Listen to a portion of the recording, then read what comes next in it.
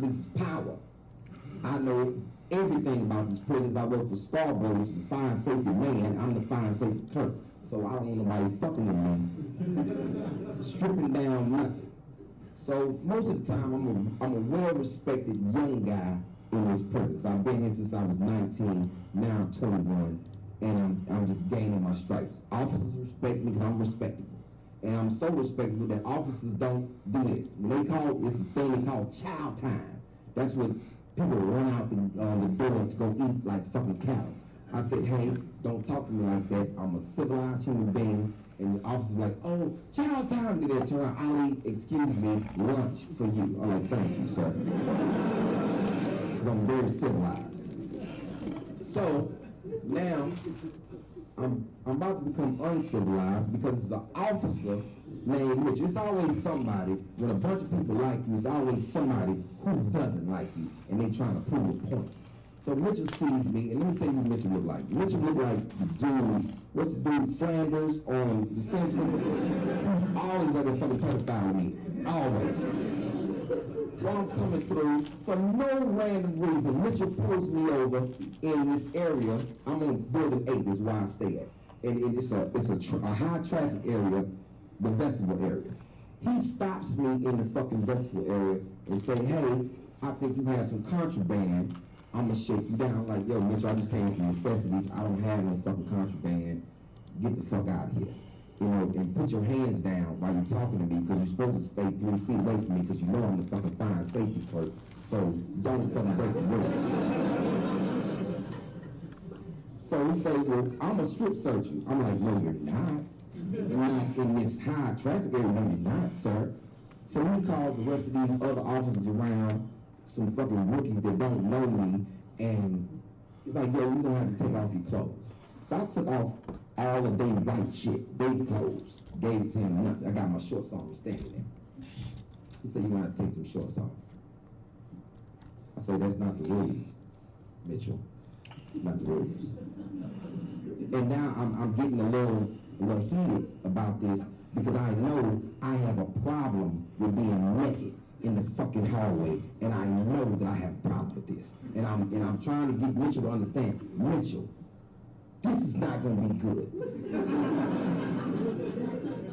Mitchell, I'm trying to explain to Mitchell. So he gets all the rest of these officers around. The captain comes up and says, I can't go against my officer. He say you got contraband, you're gonna have to get naked. I say, Captain, if I get naked in this hallway, in front of all these people coming in and out, and I turn right to Mitchell, right in his eyes and say, this ain't gonna be good, Mitchell. Because I don't give a shit about going home at this point. I came here with 15 years, Mitchell. I want to do these little 15 years and go home. But if you make me get naked in this motherfucking vestibule area, so they got all these officers around me, and I didn't threaten this man with the easiest way I can threaten him without getting sick to say it. I said, Mitchell, this ain't gonna be good, brother. So, long story short, I end up naked. And I'm hello. I'm naked and I'm bald-headed, and he taking me through this bullshit. Run your fingers through your hair.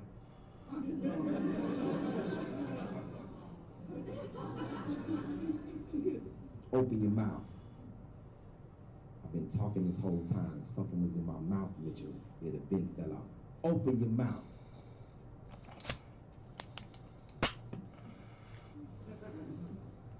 Lift up your balls. Squat. Let me explain what he just did.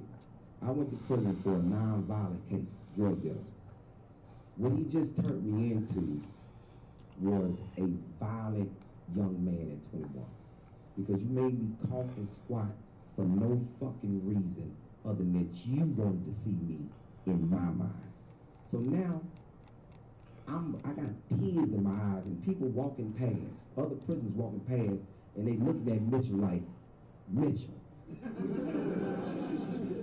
this ain't gonna be good. So for 8 months, I've been planning on killing Mitchell. Hello. Like, I done wrote my mama this coded. One, coded two letter, viewers. Hi. letting her know that her son ain't coming home no more. I told, this is what I wrote the letter. I say, Mama, prison is like judicial slavery. I just figured this out. And I'm Nat Turner. You have to know about history. Y'all will figure it out. And my mom writes me a letter back like, just chill. And she got a face with tears on the face. And I'm like, looking, I ain't even like, I don't give a fuck about my mama tears. What I care about is this. I was in the fucking vestibule area with my balls lifted up, squatted, fucking coughing, letting this fucking child predator look at me. This is what I'm fucking focused on. I'm killing Mitchell. I'm already put in my mind. It's done. So I done told two people. I told two people. Alameen, his name is Leslie Davis, and Mustafa. I don't know Mustafa's name because I was so terrified of Mustafa. I never wanted to ask him his real name because then what happened? Somebody busted for something else in prison, sitting there. I know his real name, then it's back on me. Didn't want to know. So I told Mustafa. Mustafa was like, yeah, that was foul what Mitchell did. Mustafa been here for 27 years. If I kill somebody, I know he down. Alameen got 50 years. He ain't going nowhere. I plan on spending the rest of my life with Alameen and Mustafa. Because I'm going to kill Mitchell. I already know this. Don't know how, but like anything in my life, something is going to break. This dude, I'm coming from Eaton. This dude say, hey, Lee. I said, what's up, man? He said, you know Mitchell is working the 4-gate. I said, what? Now, mind you, I've been in prison. I haven't been happy about nothing in a long time. The man told me that he was working 4-gate. I got fucking excited. Let me tell you what 4-gate is. 4-gate is the gate to closed custody. I live on 8 building. You got to go to 4 building, you go into closed custody. When you come around the corner in 4 building, it's like you got to come past the cafeteria, and then it's the main building this way, and then it's this little side hallway, and you can't see anybody until you come around that corner. And Mitchell was at a gate around that corner, which is a good. What up, J-Mash?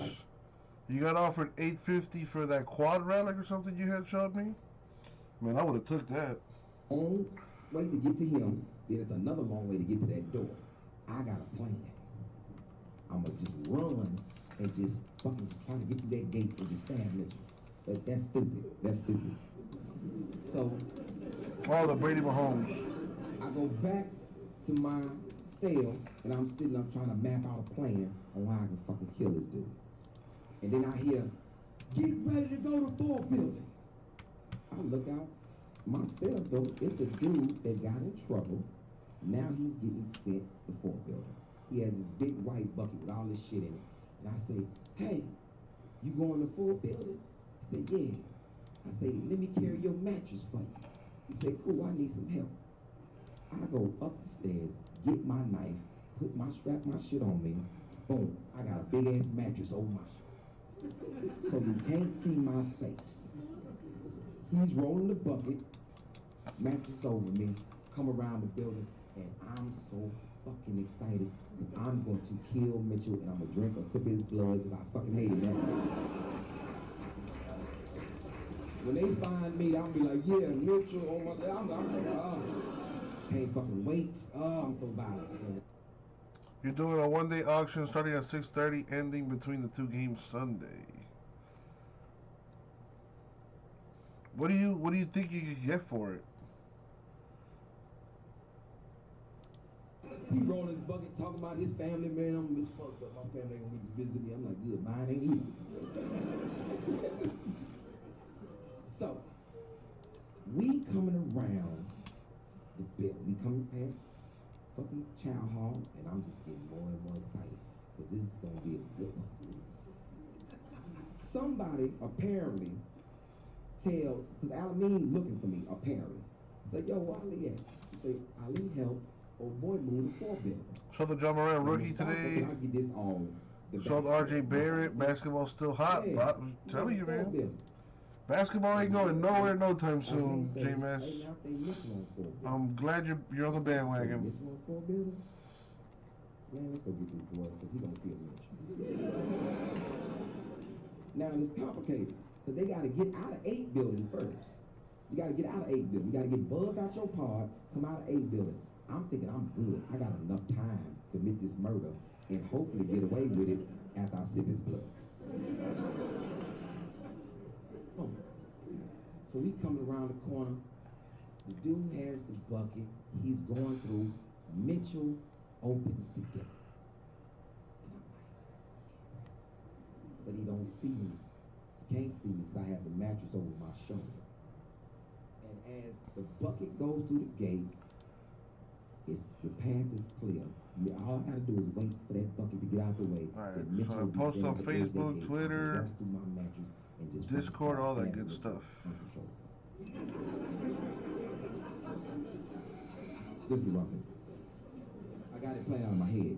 I'm dead serious. So I'm right there, and as soon as I fucking get to where I can see Mitchell, Alameen and Mustafa come around the fucking hallway and say, Ali! And I turn and look, and Mitchell sees me and slams the gate and tell me to put the mattress down. He can take his own mattress. Put the mattress down. And I'm standing there looking at him. Say, hey, Mitchell. And he just said, put the mattress down. I slid the mattress off my shoulder. I say, you have a good day, Mitchell. And just the fucking terror in his eyes. And I know he shit on himself just a little bit. It's not a rumor, J-Mass. Was enough for me, and I just walked away real slow. Not a rumor. And didn't break eye contact until I got to Alameen. All you need to launch a... Dude, just look on Blowout's website, man.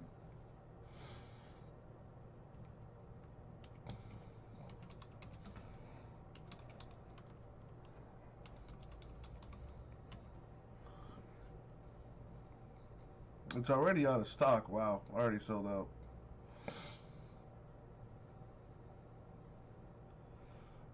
J-Mass, you would be surprised. There's some good rookies out there. You just, have to actually watch basketball. LaMelo Ball playing very well. He's probably going to start soon. Anthony Edwards is playing really good too. It's not like last year's rookie crop, but there's some good rookies. And there's always players that come out of nowhere. So, and they're really probably just riding the high off of last year. Still riding the Zion hype train.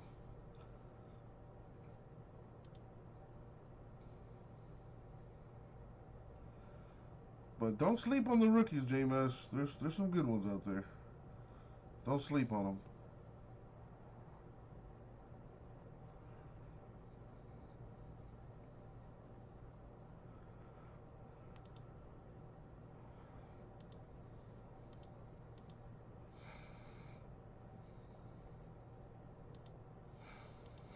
J-Mass, it helps if you don't stress out about it, man. The best thing you can do is just not buy it. You know what it is. If you guys stop buying at those crazy prices, they're going to be forced to make a change. The issue now, though, is it's becoming so popular that we have celebrities and people with lots of money buying into this stuff and either collecting or flipping it and all that good stuff. There's the younger generation starting to get into it again. Kids that flip sneakers, for example, are starting to get into sports cards because you just make way more money on it. There's a lot of factors. The pandemic certainly probably the biggest one, but I don't see it changing anytime soon. I really don't. Come out firing in the second half. David Johnson having himself. I think these prices are here to stay for a little while.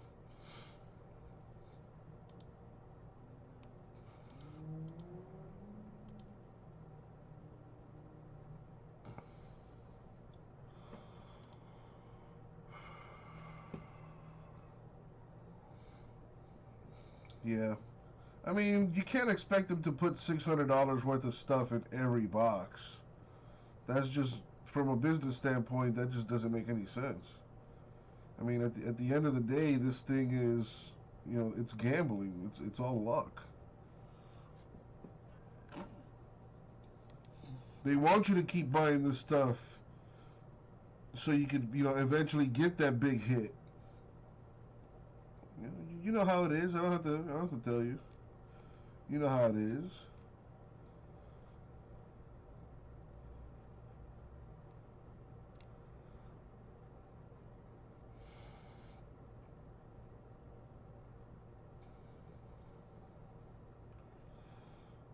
Well, the one good thing about Contenders is that it does hold its value. So at least there's that. Like, look at those Tom Brady rookie Contender cards. Ridiculous money. But I agree, it is getting, it's been getting out of hand.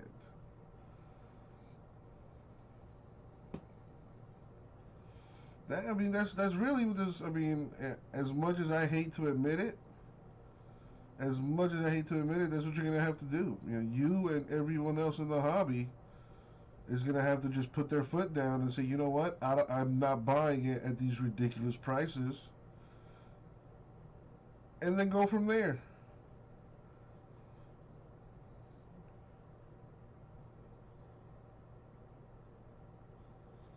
You know, but complaining about it's not gonna do anything but stress you out even more and stress other people out. You know, just put your money where your mouth is and keep your money in your pocket, or you know, or invest in other stuff.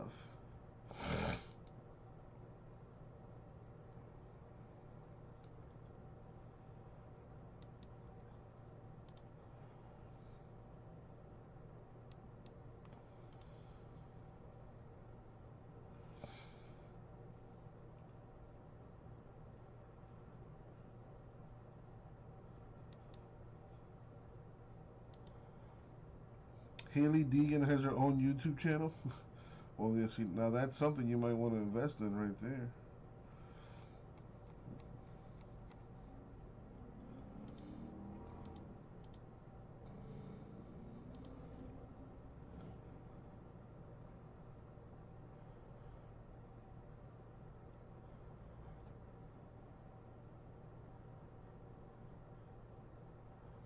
Nine to 10 Deegan autos, nice.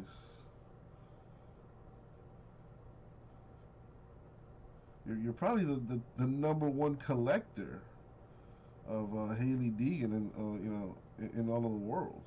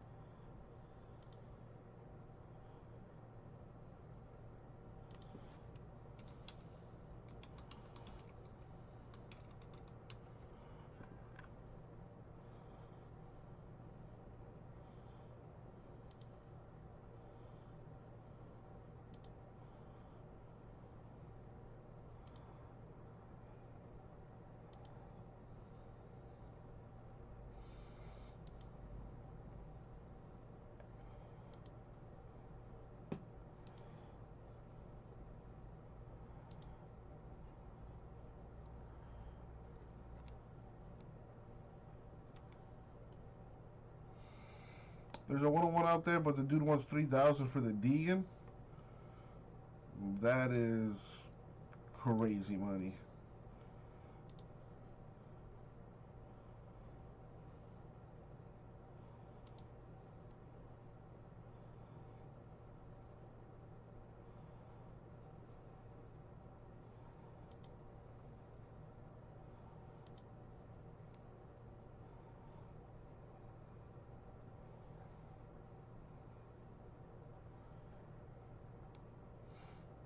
How's your Saturday going so far, man?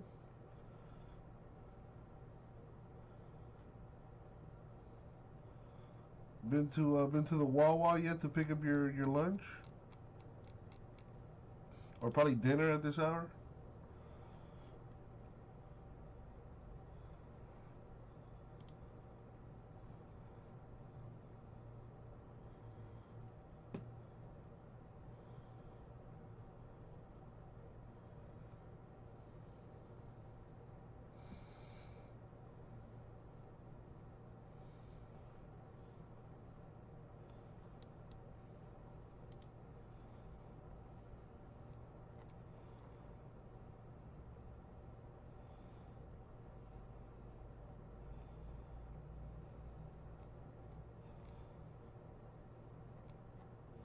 Went to the post office, put some cards online.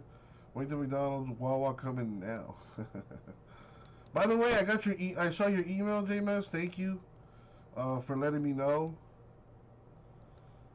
So I got to I already forwarded the email to Cassandra.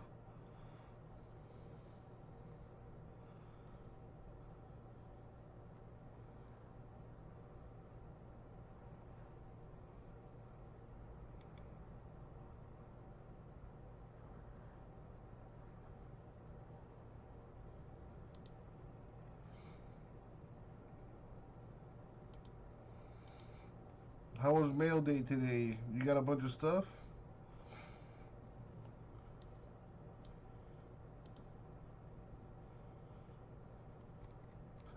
Maybe tomorrow.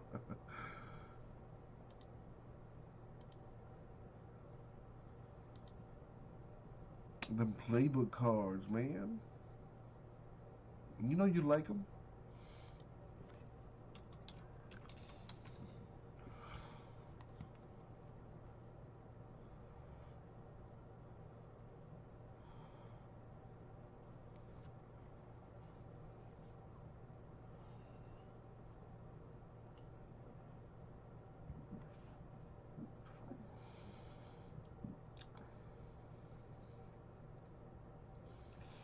Well, there's that big pay-per-view coming up tonight.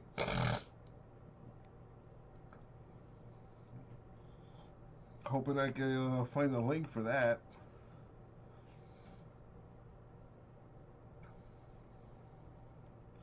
Vintage in the house.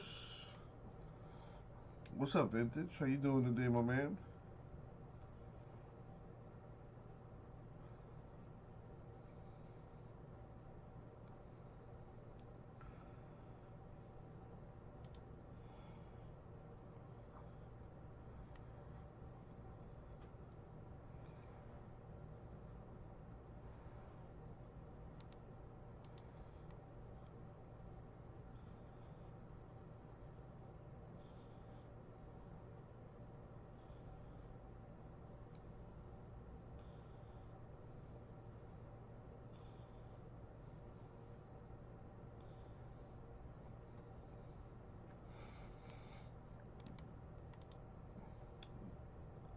TV and YouTube.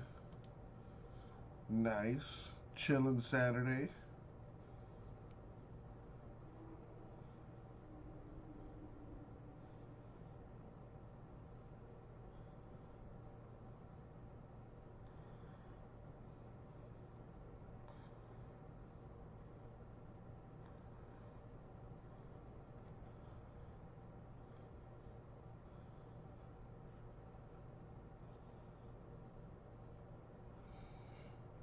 Pitt plays Wake at 6.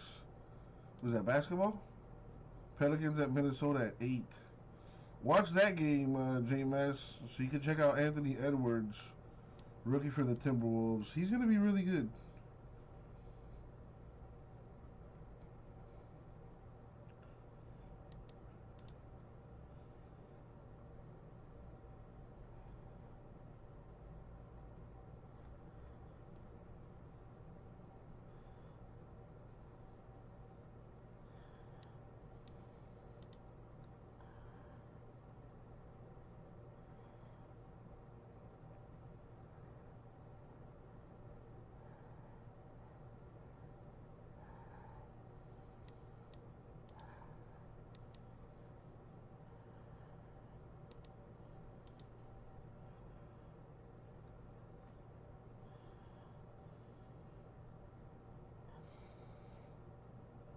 Bring back Prism Choice boxes. Still reasonable. I'll bring it up. See what we can do. But, you know, no promises.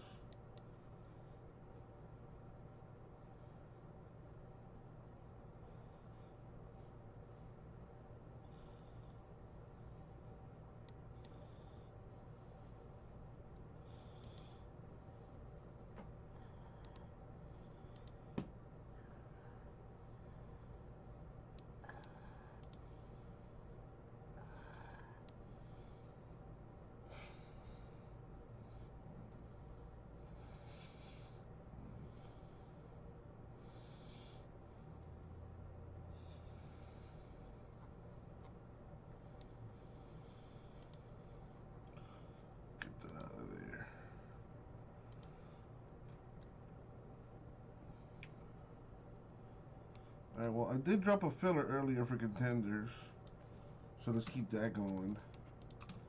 It is a random team filler for contenders 2, 11 spots, total at 100 a spot. Teams on the screen: Eagles, Packers, Titans, Broncos combo, Seahawks, Jags combo, Saints, Rams combo, Falcons, Bills combo, Lions, Bears combo, the Cowboys, Washington by their lonesomes, Browns, Panthers combo, and the Steelers by their lonesome as well. So in the filler, you'll get a random team or a combo spot for $100. You also have a chance to win the Chargers. And if you don't get a hit with your team, you could win up to $100 in break credit.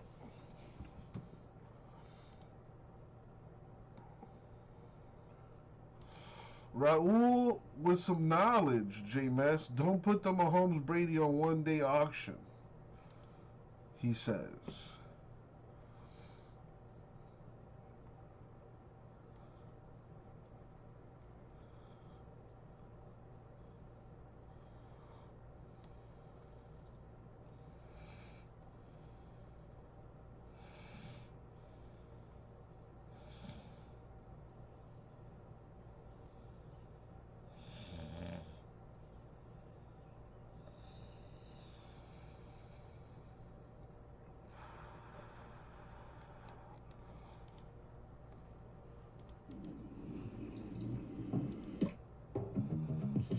Friends would walk up to me and just be like, "What the fuck is in your mug?" And I would just tell them, "It's mud."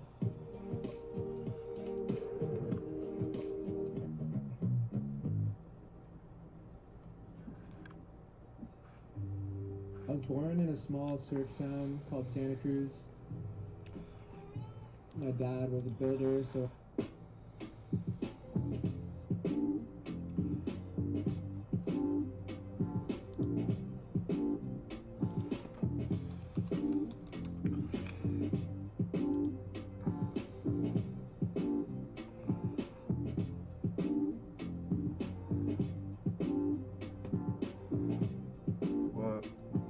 Yo. Alright. A little freestyle for you. Yo. Turn it up a little. Chilling in the office with my boy Raul. You already know that the boy don't drool unless I'm sleeping, cause you know I want to take a nap.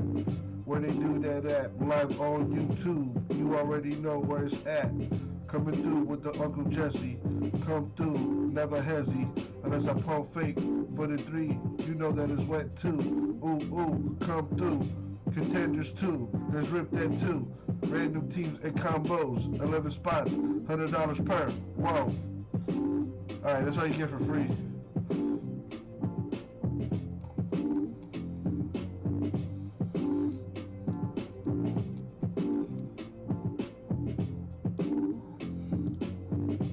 People watching, what's up? How are you? How you doing? How you be? How you is?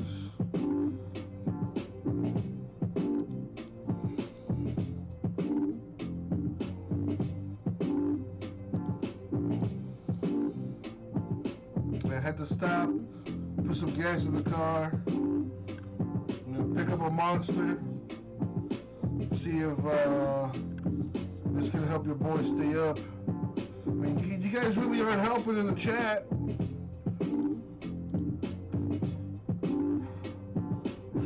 Come shoot the shit with your boy. Hit that like button. Please. Be mighty nice if you did.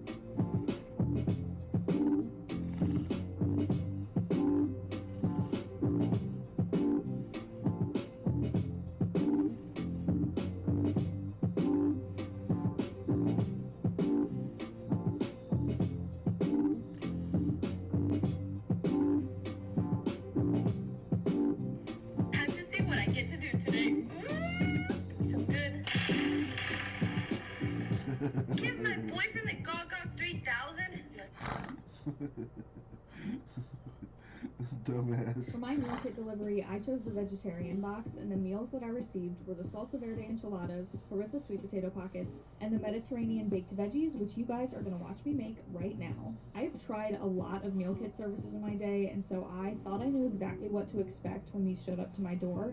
But holy guacamole, I am not lying to you guys when I say that these meals were so much better than meal kit delivery services I have tried in the past. Even before cooking or trying anything, the ingredients were all just so fresh. I also love that they suggest using the bag as your scrap bag as you cook, so I did that. I am someone who really does not like going to the grocery store, especially in a big city. It always feels like such a big to-do and such a waste of time. So meal kits have always been something that I've been... They're so goddamn silly. Oh, man.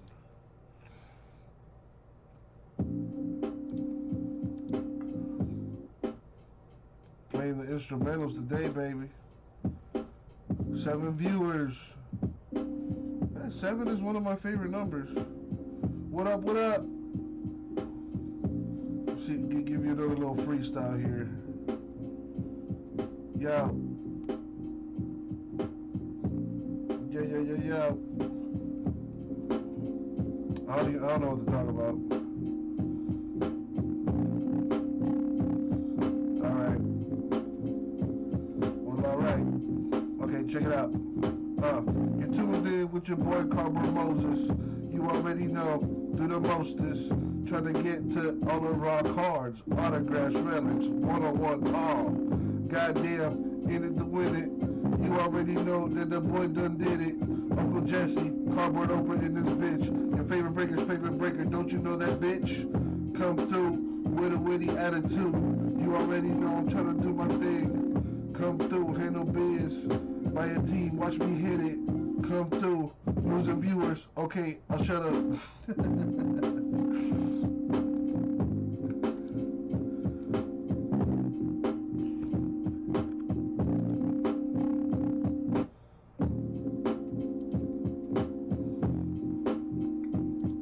When is this UFC thing start anyway?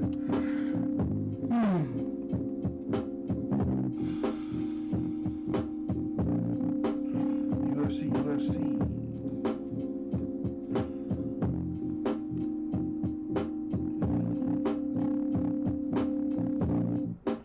$70 to pay for this crap? Yeah, I don't think so.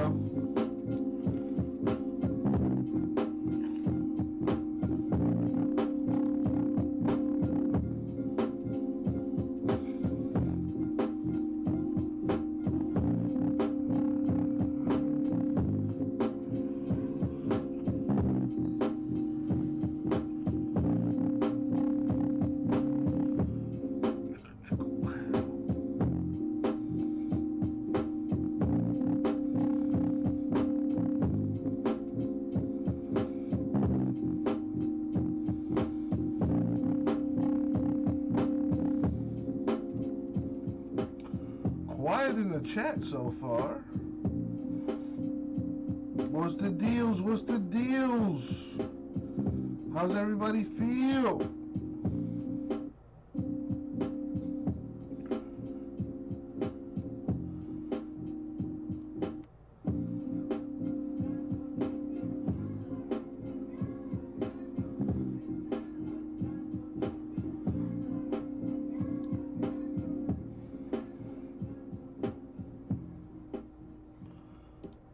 What time does this thing start anyway?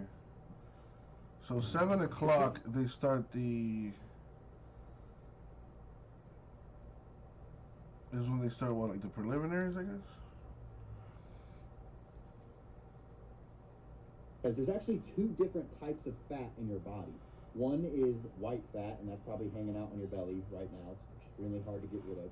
And then there's a lesser known type of fat called brown fat. And this is the type of fat that literally eats up your stubborn, annoying white fat like Pac-Man. And researchers have actually discovered that adults have much less active brown fat on their bodies, which is why we're not all walking around skinny. But they also discovered a way to activate this brown fat so that you can actually crank up your metabolism and start eating the food that you love without gaining a bunch of weight. And there's actually new ways out that you can actually turn white fat in your body into brown fat so that your body can actually use it as fuel. You're using your body fat to fuel your body for energy. And so rather than following some super strict diet that you hate, you can actually start activating your fat burning. So early prelims start at 7 one o'clock, simple okay. cooking spice. And this one simple cooking spice is backed by major studies from major universities like Harvard and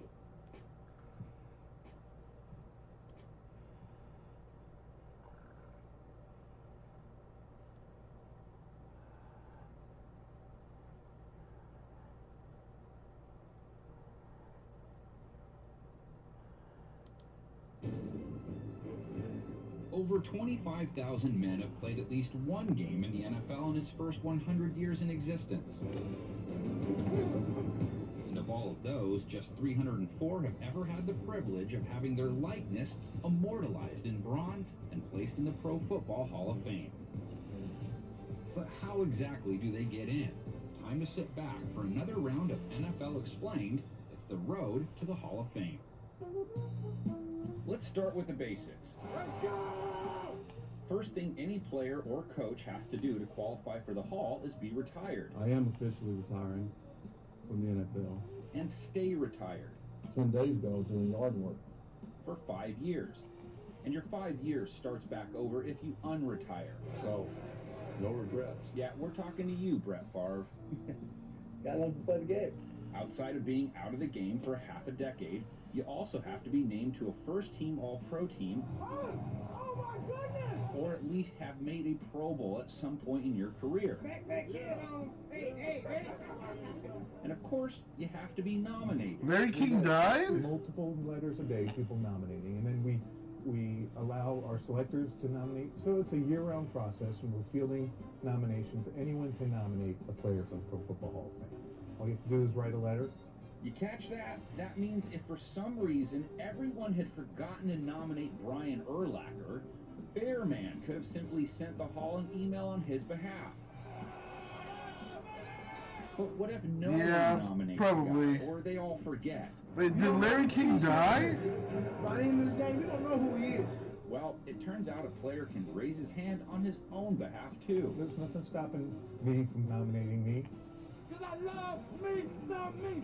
Believe it. It's here. The moment that will define you. What happened with Jason? So think of this moment as your moment. The one you've been waiting for. You were built for it. And so were we. WGU, the online university where ambition never rests. So every year, all the qualified candidates begin the long journey to try to make it to Canton. I'm going to Canton, and you're coming too. The Hall of Fame Selection Committee, we'll get to them in a second, gets a list. usually between 100 to 130 players long, that they have to evaluate. But I feel confident I can play better than anybody that's ever played the position. And eventually pair all the way down to the lucky few who will make it in. Pro Football Hall of Famer, Champ Bailey. But before we explain how they go about doing that, let's stop and talk about who makes up that committee, because they are the ones who either say yay. I'd like to personally thank the 44 men and women that went to a room on February 5th. Sold everything out last night. On the Nice. field, worthy of this prestigious honor. Or nay, to the great dismay of both fans and sometimes the players themselves. They hate to love me. So who exactly was T.O. mad at all Yeah, those let me check years, it out. you know, before he finally got in? A media person that's regularly covering a Let me shoot him a National Football text. League team or the league in general. So you have to be active in the media. There's 48 elite media selectors, and they're the best in their business. Well, generally we want someone that's, been around and has the wherewithal to make decisions that are as important as this is. Okay, so all of them are media types. 32 of them come specifically from each NFL city, 2 each from LA and New York, since each of those cities have 2 teams in the league. Then there are the 16 at-large selectors, also active members of the media. For example, guys like writer Peter King or the NFL Network's Jim Trotter. It's one of the greatest responsibilities to have professional is participating on the committee, because what you learn over time is just how much it means to the men who are up for consideration. It's like a dream come true. It's unbelievable. The Hall of Fame itself, by the way, doesn't have anyone on the committee. They only process the nominations for the group. But that's it. It's 48 well-vetted NFL gurus that are not charged just with understanding what makes Drew Brees great compared to the peers of his day. Drew Brees is the NFL's all-time leading passer. Yeah! But they're also responsible with understanding how Brees measures up to pass greats, who oftentimes can't be measured by the stats Brees put up. Unitas dropping back. Good protection. Unitas sets a new NFL record for TD passes thrown, 213. You have to put things in context. Some players are not going to have the numbers that another player had because maybe he didn't play in a pass-centric offense. Deep ball on a hitch to Urban, and it's caught. Touchdown! Maybe he played in a run-centric offense. He's on his way! Or maybe he played out in the cold of Buffalo in November, December, January. Woo! It's crazy. I can't see nothing. Whereas another player played in a dome, so there's always good weather, or played in California, where there's always good weather. On a beautiful day in the Los Angeles area, it's week 4. Because if all we're going to look at is statistics, you don't need a Hall of Fame voting committee. You just pick out whoever has the most of any category, and you go with that person. There's Raul right there. Some of What am I doing? Like 120 interviews a year to get ready to calibrate excellence and to measure greatness on that day. Right here, right now! It's our turn! I have been blown away by the fiduciary responsibility that each of our selectors take. Brees' wife posted that he had a torn rotator cuff and a broken bone in his foot all season long, along with a collapsed lung. Yeah, not surprised. He's a tough dude, man. To the 130 modern era players. It kind of sucks to see him go out the way he did, but every year by March 1st, you know, those the man called it a career. get that initial list of 100-plus players sent to them. First ballot's going to be a real interesting discussion for Jim and the other voters. It's made up of strong first-time eligible candidates. He is just maybe the finest all-around athlete that's playing the game today. Plus any candidate who received a nomination via fans, clubs, their mom, it doesn't matter. Man, my mama Poppy is going crazy right now. Also included on the list, any modern-day nominee from the previous year's list that received at least 4 votes. And finally, any player that committee members deem worthy who might have been overlooked. What about Calvin Johnson? Because to me, that's going to be a very interesting discussion. And look, there's no question, Calvin Johnson was the most dominant wide receiver, in my opinion, of his era when you talk about his size, his speed, and his physicality. But there are some hardliners who do believe that longevity matters. Committee members get an updated list sent to them in July, and then a final version of the list is sent to them in September. And this is where it starts to get good. I like this kind of party, baby.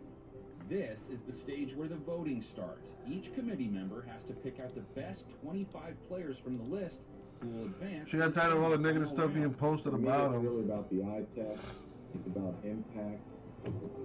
It's What about negative stuff was guys being did posted about in him? the big games. He's going to go all the way.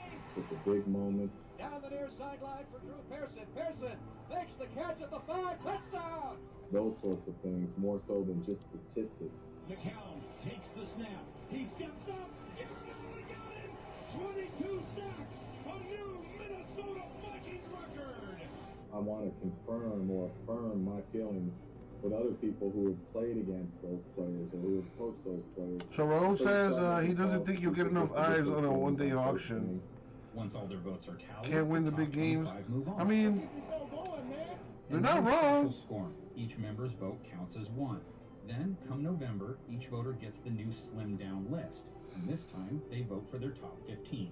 Where it starts to get more difficult is that after you cut to 25, and let's say you're going to 15, then you're doing a little more homework, because to me, the candidacies become more equal. With the list now down to the final 15, it's on to Selection Saturday. The day when the 48 voters finally all come together face to face in the hosting Super Bowl city one day before the big game is played. We could get there, start arriving by 6:37 or so in the morning, and we might be there sometimes 9 hours. They all sit down around a horseshoe-shaped table to begin the process of deciding who will be immortalized as one of the NFL's all-time greats.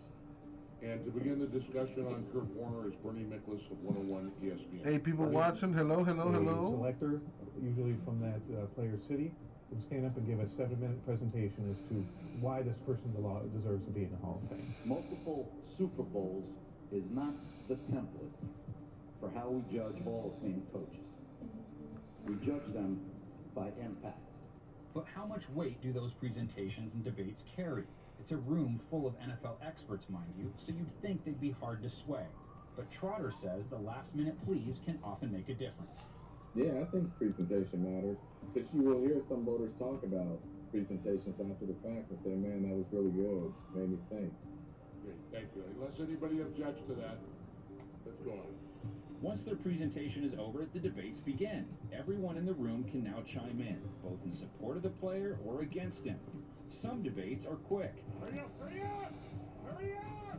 This has become a very popular story, and we're not allowed to convey or communicate what happens in that room.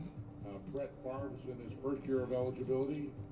In 2016, when it was time to discuss the merits of Brett Favre, the selector got up and said Brett Favre and sat down. So that was all the discussion that we had on Brett Favre. The great players, yeah, you get up and you say, I present Jerry Rice. You sit back down. I've got a presentation here, but I think we should just skip it. You have some of those players who are just transcendent players. But just saying someone's name doesn't always work.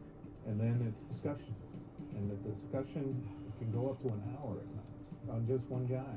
And it can take 10 hours, 12 hours on that day. It's no secret that one of the longest discussions were we talked around Paul Tagliabue's candidacy. And there was a lot of emotion. Well, I've only opened the one box. It was a Yasmani Grandal to 89 autograph. Decent catcher, but it's a Padres card. I think he's with the White Sox now. Probably like a $10 card. So not the greatest.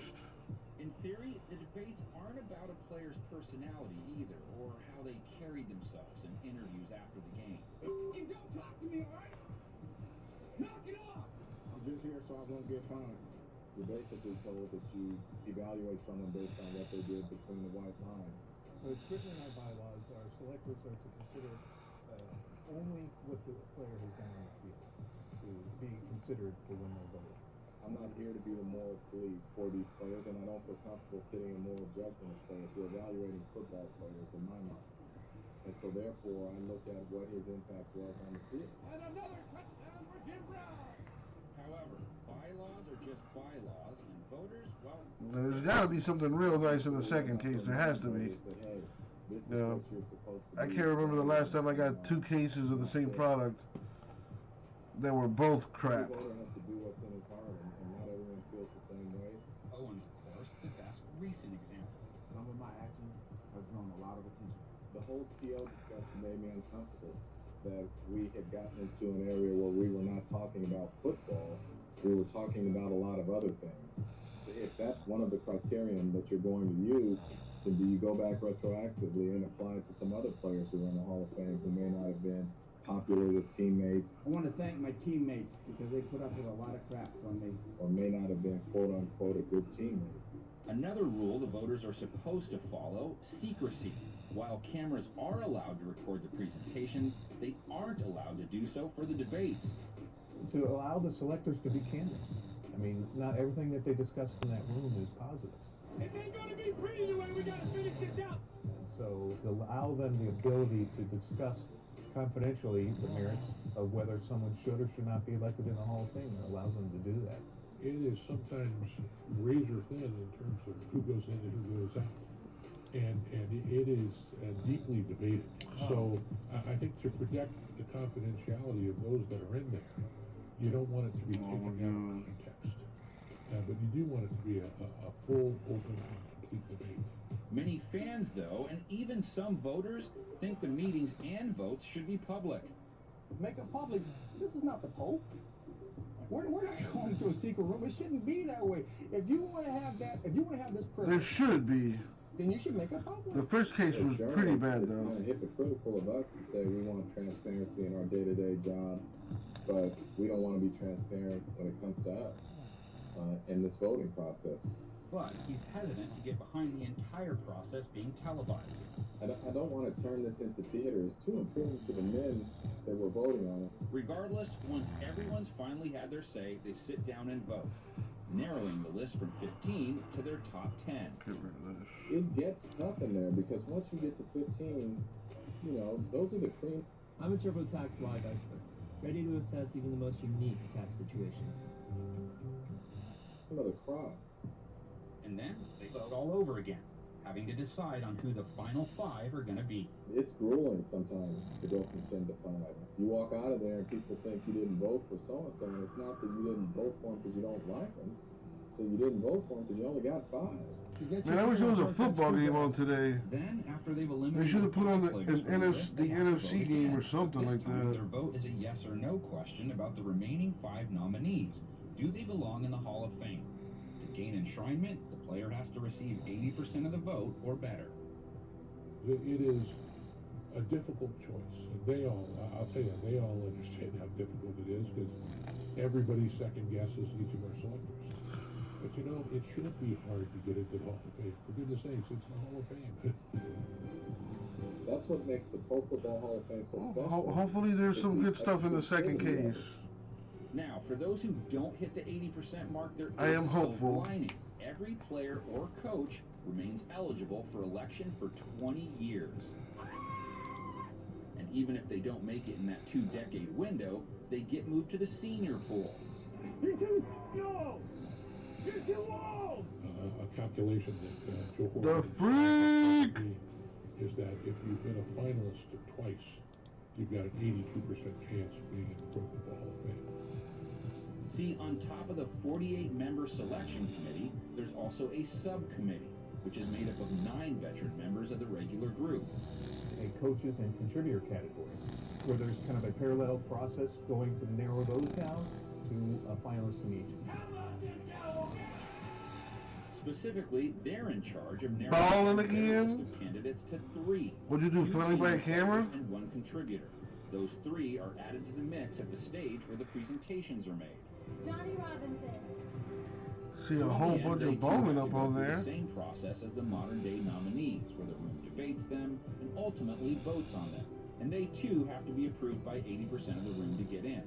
But because so few from the senior pool make it in each year, it can often take some time. So there are some players next year that have a tremendous opportunity to go into the Hall of Fame. So if you don't get in this year, you may be waiting a little bit of a time. Former Packers legend Jerry Kramer, for example, made it in 2019, 50 years after he retired. Thank you, thank you, thank you, thank you. I could say thank you for the rest of the evening. I want to ball again too, freak. Well, how do I do that? The voting is over and the votes are counted up, which, by the way, is handled by an accounting firm. The president receives the results and first takes care of the less desirable business, calling the guys who didn't make it. We try very hard to call the guys before we knock on the door, so that if anybody's next door to somebody whose door is being knocked upon, they don't hear that guy celebrate. Because we hate disappointing any of them, but we don't want to disrespect them at all. After that, though, comes the fun. And David Baker, who was elected president of the Hall in 2014, has made it a point since he took over to make it as much fun as possible by introducing what has become known as the knock. 7 96 Sphere baseball packs and 80 Tubs baseball packs. They made it in. $5,000 for 86 basketball, 100 for 80 baseball. Are you doing that on eBay or like elsewhere or something?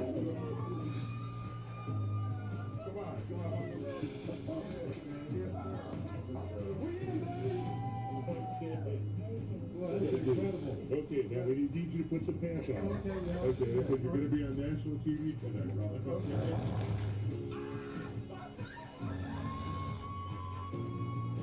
You're the most beautiful thing I've seen in a long time. When you knock on the door, they're not thinking, how much money did I make? And they're not thinking about the rest of service staff. They're thinking about... Nice, G, that's nice. I mean, freak. Make that money, my dude. Let them quit, or their coach that inspired them, or their teammates that believed in it. And it hits them all like that. Welcome to Canton, Ohio, brother. Okay? God bless your bud. Baker took the premise a step further in 2020, surprising a couple of coaches who were in the middle of doing their jobs. But there's always room for one surprise guest, especially when it's this man coming in right now from the Pro Football Hall of Fame, David Baker, the president. Good to see you, Kurt. How are you? Good to see you. How are you doing, sir? Good. It's my great honor to tell you that you're going to be the 328th Hall of Famer. This is so special, too. Usually $3 per box. Freak, pull them Jordans out, dog. Sell them shits.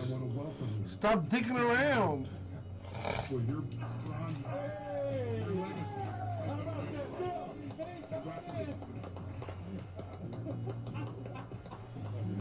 Once all the relevant parties have been notified, the public as well, that Saturday night on NFL Network. Yeah, what are the odds you get a PSA 10 though, freak? You gotta be realistic. I like the positivity though, but open that shit up. Really? Yeah. I read an article about putting jeans in the freezer helps kill bacteria. Let's leave your articles outside the apartment. Got it. One of the best memories comes on a stage like this one, in front of a live audience like you all. It's that moment when Canton comes calling. Do it, freak, do it. I have a good feeling, man. And from there, hit that PSA 10, baby. Change your life, man. Today's the day. That means getting fitted for one of those illustrious gold jackets. You've been sitting on that box for how long now? It's like wrapping the history of the game around you from the day that they first laced up a pigskin to the last time they presented the Lombardi Trophy. They also have to smile big for the camera, or in this case, the bus. My boys had them since '95, unopened. Wow. Blair Buswell has a studio in Utah, and he's at the Super Bowl every year having a discussion immediately after. That's a tough decision, man. How many boxes you said you got? Freak. They start that process, and they talk about what you want to look like As far as expression-wise, what are you leaning towards? I'm leaning towards Happy to be there or want to bite someone's head off? No, happy to be there. Most of them are depicted as they looked when they played. There's a couple that wanted to be depicted as they looked when they were a big trend, so it's interesting. Making sure it's perfect is important because making into the Hall is as much about making it into this room, the Hall of Legends. This is where NFL immortality is truly achieved. I believe that the bust... One box of 86 Fleer basketball and a box of... Oh, so you have one of each. So are you... So you're telling me you're selling the 86 Fleer basketball box for $5,000? There's no way, bro. There's no way. That have ever been paid. How much are you selling the 86 Fleer box for? 326 guys as of today. Oh, you're selling each pack for $5,000? So it's a huge amount. The process ultimately... How many packs total? ...a grand ceremony held in Canton at the Hall itself on the day before the season's first preseason game, known as the Hall of Fame game. The jacket is placed upon their shoulders, and the tears begin to flow.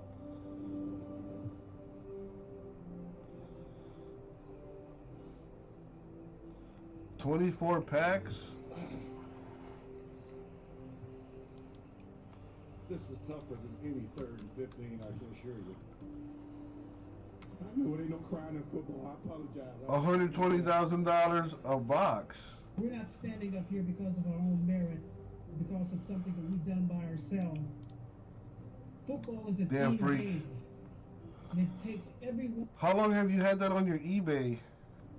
to make a product such as these Hall of Famers that are sitting under this tent and the ones that are being inducted here today. I've had the distinct pleasure of playing on some pretty good football teams. Oh, so you just put it up? I Gotcha. joined the greatest team in them all. Gotcha. The Pro Football Hall of Fame. I mean, what do you think that's a good deal, J-Mess? I mean, listen, I wish I had $5,000 to spend. I'm not a gambling man, though.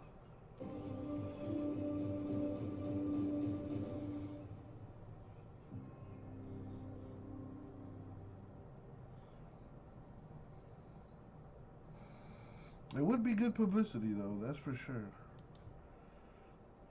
That is for sure.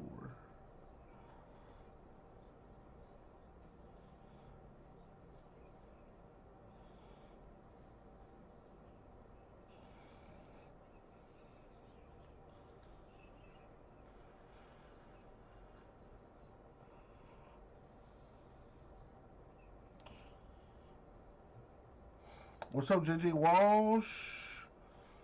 Well, what personals are you looking for, man? I do have personal boxes available. I have Archives Signature Series Baseball personal boxes available. I have, if you're interested in wrestling, I have WWE Finest Wrestling Hobby boxes and 2020 Topps WWE NXT hobby boxes as well. I have Allen & Ginter Chrome baseball boxes. I have Topps Update Series baseball hobby boxes. I also have Topps Update Series baseball jumbo boxes. I also have some Contenders football boxes that are loose. I haven't put them in the store yet, but they are selling at $7.20 a box. I have 2 basketball boxes, JJ. They are 1920 clearly Donruss basketball. I have 1920 clearly Donruss basketball. They are at $400 a box. I don't have them listed in the store, but I do have them. Here, look, I'll show you.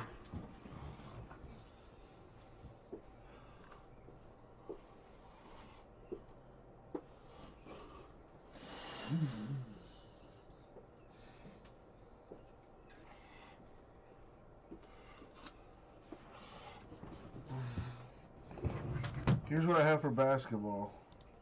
Excuse me. Clearly Donruss. I can ship them to you sealed if you like. I can open them for you too.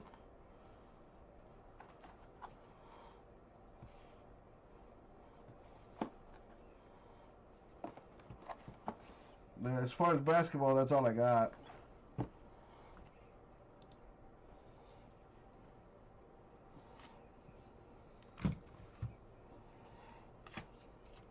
Freak wants the Bills to win the Super Bowl. That'd be a nice story for the Bills. JJ, well, hopefully tonight, man. Contenders number 2 is down to 17. I think I could get that done tonight. I also have 1 box random divisionals, which are slowly moving.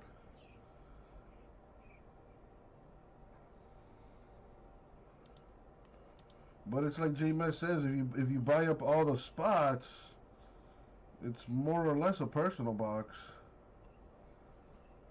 In Playbook, for example, Playbook, I have them in, like I said, as random divisions, where one hitless spot wins a spot in the next break. So if you don't get a card, you could win a spot in the next break, you know, for free, and then try again there.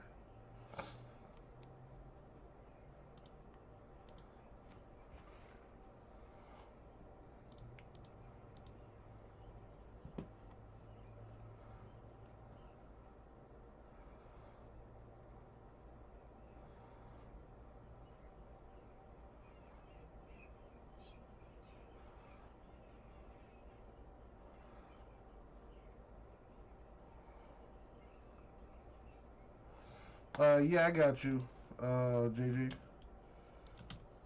There you go.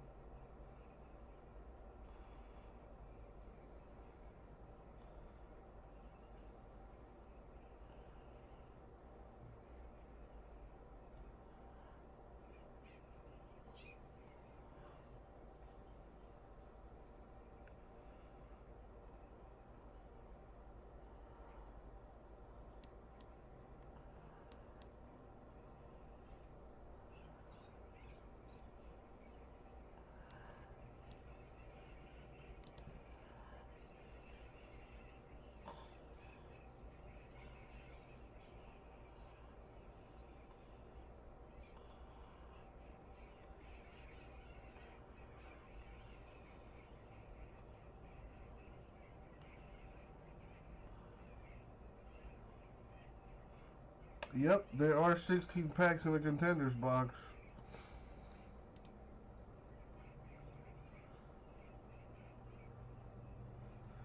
Six cards per pack. There's actually 18 packs per box.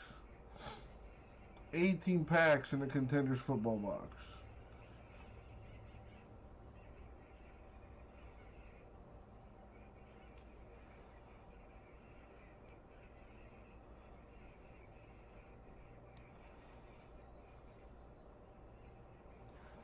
Well, one pack if you consider the on-card auto to be the winner, but there are 5 autographs, and I think like 1 parallel.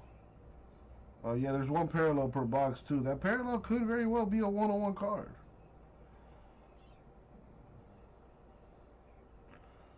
What are the exclusive 2 auto contender boxes all about? I don't even know what you're talking about, Freak. I have no idea what you're talking about.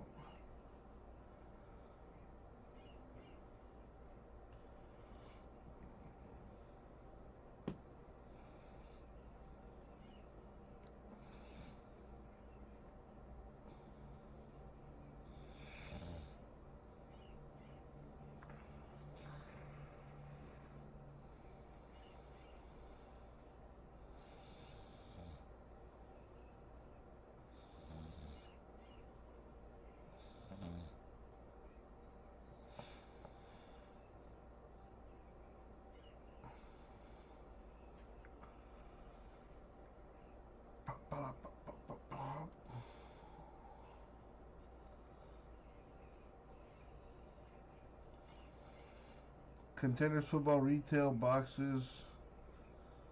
The Fanatics Mega Box.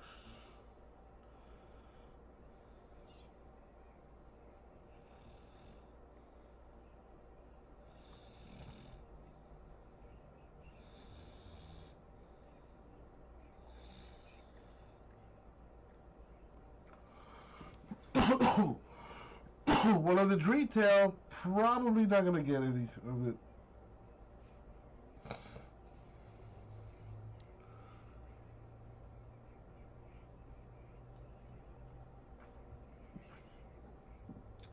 If it's retail and it came out already, probably not going to get any. Well, JJ, as far as football, I do have loose boxes of Contenders football. I have 4 loose boxes that I don't have listed in the store. My distributor gave them to me loose. They're not from like a sealed case that I opened or anything like that. It's 4 loose boxes. I don't know what happened with the rest of the boxes from that case. That's what I got from my distributor. So, those 4 boxes I do not have listed in the store yet because I was trying to figure out how I want to break that. But you can buy a box if you like.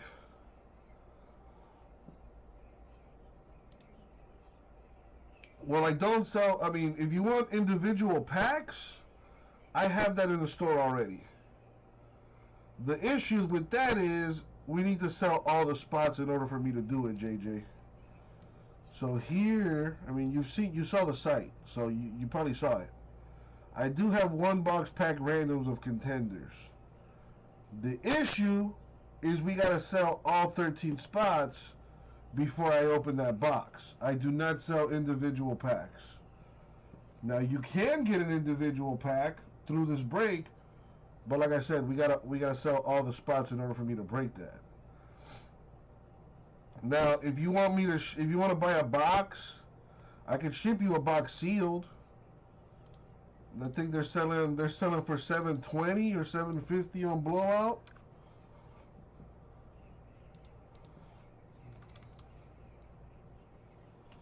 Let me see.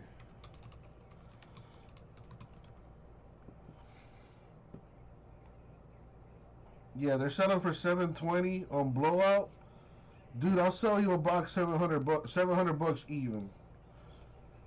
If you're interested, you would have to pay through the Narwhal direct payment link. You just click on there, type your dollar amount here, click add to cart, and then check out.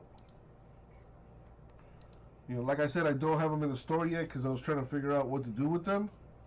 But if you're interested in a Contenders box, I can ship it to you sealed. I can open it for you, top load your hits, sleeve your cards and all that good stuff for $700.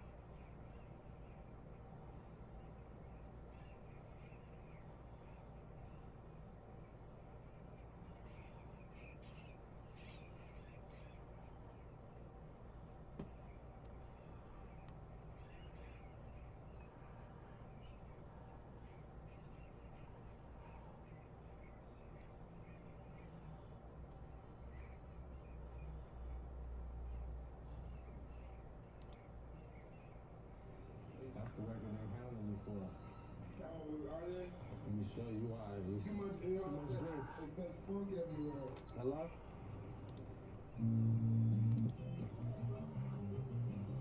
I'm not trying to mix.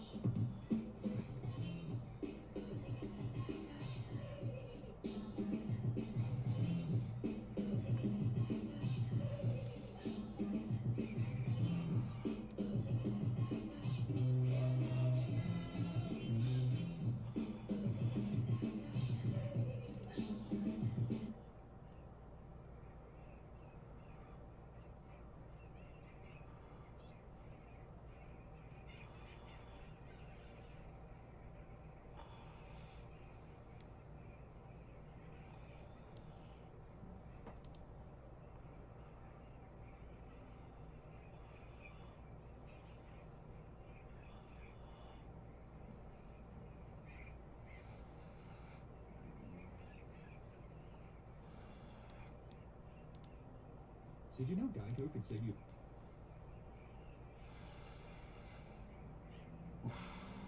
That's the way she goes sometimes, Raul. What if he had hit a Herbert 1 of 1? Then we wouldn't be having this conversation right now. You would have told me to ship that card to you next day air with insurance and all that good stuff. Yeah, but that's what happens when you don't hit, you know? I get it. Stick to what you like, man. If you like the baseball, stick to baseball. Truth be told, there's probably more money to be made in baseball. But I appreciate you helping me out, man. You don't have to, so I appreciate you giving it a shot.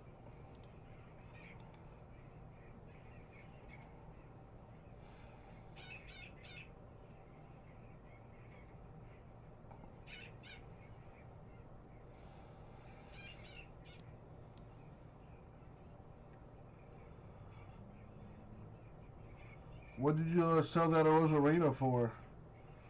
I hope you got a bunch of money for it.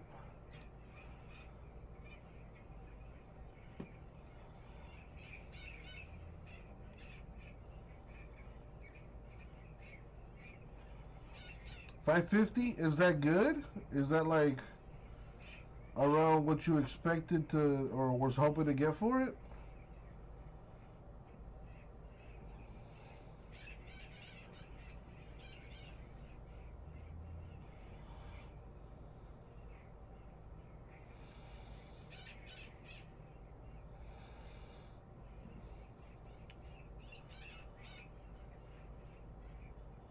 Nice, nice, nice. Good to hear, man. I'm glad I could do something right.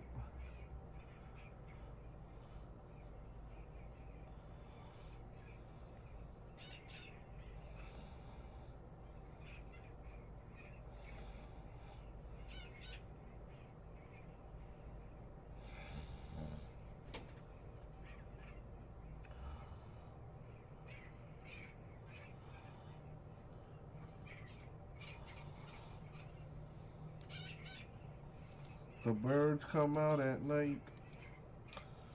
The birds come out at night. Dude, you got that playbook really quick, huh, freak? I'm sorry I couldn't take those pictures for you. My phone's been weird. I think I might need to get a new phone, but whatever. You got those cards fast, man.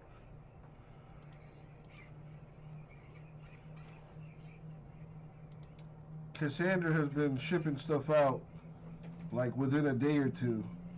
I mean, it helps that we don't have anything big to sort, so that definitely helps.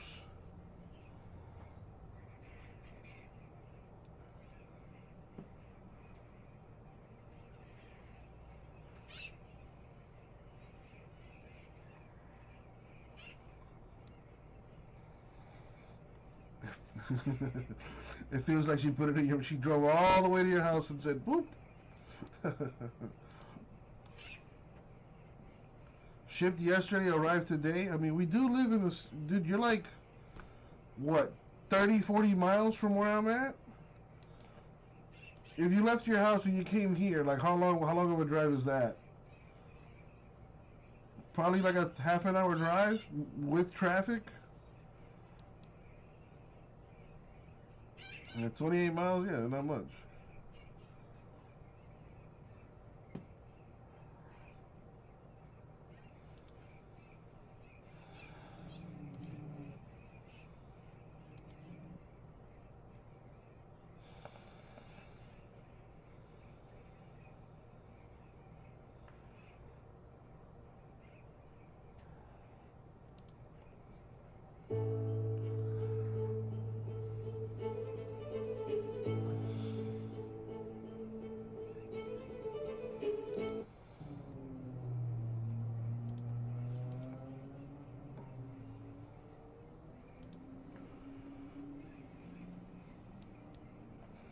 You know, we got 2 weigh-ins today. It's going to be nice to do a ceremonial weigh-in for the first time since UFC 248 with fans, and hopefully we don't blow out the vocal cords. But Dude, I can't say. This will sound like promotional hyperbole. I can't. There's something nice in that Archives case.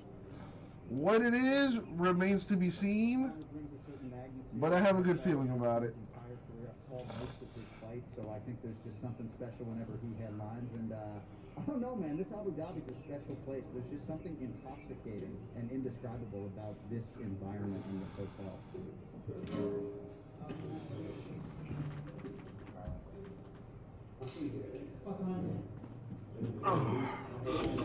I'll be right back. Get some water. Cheers, gentlemen. Thanks, man. Pleasure. I wish I could translate this energy into the gym, but I feel pretty good right now. Let's go! All right, thank you all for being here for the official weigh-in for UFC 257. First fighter to the scale, the man around whom this card was built. One of the greatest mixed martial arts athletes of all time, former two-division champion, the notorious Conor McGregor. 155. Yeah! 155, the official weight for Conor McGregor. Championship weight. All right, next fighter to the scale, the other half of our main event. He will be the last man to make the walk here tomorrow night. The former UFC interim lightweight champion, the legend Dustin the Diamond Poirier.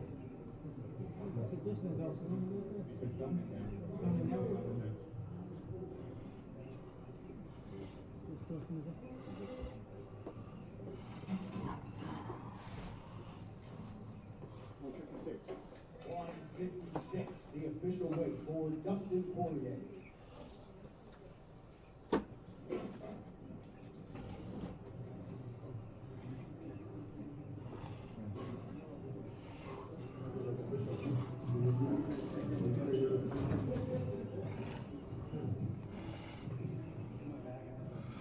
That's true. I will open them all myself. I will personally bag and tag them for you too. If all look healthy, it's going to be a great contest. Eat, drink, sleep. Eat, drink, sleep. Eat, drink, sleep. Our next fighter to the scale of the UFC's lightweight division, one half of the co-main event here live on pay-per-view, number 6 in the world, Dan the Hangman Hooker.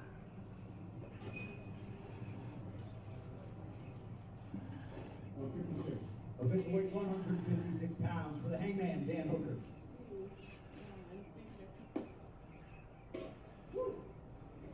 I feel good. I feel good. Money. Time to drink, time to eat, time to fight. All right, next fighter to the scale, set to make his much hyped UFC debut here tomorrow night in the UFC's lightweight division, half of the co-main event. No, Raul. 156, the official weight for Michael Chandler.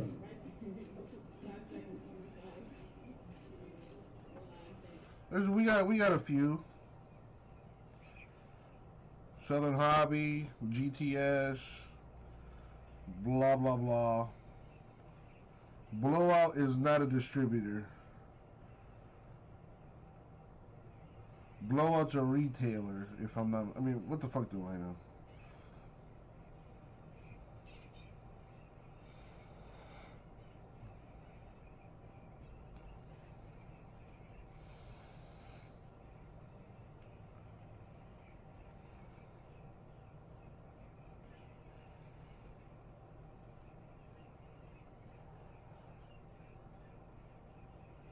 What up, Brian?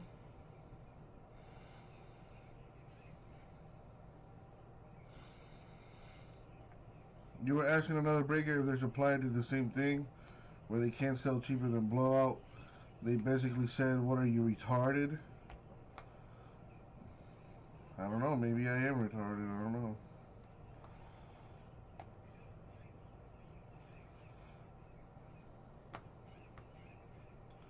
How you doing, Brian?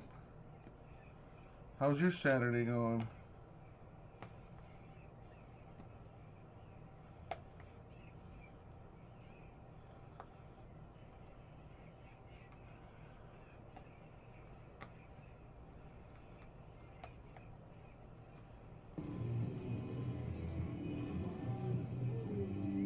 I don't know, Raul. I don't know.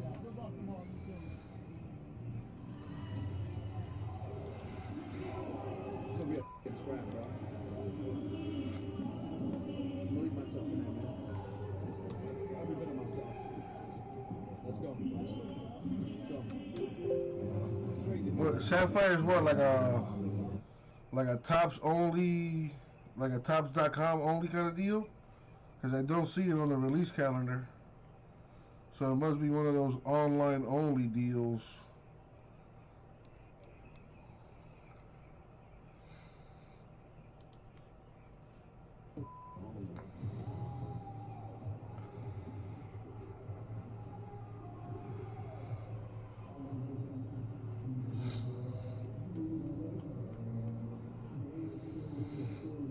Yeah, I have no I had no idea that it was a thing.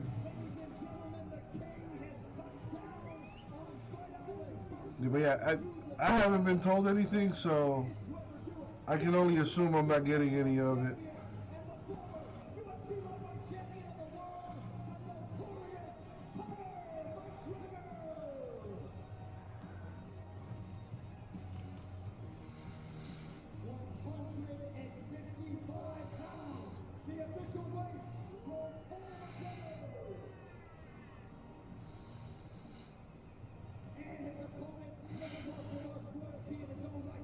So it's a different kind of Sapphire? Well, J-Mesh, you know you can do that, right? That's not anything new. That's not new at all, brother. You can do that. You can make an account and buy straight from distributors. You can do that. That's not new. But good luck getting good allocations.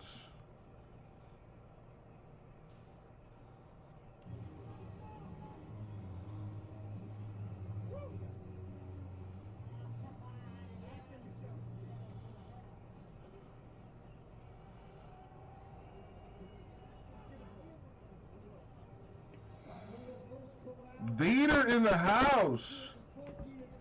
Oh shit. What's up, Vader? It's great to be back here on the Luego de Louisiana Hot Sauce. I look forward to bringing the hot sauce to the boys tomorrow. Thank you so much for the support. Everyone, I'm so excited to be back. You're in for a treat tomorrow night, alright? Let's go. Here he is, folks. There's only one, Conor McGregor. And of course, talk to Dustin Poirier, who is waiting on his bottle of proper 12 Irish whiskey. Any final thoughts? My whole career has aligned me for tomorrow night, and I'm here to be victorious and get my hand raised by any means necessary. I'm leaving it all out there. Let's go. Justin, pleasure to see you tomorrow. There he is, Dustin Poirier and Conor McGregor under the lights tomorrow, live on pay-per-view. One more sleep, folks. We'll see you tomorrow night. What's up, Vader? What's up? We can see you, man.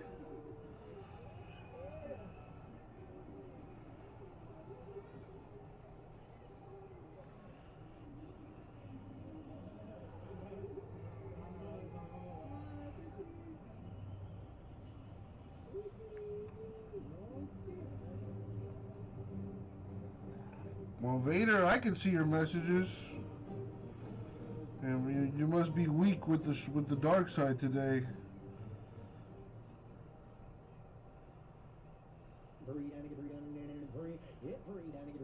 That's right. TurboTax Free Edition is free. If my man was wearing this, I would be all over him.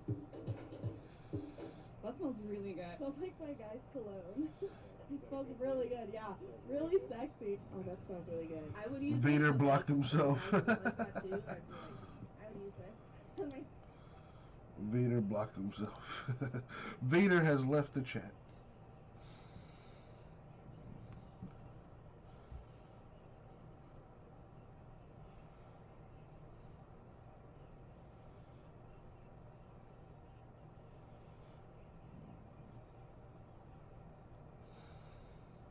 Master Vader.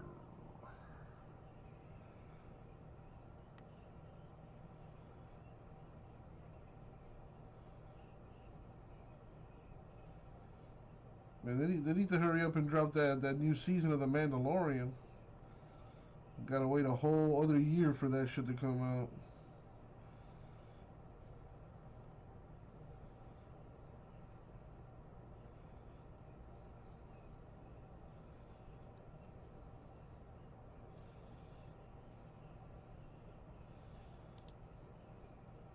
Fitz in the house. What's up, Fitz?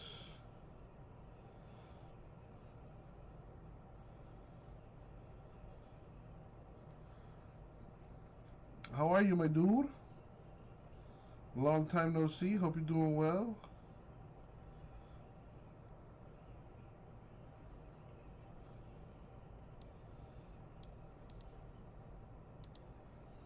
Oh, damn. I'm always down to hear some crazy shit.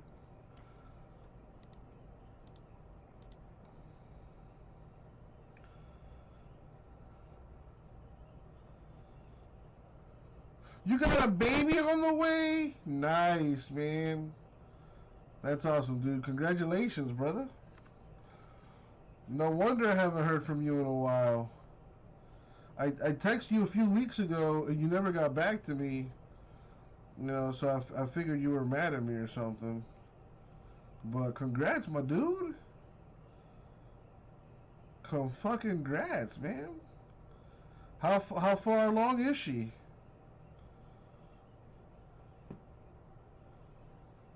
Like, when is she due?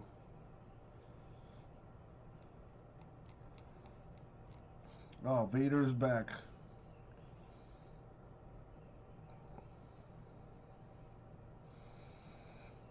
About 8 to 9 weeks, so that's what, about a couple months? So that means the baby is due in like August, September?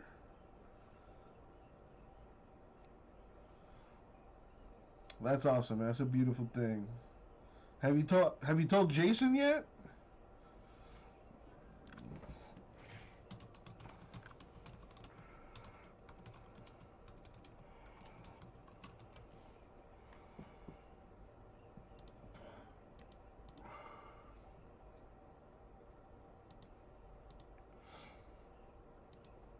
Jason first to know? Well, nice to know where I'm at in the pecking order.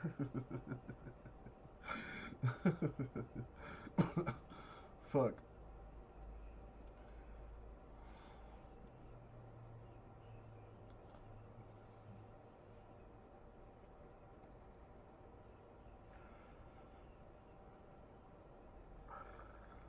Jason's gonna be the Godfather.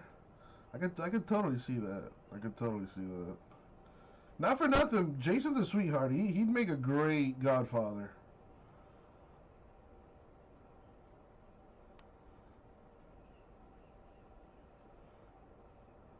Jason would make a great Godfather.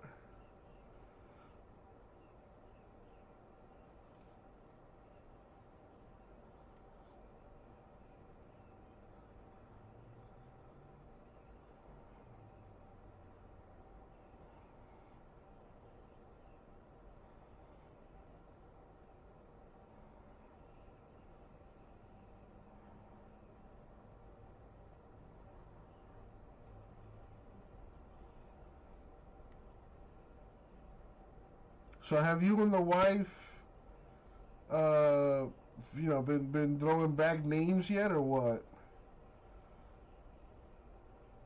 Like if it's a boy, you'll name it this. If it's a girl, you'll name it that kind of deal.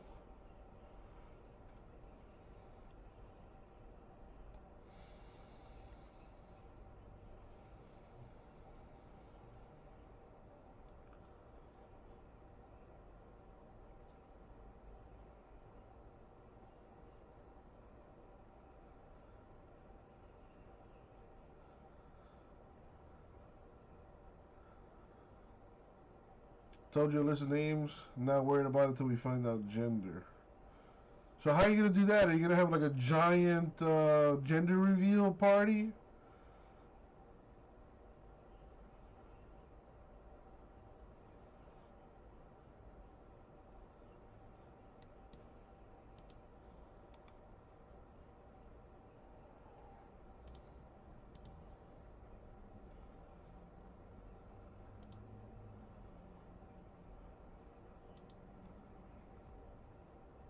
Well, yeah, that's true. You gotta take that into account.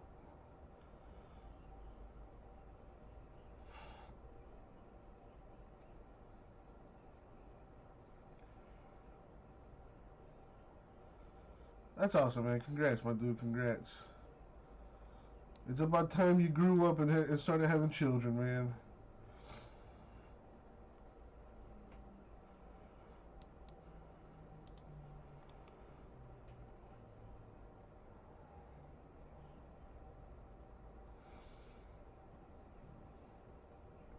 I don't know about that. I think Raul has a better chance of having another kid than me having my first. I don't see myself having children anytime soon.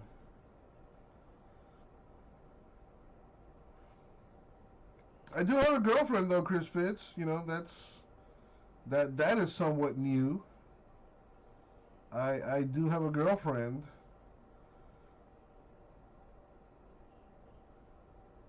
So I mean, who knows? Who knows?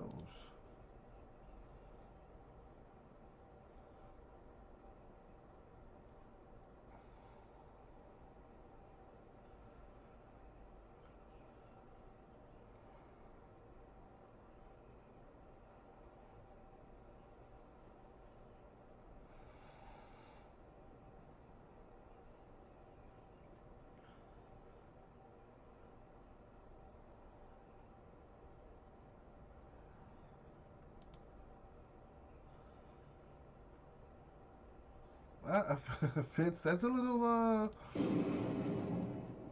what's the word I'm looking for? That's a little, it's a little weird, but I'm all for it.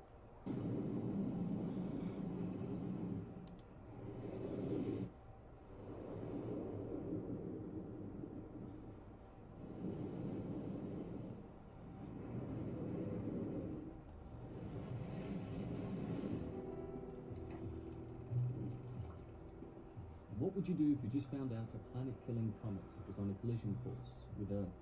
According to NASA, space debris falls down to us from our solar system all the time. In fact, we get roughly 100 tons of it daily, most of it coming from the asteroid belt between Earth and Jupiter. That's what's up, Fitz. I appreciate that. You know, while you're at it, hit that like button. You know, help activate that YouTube algorithm. I see you picked up the Jets in number 2, contenders number 2, so you got a shot at winning the Chargers.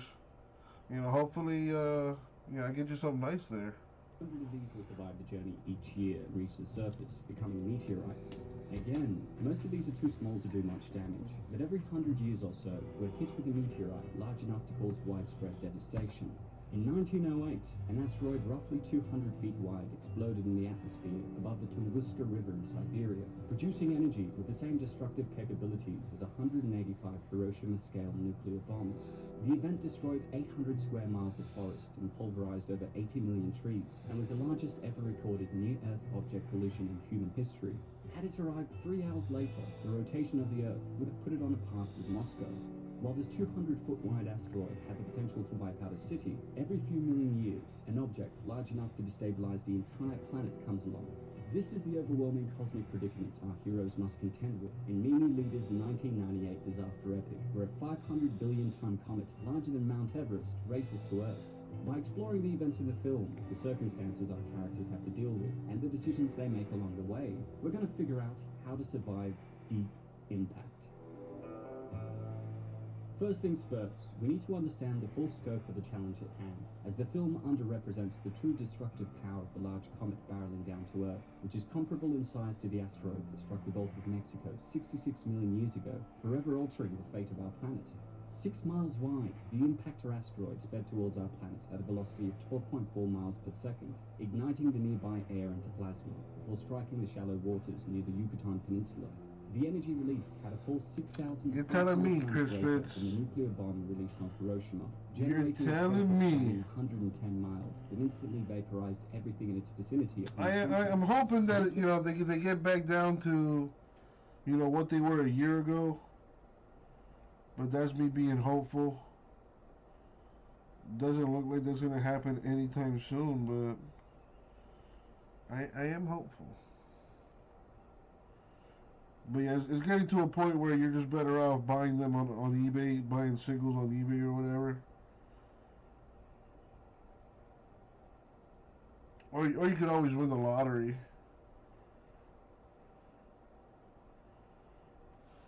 Celestial cousins of the same mass. This means that the comet approaching us is already more powerful than the one responsible. You about to be a daddy though. All life on the planet. But don't You gotta put that breaking money towards Pampers and stuff. 1 year after the astronomer, Dr. Marcus Wolf, That's compared awesome, the man. sighting of the comet by Leo Biederman, the soothing voice of Morgan Freeman as President Tom Beck eventually reveals that NASA plans to launch a rocket called the Messiah up into space to blow the comet up before it reaches us. The writers of Deep Impact Already got a bid, Vader, for a $1, 99 cents to be specific. As I've come to discover that there are less risky and more effective ways of dealing with this comet than, say, blowing it up. It is my unhappy duty to report to you that the Messiah has failed. There are now 2 pieces. Both are still on the path towards Earth. But before we get to that, one of the biggest mistakes made by the US and Russia is keeping this thing a secret from their own citizens and the rest of the world for almost a year. I mean, that time could have been used by civilians to better prepare themselves for the cataclysmic event. Don't worry, in the next part, we're going to go into how we can survive as individuals. But first, let's discuss how the world government should have responded to... Did someone win last night? What do you mean? Relief knowing that our first line of defense is the gas giant Jupiter, whose gravity catches much of the planet-threatening debris that makes its way towards us. But if that doesn't work, instead of trying to blow it up or knock it out of the way, we can deflect it by either slowing it down or speeding it up along its orbital path. We can't slow the Earth down, but by changing the comet's velocity, we can make it arrive too early or too late to make contact with us. Easier said than done, but one possibility is through the use of gravity. All objects with mass or energy are attracted towards each other. The $1 billion lottery. Oh, I think somebody did win that actually. It wasn't me. Its gravitational pull could theoretically alter the comet's orbital path. We can also employ the... But I think somebody did win that. Comets rotate as they move along. I was reading something about it earlier today. It has a day and the other half night, which alternate. As the warm side that is basking in sunlight moves away from the sun, infrared photons are released, giving the comet a tiny thrust. We actually see the Tarkovsky effect at work in the film, with the release of energy from the comet's temperature change, launching Jon Favreau into space. Therefore, by painting one side black using the world's largest paintball gun, filled with electrically charged black powder, we could use the Tarkovsky effect to adjust the comet's speed. These suggestions would be great for dealing with NEOs that we can see coming a decade ago. Virginia never wins. Or less like in the film, we have to employ a more radical use of Newtonian physics. An object I'm surprised there wasn't somebody in Florida. Florida seems to like always win. Unbalanced force. So, we could theoretically ram and impact the spacecraft into the comet, and Newton's second law, force equals mass times acceleration, will speed the NEO, ensuring it arrives too early to make contact. We accomplished this back in 2005, over 2 You gonna watch some McGregor fight tonight, Vince? With the Deep Impact spacecraft, suddenly carried the size of a washing machine down onto the comet Tempel 1, which was roughly... Watson to the Jets. Given how small the What are your draft picks looking like, Chris Fitz? But it gave NASA I read somewhere that Houston wants 3 first-round picks minimum for Deshaun Watson. To an NEO to alter its path. Being a physics problem, nuclear weapons actually make sense, as they have the most energy. What we don't want to do is strap a bomb to its side and hope for the best. The aim isn't actually to blow the comet up, as there's no telling where the debris will hit.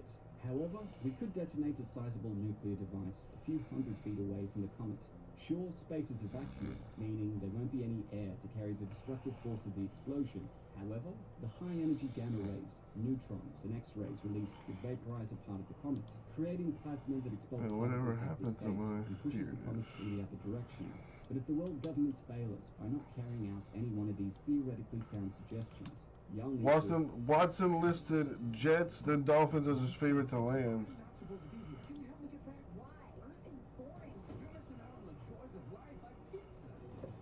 So you guys have 2 first-round picks this year. Nice. The manages to split the incoming comet in 2, and the crew averts an extinction-level event by ramming their vessel into the larger piece and setting off a number of warheads, breaking it up into tiny pieces. But the smaller piece, which is over 1.5 miles long, is still on a collision course with us. Now, as soon as you hear about the comet, leave the East Coast immediately. That's ground zero. If you can, get out of North America altogether. Consider hunkering down here in Australia, though it's... I think you guys have a good chance to land him. I mean, if he said he wants to go to the Jets, there's a strong chance he'll go to the Jets. Kansas will do just fine. Your Jets are in a full rebuild mode. You guys got a good head coach. Or at least I think he'll be a good head coach. Fortified underground bunker. But He already said that he doesn't see Darnold as his quarterback. Leo, whose family's been chosen, attempts to set up a sort of green card marriage with his girlfriend Sarah, hoping that'll classify her family as being part of his family, but it doesn't work. If you want to save your entire family, don't wait for the government to stick you in a bunker. Buy one, get one built for you, or build your own. While the government built massive structures to protect selected individuals, people can be encouraged to put their entire life savings and resources into building smaller bunkers of their own in community and statewide collaborations. Companies like Atlas Survival Shelters have been selling bomb shelters since the Cold War and will construct customized doomsday habitats for $500,000 that can house many people. And the entire construction industry will no doubt begin maneuvering into bunker and other survival-related construction to meet the rise in demand. But if you only want to protect yourself and your nuclear family, you can buy luxury bunkers from companies like Vivos for $20,000 to $50,000, including ones in the former Army Munitions Depot in South Dakota, billed as the largest survival community on Earth. Whatever you do, make sure it's in a safe place. Avoid the East Coast tsunami and West Coast explosions by picking a middle state like Kansas. Next step is to stock up on supplies. Nothing going on in the store so far. Non-perishables, walkie-talkies, torches, yeah, where's everybody at? Batteries, medicine, and weapons that you might need to last you several months. Unfortunately, hoarding goods isn't going to be easy. One of the first announcements that the president makes is that there's going to be a freeze on prices and measures put in place to prevent hoarding. So you'll have to build up your supply slowly over the next few months. But don't worry, once again, where there is demand, you'll find supply, with black markets inevitably starting to pop up everywhere. So get whatever supplies you need that way. With a bunker, you're pretty much in the clear. In the film, Leo and Sarah hilariously dirt bike up the Appalachian Mountains to avoid the tsunami created by the impact. But as we mentioned at the start, the water isn't the only thing we have to be concerned with. There's going to be a massive shockwave emanating from the Vader, how much do you want for that Mahomes Brady card? And vast amounts of debris and soot will be launched into the atmosphere. Dude, I would have took 850 for real. I would have took that 850 for sure. For several weeks, maybe even months. This is why the bunker is an absolute necessity. If my suggested government response is enacted, almost the entirety of the movie's events will be avoided. But if they decide to messiah this thing, you can at least wait it out in your own bunker, having survived deep impact.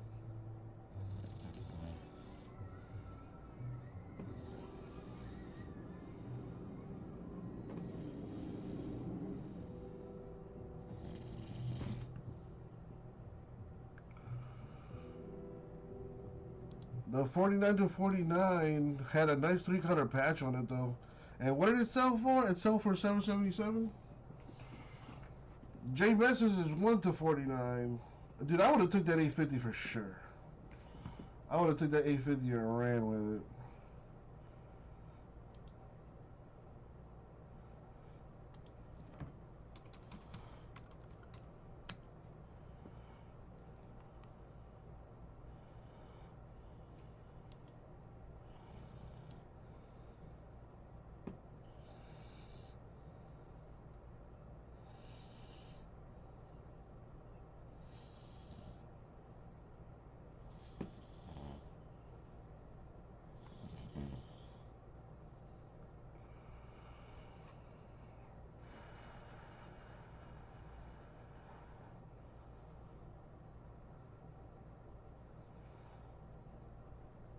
Yeah, it's still not too late to accept that 850, Vader. Good times, man. Good food. 2 jerk pork sandwiches with fries. Came in kind of expecting bar food. It was very delicious. You always do a different special every night. Fish fries on Friday. Today I did a syrup tuna with a mango salsa. Taco Tuesday, yeah. Honey chipotle pork tacos. Yummy. It's got like a spicy, sweet flavor. Honey chipotle pork tacos. Okay. Yes, I've heard of chipotle and tacos. I don't know that I've heard the honey chipotle. We have the chipotle peppers. Smoked jalapeno peppers. Fresh squeezed orange juice. Little fresh cilantro, okay. And the honey. It's a lot of honey. Oh yeah, it's very smoky, hot, spicy peppers, so you kind of want to calm it. Okay, so you're gonna puree it up? Yes, so we're gonna, sauce is done. Beautiful, now what are we gonna work on? This is a bone-in pork butt. First I'm gonna insert a couple slits. Gonna stuff some fresh cloves of garlic down into it. I like this. I'm gonna start out with the rub down, which I do one by one. Get a little onion powder. Now why not rub them all together? I just like to work every ingredient by hand. I'll let you do this on your show. Next, Make America great again. Alright, now that I got this all rubbed down, throwing in some... Make sports cards great again. 24 hours before it gets to smoke. Alright. We'll We'll let this cook for about 6 to 7 hours. Cool it out, cool it down, then shred it apart. And there we go. We are good to go. This is running clear. Yeah. Bring it up, throw them in our pan, take this up inside. Take it. So, pork butt even cooled down a little bit. Get after it, Wolverine. All right. Wow, you sure do get after it. Oh, yeah. Look at that garlic. Yeah, it's good. That's great. Look at it, it's just like butter. Home of the brave and Joe Biden. Bone falls right Let out. me break again, damn it! Our pork that we just pulled. How many tacos am I having? For nice, affordable prices. Take 2 little 6-inch flour tortillas, toast them up quesadilla style with a little melted cheddar. I like this maneuver. Throw a little bit of the honey cinnamon sauce on it. Mix all this up. Put a little crisp on it. And go ahead and steam it up one more time. Let that sauce cook right in and absorb right into the pork. We're gonna let it just absorb right The in. UFC preliminary is almost starting. Oh, yeah. Cleveland talk. I like when it starts crusting up there. It's done absorbing? Yes. Add a little romaine lettuce into it. You're getting all California on me. Now we're going to go ahead and add a little fresh pico, a little sour cream. What do you put in the pico de gallo? Jalapenos, garlic, red wine vinegar, all your basics. Dude, you didn't go anywhere wrong on this. The melted cheese, the smoky pork, the heat of the chipotle, freshness of the pico, cool it down with the sour cream. I'll be back on Tuesday. Awesome. And Wednesday. And Thursday. Chipotle is really good, and the pork is incredibly tender. Delicious. Great You missed the first late Eva. Oh my god. Just a great place to eat. Seared tuna with Caribbean fries. When you walk in here, you know you're going to be welcomed by friends. Enjoy. Thanks. The greatest atmosphere ever. It's so laid back. It's so Cleveland. Smoked salmon BLT. When they come in and they get the food, it's like, wow, we didn't expect this. Congratulations. Nice place. Thank you. Great. I mean, she was We're heading to New York. she was alright. Burger. We're really going to put lettuce and tomatoes. Yes, we are. You can eat with a spoon. Cheeseburger soup. That is so delicious. You know what makes it? The lettuce.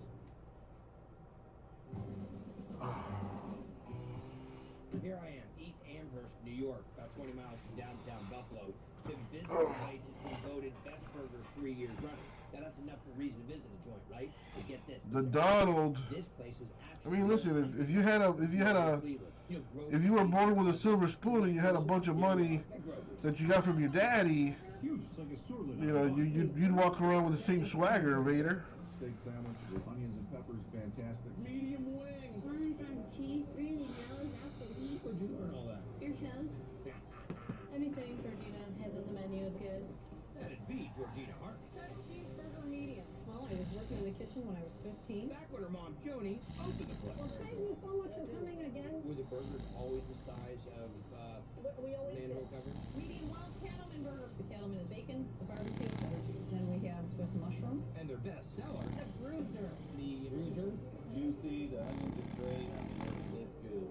This is an 80/20 certified Angus ground beef. We don't season it. We don't put anything on it. I'm just going to read the ball here. What size patty are we making? About 12 ounces. The size of a brain. We tend to give more than we're supposed to. Do you give them a prize, a t-shirt, or anything if they finish? We've had a couple people eat 2 of these, and it's always been people about their favorite. Any of us would, That's right. Raoul. Looks pretty good to me right now. I want you guys to hear the sound. Any of us would. That's scary. We're going to saute some onions with this oil, so it's not dry and we don't stick. We're going to put the onions on. I'm just going to grab a little bit of butter here. Salt and pepper. Let those brown up. Now we can put the burger. Drop it from way up and let it just go whack. How long does that take to cook that? Well, we want medium rare, so I'm going to guesstimate probably about 3 to 4 on each side. Put a little butter on the bun. Wow. A little salt here. Now I'm going to get a little Cajun. Now what's in the Cajun spice? Cayenne, paprika, Wow. pepper, and garlic. That's messed up. The onions on top. Now the roast. Somebody made. Look at this shit. And on top, a little cooked steam up here. Oh, yeah. And in 1 minute, you're going to be eating the bruiser. Remember the napkin? Somebody put a dial soap bar into like a popsicle or something, and then like covered it in fudge, and then some dumbass lady ate it. That sounds like some shit I would do. No way I could eat that whole thing. The people that are this big, those are the people that can eat too. Absolutely impossible. Is that enough burger? I mean, you guys are from Texas. Way too much for me. And it is excellent. Put on a bruiser. And that's only one of a dozen they're cranking out. Here's your new burger. A lot of beef, a lot of blue cheese, right on the money. And your cheeseburger. Burgers are huge, they're juicy. It's really just an amazing burger place. We've been coming here for 18 years. For the burgers. Coming down with bacon. And a whole menu of homemade comfort food. Meatloaf and fries. Yellow silver wings. Single order of medium wings. And get a load of this one. Cheeseburger soup. Yep, cheeseburger soup. Just what it says it is. Cheese broth with large chunks of burger in it. Excellent. You got a bowl of cheeseburger soup? Not having to worry about the bun and all that kind of stuff. It's just fantastic. It's like a cheeseburger in a bowl. Okay, now I've never heard of that. Yeah. First thing we do is put in the wonderful butter. Let this soften up a tad. All right, now you can give me the onions. Got it. We have to wait now for these to sweat out. Sweat those down, term trains loosened. And now, here's the new burger that they're serving here at Grover's. This is... Whatever happened to Titan Girl, J-Mash? This is a great one. You haven't mentioned her in a while. You get on flat top. Yeah. So, you glaze the pan? With water. Then I'm going to put my chicken base in there. Next, half and half. Okay. Could you pass the slurry, please? Is that a flour slurry or a... Yeah, flour and water. Now we'll put in the cheese sauce. I thought it was mustard, and I'm like, I don't know how possible you could put that much mustard You thought in it it. was mustard? Who made this recipe up? Actually, I did. I just played with it, and this is what happened. Now we put in that wonderful burger. Next, lettuce. We're really going to put lettuce and tomato in. Yes, we are. Is there lettuce on the cheeseburger? Well, I know there is, but Yeah. I don't know about this. And lastly, the tomatoes. We mix it all together, and we're all done. Ready to taste it. It's crazy. It smells like cheeseburger. Here's to ya. No way. This is, no kidding, liquid cheeseburger. Super flavor. I mean, it's really awesome. Not too cheesy. Right size of tomato. And you know what makes it? The lettuce. That little bit of sweetness to it. Glad you're enjoying it. This is like my 19th spoonful. That is so delicious. I love it, and it's wonderful. One cup of cheeseburger soup. Look at that monster bite. What do you got for me? 2 thumbs up. You heard it right from him. And there's the cheeseburger soup for you. I don't think we could ever copy this. We split it if you want to have some wings too. Medium wings. Invented in Buffalo, but Grover's is taking it to a whole nother level. Out of everything, what's your favorite? You're gonna have to say the wings. When we come back. That's really good.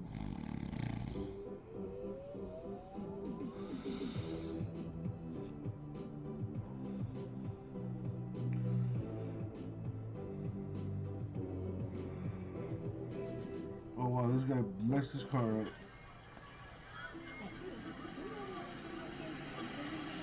Haha, arrested by the police, you fucking idiot. Anything to help you on that journey.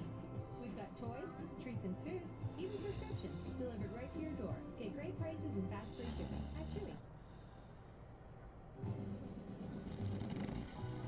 Okay, one bruiser and medium hamburger. At Grover's in East Amherst, New York, How was everything? Joni Hartman and her daughter Georgina are cranking out the burgers. Big plates of comfort food. Meatloaf and fries. And hey, since they're just 20 miles from Buffalo, Wings up. they're doing what they gotta do. Invented in Buffalo, but Grover's is taking it to a whole nother level. Bigger, crispier, and tastier. They're big wings. These are not little pigeon wings that you see some places when you go out. Garlic wings? No, I don't think I've ever had garlic wings before. These are absolutely delicious. So Raul, how's your weekend going, man? Buffalo wings. Okay. There's 10 to an order. Wow, pterodactyl ring. We're gonna go ahead and get them started. And how hot's the fryer? It's about 400 degrees. And you go from raw all the time. Always. Let them go for 14 to 15 minutes, because I like that skin to be crunchy when I get it. I want some crunch, and I also like to render down the fat inside. You got it. Okay, so when do we make the sauce? We can start making it now, why don't we? Okay. I measured about that much butter. Butter. This is fresh garlic that we chop in advance. Then a little grated Parmesan cheese. Then the buffalo hot sauce. I like where you went with this. I'm not starting already. And now we mix it up. Okay, are these bad boys ready? I think so. Shake them up. I don't like them to stick together, which they sometimes do. Okay, let's grab our sauce. Dump them in there. So you want to give them flavor and coat them real nice. All right, we're ready. Then you pour all that sauce on top? Depends on how saucy you like them. I think Almost 7, almost time for the UFC paper. Well, the prelims anyway. They're really good. Good deal. Super crunchy. Let's take a quick just on like it. Look at that little nugget right there. See all the fried? Get the sweetness of the butter and the Parmesan cheese. Little bite of the garlic. I'd only kind of call it a hint of heat. That's a great mixture. Boy, is that good. Your garlic Parmesan. A couple minutes it'll be on. Where's Rara at? You'll probably stop by, say hi. Another degenerate gambler.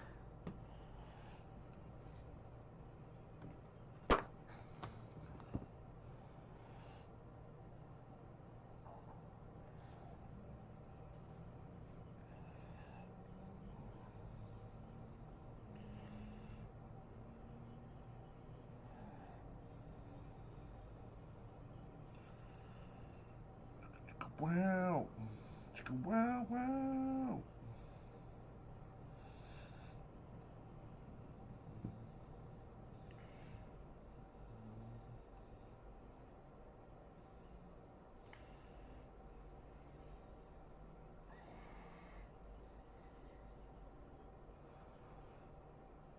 I don't know. Well, I don't know. I mean, if you bet on Dustin Poirier, you'll probably make a good amount of money. Narcolepsy is a chronic sleep disorder characterized by overwhelming daytime drowsiness and sudden attacks of sleep. People with narcolepsy often find it difficult to stay awake for long periods of time. I don't think I have narcolepsy, Vader. My issue is that I'm fucking bored. I'm bored and I'm not doing anything.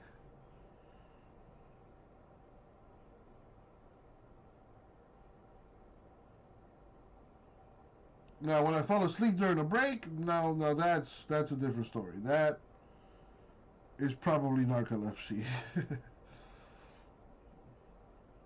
But yeah, dude, I mean, I'm not doing anything. I'm not doing anything. I'm not, nobody, it's not like the chat is, exactly popping. Excuses, but that's just where I'm at. What do you consider cheap, Fitz? The cheapest thing I have is Archive Signature Series Baseball. You get an encased buyback autograph per box. It's $80 a box.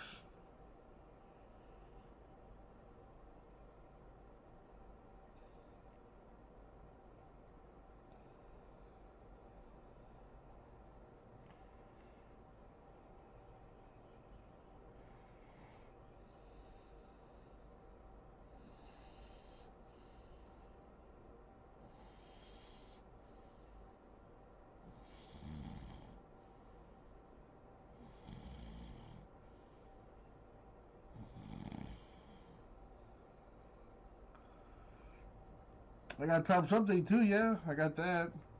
The Jumbo Box has 1 auto, 2 relics per box. That's at $140. The Update Hobby has 1 auto or relic per box. Oh, Jimbo. What's up, Jimbo? Random Division what? Archives?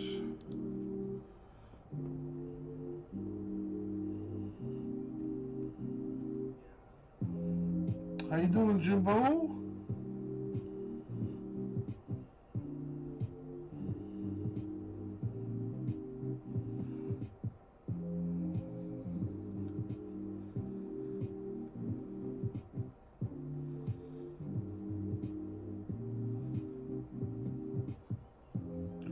Well, Fitz, I'm not doing them as random divisions, bro. I love you to death, but I'm not doing that.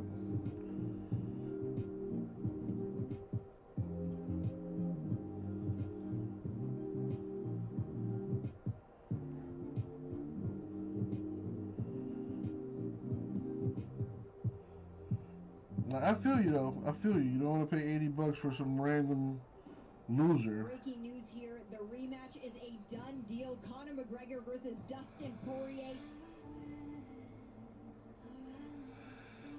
This one is one we have been waiting for a long time. You think it's a good idea, Vader? The former interim lightweight champion Poirier. All right. What would it cost? Opportunity to even their series at 1 win apiece. How many divisions in baseball? 6? When he wakes up, I'm in his head. When he goes to sleep, I'm in his head. When he eats his food, I'm in his head. Every single second, I'm in his head. I'm gonna crack him, and I'm gonna put him away. It's gonna be another fortune, I have no doubt. Oh, he heard him. It's all over! But I'm here to tell you right now, this is not the same fighter that was in Vegas a long time ago. Dustin Poirier is a much improved fighter since the first time they fought. Dustin Poirier is a man on a mission. Life's about evolving. Drive, let's go.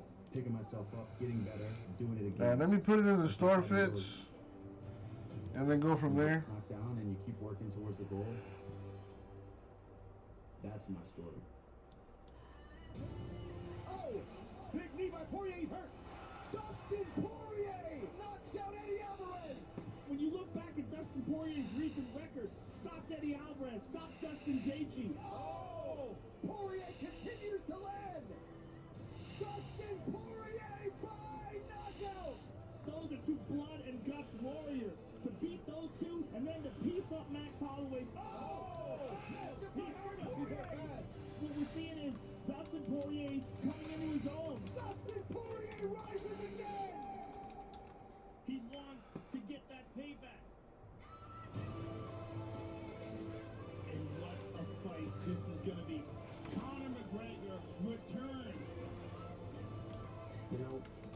the game before I was even told you.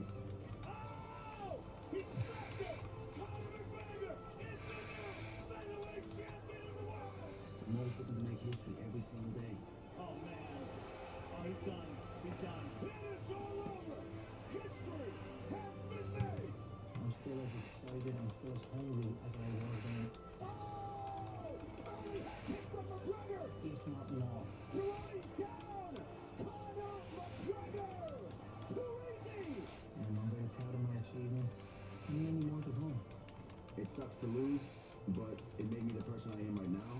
I make mistakes, but I keep pushing, keep learning, keep evolving. I keep the belief. I know I'm one of the best in the world.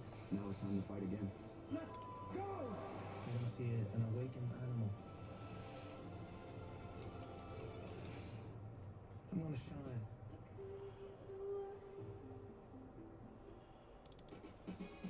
The wait for one of the biggest cards of the new year ends here. Whatever time it may be where you are, good day to you from Fight Island, Abu Dhabi once again. The epicenter of the mixed martial arts universe, and later tonight, it will indeed be Dustin Poirier and Conor McGregor under the lights. But first, live from the Etihad Arena here in Abu Dhabi in the United Arab Emirates, we welcome you to the UFC 257 prelims. Just after 4 a.m. local time, and man, are we glad they called our number tonight. John Anik alongside the former two-division champ Daniel Cormier, the Iron Lung Paul Felder is here as well. And I'm happy to let you guys and the fans know we are going to get right to the live action.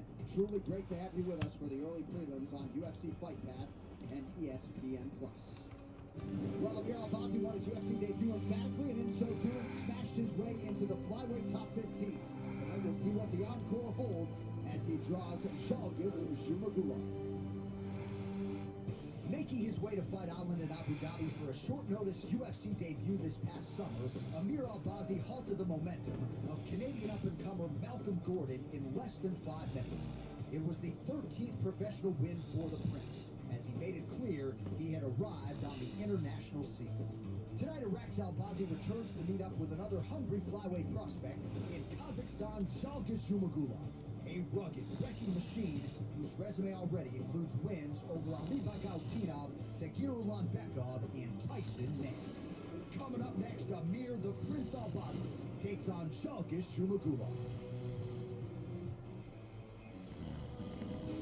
Well, look, there's no sugarcoating this. A lot of things went wrong for Zhalgas Zhumagulov in his UFC debut back in July. You know, his opponent missed weight. He took an illegal accidental strike in that fight, and then he was on the wrong end of a controversial decision. That's just not how you draw up your UFC debut. But he also said he made some mistakes himself in that fight. One of them was just being too wound up. He puts a lot of... Alright, I put it in the store. Archive Signature Series Baseball Active Player Edition 1 box. Random Divisions. Where one hitless division gets a spot in the next break.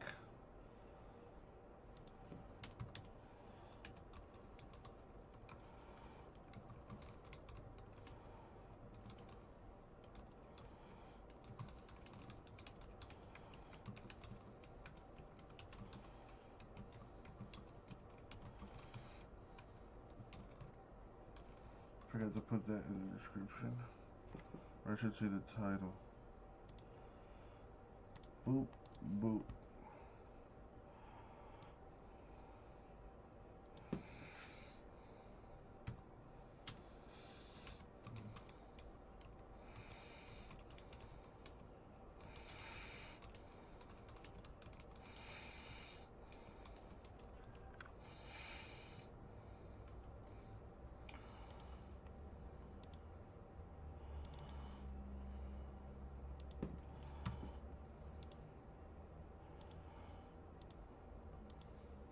Really going to pay off for him tonight. And like you said, DC, so aggressive, a fun fighter to watch, and really just felt like he didn't get off to the right foot in his debut, which we see often with fighters making their UFC debut, especially when you really have a nation behind you with all that pressure. Now you've got that out of the way. I expect to see a much cleaner performance from this man right here. He is the captain of his team, Arlen MMA. DC knows a thing or two about captaincy. We'll see how it goes in UFC start number 2 for the highly touted Zhalgas Zhumagulov.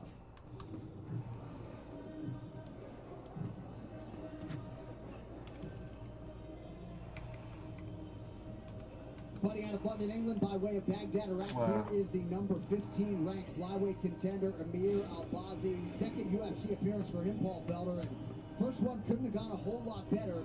He got the call to fight Malcolm Gordon on short notice. 3 hours later, essentially, he went into quarantine, but he was able to submit him in round one, as he has done to several other opponents. And now we'll see how it goes for Albazi tonight against Zhalgas Zhumagulov. Incredible grappling from Albazi. And you know what was really impressive to me in that performance is Malcolm Gordon. Alright, so I put in Archives Signature Baseball.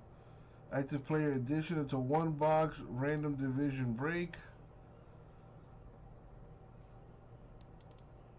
where one hitless spot wins a spot in the next break.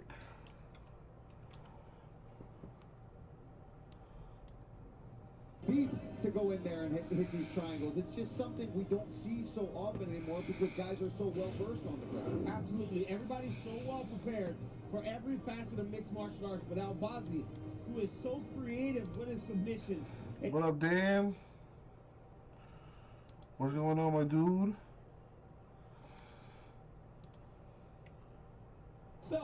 To the ground and grapple on his own terms. That's so important when you have two guys competing that both are good ground fighters. Crazy backstory on him too. Fled to Syria with his parents. Eventually they immigrated to Sweden. Didn't understand the language. He was bullied for being 3 spots left. on TV, as is the case with a lot of our athletes. J Mess and Chris Fitz picking a spot up each. Thank you guys. UFC since he was 14 years old. Now he's a contender. 2 spots All left. right, let us get to the tail of the tape for the flyweight opener here between 15th ranked Amir Albazi and Zhalgas Zhumagulov. Albazi 27, Zhumagulov 32. 1 inch the gap in height. Both fighters coming in at Thank you, Gary, picking up a spot. reach advantage of 1.5 inches with Amir Albazi. All right, now for the introductions, we say hello for the first time tonight to Bruce Buffer.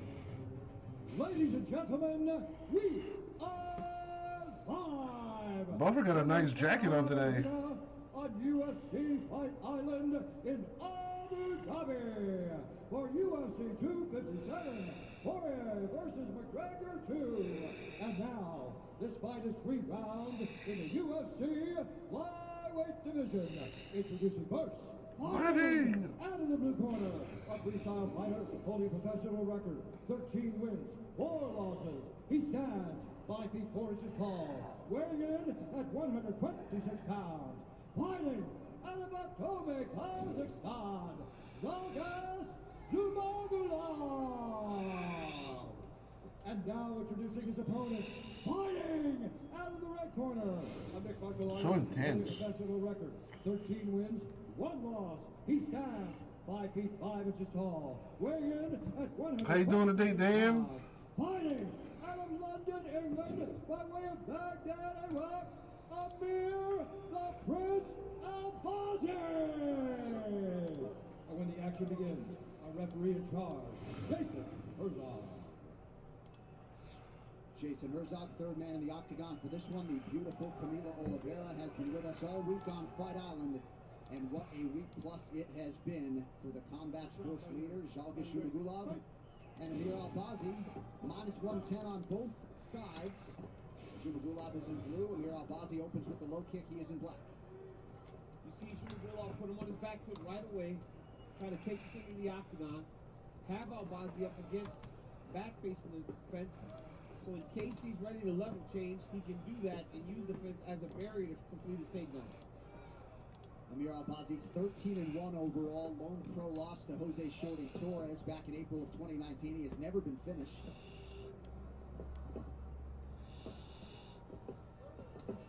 Ooh. Nice job by Zhumagulov to change up the level there. He lands high with the left hand, and another one appeared to get through. Multiple times he has started his combinations with body shots. There's nothing better as What's up, Joe Paul? to go to the body and then mix up cop, because when the hands start to drop, and then you'll I'm trying to get something filled here as usual. I put in a box of Archive Signature Series Baseball Random Division style. It's a 1-box break. Everyone gets a random division. If the card hits for you, awesome. If you don't get a hit, you could win a spot in the next break.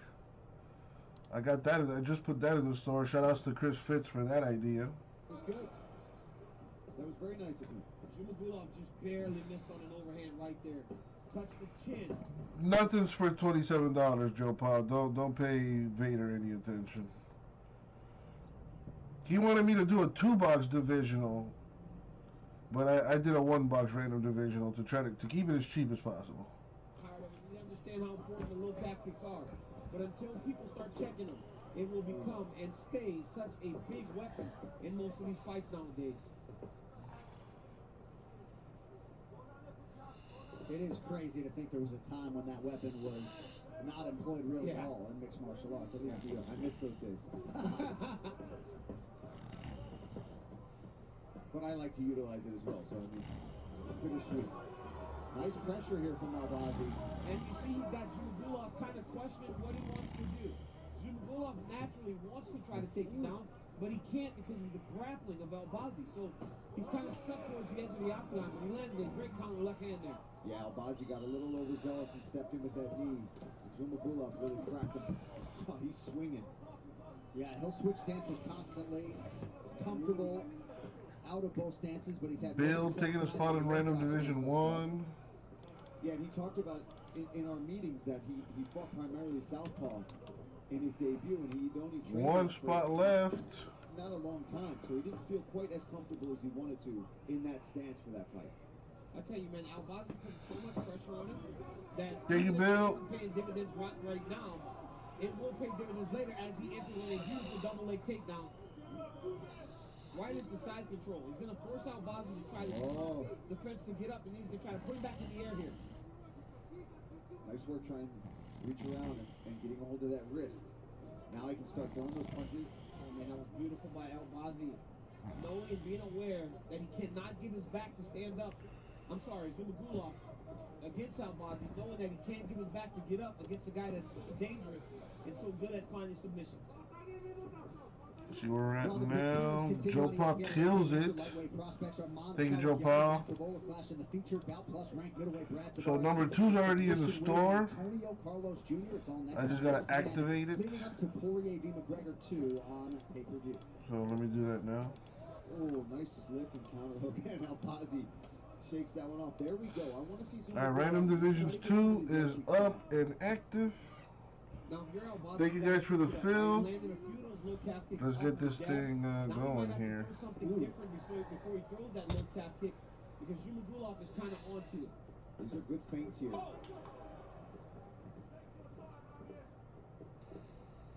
Zhumagulov admiring his handiwork there for a moment, cracked a wry smile. You hear the corner of Albazi tell him to take his time. As Paul said, he got a little bit careless there and got cracked for it twice. That spinning back fist and with that left hook. You got to be careful as he enters in the range. Zhumagulov is throwing everything hard. Nice shot from Zhalgas, and he gets Albazi down. Beautiful takedown. See a lot of fighters do it late in the round. You don't want to play with this guy too much on the ground. That's brilliant, right? That's such a smart game plan. You're winning the feet exchanges. Come on, come You on. already got taken down once. You got back up to your feet now, and he scores that. I think that gets him the round. Yeah, it was a close round, but I believe I give it to Zhalgas right now because of that takedown. Beautiful setup, great awareness to know when to go and secure that takedown at the end of the first round. And if the idea was to fight better early for Zhumagulov, he has achieved that Mission after this accomplished. round. Yes, it was fantastic first round for him. Great fight.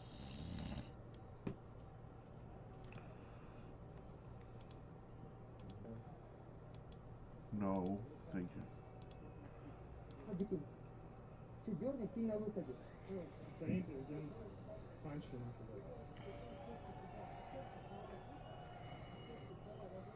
Use the cage to stand up and then turn him around. Make sure he doesn't control the wrist.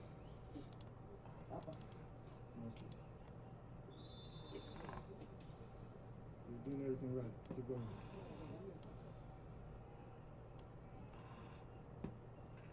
Here in Abu Dhabi, the newer set of unified rules of MMA will be in play, but the down fighter definition is the old rule, so just one hand down instead of two to be considered grounded. Also, the review official can invoke instant replay at any time during the fight, and the fight can then be restarted. The fighters in camps have been alerted.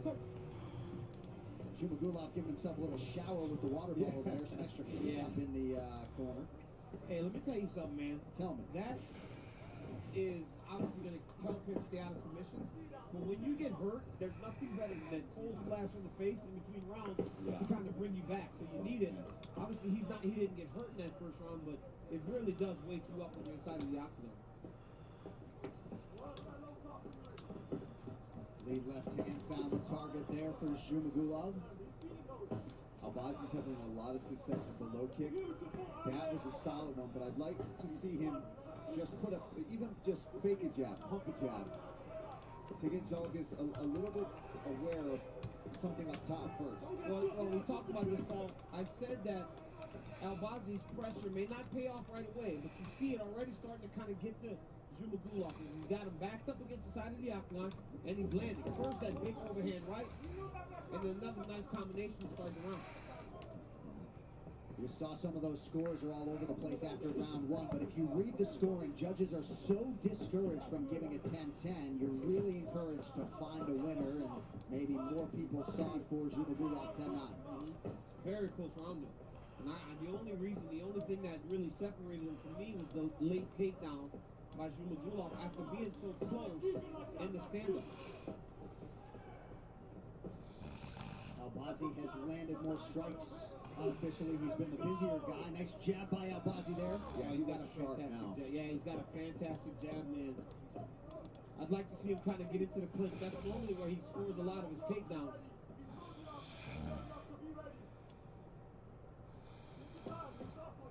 Albazi might be taking some stock right now, too, because Zhumagulov is slipping and dipping his head very side to side. Alright, got that figured out. Thank God. That's fucking stupid. Because he's circling into the power. Zhumagulov actually circles to his left. Alright, here we go. Sorry to keep you all waiting.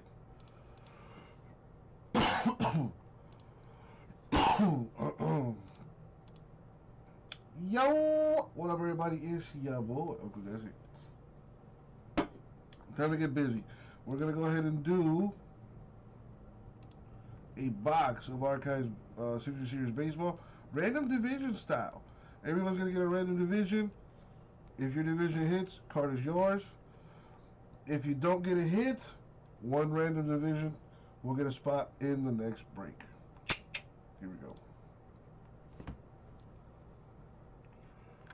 Alright, so I have boxes that are numbered. I believe number 13 was chosen yesterday out of my personals. We're going to go with box number 10. Randomizer on the screen, and let me put the people in the breakup as well. So we got Joe Paul, Bill, Gary, J. Besson, Fitz. Good luck to all of you. Let me grab the box. I meant to do that. Not really, but okay.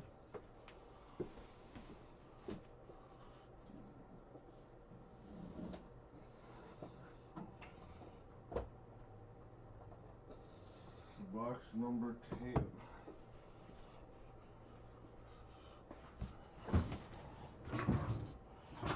Alright. So, we're going to random the names, then the divisions, and then match them up. Roll the die again. We're going to go 9 times. And as always, good luck, everybody. Thank you, Isaac.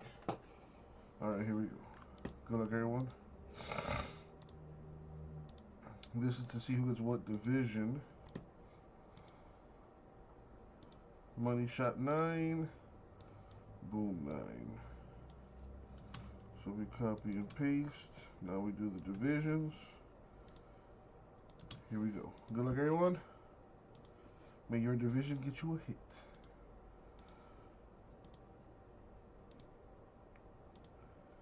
Money shot 9.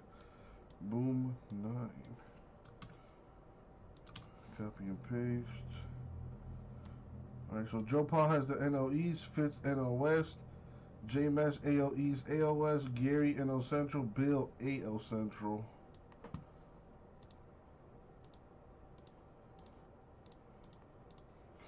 You guys want to do any trades? Time is now. If you want to make any trades happen.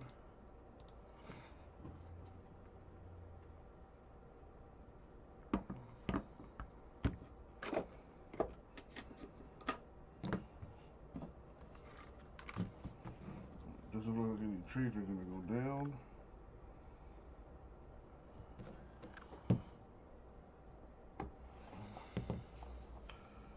Alright, well, I'm going to do box number 10. Let's see what comes out of this.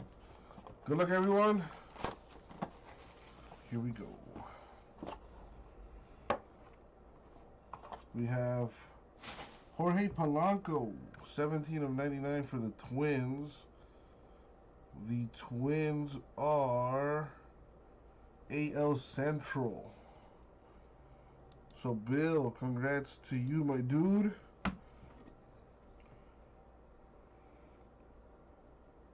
There you go, my man. The Polanco card headed your way, Bill. Alright. Hope you like it. Alright. Let's roll the die, see who's going to win a spot in the next break. The die says 3, so it shall be. Move this over. There's the random. Alright, so I'm going to grab the hitless names. Put them in the chat. And let's see who gets what. 3 times. Top name wins a spot in the next break. Here we go. Money shot 3. Boom. 3. Chris Fitz. Congrats, Fitz. Couldn't get you a hit in this box, but you got a spot in the next break. Sorry, Joe Paul. Sorry, Gary. Sorry, J-Miss.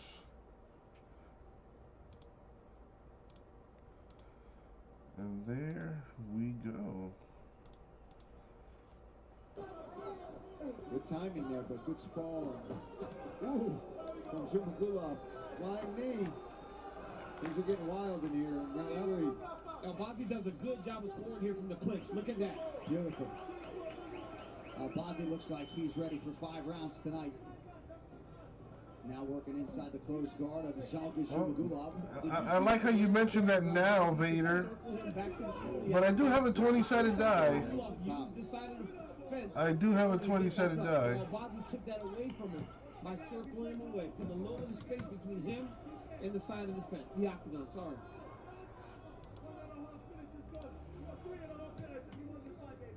Joe Paul and Gary taking a spot each in the next random divisional. Catch the new episode of Dana White Looking for a Fight right now on YouTube. Matt Serra and Dean Thomas tour the desert outside Abu Dhabi on camelback ATVs and sand surfboards. Plus, they joined Dana White and Khabib Nurmagomedov at a local MMA event.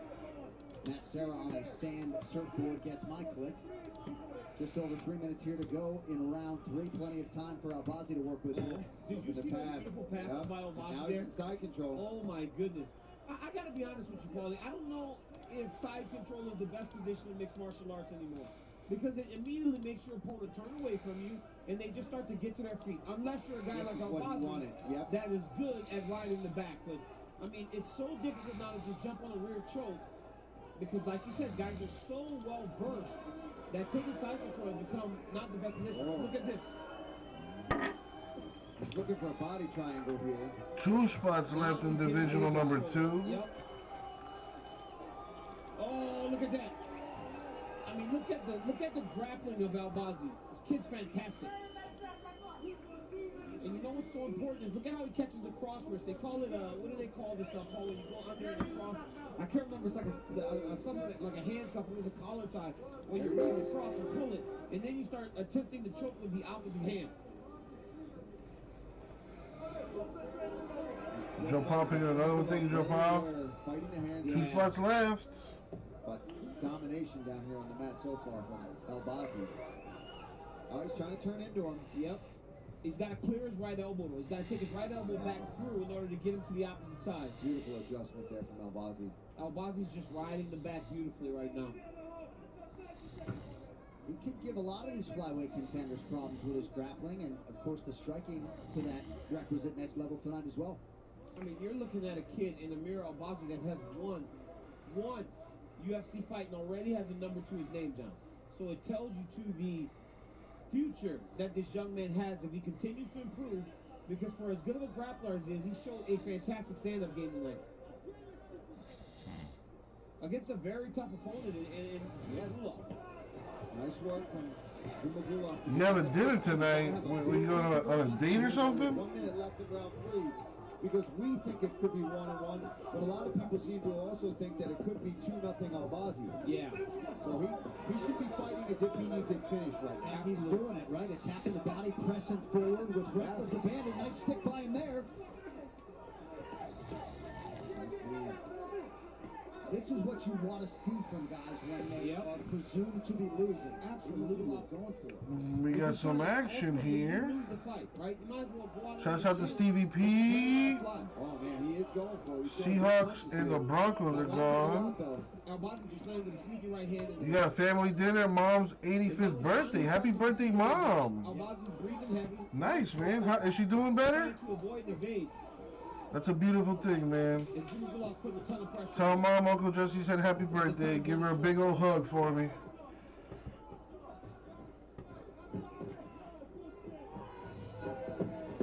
Another good showcase for the men's flyweight division as Amir Albazi and Shalkas Shumagulov go the distance here on Fight Island. I mean, what a fantastic fight by both of these young men. They really laid it out on the Good line. to hear, Joe Paul. Good to hear, man. That's awesome. You look at the handiwork of Amir Albazi, you can't help but feel like he got enough done. Into the first round, Shumagulov was able to secure this takedown.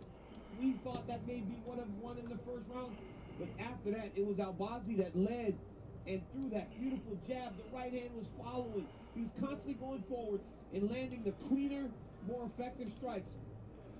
Zumagulov had his moments. You know, it was not like he didn't land anything, but the third round, it was just takedown out the Klinsmann, right to the single leg, ran the pipe, put him down, rode him for 3.5 minutes to what I feel like. What is that, Joe Paul? Pure G's? What's that? Some kind of delicacy? Bruce now with the official decision. Ladies and gentlemen, after 3 rounds, we go to the judges' scorecards. One spot left in the Archive Senior Series Baseball Random Divisional. Number 2. One hitless division wins a spot in the next break. The Prince Albazi.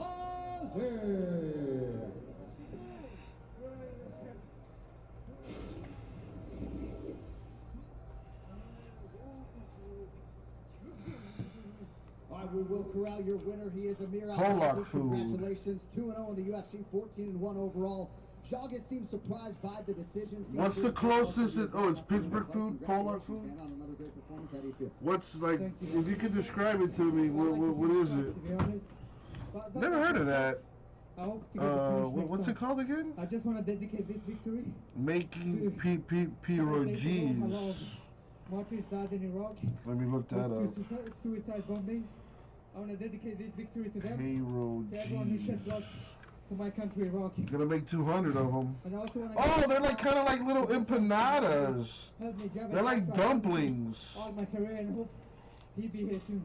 You have represented your home nation. Made by wrapping dough around the savory or sweet filling We look forward to the future. and cooking in boiling water, often pan-fried before serving. Beautiful win there, 2-0 in the UFC. Yeah, okay, so it's kind of like a dumpling, I mean, that really sets you like a up for Polish, success. Italian, Israeli dumpling. With one win, and just showed a well-rounded skill set. His stand-up looked beautiful tonight. He needed to grapple when he needed to. He got in there, got the takedowns, and that's an impressive young man right there.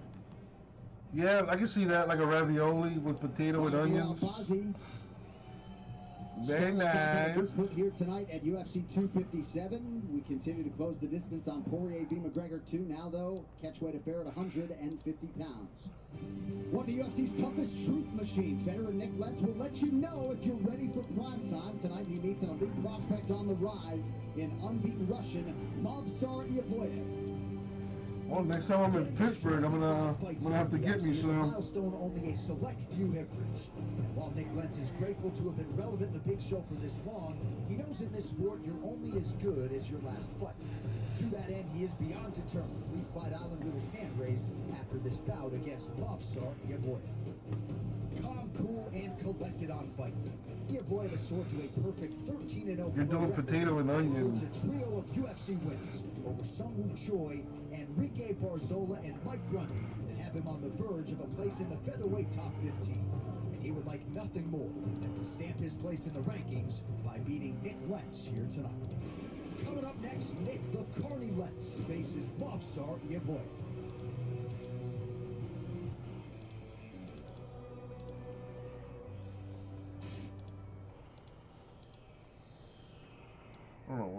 whatever.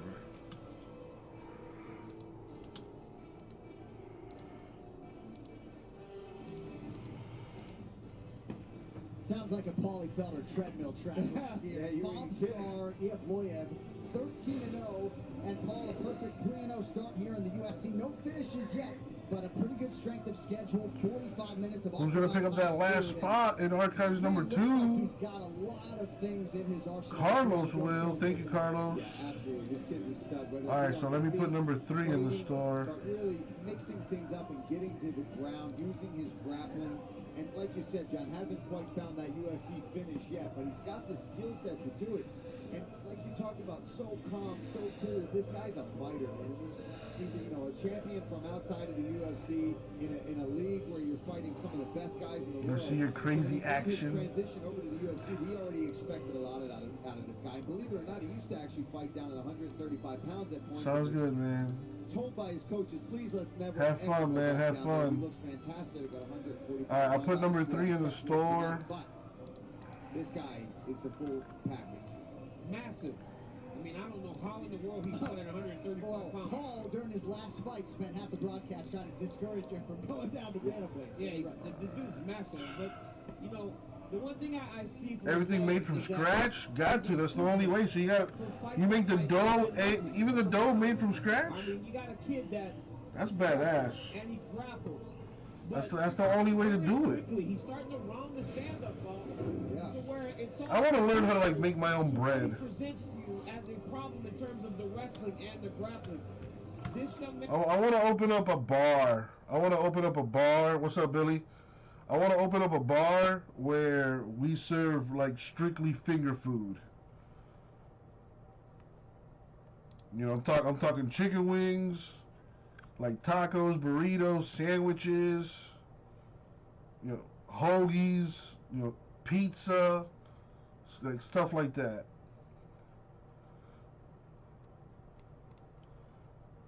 But a liquor license in the state of Florida is like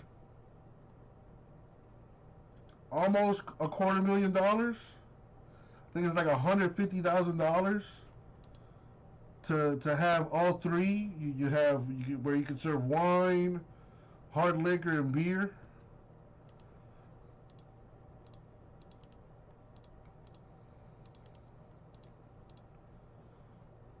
My man Carlos, how you doing today, man?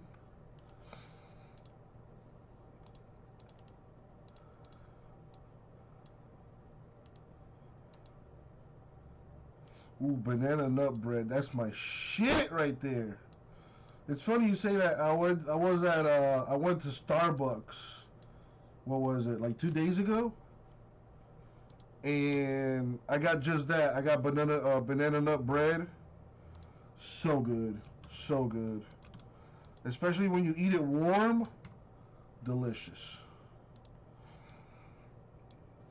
Tonight competing at a catch weight of 150 pounds as this fight came together quickly. Nick Lentz, the American, is 36. The Russian Monsar Evloev is 26. 1 inch is the gap in height.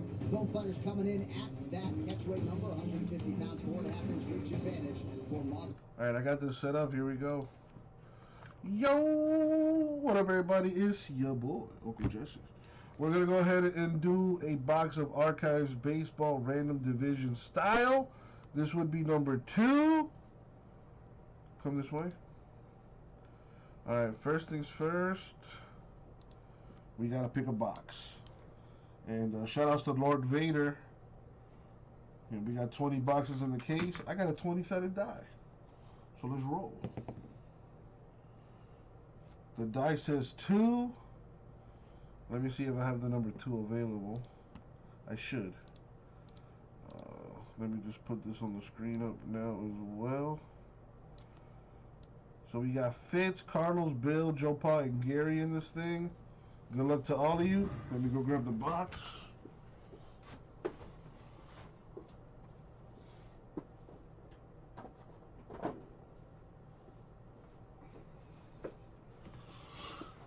Here we have it. Box number 2. Let's do what we do. First things first, we do need to random the names in the divisions. We don't do ones or twos, so roll again. Wow, back-to-back ones. Alright, we're going to go 4 times in the random, as always. Good luck, everybody. Thank you, Isaac. Alright. Start with the names and the divisions, 4 times each. Good luck, everyone. Got the peach crown and some Red Bull. Ooh, it's a party. Going 4 times.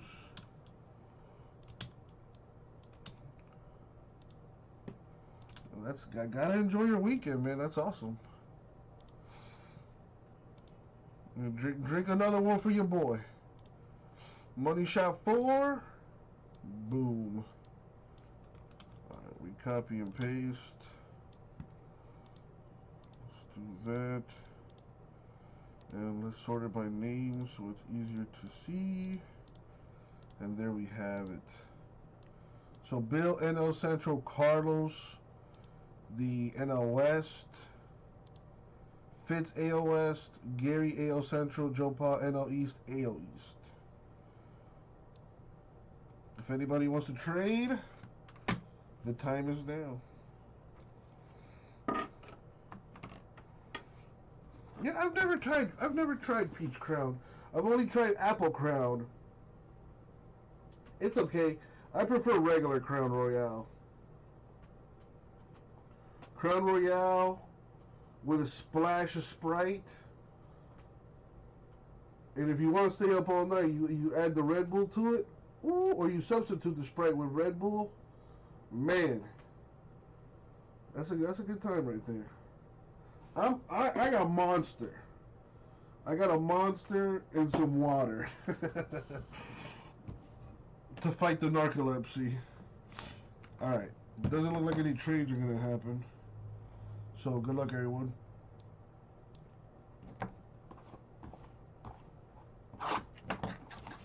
Here we go. Come on, big hit. Good luck, everyone. It is Eduardo Rodriguez, 44 of 65. Very nice. Red Sox. The Red Sox are in the AL East. So a little something for Joe Pa.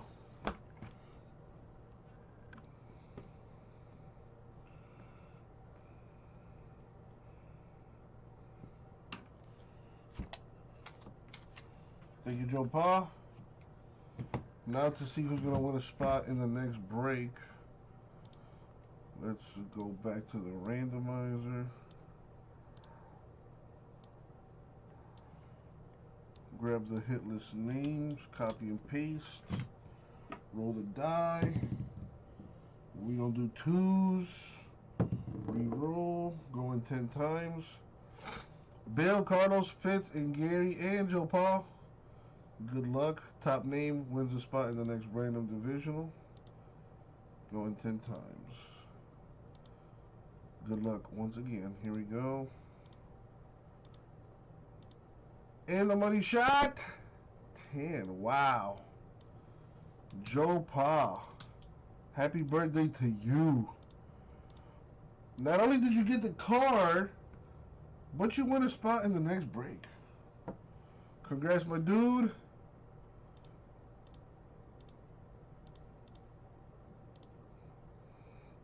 The Red Bull is for fun. And the biggest superstar in the sport is back. Conor McGregor makes what he hopes will be a triumphant return in a rematch 6 years in the making opposite Louisiana's Dustin Poirier. There is still time to purchase UFC 257 only on ESPN+. How many are watching the UFC event right now? The preliminaries are free. You need an ESPN Plus account, which I think is free to set up. But I'll be damned if I pay $70 for a pay-per-view that's gonna last like an hour. Yeah, that did not sound good. If your kid hits his head, you want him falling there. Final seconds of round 1, and a strong way to close it out for Mob Saw Iavoya. Ooh, ooh. Wow. Nick's beat up. Yeah. Yeah, some of those shots at the end were solid from Evloev. That's fine. Composure, buddy. Get it back together. Good rhythm in the beginning. Stay with it. Don't rush the takedowns. Get your composure back, Nick. Let's take a look at some of the highlights here from round number 1. Nice uppercut, shovel uppercut. Eats a left hand on his way in as well, though, from Evloev. And this guillotine got very tight. Switched it over into a mounted guillotine, but Evloev didn't panic, found his way out, and this is how it ended, with some good ground and pound from the top and busted up Nick Lentz's face. Solid work from both guys in that round, but Evloev kept top position and controlled most of that fight, other than being stuck in a guillotine. Joe Paul buying into number 3. 4 spots left. Thank you, Joe Paul. Better than ever, bringing you live combat sports from around the globe. The best original shows in all of combat sports, action-packed movie thrillers, in-depth looks toward Hall of Fame athletes, and the largest fight library in the world. Sign up today and start streaming at UFCFightPass.com. You heard my guy Cammy Barzini trying to tell Nick to get his composure, right? He started well, but then he started to let it get away from him a little bit as Evloev really started to find his flow towards the end of the round. That's some beautiful ground and pound. Ooh, nice right hand there from Lentz.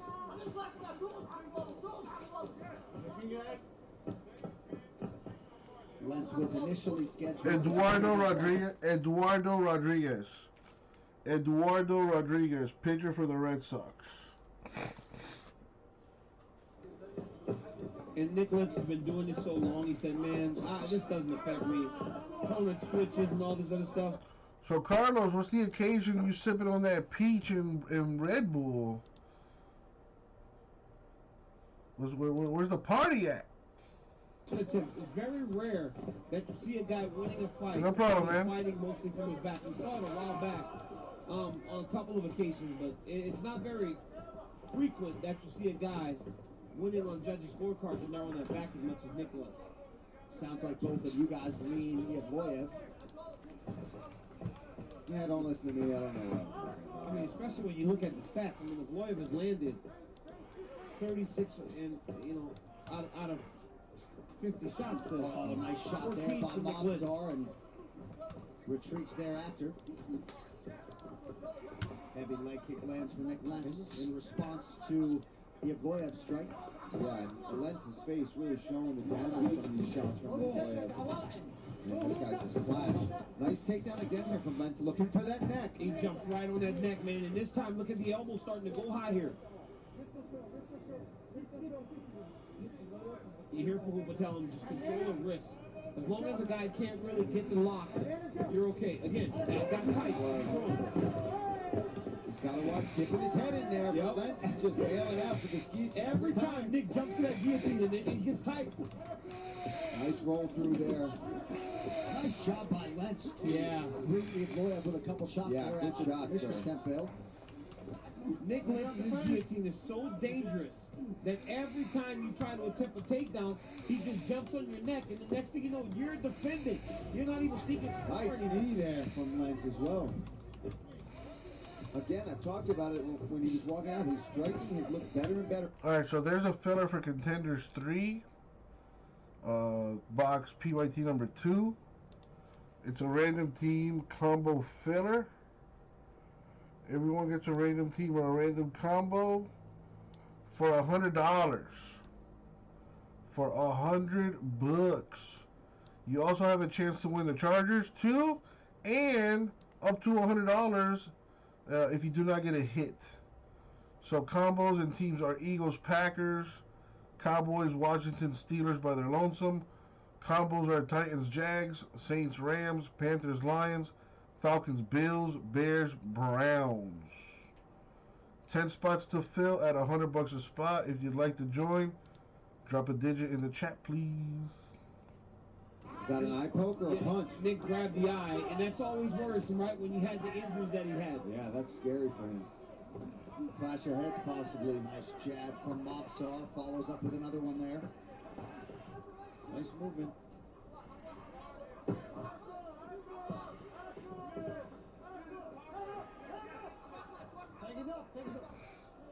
Once again, Lentz jumps that guillotine, front headlock, pulls him down to the mat, hangs on him. It's exhausting trying to get him into a position to jump on that guillotine again. He's got to try to clear the right leg. Monson's doing a great job of kind of using the KC control, pushing that leg across. So, Oh man, you can hear him gurgling there. That's crazy because he had him turned sideways and they got pressure on him with that guillotine. Crazy pace in this fight as we come down the stretch in round 2. Yeah, this is an exhausting pace these guys are fighting at. So much grappling, and for Evloev constantly fighting out of guillotines and Lentz, it takes energy to squeeze like that. Yeah.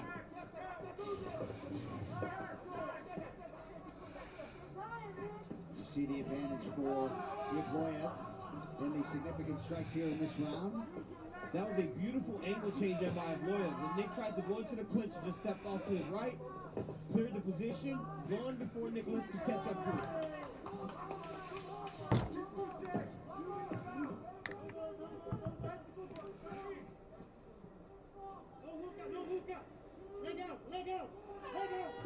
Another competitive round in the books.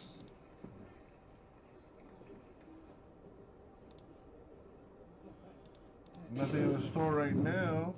Right here you see Evloev enter, gets put with a counter right hand. Let's kill some contenders, y'all. Right. You got a chance to win the Chargers. If you're in the break, you got a chance to win the Chargers. Look at that uppercut. Get some Herbert action, baby. That may be what cut Nick Lentz.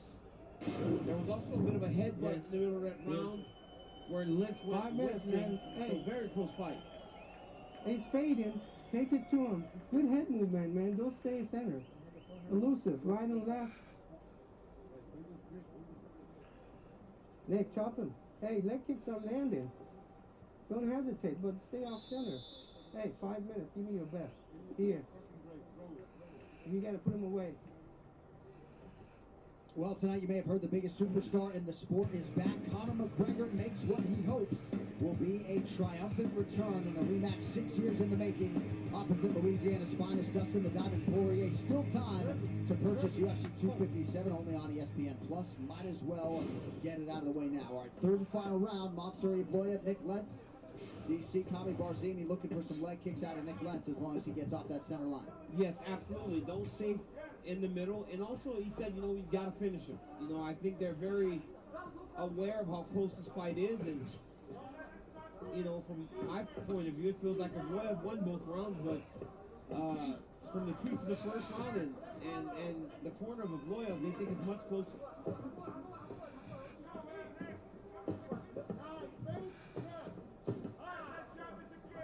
Evloev really listening to the corner. They asked for that. They wanted to feint to the jab. It's exactly what he did. He's landing those jabs, man.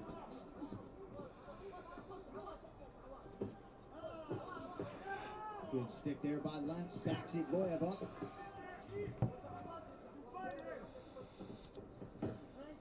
Yeah, this is a dogfight between these two guys right now, especially when they clinch up. Both throwing good uppercuts. Lentz mixing his kicks in really well.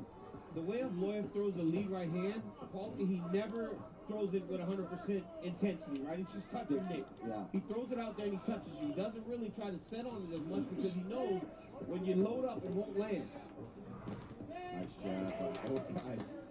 And these are two super intelligent men and fighters. Evloev has degrees in computer science and law.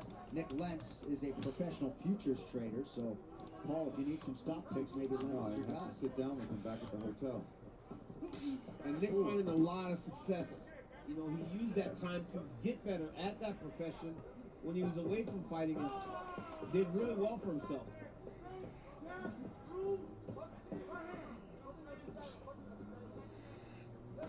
All right, programming alert, folks. If the Kentucky LSU college basketball game goes long on ESPN, we will stay right here on ESPN Plus, and we'll be simulcast on ESPN News until the game ends. 11-point game, just under 6 minutes to go at present. We will keep you updated. I think this kid Evloev has such good striking, man. The way he's so patient, he's so calm. He moves in and out of range. He's not really allowing Nick Lentz to keep up with him. I'm okay. Hold your finger. Hi.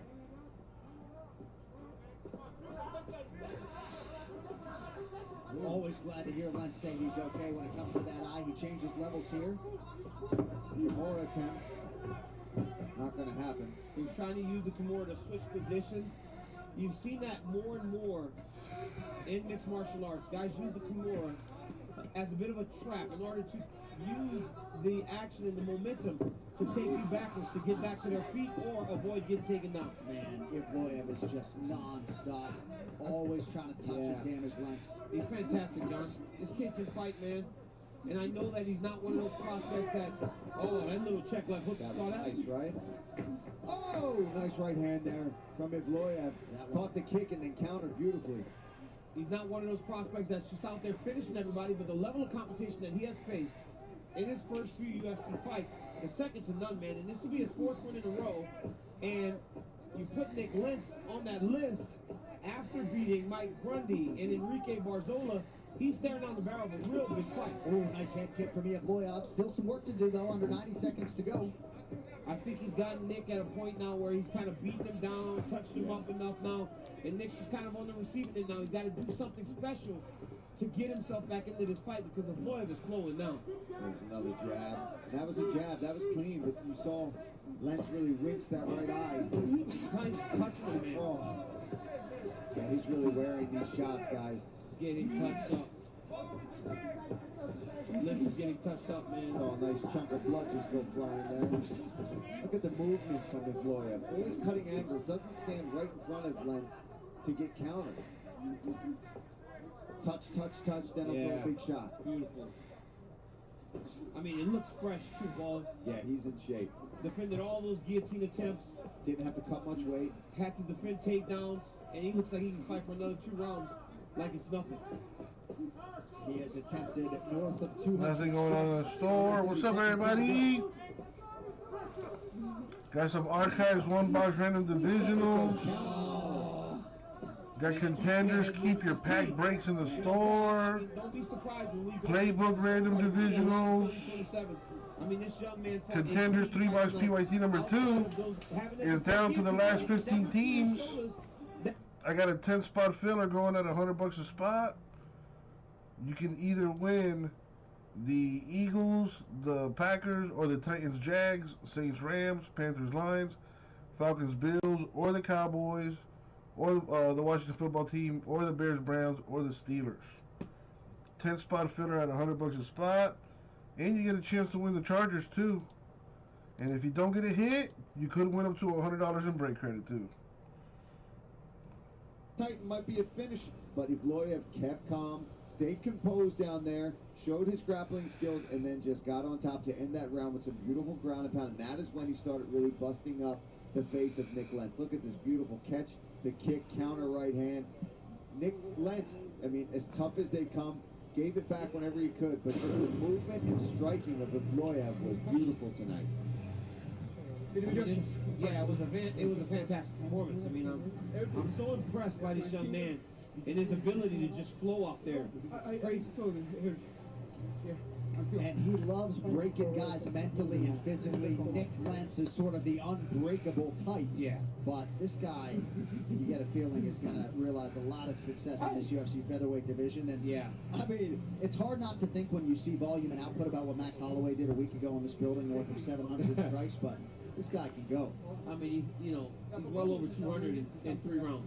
And, it's different, right? He's not from Dagestan. He's from the same region, the Caucasus Mountains, but different place. Maybe you'll see a rush of guys fighting out of that area, too, with a more stand-up approach like we saw tonight from Evloev. The Republic of Ingushetia, Movsar Evloev. Has he done enough? Here's Bruce Buffer. Ladies and gentlemen, after 3 rounds, we go to the judges' scorecards for decision. Eric Cohen scores the contest 29-28, Lentz. Ben Cartlett scores it 29-28, Evloev. Wow. And Paul Sutherland scores the contest Split decision. for the winner by split decision, Movsar Evloev. That wasn't even close, man. That should have been unanimous. All right, I'm here with your winner, Movsar Evloev. Congratulations. A little bit surprising to hear the split decision. Your thoughts on an outstanding 15-minute affair tonight? Because I have only 2 weeks for fight, I don't have more time because of that. I feel felt no so good, but everything so, and I'm hungry, angry, and Dana, listen to me. I need not top 15. I need top 15. I deserve it. Give me somebody who deserves to fight with me. 14-0 and a big win over a veteran tonight, ladies and gentlemen. Your winner is Movsar Evloev.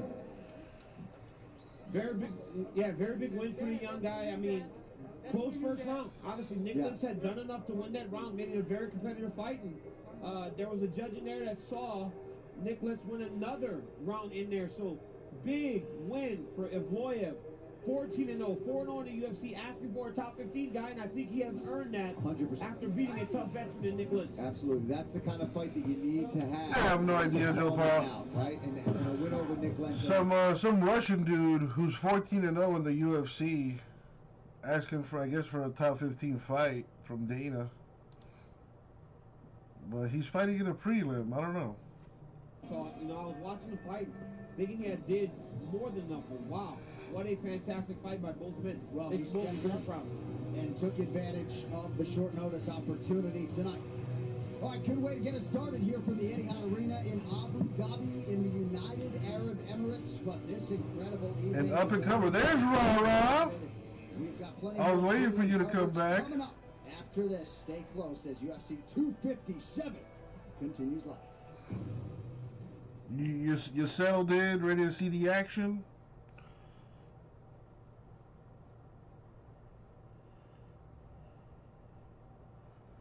Take a nap. I love me some naps.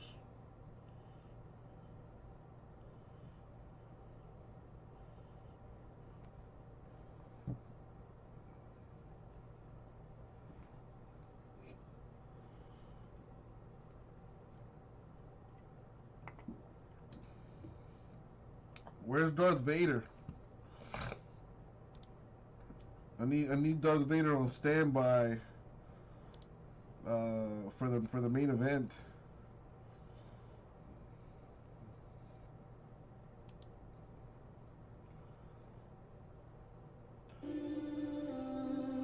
Yeah, I still have that ESPN Plus subscription, so I'm able to watch the prelims and stuff. I have to buy the pay-per-view, but ain't nobody got time for that.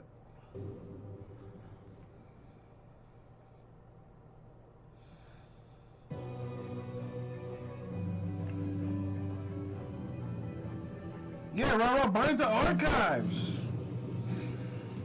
Terry down for some contenders action. Thank you, Terry. How you doing, man? Well, it is one of the world's great treasures, and what a time of year to be in the United Arab Emirates. We're in Abu Dhabi on the famed Fight Island, where later tonight Dustin Poirier will try to produce a history-making win against the superstar of all superstars, the notorious Conor McGregor. But before we get there, live from Etihad Arena, it's the UFC 257 prelims on ESPN. UFC 257 prelims are presented by Modelo. Closed captioning is available for tonight's telecast, and you can also watch the broadcast in Spanish live on ESPN Deportes. As always, the pleasure is always great to have you with us tonight. John Anik alongside the former two-division champion Daniel Cormier and one of the Enjoy your weekend, Terry. Paul Felder. Glad they called our number tonight, boys. Let's go. Oh man, I'm so excited to be here to watch the rematch between Conor McGregor and Dustin Poirier. But it is a night filled with Chargers are random. So if you're in the break, Terry, you can have a chance to win the Chargers too.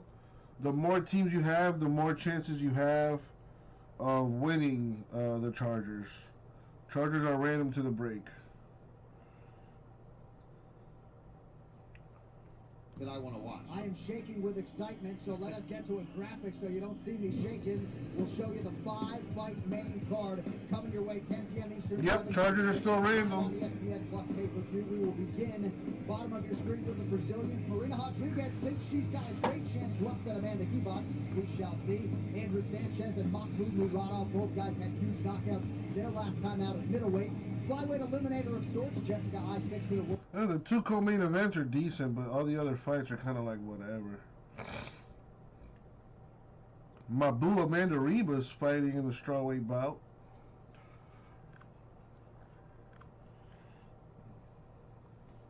Poirier has 18 UFC wins to his credit already. Man, would number 19 be big if he can get it. And tonight he gets a second crack at the former two-weight world champion. That is Conor McGregor. He was the undisputed featherweight king in 2015, won lightweight gold in 2016. And Daniel, it stands to Thank you, reason Joe Paul. 2021 could just be the busiest and maybe biggest year of Conor's career. For a long time, Conor McGregor has stated since last year he wanted to be more active. But when you talk about Conor McGregor, you talk about a guy that is not only a superstar at the highest level in all of sports, but you talk about a fantastic mixed martial artist. His ability to find the shots, his finishing ability, his confidence, the way that he attacks and approaches his fight. I don't know much about Dan Hooker or the other guy, but I think Conor McGregor is going to put on a masterpiece tonight. I think Conor McGregor knocks out Poirier in the first round.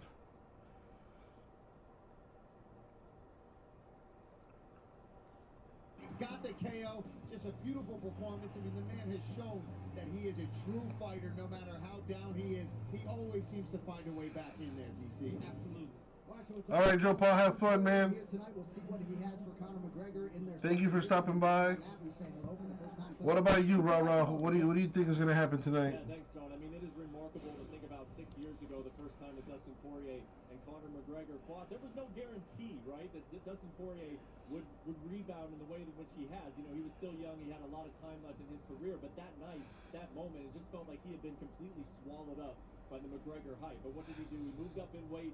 He rattled off 4 consecutive wins, and he started to earn that ranking that would lead to some of the biggest signature fights of his career. And it was really between 2007. You got Ribas, McGregor, Chandler. 18-month stretch. This guy went through Stanford parting ways with the Lions. Hell no, he don't end up with the Dolphins. Maybe the Patriots? Maybe the Patriots. I could see that happening. Stand the test of time, and now here he is in his 7th consecutive main event. What's up? Looking for maybe a changing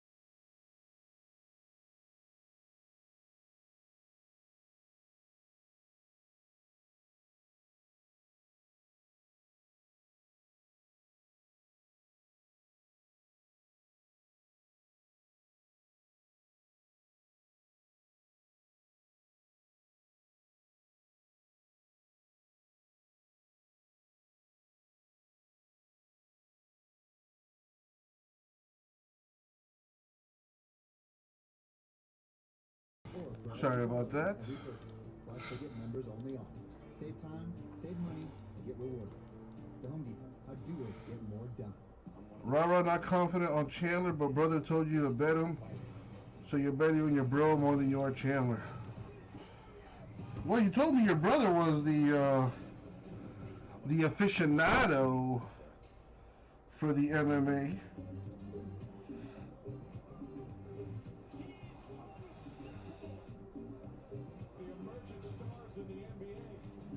It's NBA on ESPN time.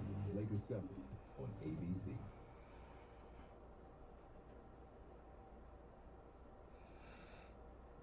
I've never seen either of them fight, Hooker or Chandler. I think I might have saw Hooker fight. I think Hooker got knocked out by Poirier, actually. I think.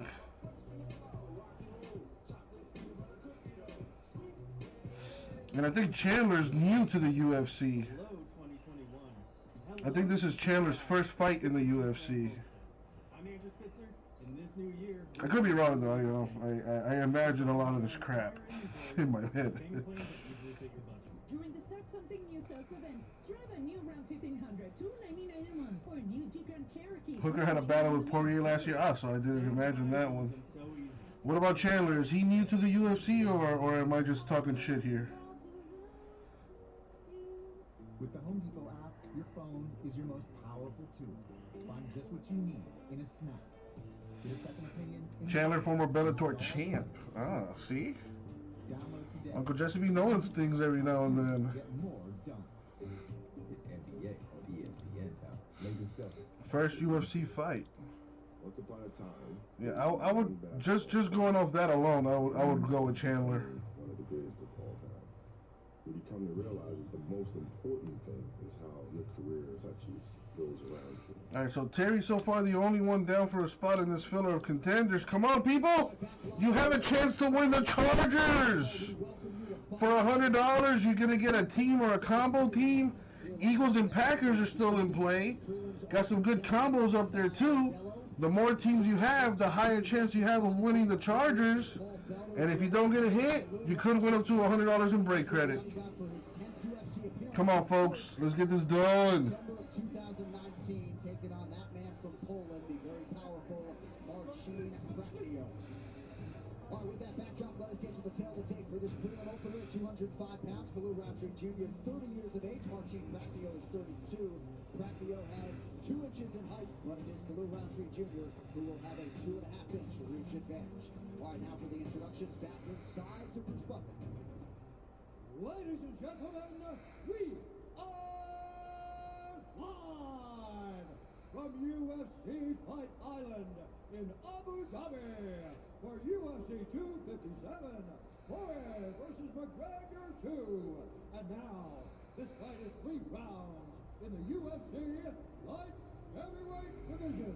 Introducing first, Fighting! out of the blue corner, a mixed martial artist holding professional record, 13 wins, 5 losses. He stands. Well, we got a heavyweight bout here. Weighing in at 205 pounds, fighting out of Warsaw, Poland, Marcin Prachnio.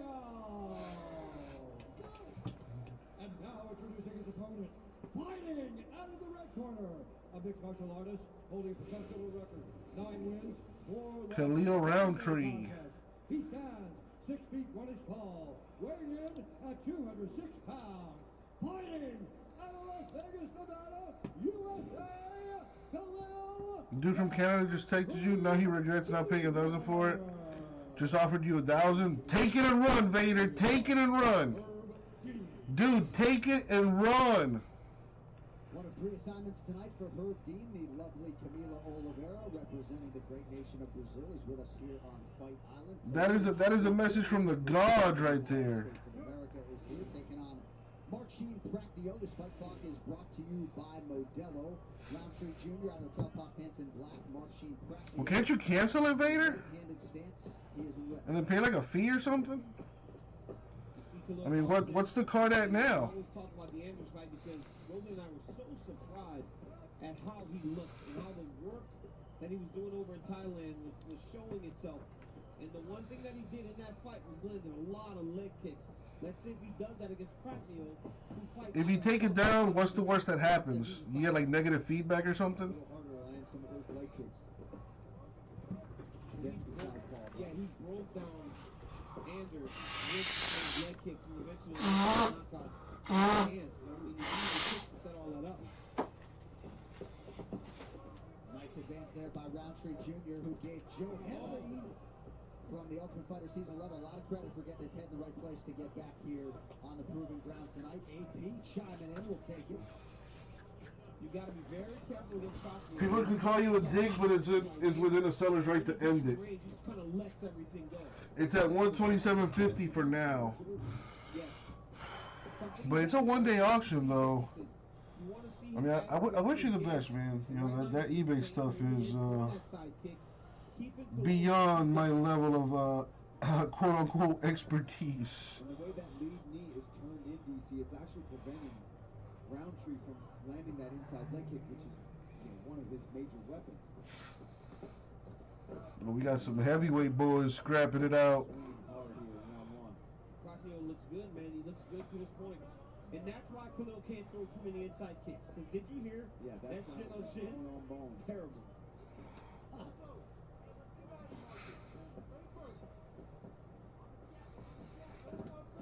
Both men seem to have earned. What's the schedule for tomorrow? What's the first game?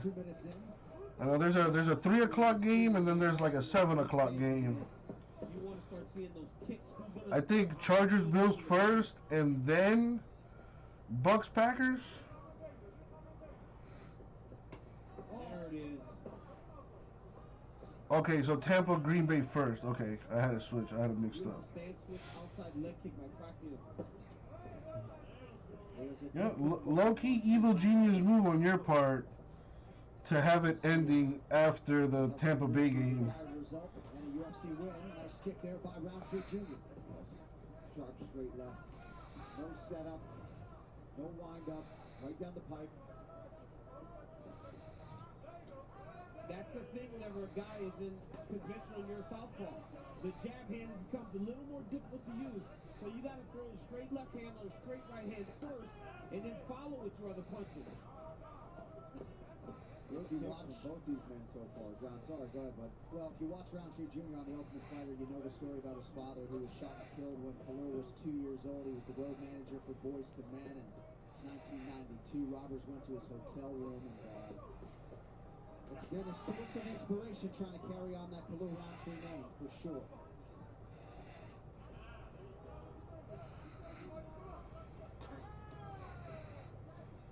Under 90 seconds here to go in round one. Both guys going bonus chasing early.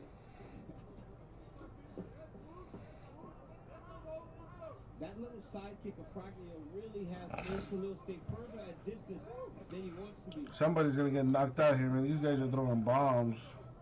Roundtree Jr. also told us this week that he kind of got to the UFC pre-development, and now in training, he's starting to see what Dana White and the Browns saw.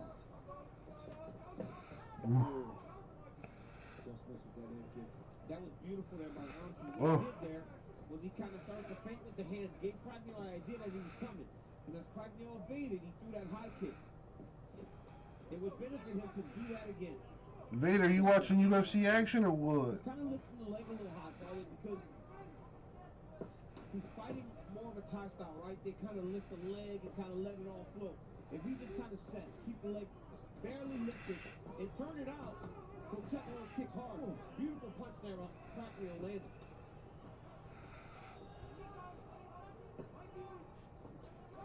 Beautiful punch to the body by Crackneo. Come on, folks, let's get something going here. Lots of good stuff at RipCityCards.com. Check us out. New customers save 10% on their first purchase. Register and use code RipCityCards at checkout. Randoming the Chargers in our contender breaks. So if you buy a team, you have a chance to win the Chargers too. $100 hitless giveaway attached on those breaks as well. Talk to me, folks. Hello, 2021. Hello to good goodbyes from Spitzer Jeep Ram Homestead. I'm Andrew Spitzer. In this new year, we're giving you new ways to save. With goodbyes on our entire inventory, with payment plans that easily fit your budget. During the Start Something New sales event, drive a new Ram 1500, $299 a month, or new Jeep Grand Cherokee, $399 a month. Hurry! Saying goodbye has never been so easy. Say hello today.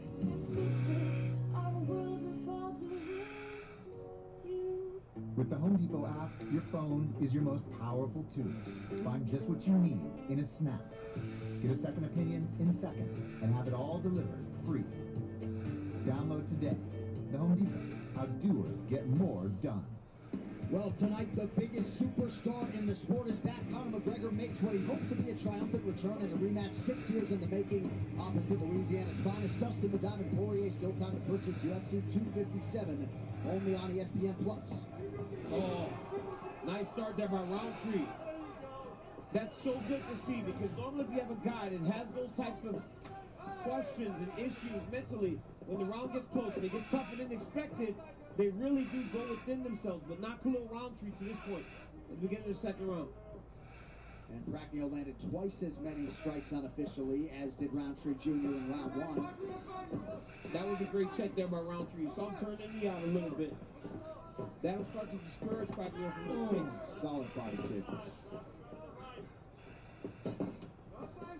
Good inside leg kick there from Bracknell. Beautiful little check left hook there. Or right hook, sorry. Bracknell plus 280 underdog coming in, certainly holding his own. Hall of Famer Larry Walker enjoying the early action here on a big night for the combat sports leader.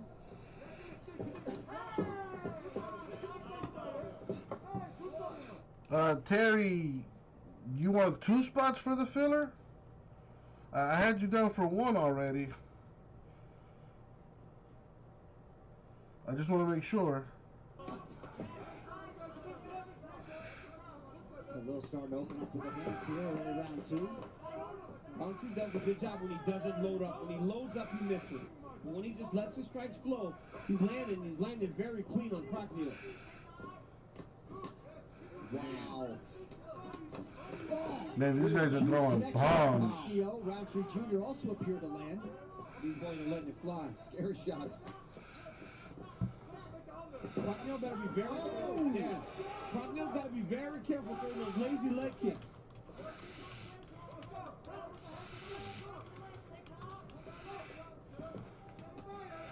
Roundtree's having a lot of success when he doesn't wind up and make that left hand over the top or a big wind up. He just shoots it straight down the middle, and it's landed every time he's done that. Gotcha, Terry. Thank you, man.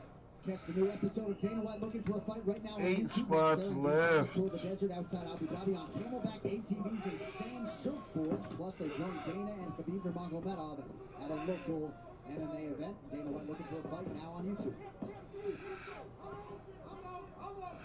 Thank you, Terry.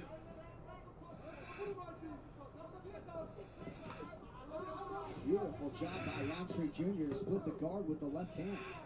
You see how Bracknell's back leg comes up a lot when he throws that right hand? All right, Terry done for 2 spots. Just need 8 more to get this thing cracking, folks. Step with that right hand. Keep that right leg. You have a chance to win the Chargers. Good team still in the filler. Eagles and Packers are still in there. Cowboys, Washington, the Steelers too. Combos of Titans, Jags, Saints and Rams, Panthers and Lions, Falcons and Bills, Bears and the Browns. Not to mention, you also have a chance to win the Chargers. And if you don't get a hit, you could win up to $100 in break credit. The in-between, when Khalil Roundtree is trying to make reads, Bracknell's just touching him with things. Little side kicks, left hand, right hand, little kicks, moving. He's doing everything to just stay active right now. This Coach's Cam is brought to you by Proper Number 12 Irish Whiskey. Hey, hoo-ah! Let's go, speed. Good. Big finish now. Okay. 2 on 2. 1 minute left. 1 minute down. Let's go. Stay smart. Chin down. There we go. Keep that lead in long. 2 twos. 2 twos. Chin down. Chin down. Hands tight. Tight. George Hickman, Joe Henley, John Hutchinson in the corner of Roundtree Jr. They're calling for 2-2. They want him to throw that left. Oh my God! He hurt him. That check hurt him bad. He had thrown that a few times. He's not rushing it. He's taking his time. He hurt Prochnio real bad with that counter right hook. Yeah, he still looks wobbled. Oh, kick for Roundtree Jr. That is a big moment for Khalil Roundtree Jr. Prochnio employing his best poker face. Eats a big shot to the body. Powers with the right hand. Oh, there's that straight left I've been talking about. He just darts it right down the middle. Roundtree's done a good job of block. Oh, I like that. Almost a tomahawk elbow coming in there from Roundtree. Paulie gets so excited anytime an elbow's thrown. Oh, you know, John. You know. Looks like we will see a third round. Stay with us. Hello, 2021. Hello to goodbyes from Spitzer Jeep Ram Homestead. I'm Andrew Spitzer, and this new year, we're giving you new ways to save. With goodbyes on our entire inventory, with payment plans that easily fit your budget. During the Start Something New sales event, drive a new Ram 1500, $299 a month, or new Jeep Grand Cherokee, $399 a month. Hurry! Saying goodbye has never been so easy. Say hello today.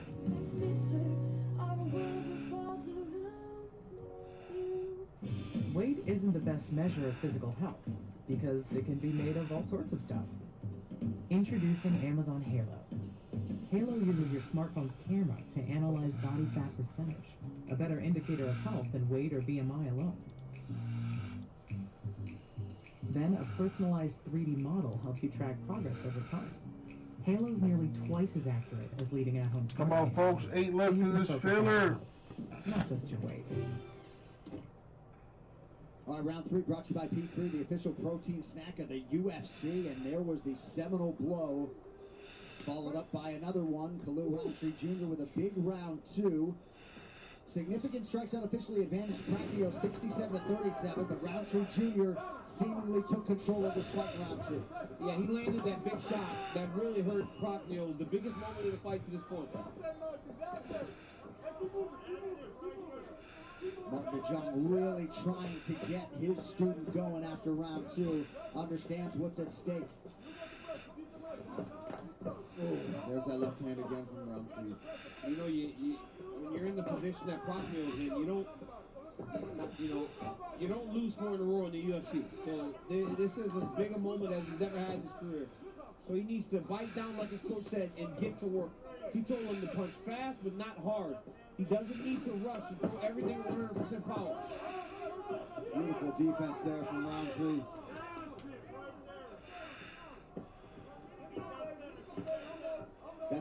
That should be a big confidence booster for Roundtree, having Prochnio shoot that takedown when most of this fight is taking place on the feet with both the guys exchanging.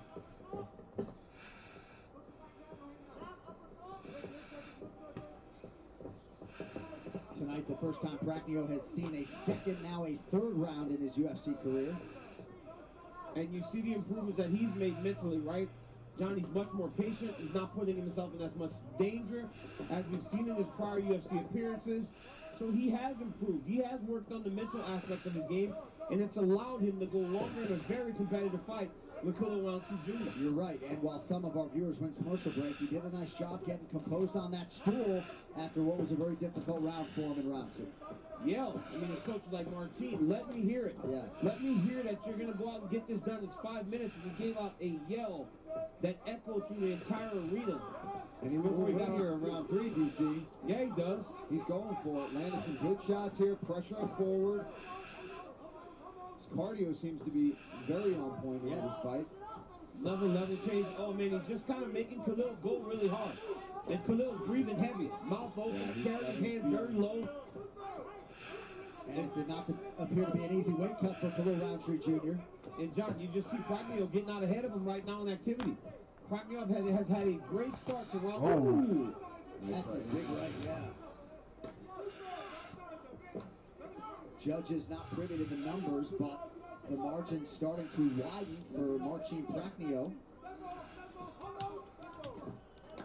Beautiful jab. We post a filler on social media. See if that helps. He's got him hurt. This is when Roundtree's got to get busier. I don't even think Roundtree understands how hurt Prochnio is. That uppercut landed nice. Well, that's the problem. You see Prochnio dipping his head every time he's throwing these big punches. And Khalil just timed it perfectly. It's just the activity of Prochnio, right? He's just constantly throwing stuff. Even though it's not landing completely, he's just constantly throwing action. He's constantly throwing strikes, kicks, punches, just anything to give Khalil a different look. Even at times, stuff like that happens, where Prochnio kind of makes very odd actions, very odd movements, because he's just trying to be so busy. That Prochnio right hand has made its presence felt in round 3. Coming up on a minute to go in the fight. There it is again.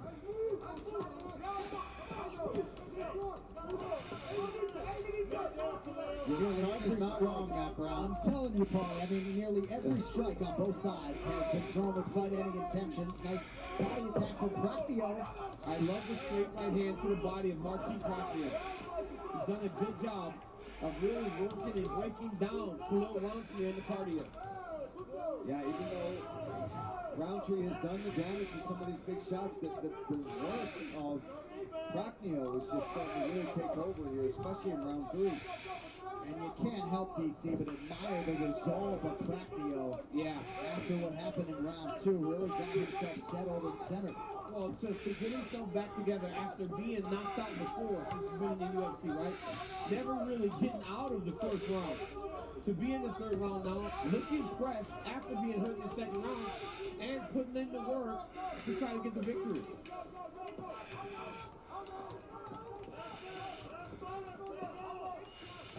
Oh, cracking right hand from Marcin Prochnio, and if you like striking, that was probably the fight for you. Marcin Prochnio and Khalil Roundtree Jr. go the distance at 205 pounds. Scorecards forthcoming as we continue live from Fight Island.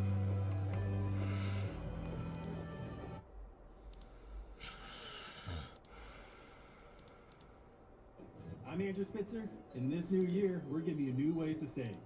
With good buys on our entire inventory, with payment plans that easily fit your budget. During the Start Something New Sales event, drive a new Ram 1500, $299 a month, or new Jeep Grand Cherokee, $399 a month. Hurry!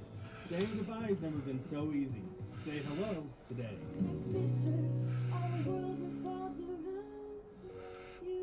Did you know Geico could save you hundreds on car insurance and a whole lot more? So what are you waiting for? Hip Hop Group Tag Team to help you plan dessert?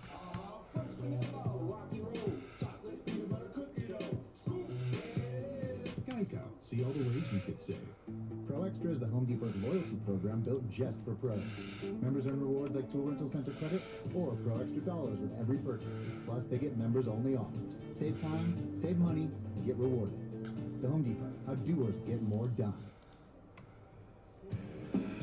All right, back live here in Abu Dhabi, and that clock is moving now, boys. Less than 90 minutes to go before the first pay-per-view of 2021 featuring Dustin Poirier and Conor McGregor in a rematch. All right, the fight decisions brought to you by The Little Things in theaters and on HBO Max January 29th, rated R. All right, now the scorecards, here is Bruce Buffer. Ladies and gentlemen, after 3 rounds, we go to the judges' scorecards for decision. All 3 judges scored this contest 29-28 for the winner by unanimous decision, Marcin Prochnio. So on the strength of a big third round, Marcin Prochnio gets it done as a plus 280 underdog against Khalil Roundtree Jr.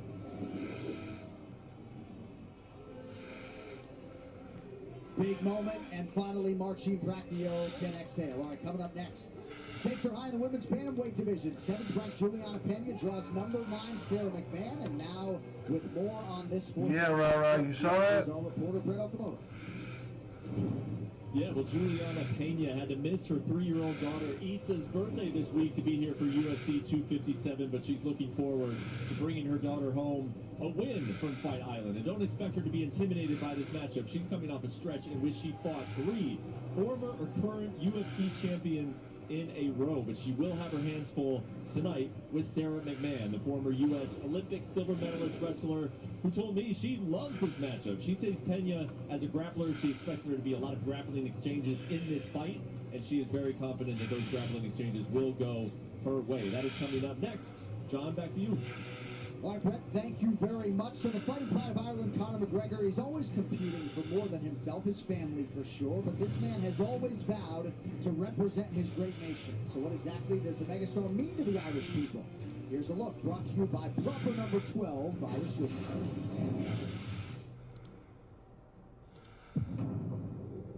Thank God you didn't bet.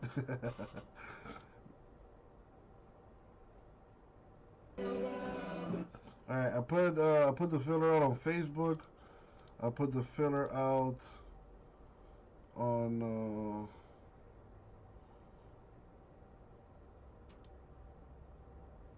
Twitter as well. Amazing hero from that. He's got this ability to make everywhere in the world seem like we're back in Ireland. He's a great Dubliner.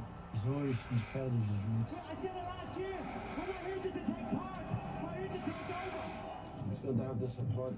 So 8 spots left in the filler. Terry down for 2 spots. $100 a spot. You either get a random team or a random combo. Teams on the screen. We got Eagles, Packers, Cowboys, Washington, and Steelers by their lonesomes. Titans, Jags combo. Saints, Rams combo. Panthers, Lions combo. Falcons, Bills combo. Bears, Browns combo. Inventory with payment plans at Easy. Not to mention, you also have a shot to win the Chargers. Drive a new Ram 1500, $299 a month. Or a new Jeep Grand Cherokee, $399 a month. Hurry! Saying goodbye's never been so easy. Say hello today.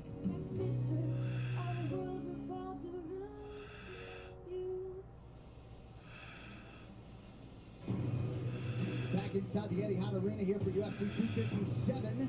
Petr Yan became a first-time UFC champion here in Abu Dhabi. Volkanovski had a big moment, as did Figueiredo. UFC 257 prelims are presented by Modelo, brewed for those with a fighting spirit. And in part by P3, the official protein snack of the UFC. Tomorrow, Usman will soon defend his title. Israel Adesanya is 20-0. Will he get to Khabib's perch at 29-0? I would not put it past him. All right, these UFC lightweight rankings are brought to you by DraftKings. So tonight will be number 2 versus number 4, and the main event winner figures to have the inside track on the next stretch at the undisputed UFC and lightweight championship of the world. All right, these tennis traders at the budget tonight, my man. What do you have for us on Dustin Poirier? Absolutely. Let's look at the diamond of Lafayette, Louisiana. Now, he's got to throw a lot of different strikes at Conor McGregor. If he manages to get Conor pushed against the side of the octagon, he has got to go to work. He targeted the body. He went up top, 1, 2, 3 different areas. He went around the left side. He went around with the right hand. He went up the middle with the uppercut. But look at to the left right here. His wife's watching. She loves him. Big Daddy goes to work. Now, Dustin keeps throwing different strikes. He throws the knee. Look at the variety of the strikes. Now, as Eddie starts to run away, he's throwing left hand, right hand. He's throwing everything. Now, watch as he throws the high kick. Dude, you cannot approach Conor McGregor with just one tool. You have to completely empty the arsenal.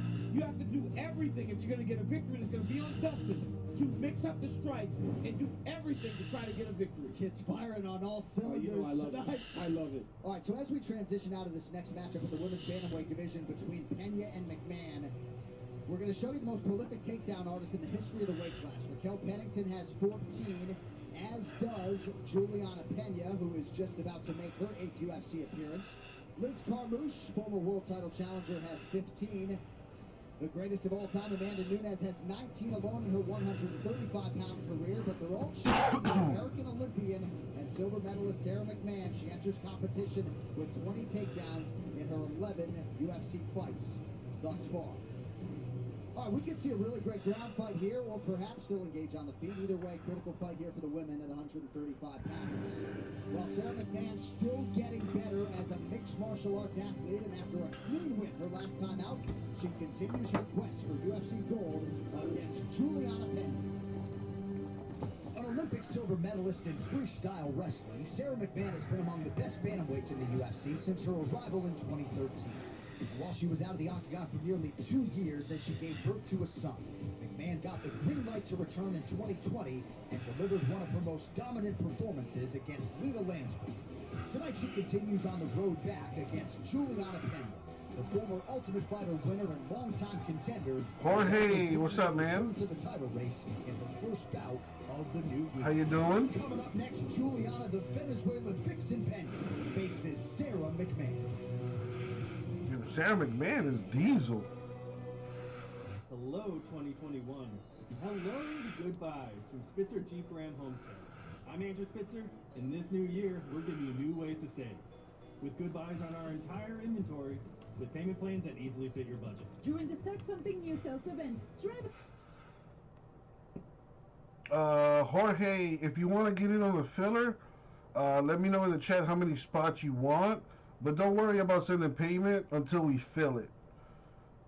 You know, there's a chance we may not fill it, so I don't want you to send payment and then I have to refund you. I don't want to go through all that. So, let me know how many spots you want. You want one spot? Thank you, man. So I'll put you down for a spot. Don't worry about sending payment.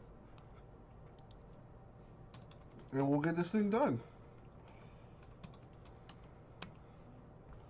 How's everything with you, man?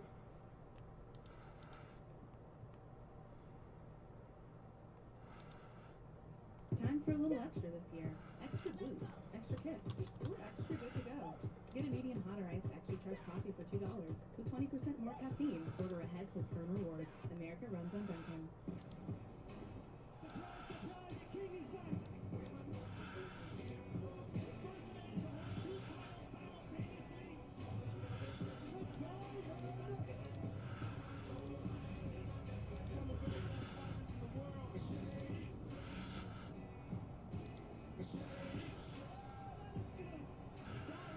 Take a break from cards for a bit. You like the contender stuff? Have you gotten into any breaks since you've been on? Once upon a time. This is the last time I've seen you?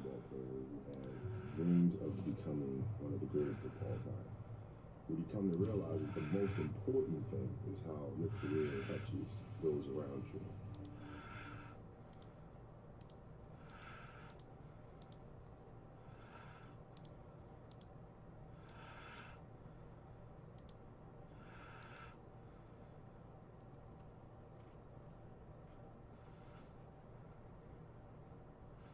Gotcha. They all suck. Yeah, prices are getting out of hand. I'm Andrew Spitzer, and this new year, we're giving you new ways to save. With goodbyes on our entire inventory, with payment plans that easily fit your budget. During the Stack Something New sales event, drive a new Ram 1500, $299 a month, or new Jeep Grand Cherokee, $399 a month. Hurry! Saying goodbye has never been so easy. Say hello today.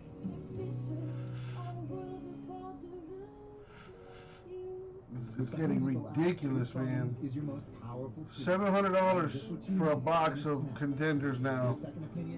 Last year that was like $350. Download today. The Home Depot. How doers get more done.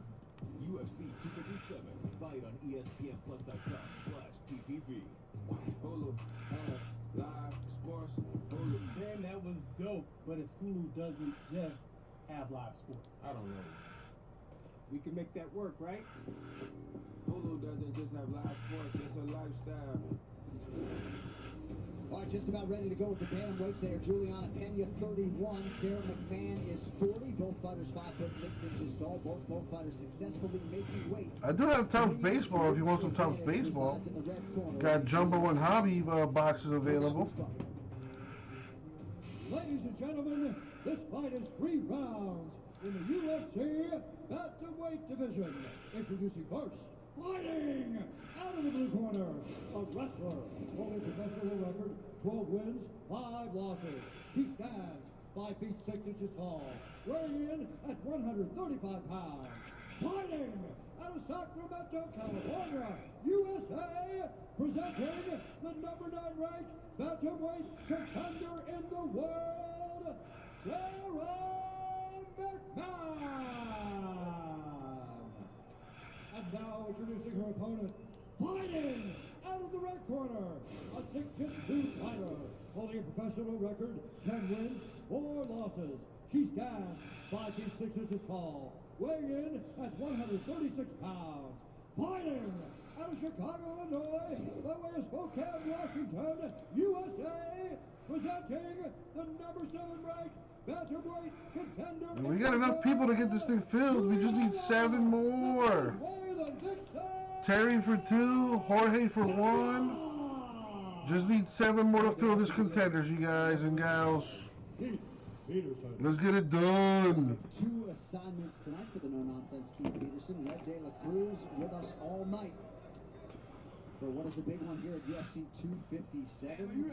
Sarah McMahon slightly favored at -125. Juliana Pena at +105. This fight clock is brought to you by the U.S. Army. McMahon in white with gray trunks. Juliana Pena is in the all-black. We've seen improvement in the stand-up of Sarah McMahon. She still hasn't shown that she's completely comfortable there, but she has gotten better. Let's see how quick she tries to get a takedown, because you know Juliana would very much welcome this fight becoming. LeBron James got hurt. It has been just about a year layoff for Sarah McMahon. She was booked against Aspen. Well, Jorge, I'm gonna be here till at least like midnight. Definitely gonna stay and watch, you know, the Poirier-McGregor fight. And if things are slow after that, then I'll probably pack it up and try again tomorrow. That's what she needs to do, but she does understand that there's a much bigger submission threat. All right, how about we do this, you guys? Terry and Jorge. I know you guys are interested in contenders, but if we're being honest, doesn't look like other people are interested right now. So how about this? How about you tell me what teams you're interested in, and maybe I can cut you a deal.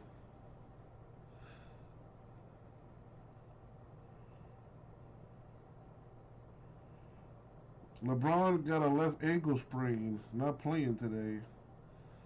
He'll be all right.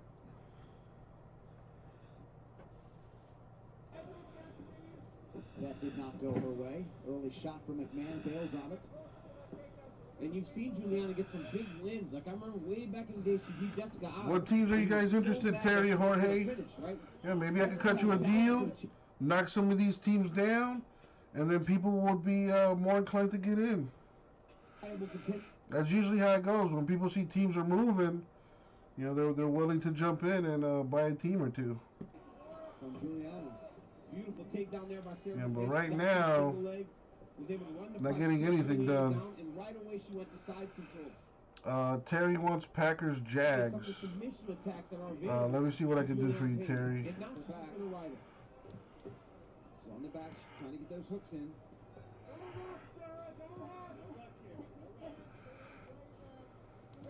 There it is. She was waiting for her to get up a little higher. There's the right hook in. Juliana's doing a really good job of reaching across and controlling the choke hand of Sarah McMahon. It's going to be up to Sarah to clear. There it is, Terry. Packers and Jags for 210. Do some damage to Juliana, make her open up so that she can try to chase the submission attempt that she seems to be looking for. She's trying to pull her over. Nice job. She's got wrist control. You see Mania really trying to keep that leg elevated so she can't throw that hook in.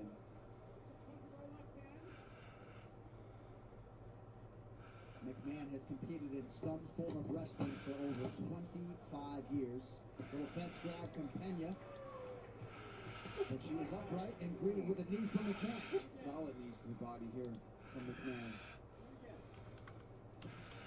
To watch Sarah McMahon still competing at 40 years old and in this way, right? She looks fantastic. Physically, she's always been in fantastic shape.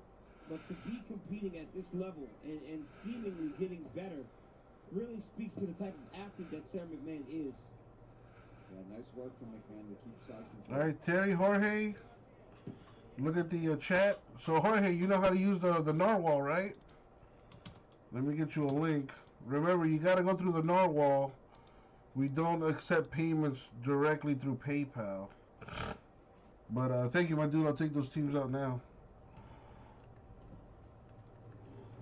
Sarah McMahon has a bit of a half Nelson there, trying to flatten out Juliana Pena.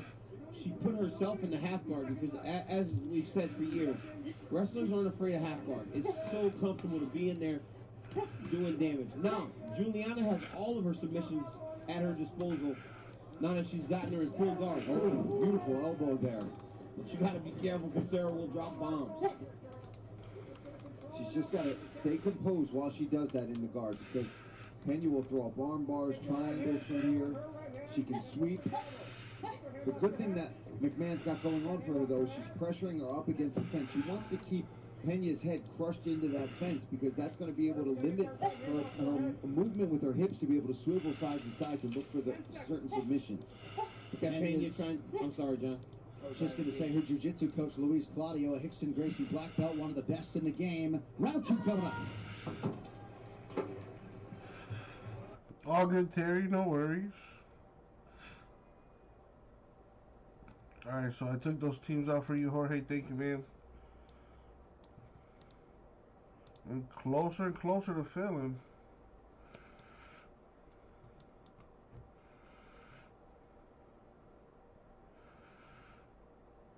Terry, would you do it for 200 even?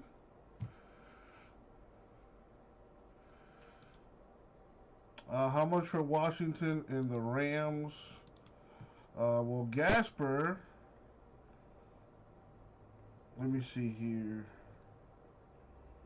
I see you did buy the Vikings. Did you use the 10% code? Yes, you did. All right, cool. So you used that already. Nice. Thank you, man. Let me hit you with the mud hammer. All right, so Washington Rams, 140, Gasper. 140 for Washington and the Rams.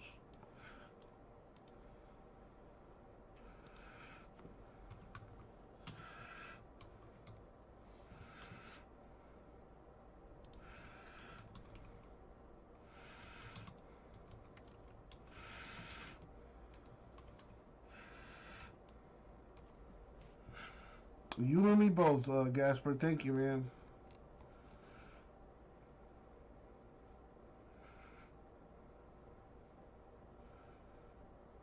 All right, Gasper. Thank you. I'll take those teams out. So, Gasper, you need to send payment through this link, which is what we call the narwhal. So if you click on that link, it'll bring you to this page that's on the screen right now. All you have to do is make sure you're logged into your account. Once you click this link, you see this box with the 1 inside of it. Just double click the number, type in your dollar amount. I forgot what I told you, but let's say your dollar amount is 150. You type in 150, you click add to cart, you view your cart. All right, let's try that again.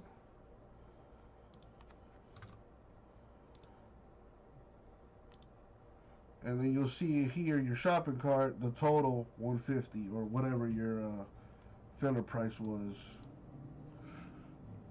You asked for Washington and Rams. I think I did say 150.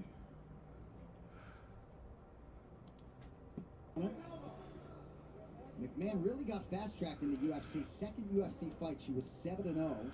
Look at this. Thank you, Jorge. Let me check on that. You cannot have one hand in and one hand out when you're in someone's guard. You got to be there it is. Or both. What's up, Chase? In the middle there. If you're Sarah McMahon. Yeah, she did a good job recognizing that. Got both arms in. Now she's going to look for elbows. Nice elbow over the top there from McMahon. You can see, but Pena. How you doing today, Chase? Very active guard. She's starting to switch her hips. You hear Sarah's corner telling you. You see her locking up that arm, DC. Now she got it out of there. Nice job from McMahon to recognize that. Trying to fill contenders, man. That much we know. Trying to fill contenders. Just to finish my point, McMahon. How's your mom doing, man? 7-0, faced Ronda Rousey for the UFC title. Has also been in there with Miesha Tate and Amanda Nunes back in 2015. But you eventually felt like this matchup could very well happen, and here it is. You know, this is a very dangerous position for a wrestler, right? When you go to that can open and grab the head. Not many... Good to hear about your mom, man. All right, contenders number 2 down to 11 teams.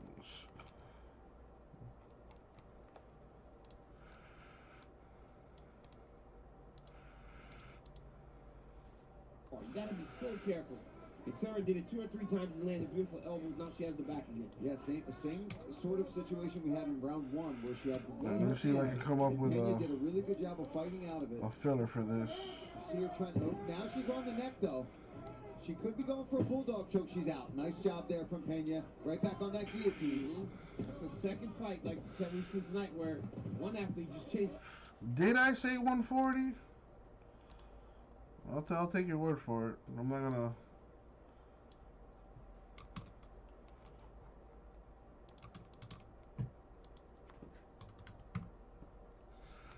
There you go. Thank you, Gasper. Alrighty.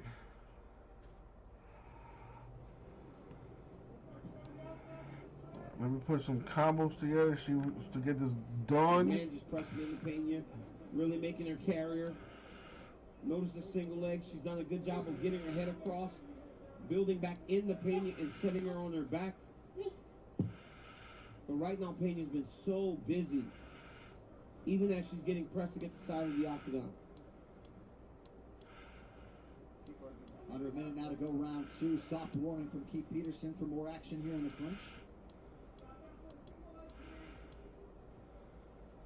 McMahon's corner looking for a drop down for a single leg, and Pena probably heard that imperative. That's why so many corners are speaking in code now. Right. They've got to have a code for a single leg, because you immediately become aware and be on high alert when your opponent's pressing into you and that's taking you down with 3 single legs already.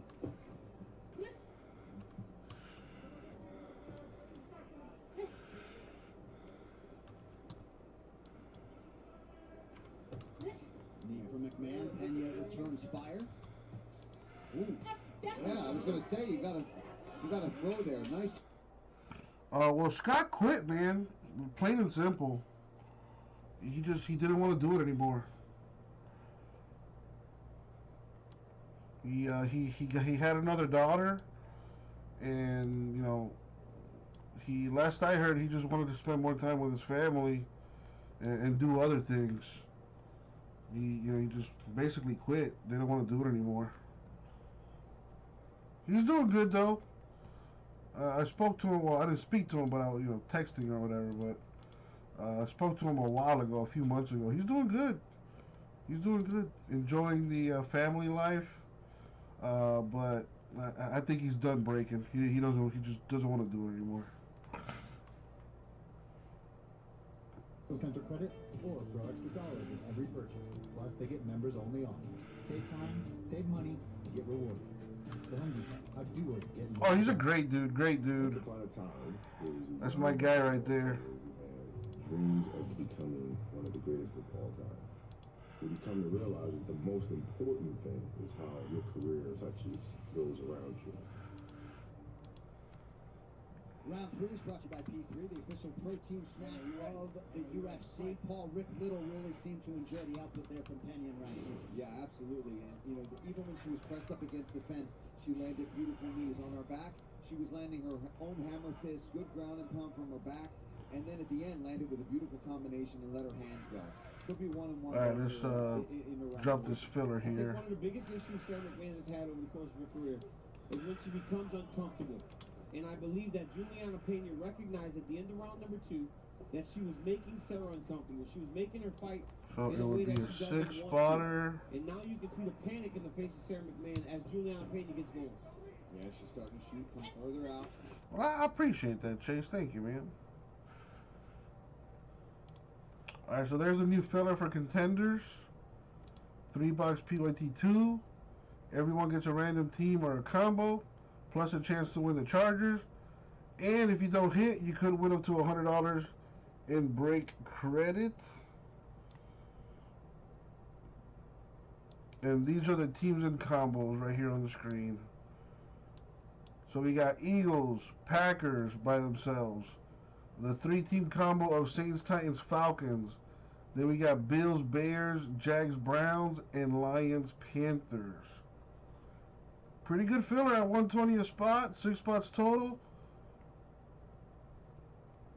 Drop a digit if you would like to join, and we'll get this cracking tonight. Overstating it, and No overstating the importance of these 3.5. Well, Gasper, dude, thank you for giving me a shot. Yeah, I'm nowhere near as cool as Bateson, but I do appreciate you giving me a chance, man. Chase, you want a spot in the filler? How many spots you want, Chase? Let me know in the chat. Probably trying to set up a guillotine by giving her just a little space to try to work herself up along the fence here. Our back take. Juliana Payne did a good job of cross-facing Sarah. Trey down for one. Chase down for one. Just like that. We are at 4 left. How you doing, Trey?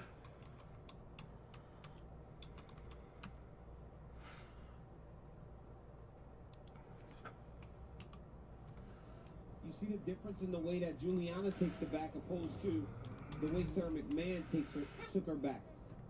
Terry, he may have stepped away. Terry is thinking. There you go. Will present itself, then she'll get a hook in to try to chase her finish. And if you're Sarah McMahon, you gotta figure How out you doing, Trey? compromising spot. Just over 2 minutes to decide this one. Beautiful ground. I am chilling, trying to get some breaks going, watching the UFC pay-per-view right now. It's still in the preliminaries, but that's what I'm doing. Working to get this thing filled here tonight. Try to change your position. Right to a body triangle. Now, if you're on the bottom, you want to move that body triangle over to your right. Nonsense, Terry, nonsense. You know, if the wife gives you any, you know, if she hassles you at all, just blame it on me. Just say it's Uncle Jesse's fault. You know, he's really, really persuasive. Just blame me. Just blame me. I'll take it. Win for Pena on Fight Island. That just shows you the skills Pena has. That wasn't fully in, and she was still able to squeeze that basically almost with one arm, just like that grip. Sarah was doing the right thing. She's fighting that arm, and she still was able to squeeze enough to get the tap. 4 left in the filler still. Right, it is now time for Impact Performer, brought to you by the U.S. Army, DC. You see right here. Come on, folks. Let's jump in and kill this thing. Remember, you have a chance to win the Chargers. Chargers are random in this break. So the more teams you have, the more chances you have of winning the Chargers. And if you don't get a hit, you could win up to $100 in break credit. Terry down for 2. About to buy the wife a new purse. And Bob fills it. Thank you very much. Let's get it done. Alright, you guys. Terry, Bob, thank you guys. Let me get you all a link to the narwhal here. Boom. There's the link. Thank you all. Let me take this down. With good buys on our entire inventory, with payment plans that easily fit your budget. During the Start Something New sales event, drive a new Ram 1500, $299 a month, or a new Jeep Grand Cherokee, $399 a month. Hurry! Saying goodbye has never been so easy. Say hello today.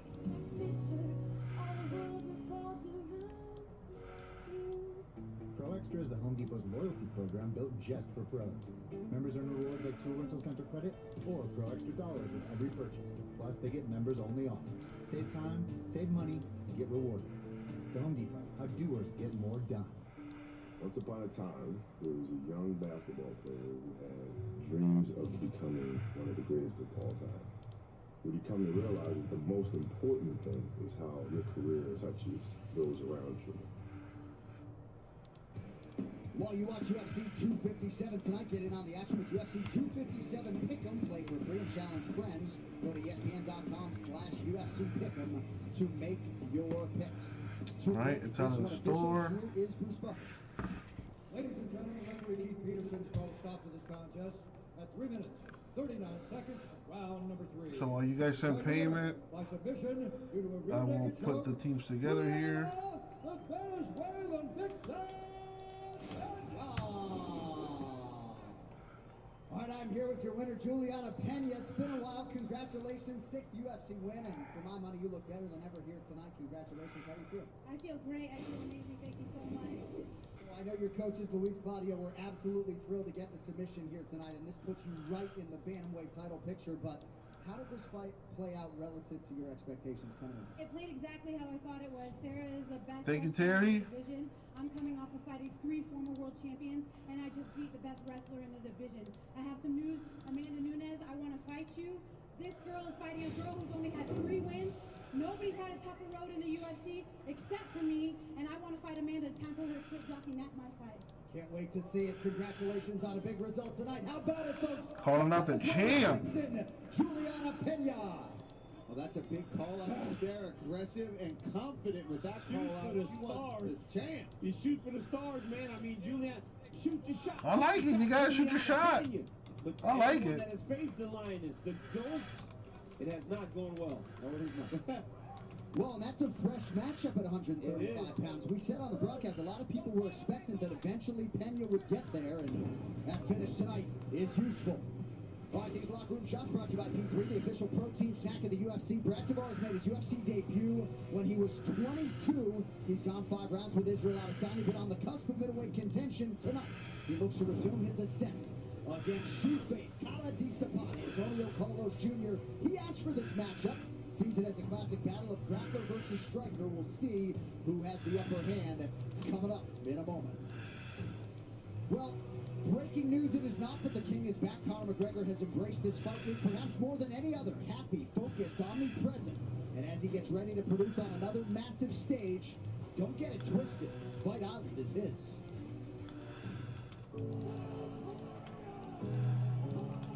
I'm almost done setting this up. I'll check payments in a bit. Ignite the flame and shooting star.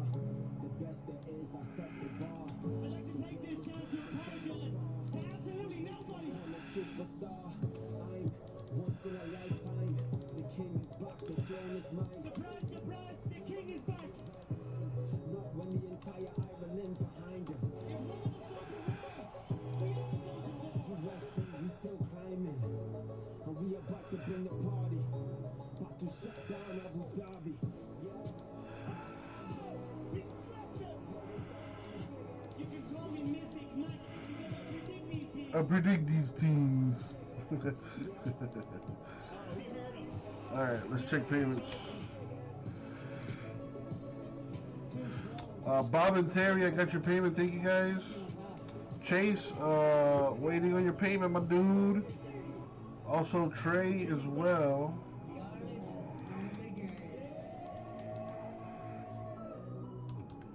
Dude, what is your deal with payments? Terry, you sent me 220.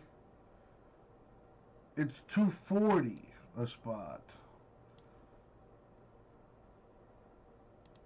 What's going on, Chase? Dude, you've been having issues for like the last 2 or 3 days. I think it's time to call your bank account or something to figure out what the hell's going on. Thank you, Trey. Appreciate you letting me know. Just making sure you're still there too.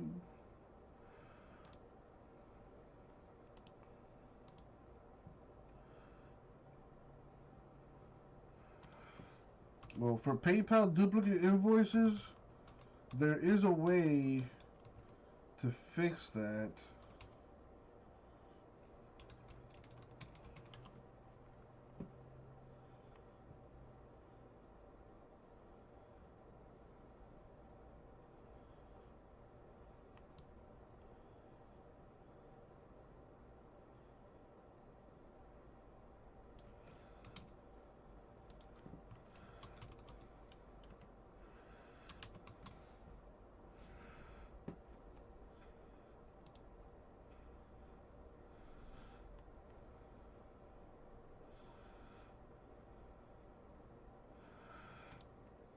Chase, I have a link for you to go to so you can figure that out, but for some reason I can't post it. It's a long ass link. I can't post it on YouTube. Can I send it to you on Facebook maybe? Do you have Facebook? Yeah, you have Facebook, don't you?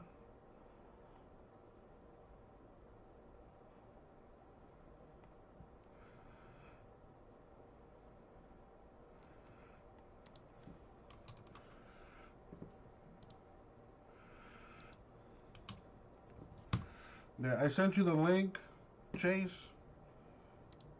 on Facebook. Carlos Jr. Yeah, so kind of some wild circumstances around this fight. As John mentioned, these guys were supposed to do this in March of last year, and then they both actually suffered the same injury. They both tore their ACLs, and for Carlos Jr., he really believes he was able to turn that into a positive. You know, this guy moved from Brazil to Florida in 2015 to train full-time, and of course he's gone back home in the time since, but it's always been for this really short stay. So when he injured himself, he went to Brazil, he got surgery in Rio de Janeiro, and then he stayed for 4 months. He spent time with his mother, spent time with his father, saw some friends that he hadn't seen in years, and what that did is it just really rejuvenated him. He feels fortunate to be here tonight, and he's looking forward to a big 2021 campaign, beginning with a win over Brad Tavares tonight. All right, thank you very much, Brett. Yeah, we've seen this guy's entire UFC career, DC. He was 4-0 when he made his UFC debut after winning the Ultimate Fighter Brazil 3 at heavyweight. Jiu-jitsu credentials provide for a long list. Also had a big win against Marvin Vettori back in the day, so we'll see how it goes for Antonio Carlos Jr. in a matchup that he wanted in the worst way. I mean, at one point, this young man won 5 fights in a row in the middleweight division. And looked like he was on his way to becoming a real contender. Things haven't gone according to plan lately. But in this fight against Tavares, it is a matter of how soon he can get the fight to the ground. This is striker versus grappler in the purest sense that we get in today's mixed martial arts. Yes, Brad Tavares is a talented grappler in his own right. But this young man has such great grappling and his ability to chase submissions. No worries, Terry. All good. Yeah, absolutely. I mean, it's just the reach and the build of Antonio Carlos. Yeah, Trey is at work right now, so I'm still waiting on his payment. And Chase is having issues as well, so I'm still waiting on his payment too. Like you said, was on an absolute streak. So to go in here tonight, a fight that he wants, it's interesting to see how he's going to approach getting that fight to the ground, because Brad Tavares is not easy to just get on. He's got power in those hands. You want to step in there, you better be prepared to use some strikes to get there. Well, you forgot how to read, Chase? I'm sorry. That was. I'm sorry. That's funny. I'm sorry. I don't care. All right. Let me look at the what I sent you here. No worries, Trey. It's all good. All right, Chase. It says right there. To resolve the problem, allow multiple payments per invoice ID in PayPal's payment receiving preferences. So you need to go to your PayPal account. You need to go where it says payment receiving preferences and change it to allow multiple payments per invoice ID. And that's it.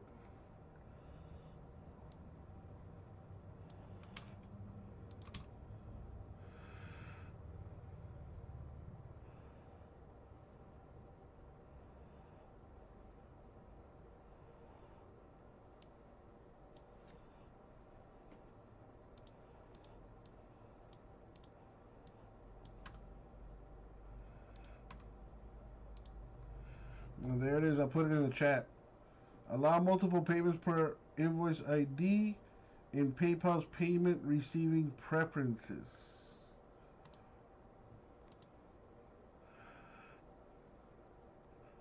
Trey, you're good to go. Terry, you're good to go. Thank you, guys. Wait, hold on. Never mind. Trey. So I think, Trey, are you going to send me another payment? You sent 80.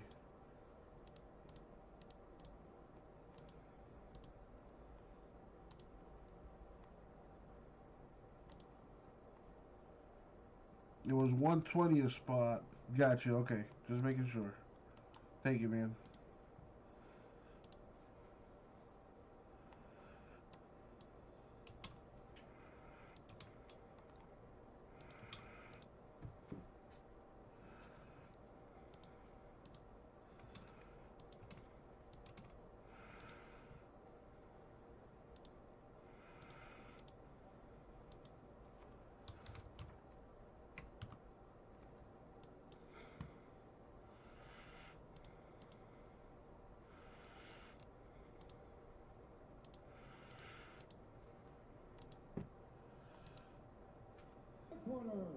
martial artist holding a professional record, 17 wins, 7 losses. He stands 6 feet 1 inch tall, weighing in at 185 and 1/2 pounds. Fighting out of Las Vegas, Nevada, by way of Kailua, Hawaii, USA. All right, Trey, I got the other payment. Thank you, man. So just waiting on Chase now. Chase, if you need help, let me know. No worries, Trey. You're good. No worries. Thank you, man. Dan Hooker and Michael Chandler on pay-per-view. Camilo Oliveira is here. He's got a lot of crowd support in this building as well. Antonio Carlos Jr., the -120 favorite. Brad Tavares is the even money underdog. This fight clock is brought to you by Modelo. You may have seen a tweet a moment ago. One DraftKings bettor has 20 large on Shoeface tonight. See if he cashes. Thank you, Chase. These guys that bet $20,000 in underdogs, man, they're so brave or they just have way too much money. Tavares has been ranked as high as number 8 in the world. He fought Yoel Romero back in 2014. He was favored to beat Robert Whitaker in 2015. So a lot of skills, especially when it comes to the stand-up game. See, this is what I'm talking about. Good work already from Carlos Jr. to use his hands to set up any possible takedowns that he expects. Sending you luck, Terry. Sending you luck. You saw sending everybody luck. Carlos Jr. kind of throw a combination there. It didn't look like the cleanest combination, but it did get its desired result. You see Tavares having to back up. It's when you back up on a straight line is when he will throw those odd punches and then change levels into a double leg. The UFC Twitch channel is giving away a one-of-a-kind custom UFC-themed Xbox Series X. Head over to UFC.com/sweepstakes for official rules to enter, and check out the UFC Twitch channel for more ways to win. That's UFC.com/sweepstakes to enter for a custom UFC-themed Xbox Series X. Restrictions apply. Tavares is doing a really good job of keeping the head down, foot going towards the mat as Carlos Jr. is on that high crotch. It's hard to finish a shot whenever your head's down and your butt's out. And beautiful flexibility as well from Tavares there. Carlos Jr. had that leg all the way up over his shoulder. He was able to punch him in the face and then pull that leg back. That's a good start for Tavares to be able to defend that takedown already. Especially when they're fresh, right? Carlos Jr. is a big, strong guy. And he's going to feel stronger. Oh, that is wow. Oh, look at that. Look at that defense there from Tavares. At Tavares float the position. Yeah. He never got his feet in cement. He just continued to move backwards and float and stuff the head of Carlos Jr. And we're talking about Terry, you will not be sleeping outside. I will not allow it. What was that first wrestling practice like after an ACL surgery? Right there, the way he defended that shows that he's very confident. I got the 3 boxes right here. That he got after having that surgery. Ready to go. And you do see some of that Antonio Carlos Jr. power. Sometimes Ready. people fancy him a specialist. What up? Did have a couple knockouts on the Ultimate Fighter. Ready to go. Ready to go. Yet to produce a knockout as a pro. Those were The only person sleeping outside is going to be me. And that's why he's able to get in on these shots. Because I like to sleep outside. He hasn't been able to execute them fully and get the fight to the ground. He's setting them up. He's doing the right thing so far by throwing big punches. And like you said, DC, maybe not the sharpest or the cleanest combinations, but they're landing. Mm-hmm. Although Tavares will take some shots. I'm Absolutely. worried about that. And that's got to be discouraging for Carlos Jr. to have gotten in so deep on 2 occasions and has not had any success with taking Brad Tavares down. I love how Tavares attacks the hands and he keeps his left foot. Chase, are you still there? Any luck with the PayPal?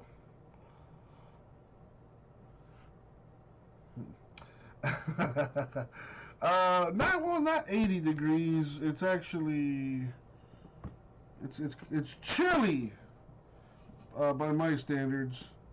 It's 66 degrees outside, which for us is cold. That is officially cold.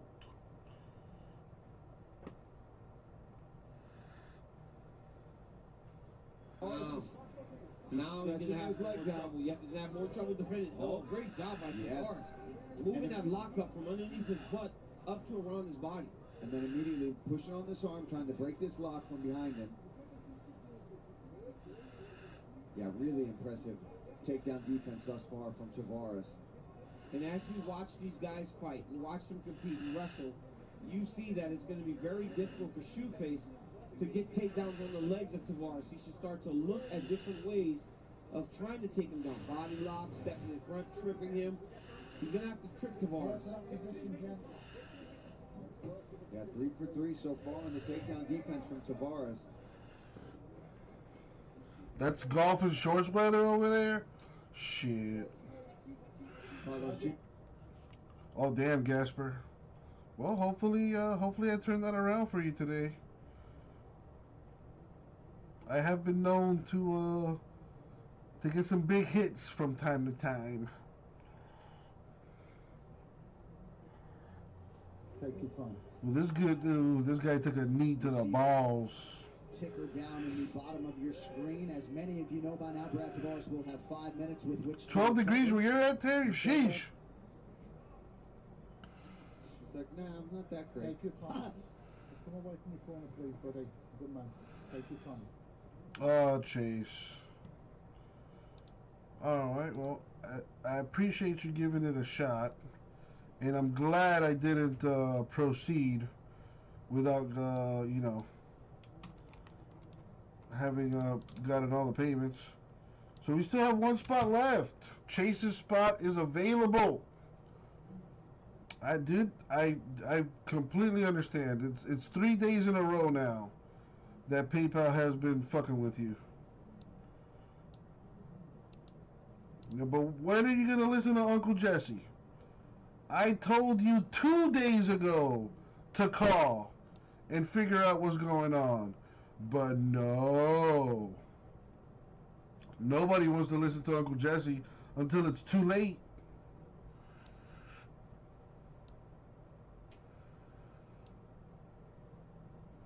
Alright, so we have 1 spot left. Who wants to take that last spot?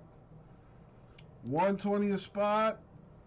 We have the Eagles, Packers, Saints, Titans, Falcons combo, Bills, Bears combo, Jags, Browns combo, and the Lions, Panthers combo.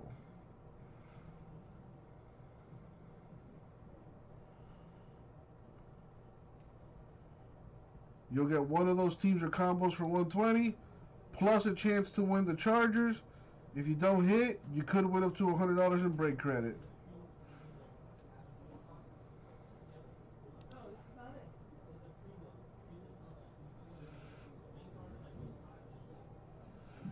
All right, back live for round 2. Paul Felder, one of your striking coaches, and one of the We better got head coaches plenty in of the game. people watching. With some advice for Brad Tavares there after round 1. Yeah, absolutely. Terry says try using a different email, Chase.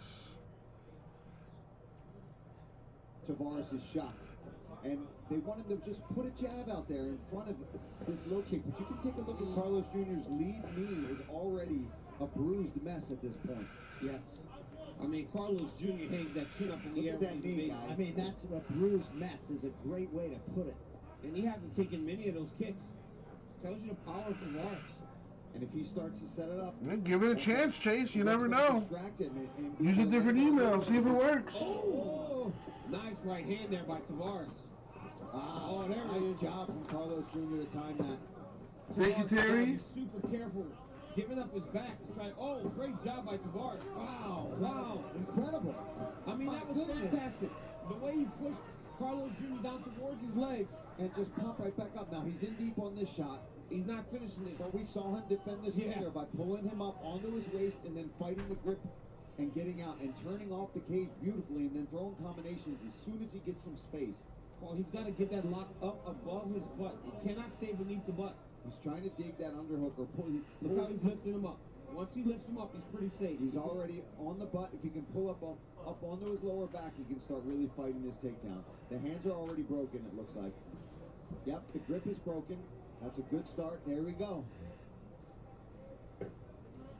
That's got to be frustrating for Carlos Jr. Well, to get your takedown finally and not being able to control Brad Tavares. But again, you know, Carlos Jr. is doing a good job of pressing him up against the octagon, landing knees, little punches and kicks, little punches and knees, and just working. He's out again. I mean, I'm very, very impressed with the wrestling of Brad Tavares. Incredible, man. Under 3 minutes here to go in round 2. He has certainly done the right work in training. A second camp in preparation of Antonio Carlos Jr. Good jab there from Carlos Jr. Any luck, Chase? Oh, nice right hand. Guys are throwing hands. You can see the difference in the technical skills in the striking of Tavares and Carlos Jr. Carlos Jr. does a good job of throwing that jab. He's a big, long guy. He's real good leg kicks, but when he tries to string them together, he isn't as fluid. Tavares is very fluid with the jab. Double jab, right hand. Beautiful check there by Carlos Jr. Two power teams going head-to-head here. Extreme Couture's Tavares, American top team's Carlos Jr.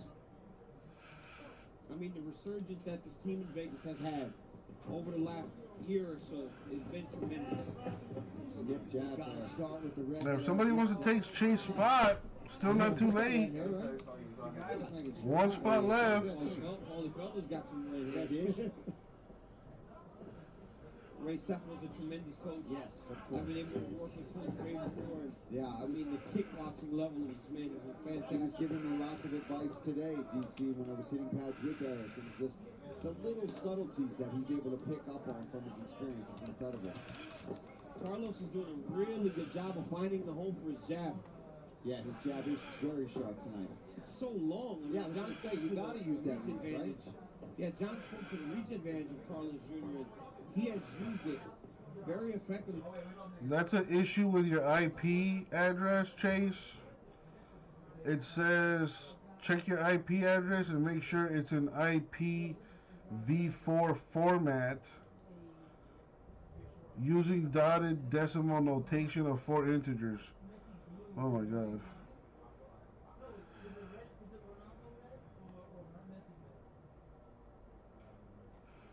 I googled what the error code was and that's what it says.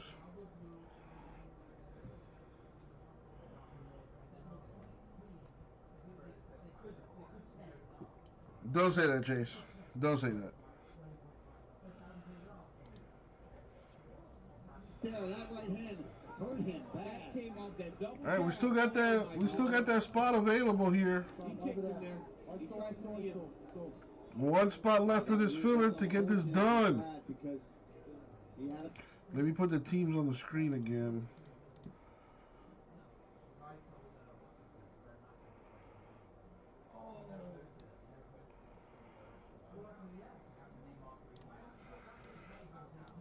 So these are the teams in the filler. We got Eagles, Packers, Saints, Titans, Falcons, Bills, Bears, Jags, Browns, Lions, Panthers combos. At 120 a spot, you'll get one of those teamer combos. Not to mention, you also have a chance to win the Chargers. If you don't get a hit, you could win up to $100 in break credit. There's more people here tonight than there's been. Got one spot left to fill this. Who wants to step up and take that last spot? Socially distanced.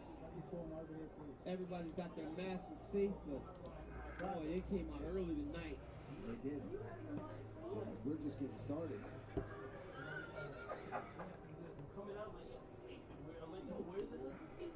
Just over a minute has gone by since the inadvertent groin strike.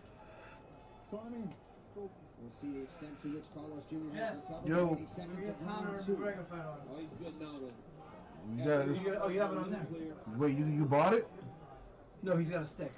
Oh, nice. That right hand ain't gonna help matters for the Brazilian. I'm just watching the prelims Are you an now. ESPN Plus subscriber? Yeah. Tavares will be jab, jab, right hand. If he lands that, he can hurt him again. Nice jab from Tavares. Round 3 coming up. Hello, 2021. Last spot mojo, come on. Who wants to take it? I know someone's thinking about it. Don't think about it, just do it. Don't think about the wife or what the girlfriend's gonna say. Who cares? Just use her credit card instead. She spends your money. You might as well spend some of hers. Hurry. Saying goodbye has never been so easy. Say hello today. You can easily turn that 120 into 5,000. Your phone is your most powerful tool. Find just what you I don't know about all that, Rara. Get a second opinion in seconds and have it all delivered free. Download today. The Home Depot. How doers get more done. isn't just a Wi-Fi update. This is X-Fi Complete from Xfinity. I think he's gonna watch the fight here. And will ensure you get the most out of your Wi-Fi coverage. Learn more about X-Fi Complete today. Round 3 is brought to you by P3, the official protein snack of UFC. Nice technical advice there from Mike Brown to Antonio Carlos Jr. Inside leg kick for Brad Tavares. Brown looking for the double leg DC, and he's talking about pitching those elbows when he gets in. Yeah, he's got the elbow flares, and he's not collecting the hits of Brad Tavares. I mean, the Tavares is so fluent. When he's in the stand-up, his head's moving always opposite the line. Outside of a jab, Carlos has not landed much of anything else. Anything of substance. No, it does. Just the Ishimas are on the left, right? On the left. On the left? Yeah. Oh, so You know, Carlos Jr. is checking these kicks, but he's checking them almost right on the kneecap, and in that sensitive area of the knee. He's not getting his shin on there. So even though it may also hurt Brad a little bit, One spot left, baby. Come on. Let's get this done. Officially 1 for 7 on his takedown attempts thus far. My boy Bob stepping up. Bob, I know I don't say this very often, but I fucking love you. And I will name my firstborn child after you. Whether it's a boy or a girl, it will be named Bob. Thank you.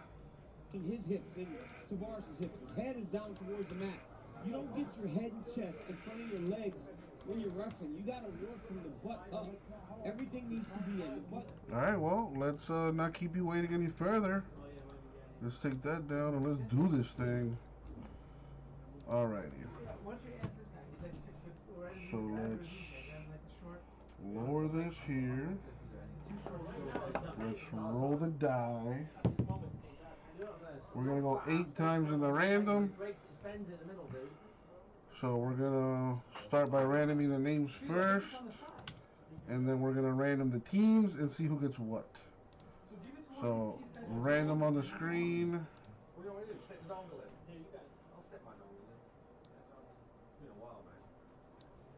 There is the fillers. Alright, so I'm going to random the names first, then the teams to see who gets what. We're going 8 times each. Good luck, everybody. Thank you, Isaac. Alright, it's getting a little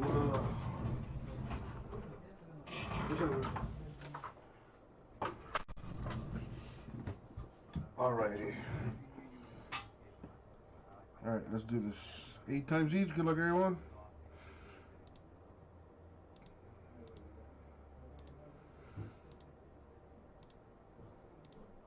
Money shot 8. Boom, 8 times. Copy, paste. Now we're gonna do the teams and see who gets what. 8 times. Good luck, everyone.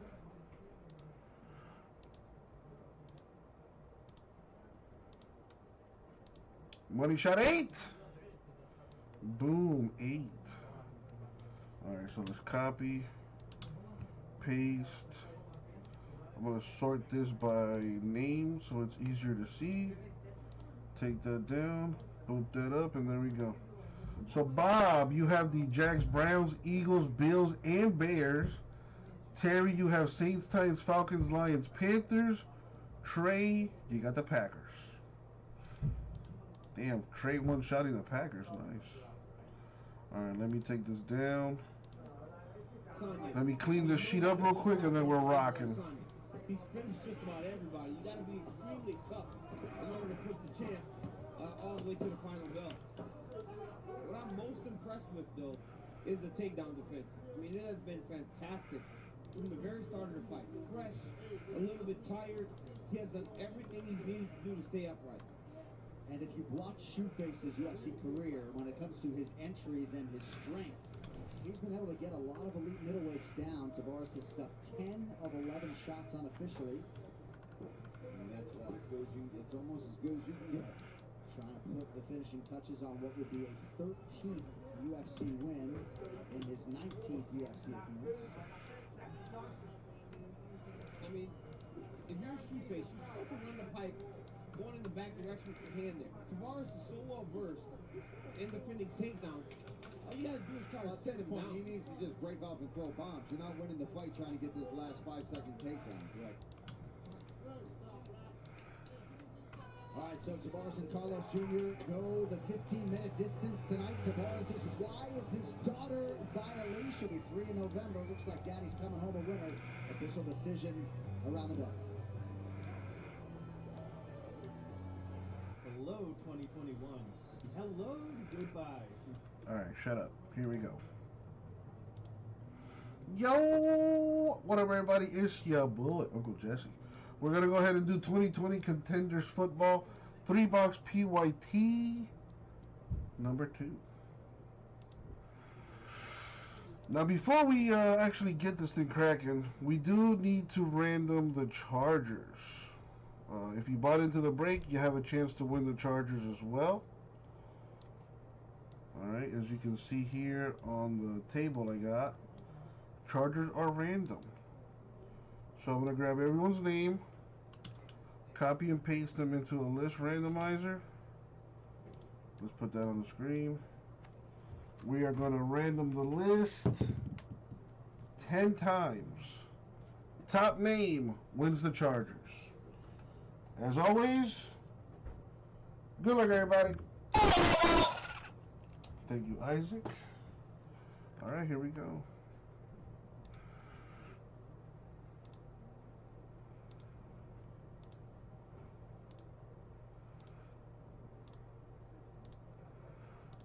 And the money shot.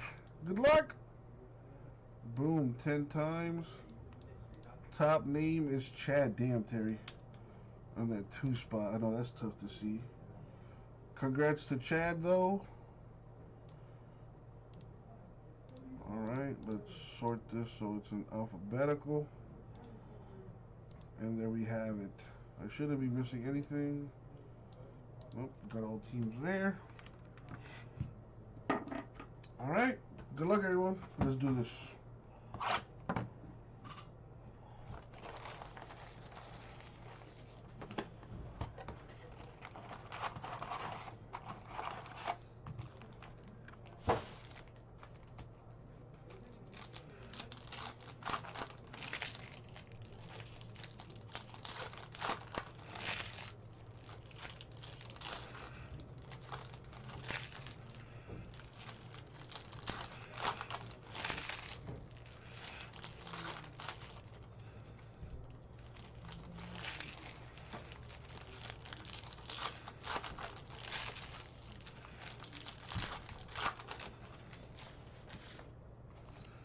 Big hits, baby, big hits.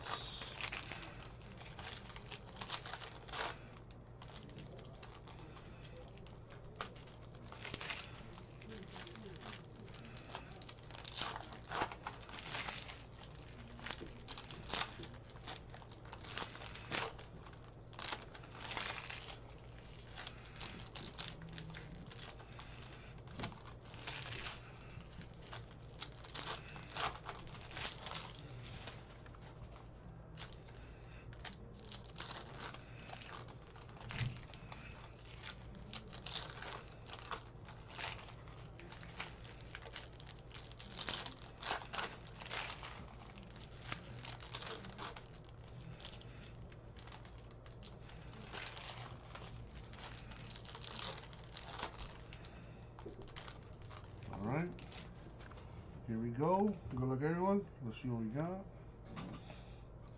We're starting off with Kevon Wallace, Eagles auto.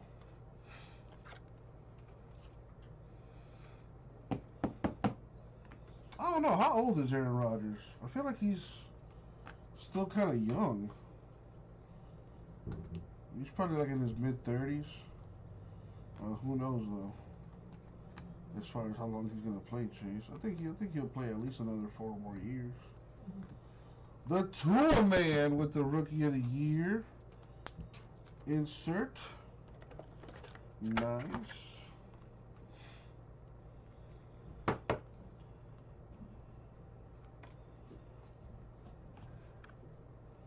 We got an autograph there. For Alex Highsmith of the Steelers, the rookie ticket auto. So Eagles and Steelers on the board. So I'm going to put them in bold. That signifies that they got a hit. A hit is determined as either an autograph. There's no relics in this, but that's that's a hit. Any cards that are numbered to 10 or less, or any case hits or short prints. All those are considered hits, and that is in the description if you want to go ahead and check that out.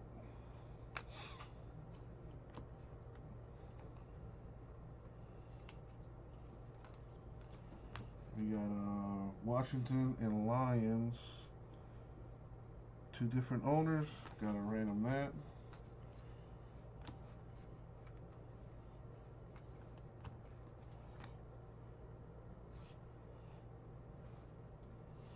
James Robinson, rookie ticket Jags.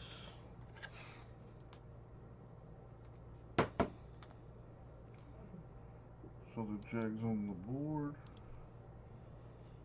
Both Niners there. I like to keep these separate.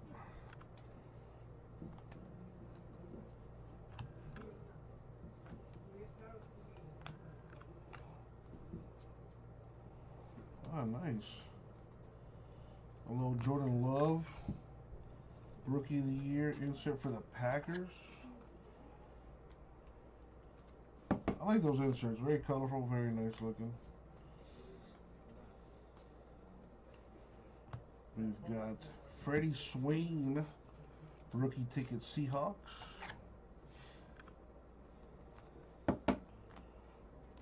Seahawks on the board.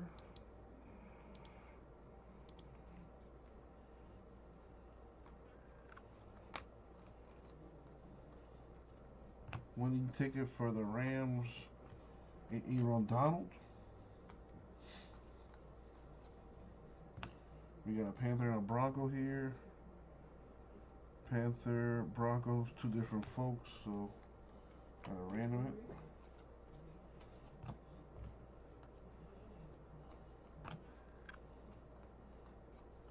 We got a Jared Goff parallel to 149. Rams. Winning ticket for Aaron. I would like the Packers to go to the Super Bowl. I'm tired of seeing Brady in the Super Bowl. Ooh, a little Herbert action. Rookie of the Year contender. Would have been nicer if it was numbered. Would have been way nicer if it was autographed. Maybe a sign of things to come. Let's find out. Ooh! Oh, that's a good card. Playoff ticket. Jalen Hurts on card auto. Number 20 of 99. That's a good hit. That's a real good hit. Very nice. There you go, Bob. That good karma coming back around.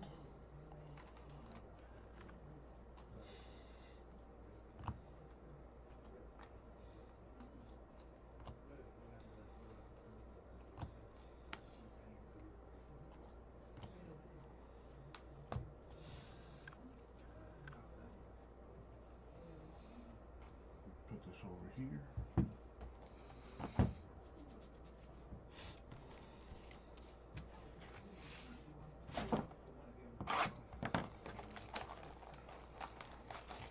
Would have been nicer if you were in the break, though, freak. I see that I don't see your name on the in the list there, unfortunately. But guess what? You can get into number 3 or number 4. Still got teams available in those breaks.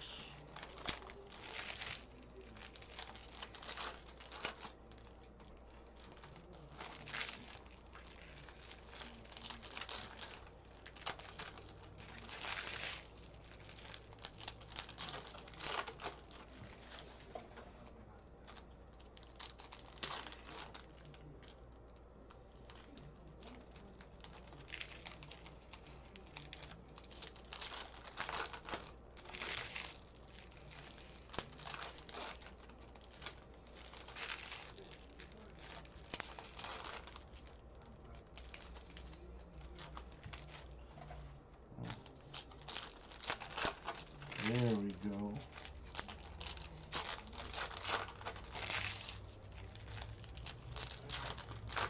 Is it really Freak? Or is that a J Mestimate?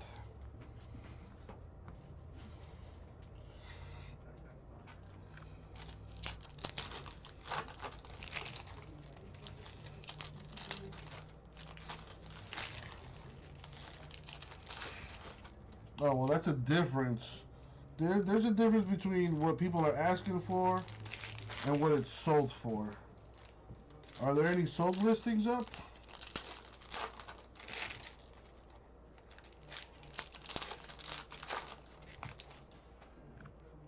Alright, box 2. Good luck, everyone.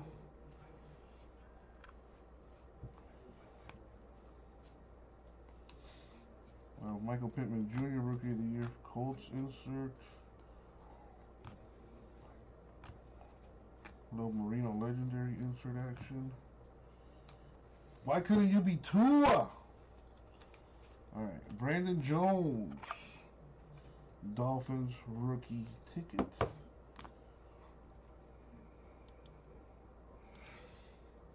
Cam Akers, the Rookie of the Year contender. He was solid. Very, very good running back for the Rams. Don't sleep on that guy. There's a lot of good young talent in the NFL. Speaking of, Josh Allen MVP, Bills. We got a Giant and a Cowboy. The Giants, Cowboys, 2 different owners. Got to random that.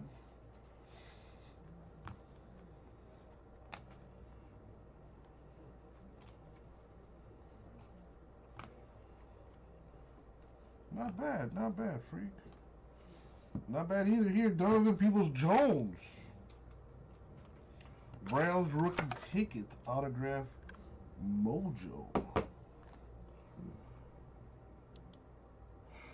Wow, Bob is doing some damage. Chase Young, Rookie of the Year. Insert.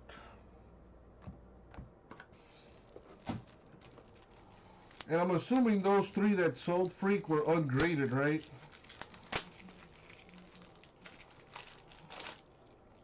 So if that one gets a good grading, you know, that adds at least another $500-600 to the to its worth.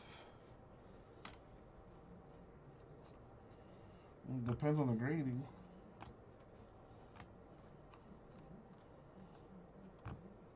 I know my homeboy winning tickets.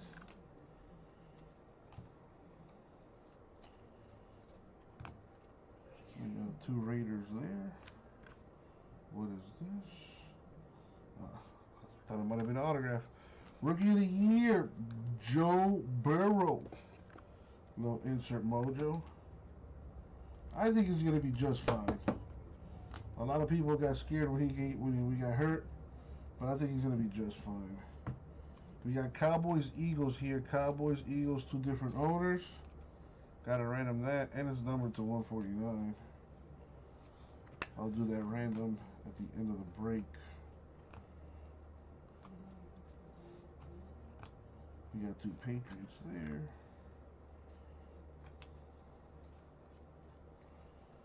Okuda, Rookie of the Year for the Lions insert. Now that's a good running back right there.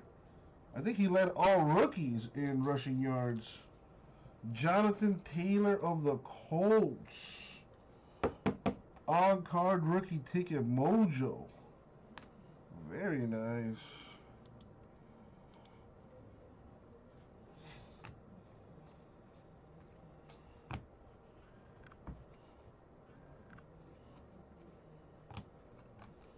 We have Xavier Jones with the Rams rookie ticket autograph.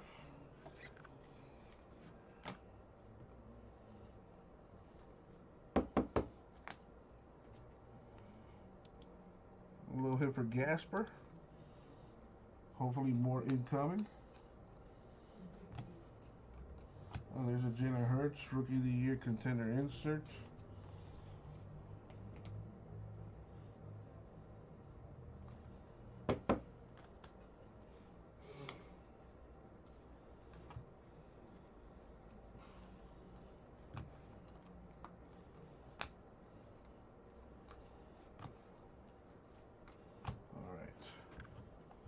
down to the third and final box. Let's see what we got.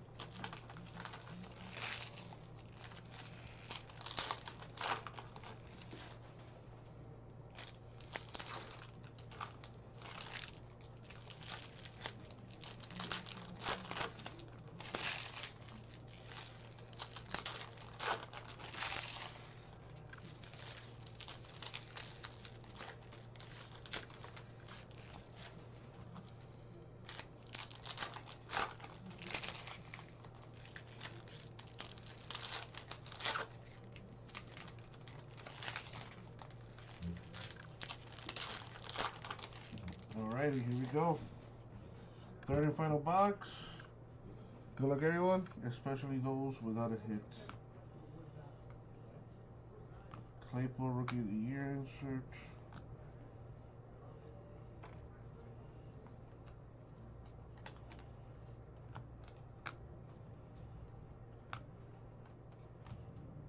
Eagles doing good to 99. Quez Watkins. Eagles auto. Well, Eagles did really good. KJ Hamler, Broncos Rookie of the Year insert.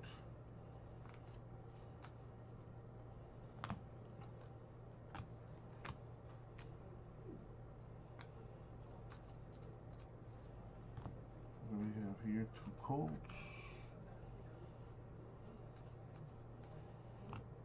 And my homeboy to 49 for the Chiefs. The MVP contenders insert.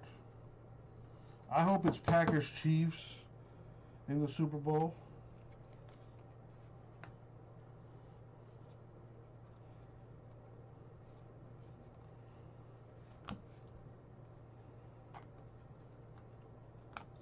A Seahawk and a Seahawk, okay.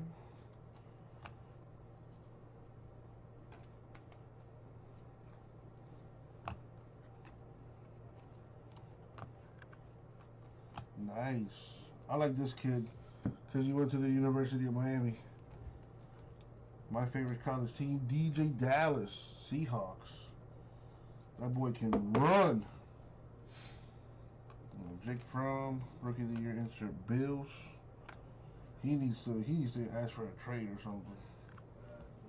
We got a Cardinal and a Falcon. Cardinals, Falcons, 2 different owners. Gotta random that.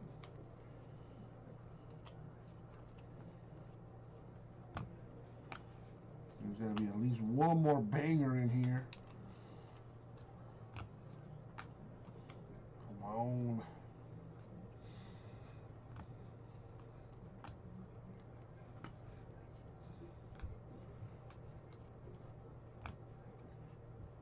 John Wolford for the Rams.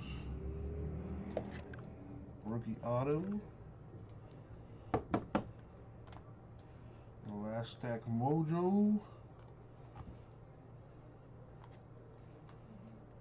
We got a Raider and a Bronco. Raiders, Broncos, 2 different owners.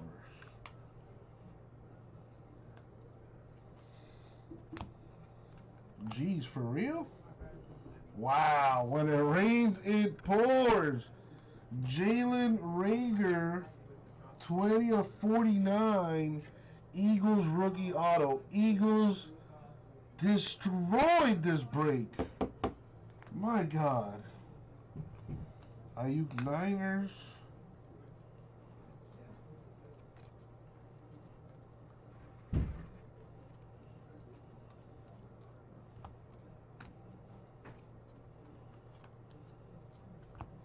A.J. Dillon, Packers Rookie of the Year. We got Derek Brown with a Panther auto to finish up the break. There's a Cam Newton MVP card there too. And that is going to do it. There were some good autographs in there, but of course, if you had the Eagles, you just dominated. Alright, let's put the Panthers up. Alright, so a quick recap of the autos. We got Brown Panthers, Rager Eagles, Wolford Rams, Dallas Seahawks, Watkins Eagles, Jones Rams,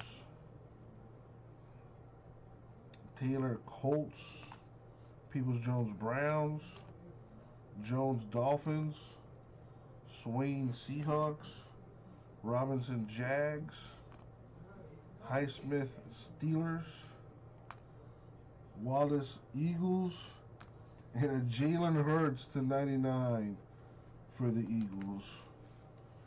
4 Eagle autos. I mean, if you got the Eagles, that's awesome, but would have been nicer if they spread the love around.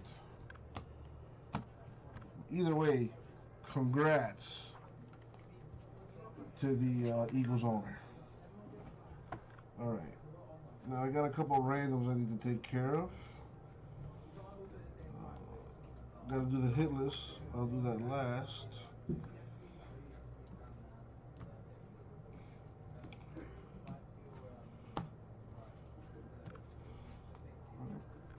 So we got these to take care of. See if I have any doubles. Alright, no doubles. Alright, so I'm going to do this real simple like. I'm going to roll a die. If I get an odd number, it's going to go to the top team. If I get an even number, it's going to go to the bottom team. So odd top, even bottom, odd top, even bottom. Good luck. Even, so it's going to go to the bottom team. So this will be Eagles, Broncos, Falcons, Cowboys, Broncos, and the Lions.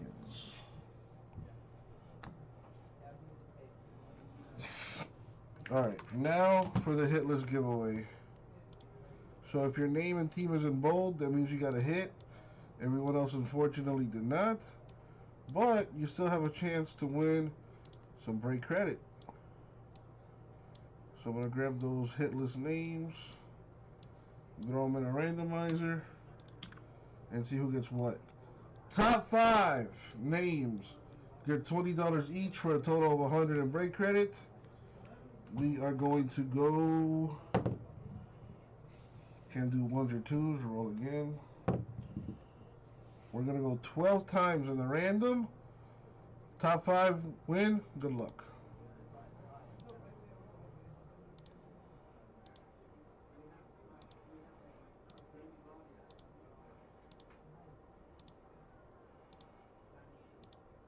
Money shot 12. Boom, 12. So top 5, we got 5 different names. Terry, Trey, Gasper, Bob, and Thomas. Congrats to the 5 of you. $20 in break credit to each of you. And that is going to do it for the break. Thank you all. I'll get it out to you. Oh, man. Beautiful single leg by Sarukian, building up through the position. But again, if you look carefully, Sarukian was never butt out. Oh, great position by Sarukian. Favola can turn into him here. If Favola turns hard enough, yep, he can turn right into him. But Sarukian just beats him to the next position. Yeah, it's just constantly a step ahead. I mean, Favola is doing some really good work, but like you said, So Woodman's just already anticipating the defensive moves that Navarro is going to go for. Well, Paul, he's letting him, right? You see when you're about to lose a position like that. Oh, he's about to get up? Sure. I'll let him get up and then take him back down, right? It's not about fighting. You have to pick your battles, and I believe that's Sarukian, to this point, has been a master doing it. Yes.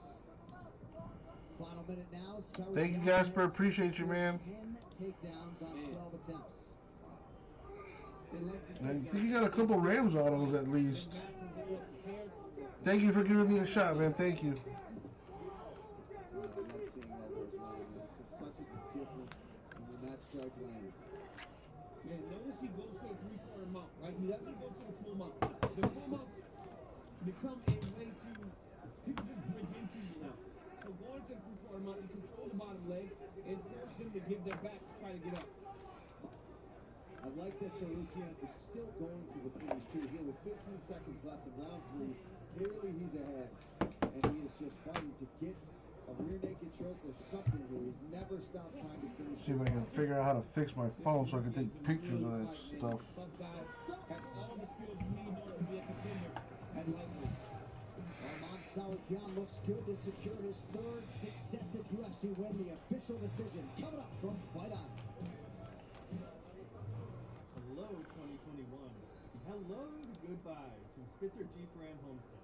I'm Andrew Spitzer, and this new year, we're giving you new ways to save. With goodbyes on our entire inventory, with payment plans that easily fit your budget. During the Start Something New sales event, drive a new Ram 1500, $299 a month, or new Jeep Grand Cherokee, $399 a month. Hurry! Saying goodbye has never been so easy. Say hello today.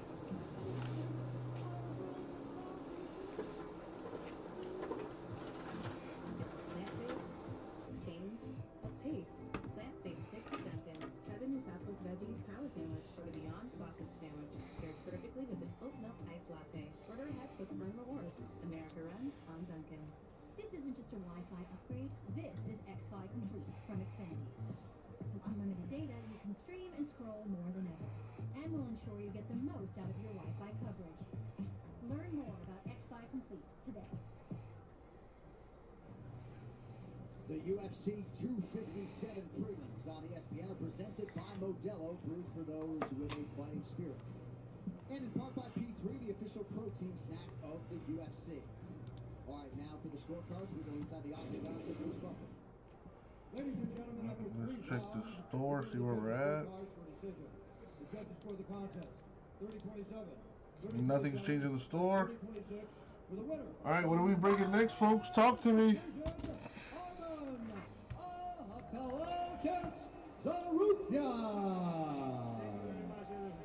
Unanimous decision for Arman Sarukian, 3rd consecutive UFC win. Now it is time for tonight's smart move. It is presented by Cricket Wireless. Smile, you're on Cricket.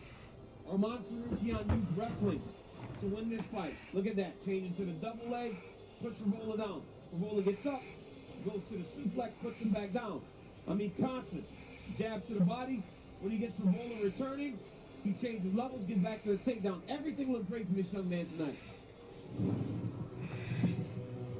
All right, that closes the door on the prelims. We appreciate you joining us for them, but the best is yet to come. UFC 257, live on pay-per-view in a moment.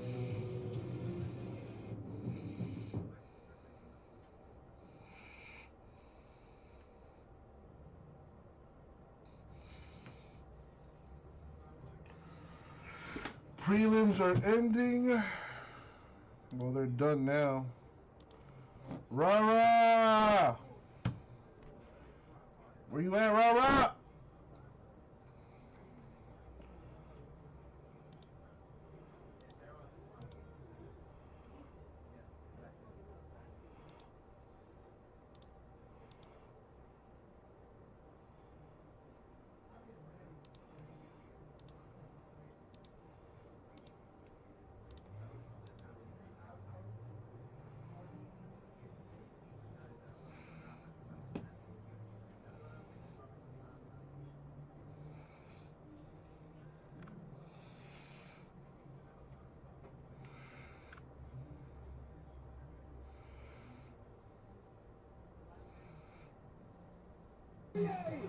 yet shine through the ultimate competitor Casey's hurt bad. with wild abandon. Dustin Poirier by knockout! Moments of triumph, He has fought for everything he's ever got.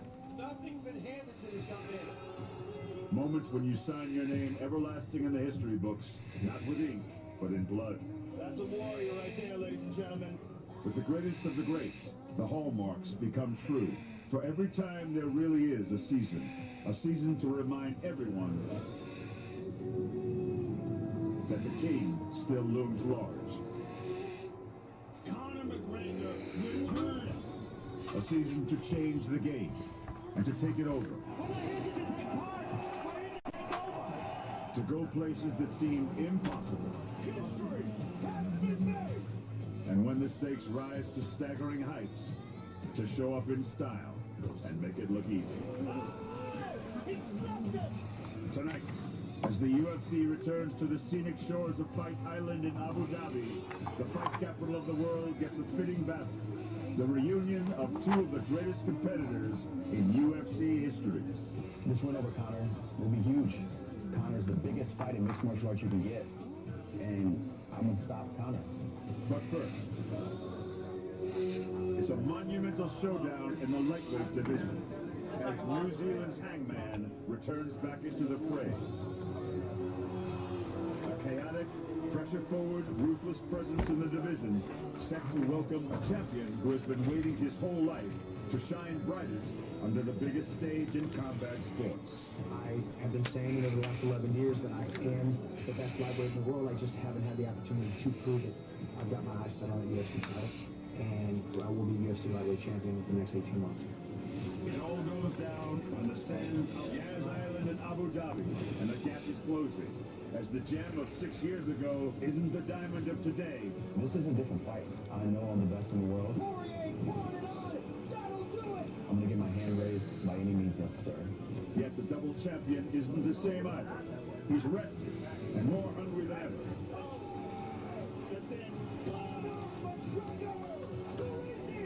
I'm still as excited, I'm still as eager, I'm still as hungry as I was then, if not. Alright, Terry, if you're watching, I'll put 20 bucks in your account.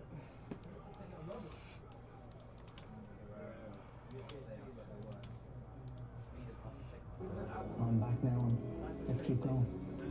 Live from Fight Island in Abu Dhabi, it's UFC 257, Poirier versus McGregor 2, and it starts right now. Trey, if you're watching, 20 bucks in your account.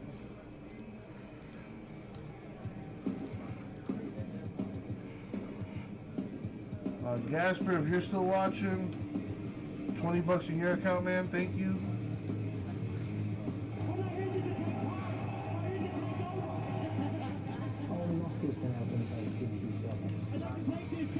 Bob, 20 bucks in your account.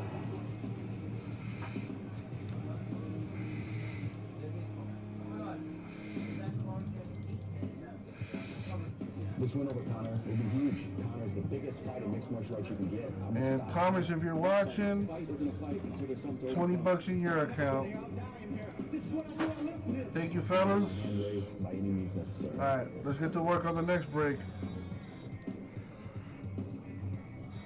Well, what a way to begin our pay-per-view slate for 2021. And with that backdrop of Jones, we are thrilled to welcome you to UFC 257, Poirier versus McGregor 2, brought to you by the official frozen meal of UFC, Never Just Eat, Devour. Closed captioning for tonight's broadcast is brought to you by P3, the official protein snack of UFC. UFC 257 is brought to you in high definition by Universal Pictures' Nobody, starring Bob Odenkirk. Never underestimate a nobody. In theaters only, April 2nd. And with that, thank you so much for being with us for UFC 257. I'm John Annis. So Conor McGregor has made the kind of global imprint no one could have possibly predicted. Except him.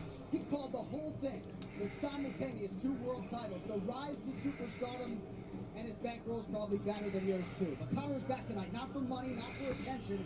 Conor McGregor is back tonight to to bolster his already appreciable mixed martial arts legacy. And what better way to do that than to secure a second win over another truly elite fighter from this incredible UFC era. And with that, I welcome my broadcast partners, Daniel Cormier, Paul Felder. We got Drones, we got McGregor. Good to see you, boys. Let's go. I've never seen Drones in real life. And it's amazing how things come together, because I've seen practice, and that was absolutely beautiful. But you have to raise the bar when Conor McGregor fights, and that was absolutely stunning. Yeah, DC, you looked a little nervous there for I a had second. no idea what was going to happen. The double champ was nervous. Thankfully, we're not all that tall, so none of us got great coverage known. But what a main event we've got tonight, and let us begin with Conor McGregor. If fight week is any indication, DC, mentally, physically, he might be in the best place of his career. Oh yeah, he looked and felt this great, but you got to get past the diamond of Lafayette, Louisiana. Dustin Poirier is a different guy today. The experiences that he has had since he lost that fight to Conor McGregor has prepared him for this moment. He has beaten world champions. He has held a portion of the UFC championship. He is more confident and comfortable in this spot than he was when they met before. Dustin Poirier is not here to be the opposite side of Conor McGregor's return. He's here to get his hand raised. Yeah, but Conor McGregor on the other side, man, you want to talk about somebody who's back, who was motivated and just different. He seems like the Conor that we saw who was fighting for that first title the first time around. He wants to become a double champ again if he can. The confidence and the charisma that he has brought into this fight week, just in his interviews alone, the shape that he's in, bringing his family. This is a Conor that seems dangerous. He's not at that press conference talking trash. He's not causing chaos. He doesn't need to. All right, so here was the scene at our first ceremonial weigh-in since March of 2020. There was an intensity, no doubt about it, but there was a mutual respect and admiration, DC, that perhaps did not exist when they met the first time in 2014. These fight odds are brought to you by DraftKings, playing free UFC 257 pools on DraftKings for your shot at over $25,000 in prizes. Don't wait, download the app and use code UFC when you sign up. DraftKings, you can bet. Hello out there, folks. Let's go. Between these two, UFC 178. Get your teams of contenders so we can rip this stuff. Closed a -280 favorite. Poirier the +240 underdog. For the rematch, McGregor opened in the -175 range, but he has since been bet up considerably right now on DraftKings. McGregor -305, and Dustin Poirier is +250. All right, co-main event. We'll also produce a top lightweight contender. It's going to be Dan Hooker welcoming Michael Chandler to the UFC. Hooker's finishing rate, 85% in his 20 pro wins, and if you need proof, these Copper Stocks brought to you by Copper number 12 Irish Whiskey. The finest, the tastiest, the smoothest liquid gold in the world. Paul, you've shared the octagon with Dan Hooker. He's a problem. He is a problem. Ever since he's moved up to lightweight, you see him finishing the likes of Jim Miller. You see James Smith there with a beautiful punch. Ground and pound. This man is ferocious. Look at that knee, and that is where he's going to be dangerous this evening. He's those counter shot range, the length that he fights at. He's a big, tall, long lightweight fighting a much shorter opponent, Michael Chandler. Iron Mike Chandler finally makes his UFC debut. Michael Chandler finds himself in a situation where he controls his destiny. He can earn or put himself in position for a championship fight. The Missouri All-American is full of confidence. The guy is a tremendous striker. He has fantastic wrestling. He is physically as strong as anyone the UFC has seen in his weight class. And not only does he feel he belongs, he feels as though he is a future champion in the UFC. And man, has he been calm, cool, and collected here during his first official UFC fight week. If he is fazed by this atmosphere at all, he certainly hasn't shown it. All right, what a way to begin our pay-per-view slate here in 2021. Let us show you what else is coming your way. The rest of the card is brought to you by EA Sports UFC 4. Available now for up to 50% off for a limited time on Xbox One and PS4. Get the Conor McGregor update with exclusive content until February 8th. Well, when Jessica Eye is on, she is one of the best flyweights in the world. She has been this division's #1 contender, even challenged for the title in 2019. Tonight, with myriad health issues now behind her, she'll try to kickstart another run against Scotland's Joanne Calderwood. She has found a real comfort zone in life and in training with fiancé John Wood in Las Vegas. She believes she has more tools than her opponent, and JoJo knows an impressive win tonight puts her on the short list of title shot hopefuls at 125 pounds. Also playing tonight on pay-per-view is former Ultimate Fighter winner and perennial tough out Andrew Sanchez. His last outing was his cleanest in the UFC and resulted in his first performance bonus.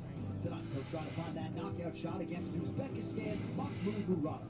He's been out since 2019, but that year he went 5-0 to extend his overall winning streak to 13. Tonight, we'll see if he can add to his already prolific highlight reel in the highest profile spot of his career. These locker room shots are brought to you by P3, the official protein snack of the UFC. In 5 UFC stars, Muay Thai striker Marina Rodriguez has proven she can hang with the strawweight division's top talent. Now with 75 minutes of octagon time accrued, we'll see if she can produce her first UFC finish against fellow Brazilian Amanda Ribas. She really wowed the MMA masses on Fight Island back in July. Hello out there. And personality. She is Where's everyone at? If she can pass this test tonight, Ribas could just be destined for superstardom, as many have forecasted for a native of Minas Gerais.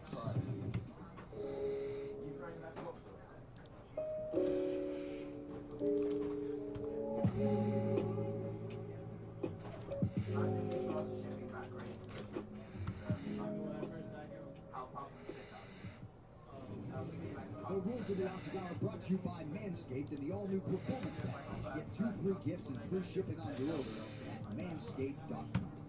3 judges score the fight. The bout duration is 3 5-minute rounds, but for championship fights and all UFC main events, we go 5 5-minute rounds. A 10-point must-scoring system is in effect. A round winner gets 10 points, his or her opponent 9 or fewer, and scoring is based on effective striking and grappling, followed by aggression, and then octagon control in that order. Here in Abu Dhabi, the newer set of unified rules of MMA will be in play, but the down fighter definition is the old rule, so just 1 hand down instead of 2 to be considered grounded. Also, the review official can invoke instant replay at any time during the fight. The fight can then be restarted for fighters and camps have all been made aware. All right, these fight odds are brought to you by DraftKings. Playing free UFC 257 pools on DraftKings for your shot at over $25,000 in prizes. Don't wait. Download the app and use code UFC when you sign up. DraftKings, you can bet on. So Amanda Ribas was an underdog in her first 2 UFC fights. As you see there, that is no longer the case. Well, there have been some variables for her en route to this showcase at UFC 257, but if you know Amanda Ribas at all, as you might expect, she has been largely unfazed. I supposed to fight against Carla, and then she put out. And after that, I supposed to fight against Michelle, and she put out too. And now, I will fight against Marina Rodriguez. It will be an amazing fight, because we want to go to the top of the range. So I think we will put our heart inside the cage. Quando me perguntaram, eu disse que não era interessante no momento para mim fazer essa luta, por ela estar muito atrás de mim no ranking. Let's see if we can knock out a filler for this. Posições, ela está exatamente atrás de mim. Acredito que é uma luta de aceitar, já que ela está em uma boa crescente dentro da organização. Então decidimos aceitar. Marina Rodriguez is a great fighter. She's a great striker, long, rangy. She's a fantastic fighter. She has the mindset of a champion. Oh! They both trade right hands, and Rodriguez lands a heavier right hand than the 2 of them. Todo mundo sabe aí que eu tenho uma mão, tenho golpes diferenciados. Meu Muay Thai é diferente, é agressivo. Oh, big knees! This is Marina's world, is this clinch game. Everybody knows that Marina is a really good striker, but I am a complete fighter. I am an MMA fighter, and that I will show them. Marina Alright, so it'll be a snake draft filler with me, because if she watched my last fight, she can see that top I have a big jiu-jitsu. 10 spots get 2 teams. Last spot gets 3 teams. Plus a chance to win the Chargers. And the $100 hitless giveaway. That's 11 spots total. Meu contraponto mais forte em todas as minhas lutas, com certeza, meu strike, a minha trocação, 160 a spot. a minha cotovelada e a minha movimentação. tenho certeza que nessa luta eu vou conseguir mostrar tudo And there it isso is. e vai fazer uma grande diferença. And now a flurry of strong elbow. I'm going to the finish this fight. I think 3 rounds of 5 minutes is too much. Oh, man. Big ground and pound here from Rivas. It's under the chin. So it's a Contenders 3 box PYT number 3 snake draft filler. Top 10 teams get 2 teams. The last spot gets 3 teams, plus a chance to win the Chargers 2 and a $100 hitless giveaway. 11 spots total at $160 a spot. Drop a digit in the chat if you want to join. We still got Bears, Bills, Broncos, Browns, Cowboys, Dolphins, Eagles, Falcons, Giants, Jaguars, Jets, Lions, Packers, Panthers, Patriots, Ravens, Saints, Seahawks, Steelers, Texans, Titans, Vikings, and Washington up for grabs. And a chance to win the Chargers too, don't forget. To get started. So Daniel, when it comes to Amanda Ribas and facing Marina Rodriguez tonight, of course it was going to be Carla Esparza, it was going to be Michelle Watterson. Those 2 training camps for those 2 fighters really helped the skill development in terms of the no-gi wrestling for Esparza, the striking for Watterson, to try to put it all together tonight. It allows for her to focus on different areas, right? When you're getting ready for a fight and you're fighting a wrestler, you do a lot of wrestling. When you're getting ready to fight a striker, you do a lot of striking. Tonight, she is fighting a striker. So she feels as though she was prepared already and had put camps together back to back. But not only did she learn to wrestle more because of Carla Esparza, she will propel that into a future matchup. But this young lady radiates happiness. When she walks into the room, she's constantly smiling, constantly joking. She just lights up whatever room she walks into. And she has got a lot of momentum. And if she can get a victory... Nothing going on in the store right now. Come on, people. Watch a little UFC. Break some stuff. Let's go. And just the charisma that she brings to the table and her skill set. She's young and she's got a lot of attention, a lot of momentum. This is a big fight for her to really prove herself. And, you know, she proved that she belongs fighting the top in this division, guys. And DC, I always say about you, you light up whatever room you walk into. I'm not sure you radiate happiness quite like Amanda Ribas. To know her is to love her, but there is a whole lot to this package. She comes in with the number 10 next to her name. We'll see if she can take Marina Rodriguez's number 8. She now awaits her fellow Brazilian.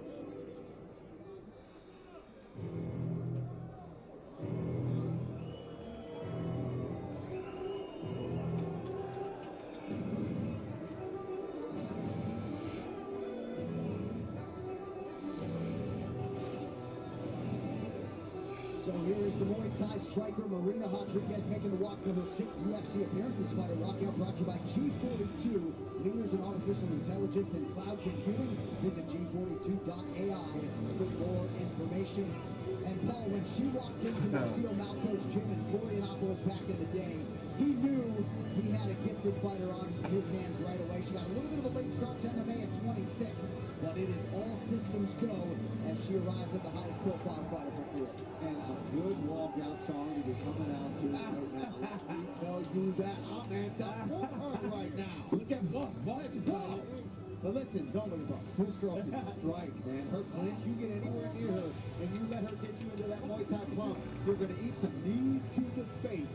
She's just got to be real careful with Amanda Ribas getting in too close, because then it is going to become a grappling match. And I'm not saying she doesn't have skill there, but she definitely wants to keep this at distance, use her striking, use her leg kick, use that seat kick to keep her in the range where she can use her jab and her straight punches as well. You know, I've called 70 different fighters this week over the course of the 3 events. And when I looked at Marina Rodriguez and you watch her prepare, you get excited about her. Marina Rodriguez and Amanda Ribas, you get excited about the matchup. Marina Rodriguez is an absolute killer. No doubt. She is a savage, and she is very confident in this fight. Hello out there. Where's everybody at? Excited to show what she has worked on in the last 4 months against Amanda Ribas. I cannot. Hello. 3 sets go, and these 2 young women get after it. Rodriguez comes from an athletic family. Her brother, Roberto Alcalde, is a Paralympic athlete, spina bifida, but he went on to great success as a swimmer. and she played soccer, volleyball, basketball, and handball growing up. We'll see how it goes for the 33-year-old Marina Rodriguez.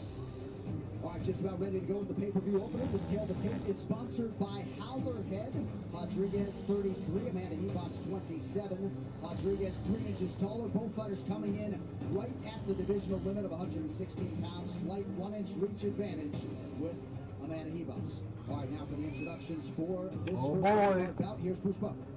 Pay-per-view about to start. Ladies and gentlemen, we are live from the Etihad Arena on Fight Island in Abu Dhabi for UFC 257, Poirier versus McGregor 2, presented by Devour Foods, the official protein frozen meal of UFC.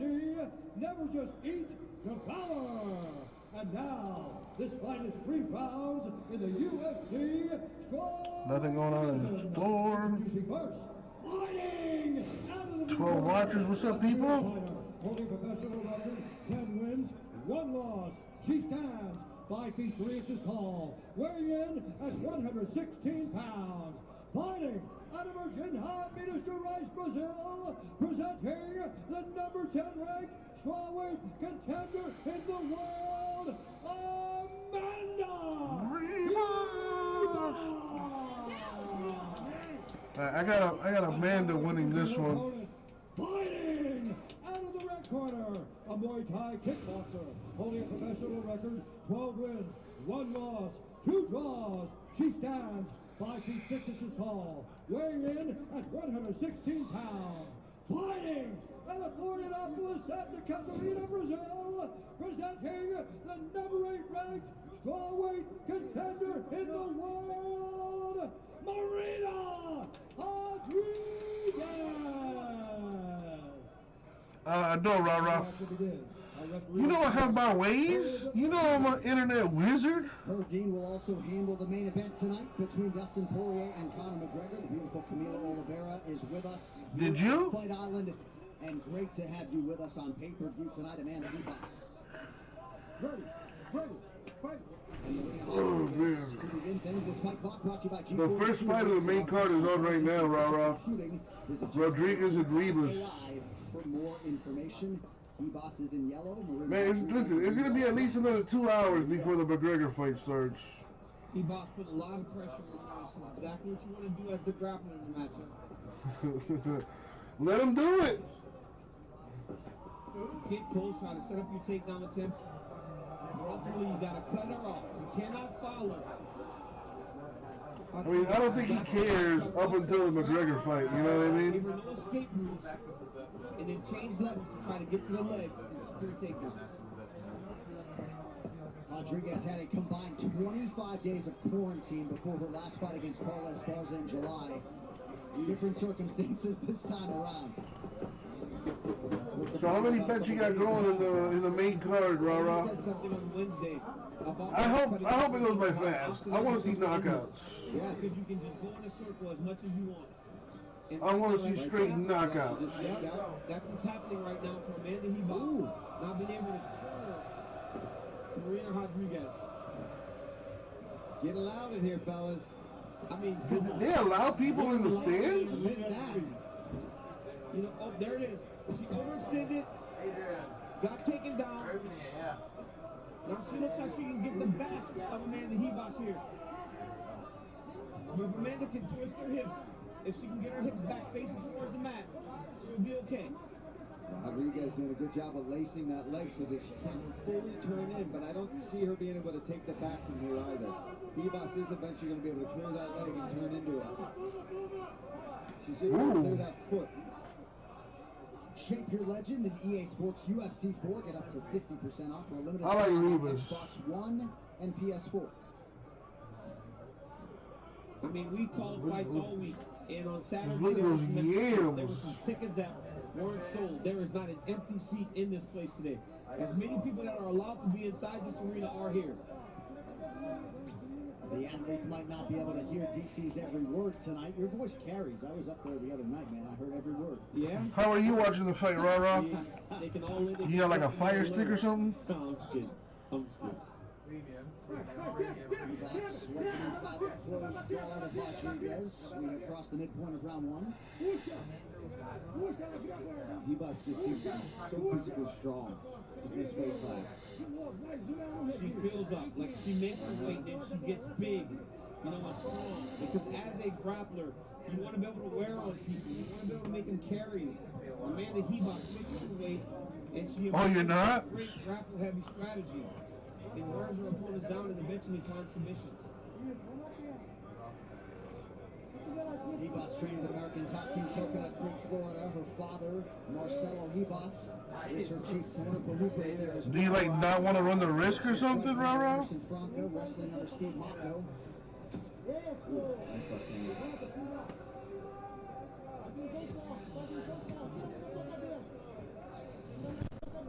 In the Carla Esparza fight, Rodriguez did a fantastic job of limiting the damage that she was taking. She just could not keep the fight upright. Every time she got put on the feet, Esparza was able to take her down. Carla is a fantastic wrestler for mixed martial arts. But she has a different type of athlete on top of her tonight, Amanda Ribas, as she goes to that can opening position. It might not submit you, but this is very uncomfortable. Yeah, just trying to force her to open her guard. And again, the confidence to do that and not really be worried about the armbar thing.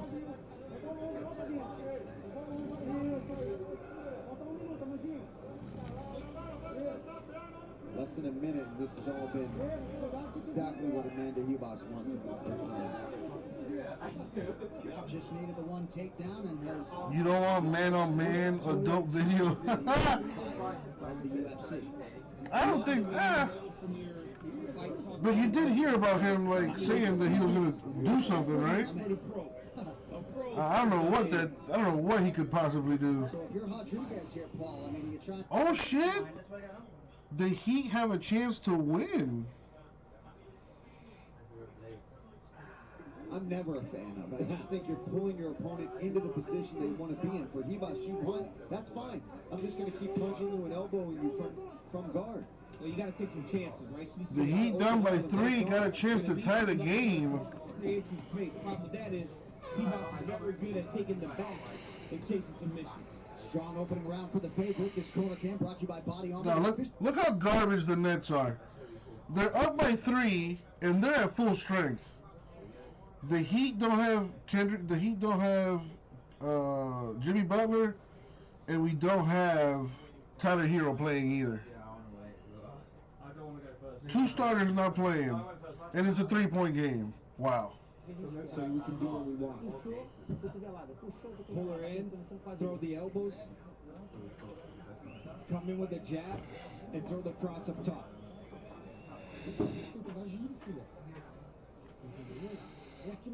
That's it. That's what she has. That's it.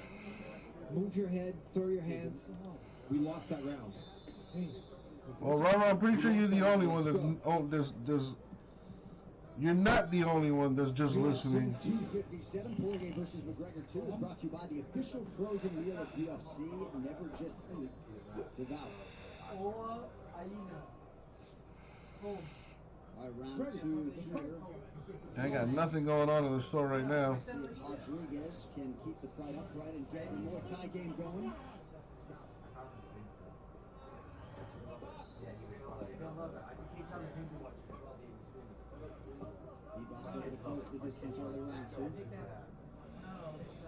I mean, after the amount of success she has on the top in the last round, it's very important that she gets back there. Yeah, they want her to take half point. They don't want her to just sit in the guard. What? Bam Adebayo went off for 41. Oh, Ribas got knocked out. She is hurt. She's hurt bad. That's why Ribas needs to get over. Close the door. Oh, wait, it's not over. Well, what a circumstance there. He made contact with the athlete, but he did not stop the fight. Oh, my goodness. Oh, shit.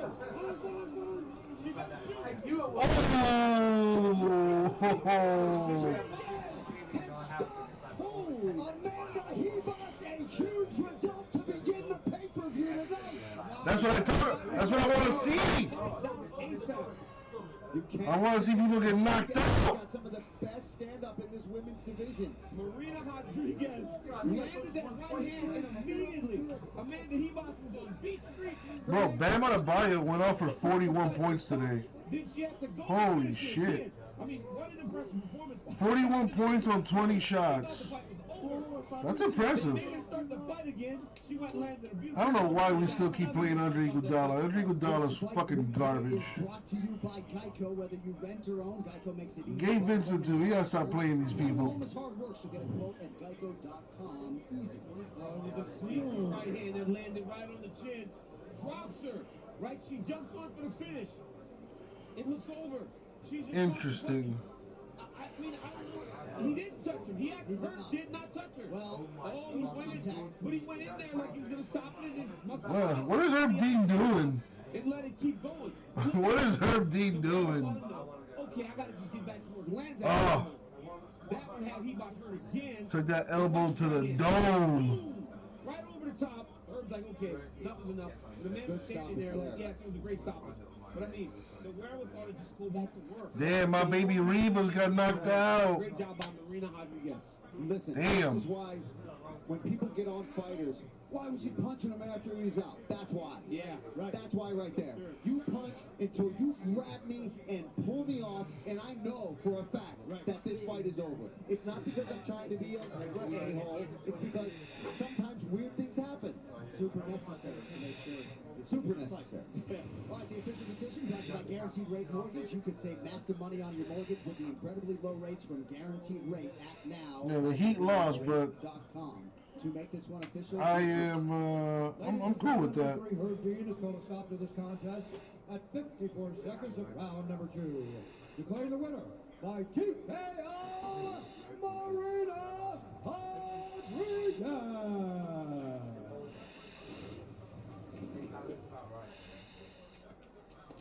All right, Abu Dhabi, I'm here with your winner, Marina Rodriguez. Congratulations on the biggest win of your career. You had to work hard for it. Your thoughts on a crazy win and a crazy finish tonight? Eu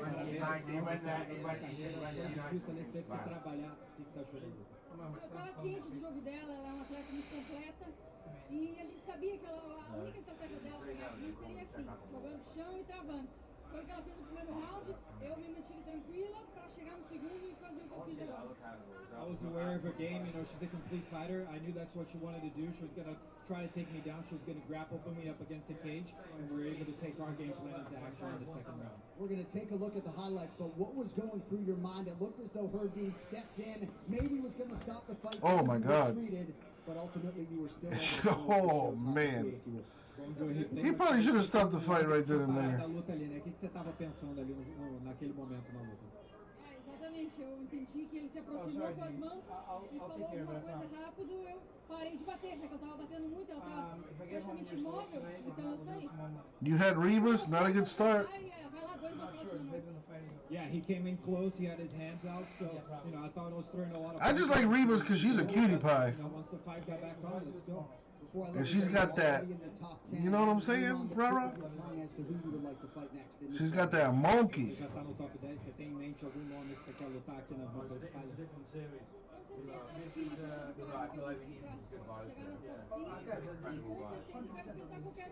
quero enfrentar quem estiver na minha frente. O meu principal objetivo dentro de você é chegar no cinturão. Por isso, I definitely think this win gets me to the top 5. I'll face any of those girls, and my main goal, my main objective is to get 2 finishes in 1 round. You're in the average for like 200. You need to average. That is right. A star is born tonight. She is Marina Rodriguez. What a fantastic performance. That post-fight interview. Good for her. By UFC EA. But ain't nobody messing with the Lioness. Yes. 50% off for a limited time on Xbox One and PlayStation 4 Call. What a fantastic performance by Rodriguez. Almost as good as that read up there. Almost. But let's take a look here. Starts Oh my God, she got knocked out. Right on the jaw. She face plants for a little bit.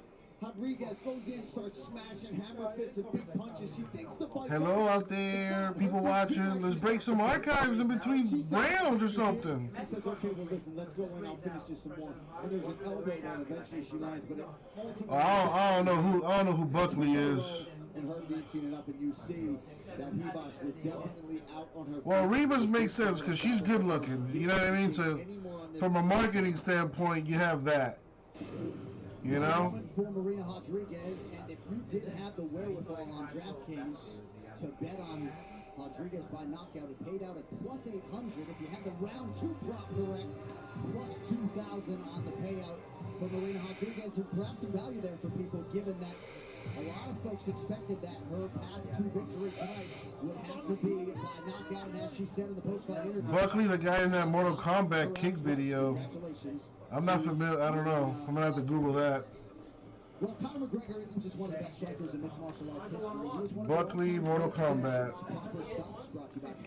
Oh, I know what you're talking about. Dude, that wasn't last week. That wasn't last week. That was, yo. That knockout was from last year. Charisma and energy and left hand. That knockout was from last year. The spinning that spinning kick that landed flush. It's slipping out of the way just enough to land his shots without getting hit by you. One of the best strikers in the world.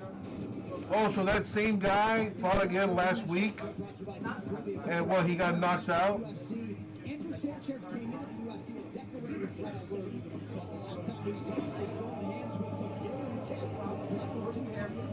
He got knocked the fuck out in 1 minute.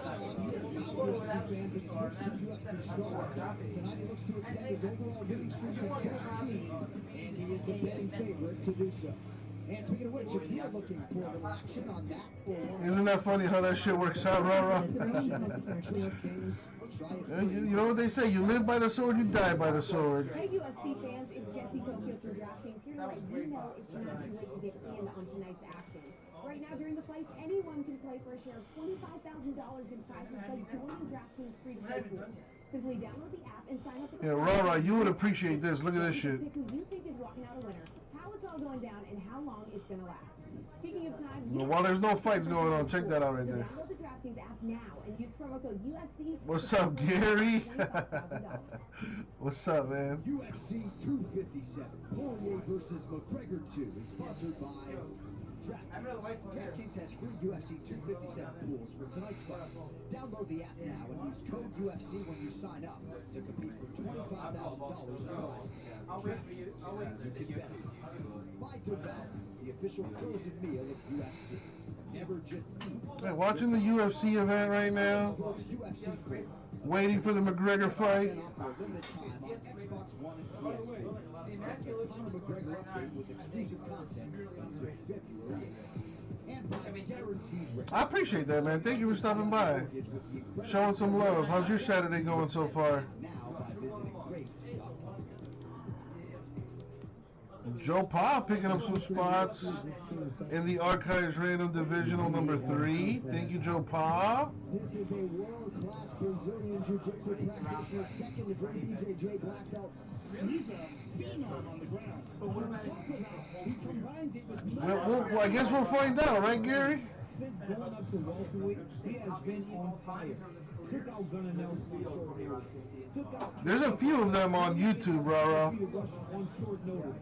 Then he came back and he knocked out Damian Maia to put himself in a real high-profile spot. But yeah, that McGregor fight is probably like around midnight. There's like, I think there's like 4 other cards until, or 3 other fights until then. The kid is explosive. He's really well-rounded. He's one of the most dangerous guys you can fight. If he did make the same thing on Smith's up his head, he just throws out his own team. I love it. I love the champ. I'm trying to follow Kamar Usman, but I want to fight for the title. No disrespect. He's only one champion. It's only one that holds the belt. I want to hold the belt. In the champion, Oh my goodness. Usman, he faces the boogeyman of the welterweight division. What up, Dougie? You watching the McGregor PPV? Dude, I just pulled a Jalen Hurts to 49 just now. On card auto. About a $15 to $2,000 card. Very, very nice stuff. Actually, the Eagles had 4 autographs in those 3 boxes I just did.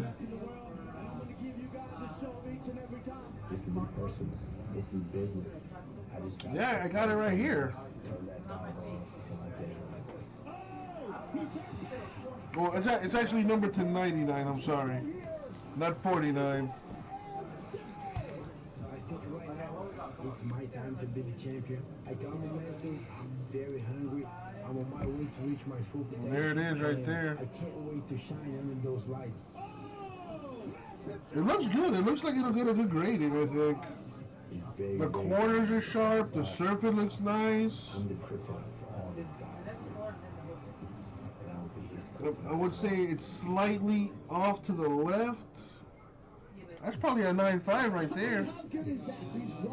Autograph looks clean as hell. It's a nice looking card. There was a Jonathan Taylor autograph on card in there too. In case you didn't know, Jonathan Taylor, the #1 running back for rookies, he led all rookies in rushing yards. There was a Donovan Peoples-Jones auto, receiver for the Browns, who's pretty good. Former teammates. The matchup is fantastic. I cannot wait until these guys are locked inside the octagon because I want to know what those Nice stuff. look like. I want to pay for those. I'll definitely pay for victory. Oh, damn, Gary. That happened to me yesterday. The very first box I opened had 4 autographs in it. Fucking bullshit.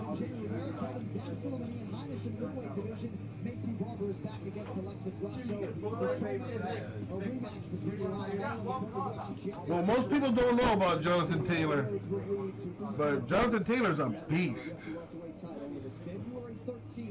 You guys have a lot of good running backs out there in Indianapolis. Nyheim Hines is nice, Marlon Mack, Jonathan Taylor. 7 p.m. Pacific slot.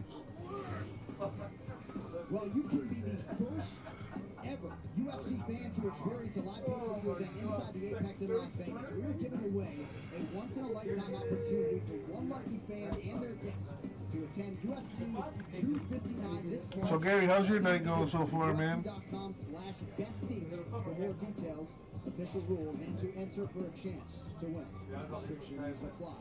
All right, moving on now to live action at 185 pounds. And after scoring his first UFC finish last summer, Andrew Sanchez has all eyes on him here on Fight Island. Well, I think Wentz is going to get out of there. I don't think Wentz wants to be in Philadelphia anymore. So maybe they make a trade, send him to New England. New England desperately needs a quarterback. His second fight in the octagon. I think the Colts, the Colts have Jacob Eason, don't they? And maybe try to re-sign Brissett. Matthew Stafford is a free agent, so maybe go after him. What do you think about that? Sent a warning to the rest of the division. He is much more than just a stellar grappler.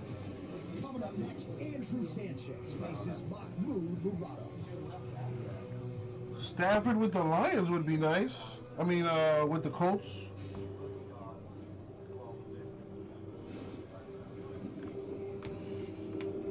The first fighter from Uzbekistan to hit the greatest proving ground in the sport. Enter Mahmoud Murado, third UFC appearance. Paul Felder is a shiny 2-0 out of the chute. Picked Alessio Di Chirico apart his UFC debut, and then just ruined Trevor Smith. That was back in December of 2019. He ends an extended layoff here tonight.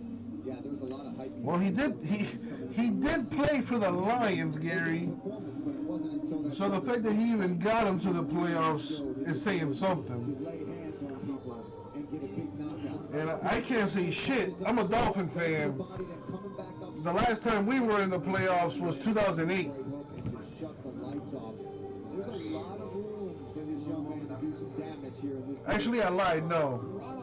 The last time we won the division was 2008. The last time we were in the playoffs was 2016.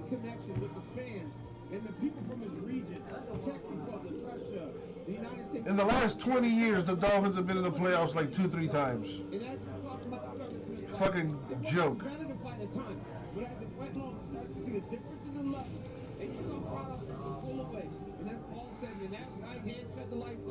And it really shows you that when this kid is on and clicking, he is a dangerous fighter. Anyone that knows him. 16 wins by knockout. Come on. The overall winning streak is 13. And he punched his UFC ticket by knocking out a couple of UFC veterans before he got here. Became a father in May. His daughter Rumia was born. So a lot to like when it comes to Mahmoud Murad. Your son's a Dolphin fan? Really? That's pretty random.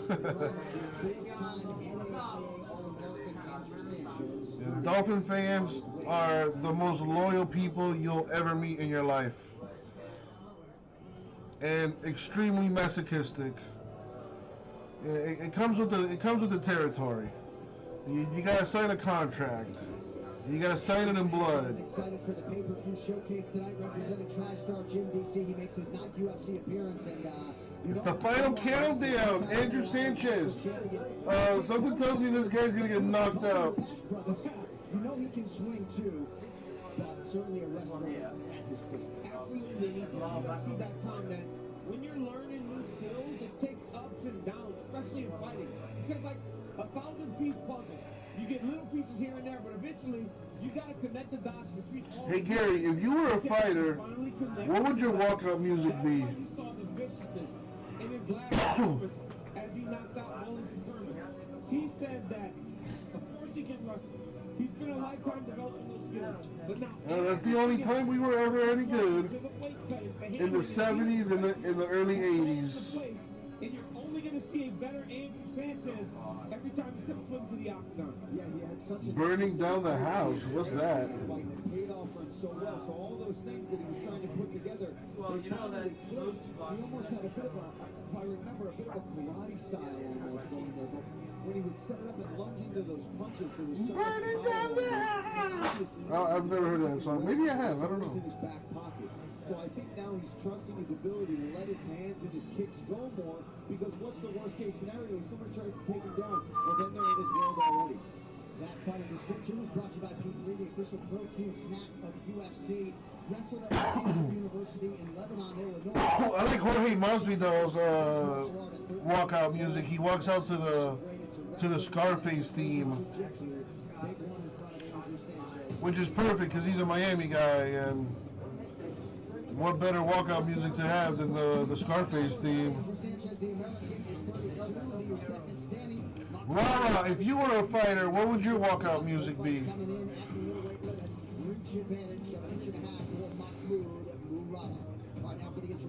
Sweet Caroline or some bullshit? Ladies and gentlemen, this fight is 3 rounds in the UFC middleweight division. Introducing first, fighting out of the blue corner, a mixed martial artist holding special world record, 24 wins, 6 losses. He stands 6 feet 2 inches tall, weighing in at I'm gonna go ahead and call it, but this dude from Uzbekistan looks like a murderer.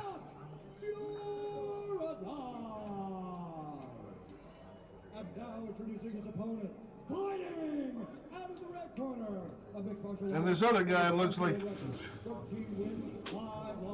he smoked a blunt before he got into that octagon.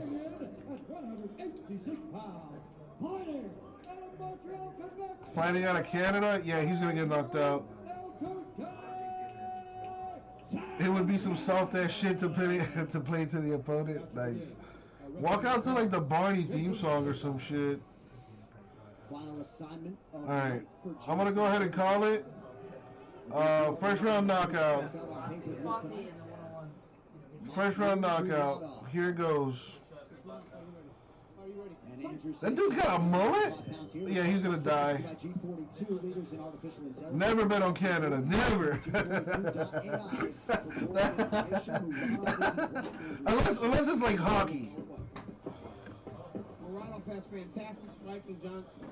I called that fight in Washington when he won, and it was. That's another UFC betting rule. Never bet on a Canadian. They're really nice people. I mean, they're really nice people. Will kind of hopefully put Muradov and make him more hesitant. Yeah, that's nice that he's just pumping that. It's going to set up his strikes over the top of that. If he can get him to fight, get him I'd walk out to the song Mafia. Who is that? Well, what band is that? Early to discourage Sanchez from shooting. He threw something up the middle, even though it was just a front kick that didn't even land. It just shows Sanchez that if he tries to change levels and take a Look shot, it up. Fair enough, fair enough. Right where that shot is going to be starting at. In a lot of ways, that's safer, DC, than throwing a knee up there, because a lot of wrestlers... You know, I wish they would make more of a spectacle out of the walkouts. You know, kind of like some wrestling type shit. Where's the pyrotechnics? Where's the pageantry? Sanchez, though, able to land a right hand in that exchange. Oh, dude, this guy's gonna get knocked out. Nobody, starring Bob Odenkirk, never underestimated Nobody, in theaters only April 2nd. It looked like Sanchez pulled that kick and Muradov missed it. Muradov missed it with his hand in his block. If Sanchez would have threw that through, he might have landed that head kick. Dougie kills Archives. All right, thank you, Dougie. Sanchez is so much more light on his feet than he was prior. Like you said, Paulie, that's one of the... All right, let me line that up so we can get it done. But right now, he is behind Muradov. But see, the problem with that stance, unfortunately, is you see how Sanchez is turned really sideways when he's standing there. And look at his calf already. Already getting beat up on those kicks.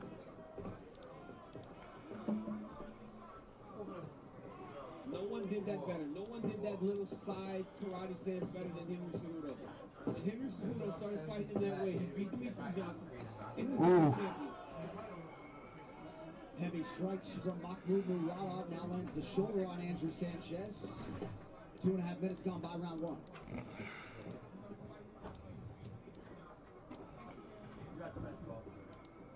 The one thing we haven't seen to this... Here comes a one-on-one, baby. Here it comes. With his strikes. That's one thing that he usually does early and often. He starts to invest in the body.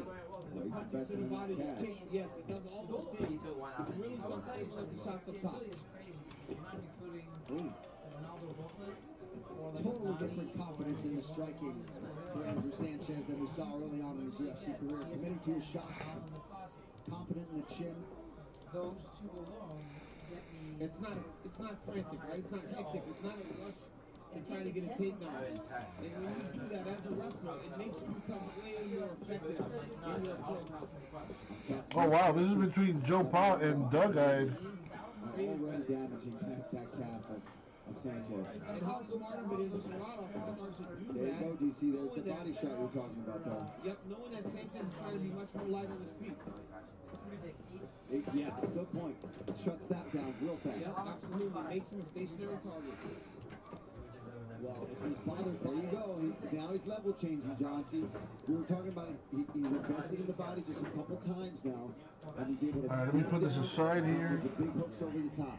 Sanchez repeatedly has caught Muradov with a right hand on his way in. Under a minute left in round one. Sanchez's striking is far improved, man. He's not the same guy. He's his confidence and approach to trying to stand up with these strikers. Before, he would have taken 5, 6 takedown attempts just to try to get to Muradov. All right, let's do this. Yo, what up, everybody? It's your boy, Uncle Jesse. We're going to go ahead and do 2021 Archives Signature Series Random Divisions number 3.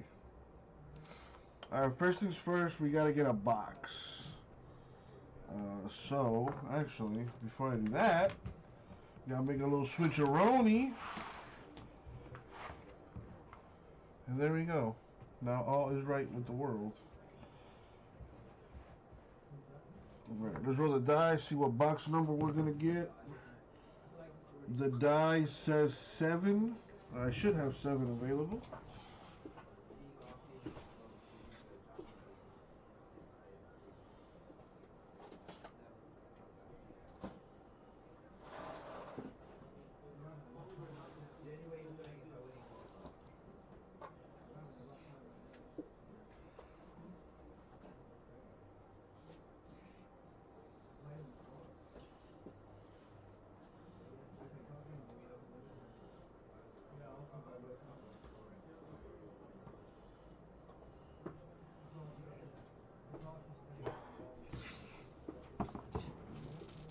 There it is, box number 7. Right there, number 7. Okay. Put the random on the screen.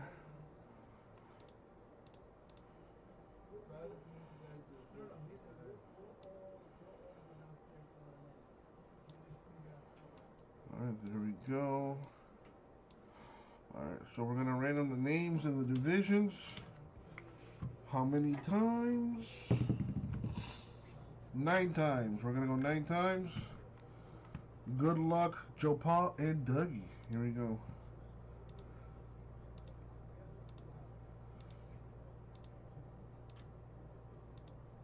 Money shot! 9. Alright, so we're going to copy, paste that. Now we're going to do the teams 9 times to see who gets what division. Money shot! 9. Alright, so we copy, we paste, sort it by names.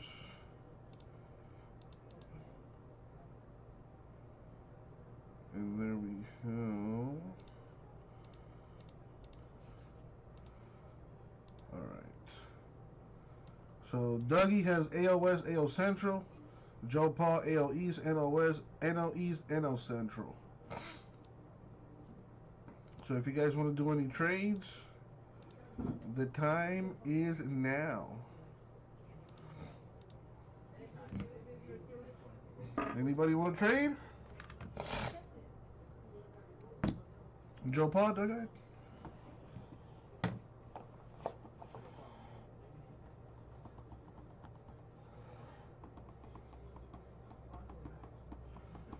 Alright, doesn't look like any trades are going to happen. Joe Paul, Doug-eyed. Good luck, fellas. Here we go.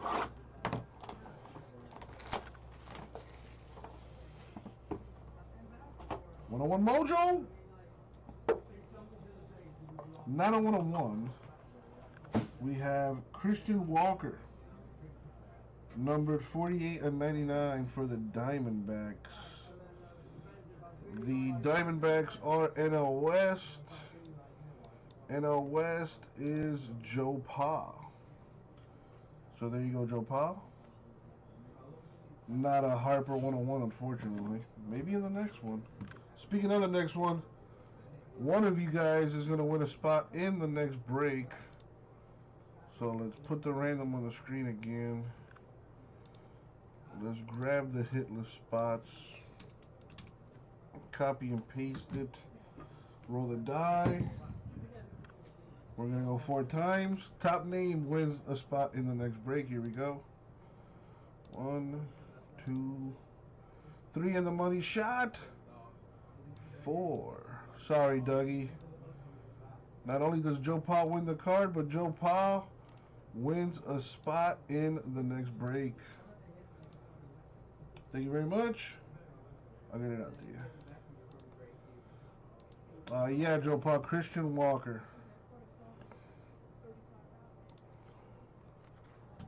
In mixed martial arts, true student of the game. And I've seen the highest level of this thing. Muradov loads up, nothing doing there. Sanchez eats the jab now.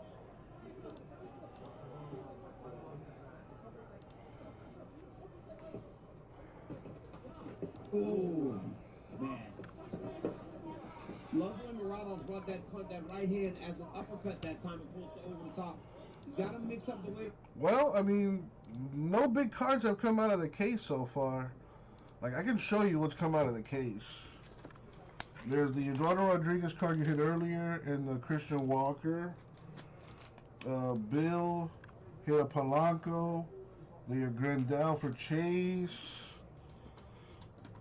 And that's it. We've only opened 4 boxes.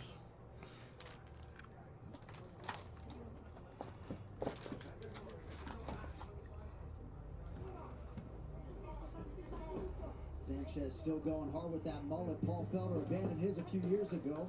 Yeah, had to. So there's a monster lurking in there somewhere. No. Maybe more than 1 or 2. Oh, the left and then the right for Muradov. And sometimes these cases are loaded with 1-on-1s. The first case only had 1 1-on-1. I don't quite understand why Muradov. And that case was pretty crappy. Especially now that he's got Sanchez backing up. I understand it when Sanchez has got him on the fence. Part of it, Paul, is that he can't hit him with he wasn't hitting him with the hands.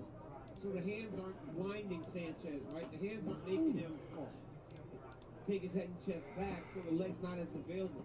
And Sanchez has avoided 2 of them by just backing up. Kind of doing that little skip. All right, so I'll put another random divisional in the store. Number 4. Connects for Andrew Sanchez, 30 seconds. 5 spots left in that. And Andrew Sanchez is in fantastic shape. I mean, he's fighting at a high pace. He's constantly going forward. He's right in the face of Muradov. Exactly as he's asking. Can't all be huge cards. Yes, Yeah, Gary. If I'm not mistaken, I think there was 8 1-on-1s in that case. It was a 20-box case. 8 of them were 1-on-1s. It was ridiculous. Absolutely filthy. Great fight through 10 minutes. This corner cam is brought to you by Body Armor, the official sports drink of UFC. Grab one today at Casey's. Good. How you feeling? Where's your mouthpiece? Where's your mouthpiece? Give me that. All right, listen up. You got to finish combinations with a left leg to the head. Okay? I need more fake takedowns. I need a little bit more work with the takedowns. Okay? Do you still have them, Gary? Have you kept any of them? Has to come back high. Okay? I need more guard. If he works on your guard, it's okay. Don't half guard. So right now you're questioning the guard and you're trying to get out of the way all the time.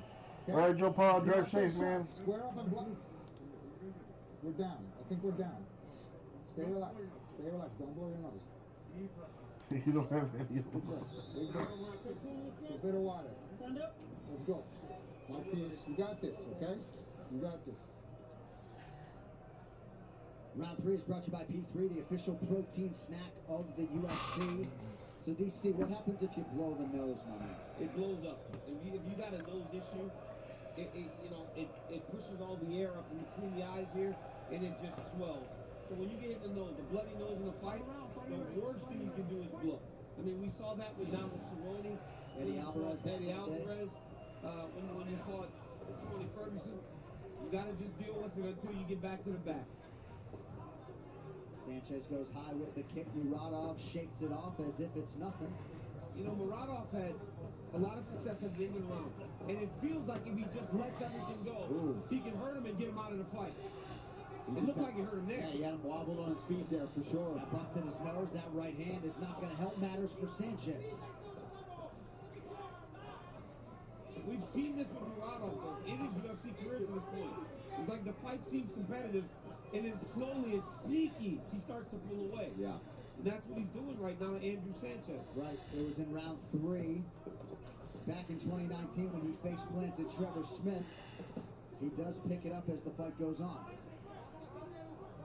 Historically speaking.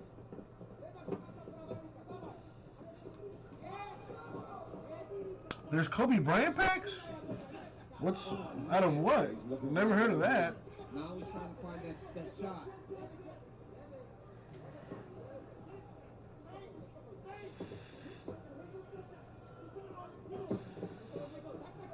When Sanchez feints at times, his hands come a little low. That's why he's getting popped with the jab.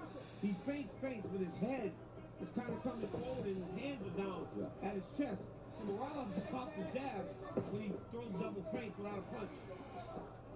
You also heard his corner. That's a big right from Muradov, partially blocked. You heard the Sanchez corner talk about feinting takedowns, but seems as though maybe in terms of the offensive wrestling, they've abandoned that part of the game. Yeah, they have. Nice body shot there from Muradov. See, now this is what he does. He dips his level, he goes to the body, goes to the body. Then he'll dip his level and he comes over top with that big right hand. He made that read because the last time he threw that big overhand right, Sanchez had such a high guard that you know that the body is just wide open. If you had a Kobe Auto Redemption, they sent you a pack of cards instead. You got any pictures? So I'm assuming they did that to you? Interesting.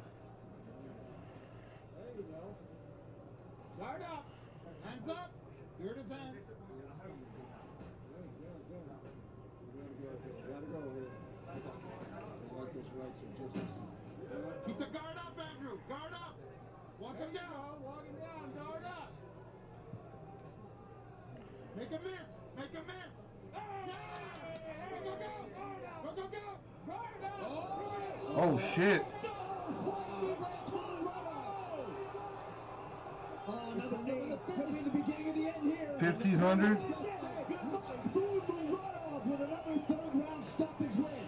That's so crazy, John, that we were in the coach's corner.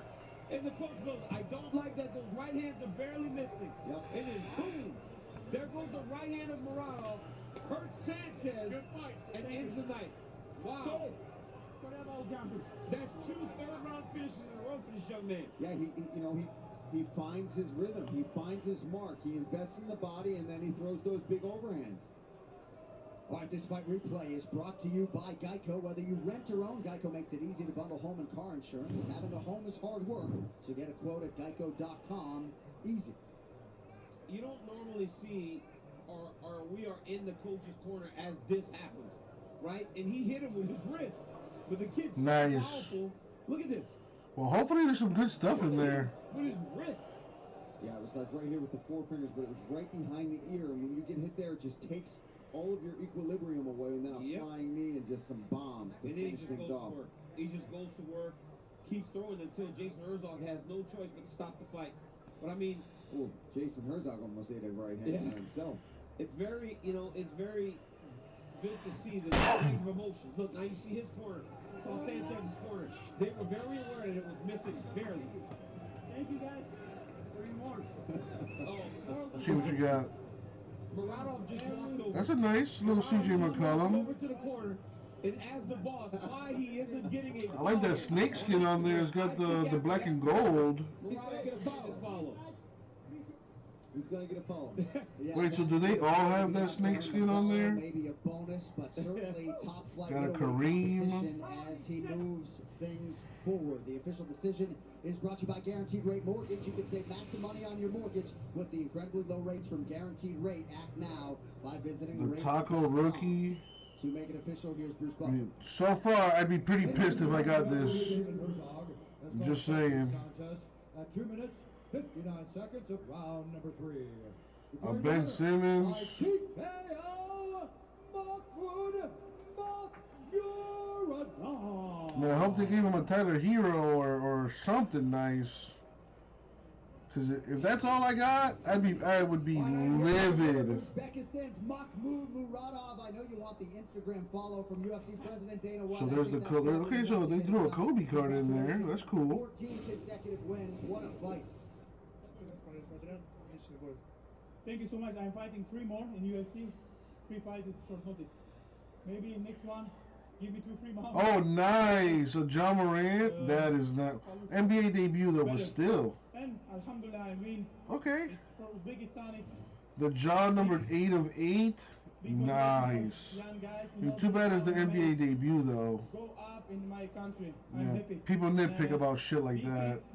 For Czech Republic, my fans. That Morant though could still be pretty, few $100.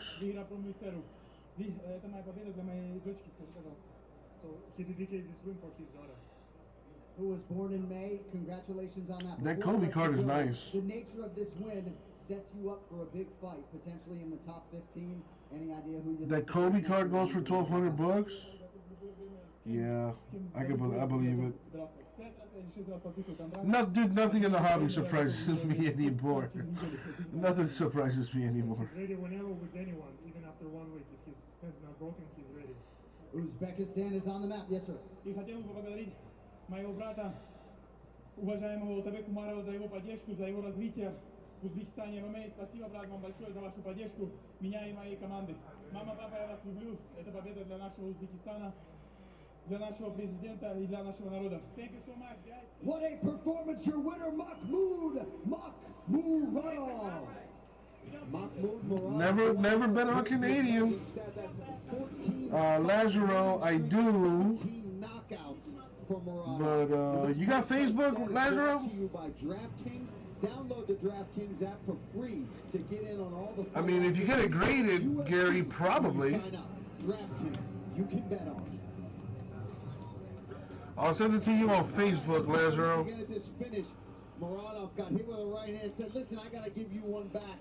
Gibbs counters right over top, right behind the ear, and you see the equilibrium of Sanchez completely gone. And Muradov, when he's got you hurt like that, he is not going to stop until the ref pulls him off. Herzog almost ate a shot himself. Look at that. Yeah, that's what I'm saying. The NBA debut is what's holding it back. But it's numbered 8 of 8, and the fact that it's that exclusive Kobe pack, you know, that's another selling point. Showed great takedown defense, and just the patience of this young man is what I really take from his performances. 2 third-round finishes in a row. Very impressive.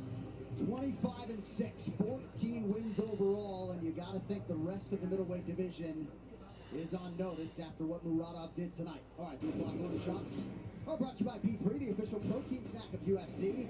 Jessica Eye has a renewed energy about her here on Fight Island. She's been working her grappling with Jake Shields and Jason Manley, but she believes she can win anywhere this fight goes tonight.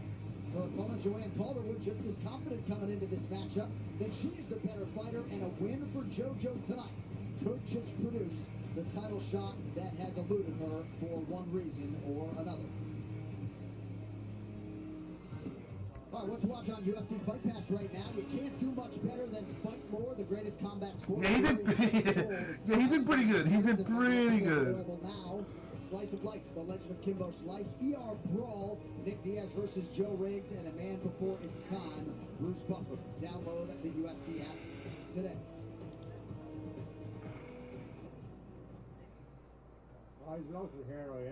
Well, Gary, are there any teams you're interested in?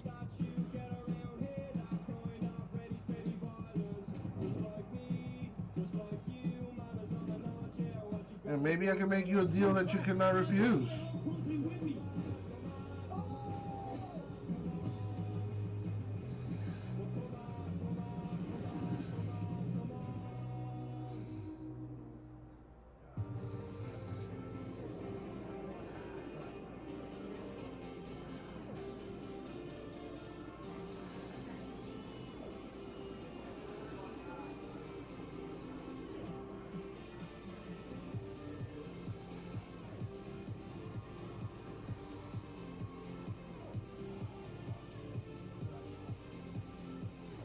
Let me know, Gary. I can possibly make you an offer.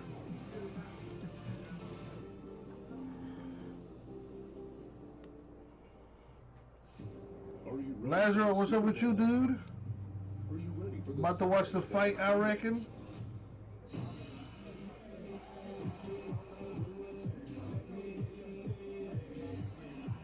Of course we're ready. Every tradition is ready. Every spread is ready. Every rivalry, every dog, every cousin who just wants to see the halftime show is ready. We're all ready, super ready for the Super Bowl on ESPN Deportes. Well, right after watching us here on Fight Island, you can get complete post-fight coverage on SportsCenter. Daniel Cormier will join the show from Octagon side. Other guests include Stephen A. Smith, Chael Sonnen, and Michael Bisping. It is on ESPN and the ESPN app. All right, now we will get to a featured bout in the division in which they are all chasing the great Valentina Bullet Shevchenko. Top flight contenders for as long as the flyweight division has been in the UFC, Jessica Eye and Joanne Calderwood finally meet in a bout that will set the tone for both fighters' 2021 campaigns.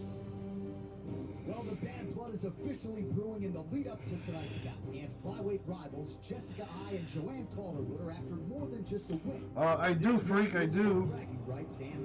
But I'm not going to send it to you on YouTube. I'll send it to you on Facebook. I want the flyweight division know that I'm healthy and that I'm ready to take charge again and I'm ready to get this win under my belt. I'm really hungry just to get back in there so that I can get back into the spot where Man, I just sent you the link. For the championship. Freak. And I know that I have to go in there and perform and get a great performance over Jessica Eye. While Jessica Eye has fought most of her career in the U.S., the former world title challenger is unbeaten in 3 bouts away from the States. Wins over Leslie Smith, Jessica Rose Clark, and Caitlin Chukagi. And she is in a confident state of mind as she makes her first appearance on Fight Island. Going into this matchup with JoJo, I feel the healthiest I've ever been because I finally found out things that I was No problem, Freak. me sick that no longer exist. Now mentally, For my hard work and dedication, you should pick up a team or 10. And contenders number 3, man. Joanne Calderwood has found her home both in and out of the Dude, you seem to always hit. Pick up a team and help me out, man. To charge to the top of the division. And while her last 3 wins were indeed impressive, a triumph over the former title challenger Eye may be the one that puts her over the top. I feel like I've already broken Jessica Eye. She may think that she's got one over me, but she's going to find out tonight that I ain't scared and I'm coming for that W. You know, the UFC Performance Institute is a sprawling facility in Las Vegas. There's plenty of space over there. However, that space can shrink if you are sharing it with an upcoming opponent. And that's what happened with JoJo Calderwood and Jessica Eye. They both live in Las Vegas. They train in Las Vegas. And so it wasn't uncommon for them to cross paths at the PI. And I was talking to JoJo Calderwood about that this week. And she said, you know what? I really don't like Jessica Eye. And she called her a schoolyard bully. She said that she was trying to always be the alpha female in every situation. It really rubs her the wrong way, which is fascinating to hear from someone like JoJo, who does not go into many fights with bad blood. So both of these women are trying to solidify themselves as a title contender at 125 pounds. But don't be surprised if we see a little bit of a personal edge out of JoJo tonight, something that we're not used to, not usually see in her fights. All right, Brett, thank you very much. This Fighter Walkout is brought to you by G42, leaders in artificial intelligence and cloud computing. Visit G42.ai for more information. And DC, we can't make enough of JoJo's alignment with her fiance John Wood firmly in her corner there. These two have a powerful 1-2 punch, and I think with everything in her personal life settled and optimal, it stands to reason that Calderwood is ready to put her best foot forward. Yeah, my boy John Wood, JoJo Joanne Calderwood, they're doing special things personally and professionally. And Joanne Calderwood understands that this fight is personal bit, but she knows that if she can get through this one, if she can get everything going back in the right direction, it won't take long for her to earn another title fight. Joanne Calderwood fighting out of where? What flag is that? But she knows that it won't take much to put herself right back in that place. It has Brett talked about. There are a number of reasons why she doesn't like Jessica Eye.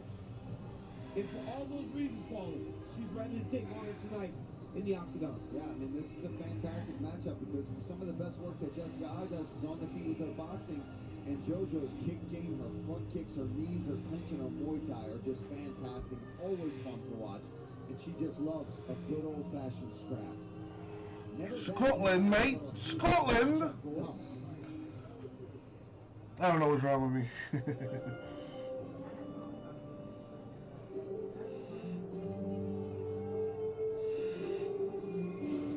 So here's the former world title challenger, Jessica Eye, number 6 in the world. She also has relocated to Las Vegas, Nevada. 14th UFC appearance for her tonight, but first without her gallbladder. It was functioning at 9%, Paul. I'm no doctor, but Jessica will tell you that when it's functioning at 75%, sometimes they'll take it out, right? So she had a lot Let me stand up for a bit here. Stretch the old glute. Coming in here tonight. If JoJo Calderwood can beat this version, then she's the better fighter, and obviously Jessica Eye does not believe that JoJo's the better fighter. These social media posts brought to you by Guaranteed Rate. Guaranteed Rate can save you money on your monthly mortgage payment. Visit rate.com to get started. Paul. Yeah, I imagine that's got to be very frustrating, right? Because you're having some trouble with the scale, you're missing weight, and you just don't quite feel yourself in training as well, and you don't know what to. Do you blame yourself? Do you blame your training? Do you blame your coaches? And then when you find out it's more of a medical issue, at least you find the resolve of what's going on. You can fix it and then focus on the actual training camp. She seems to feel much better. Seems to look in fantastic shape. And this is a matchup with some bad blood, like we've talked about already when JoJo's coming out. And DC, like John just said, that's never a bad thing for us fans and us commentators. When two of these ladies don't like each other, that's just more intent for them to go out there and hunt the win. Absolutely. And Jessica Eye getting on the scale at the contracted weight is already a win. Yeah. Jessica Eye said for a long time she wanted to be on Team Eye. She feels like she has finally accomplished that. She's very monogamous in her relationship personally, and she wants her training situations to be the same exact way, where it's revolving around Jessica Eye. And for the first time, she feels like she has got everything completely in the way that she wants it to be, and look forward to the matchup. All right, we'll see if Jessica Eye indeed is the terrible matchup for JoJo that she professes to be. The Tail of the Tape is sponsored by Howler Head, both women 34 years of age. A lot of similarities across the board, same height. Both came in right at that flyweight limit. Slightest of reach advantages with the American Jessica Eye. All right, now for the particulars, here is Bruce. Ladies and gentlemen, this fight is 3 rounds in the UFC flyweight division. Introducing first, fighting out of the blue corner, a Muay Thai kickboxer, holding a professional record, 14 wins, 5 losses. She stands 5 feet 6 inches tall, weighing in at 126 pounds. Fighting out of Glasgow, Scotland, presenting the number 7 ranked flyweight contender in the world, Joanne JoJo Calderwood. And now introducing her opponent, fighting out of the red corner, a mixed martial artist holding a professional record, 14 wins, 7 losses, 1 no contest. She stands 5 feet 6 inches tall, weighing in at 126 pounds. Fighting out of Cleveland, Ohio, USA, presenting the number 6 ranked flyweight contender in the world, Jessica Eva Eye.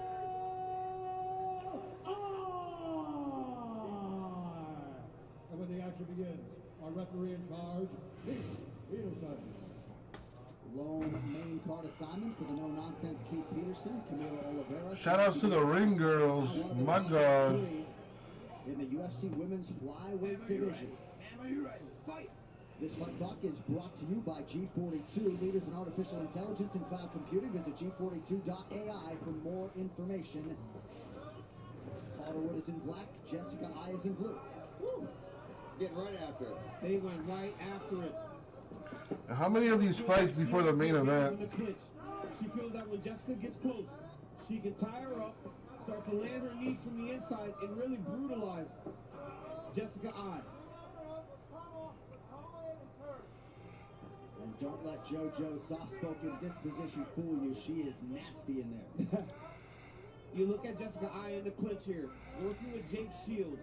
You know that she's made massive improvements, not only in the grappling, but also her ability to get the fight to the ground and fight and grapple on her terms. With the Home Depot app, your phone is your most powerful tool. Find just what you need in a snap. Nothing yet, Raul. I can show you what's come out of it, actually. We've got in the Eduardo Rodriguez card. There was a Christian Walker autograph. The Jorge Polanco. And the Yasmani Grandal. That's it. Nothing crazy good, unfortunately. Which means there might be something in there for somebody. All right, so after this fight is the co-main event. So we're slowly creeping up on the final here. So after this fight is the Hooker Chandler fight, and then the Poirier McGregor fight. A bit like, I don't know, smaller, but it looks like someone's closing their eyes when they're coming into contact. Just watch it. I saw Jessica's eyes just looking at her right there as they were deciding out there and trying to really look at her face expression. Ooh.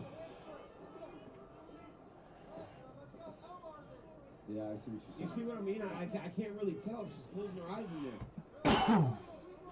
The fight Excuse me. A little dirty boxing here. And they're mixing it up well. Jessica throwing really good punches, and JoJo throwing some big knees and elbows in there. Oh, nice right hand there by Calderwood.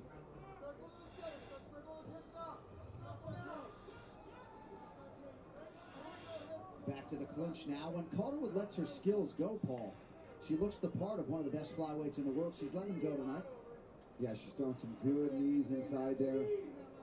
Good elbows, and that's her game. That's what she's going to try to do. But Jessica's doing a good job at least pressuring her to the fence to avoid the real big... What's going on with you, Raul? From that clinch position. What you doing at this hour?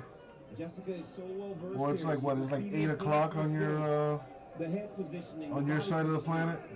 JoJo's essentially just standing and defending here. She's not really. Oh, two big knees right there by Calderwood. Yeah, it's JoJo's knees versus Jessica's punches at this point. Yep. She was aware of that too. Calderwood was aware that she was going to be the one doing more to work in the Muay Thai, and Jessica was going to be basically boxing. Ooh. Back to the body now. JoJo seems to be loosening up a little bit here. Starting to let her punches go as well. And kicks, yep. That front kick Calderwood is throwing to maintain distance is very good. Calderwood has certainly invested in the body early, mixing it up. Nice knee there. To all areas. They're both landing. Both of these ladies are throwing a lot of strikes. Both are landing. But Calderwood's throwing the more diverse set of attacks.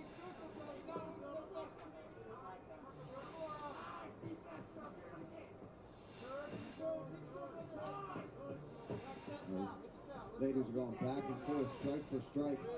Every time they break, Calderwood throws a kick. Body kick, high kick. Just constantly keeping Jessica on notice. Nice stick to the body by Eye. And now she goes up top.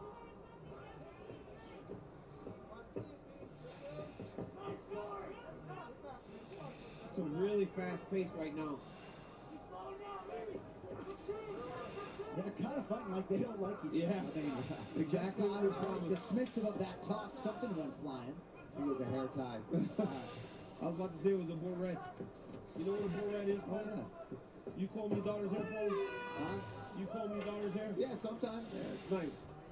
One for all is brought to you by the hair tie. Number 12 Irish whiskey, the finest, the tastiest, the smoothest liquid gold in the world. So We're now fucking check in stupid. on the corner of Joanne Calderwood. With me? Let's slow down a little bit. That was pretty aggressive in there. You were beating her on the outside with that jab and that split cross. Jab, split that jab with that cross. Right in the house. How are you, my dude? Circle that ass off the fence right away. She's pushing you straight back. We can't lose those. Ryan got the Steelers in 3. Thank you, my man. And a couple spots in the archives. So that is at 3 spots left. Thank you, man. Okay, you don't have to. You're winning on the outside. Slow it down a little bit. Slow it down a little bit. Pick and poke. How's your weekend going so far, Ryan? NBA Saturday primetime action returns to ABC and the ESPN app next week. LeBron and the Western Conference leading Lakers are on a 7-game road trip that takes them to the Garden in Boston to battle the rival Celtics. Our coverage begins with NBA Countdown at 8 p.m. Eastern, 5 p.m. Pacific. JoJo opens with a kick to the body in round 2. Calderwood in black, Jessica Eye in blue. These girls are going at it. corner of Calderwood. 3 spots left of the Archives Random Divisional number 4. Way too aggressive. They feel like she's If you don't hit, you could win a spot in the next break. 2 big shots there. Nice knee. Good jab it. Coach Wood is right. It's out. Front kick to the face. From the outside, it seems like Calderwood has a big advantage. Yes, and I dealing with some serious swelling on the left side of her face. Well, John, she got hit with a massive right hand. Look, another one by Calderwood. Nice front kick to the body. Good jab. Eye out of range on the return. Sort of plodding forward, not setting up angles. Oh my goodness. Yeah, JoJo really starting to sit into these punches. Starting to really. Nice takedown. Oh, she didn't want it. Yeah, I kind of welcome that. Calderwood is landing a nice left hook after she throws the right hand. And Jessica expects the combination to be done, but JoJo's still punching. Those body shots that Eye's landing though from the clinch are very tough.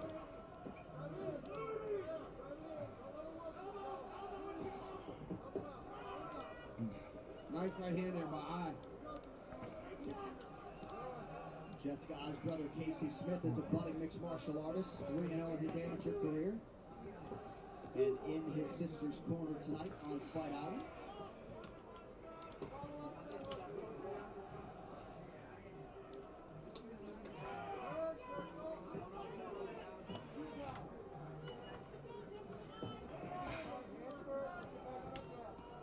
Universal Pictures presents Nobody, starring Bob Odenkirk. Never underestimate a nobody. In theaters only, April 2nd.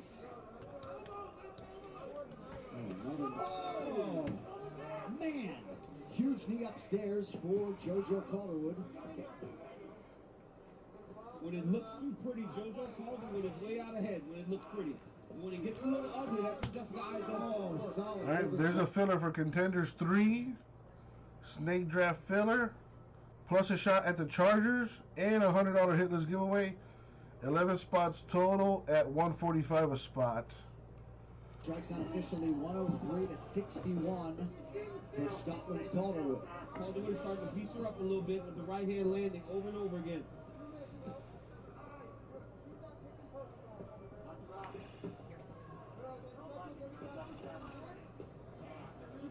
JoJo's hands are a little low. Yes, they are. Calderwood throws that front kick up very effortless. It just kind of flies up there.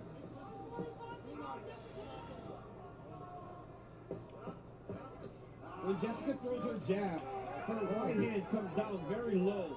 That's why Calderwood's landing that left hook. She's picked up on that. She throws it every time Eye tries to throw her jab.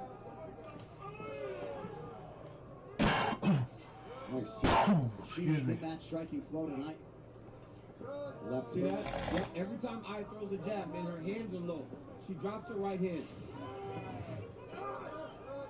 See how she's chaining her kicks together very well. After these punching exchanges, too, as Eye backs up, she lands a kick, whether it's to the leg or the body. See, just even there, just tap, tap.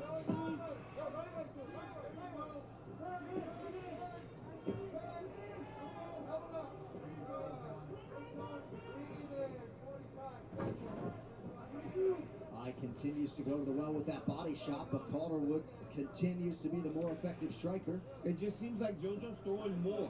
Jessica's landing when she throws. But JoJo Calderwood's throwing many more shots. Great takedown there by Eye. I mean, I don't know why JoJo did the spinning attack there. It was unneeded. You know, at times, you see fighters just kind of make these mistakes that they're self-inflicted. She did not need that spinning attack, and now she finds herself on her butt as we get to the end of this round. So far, hasn't done anything with it. No. And I think judges are getting more smart now. Yeah. Just a takedown with nothing effective after. They're not scoring them as importantly as they used to. The unauthorized reproduction or distribution of this copyright work is illegal and punishable under law. There we go, baby. 20 seconds?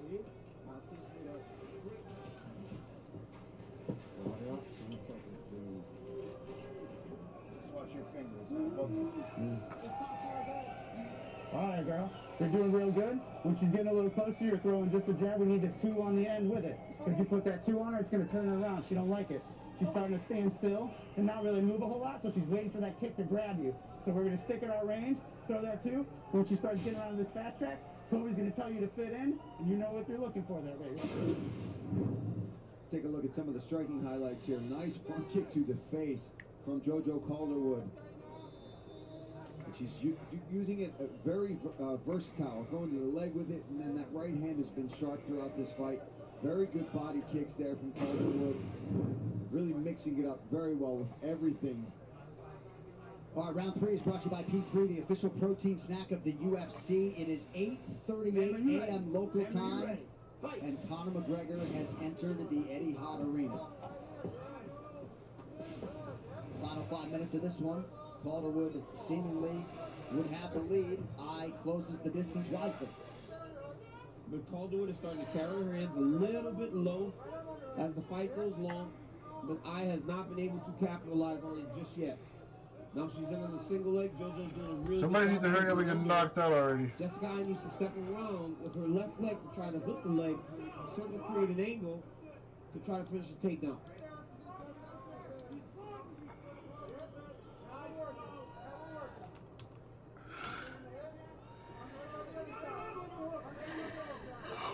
Excuse me.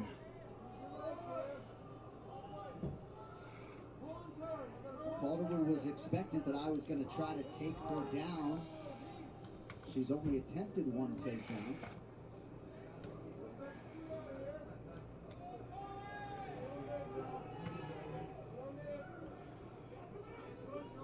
Keith Peterson giving Eye plenty of time to work here.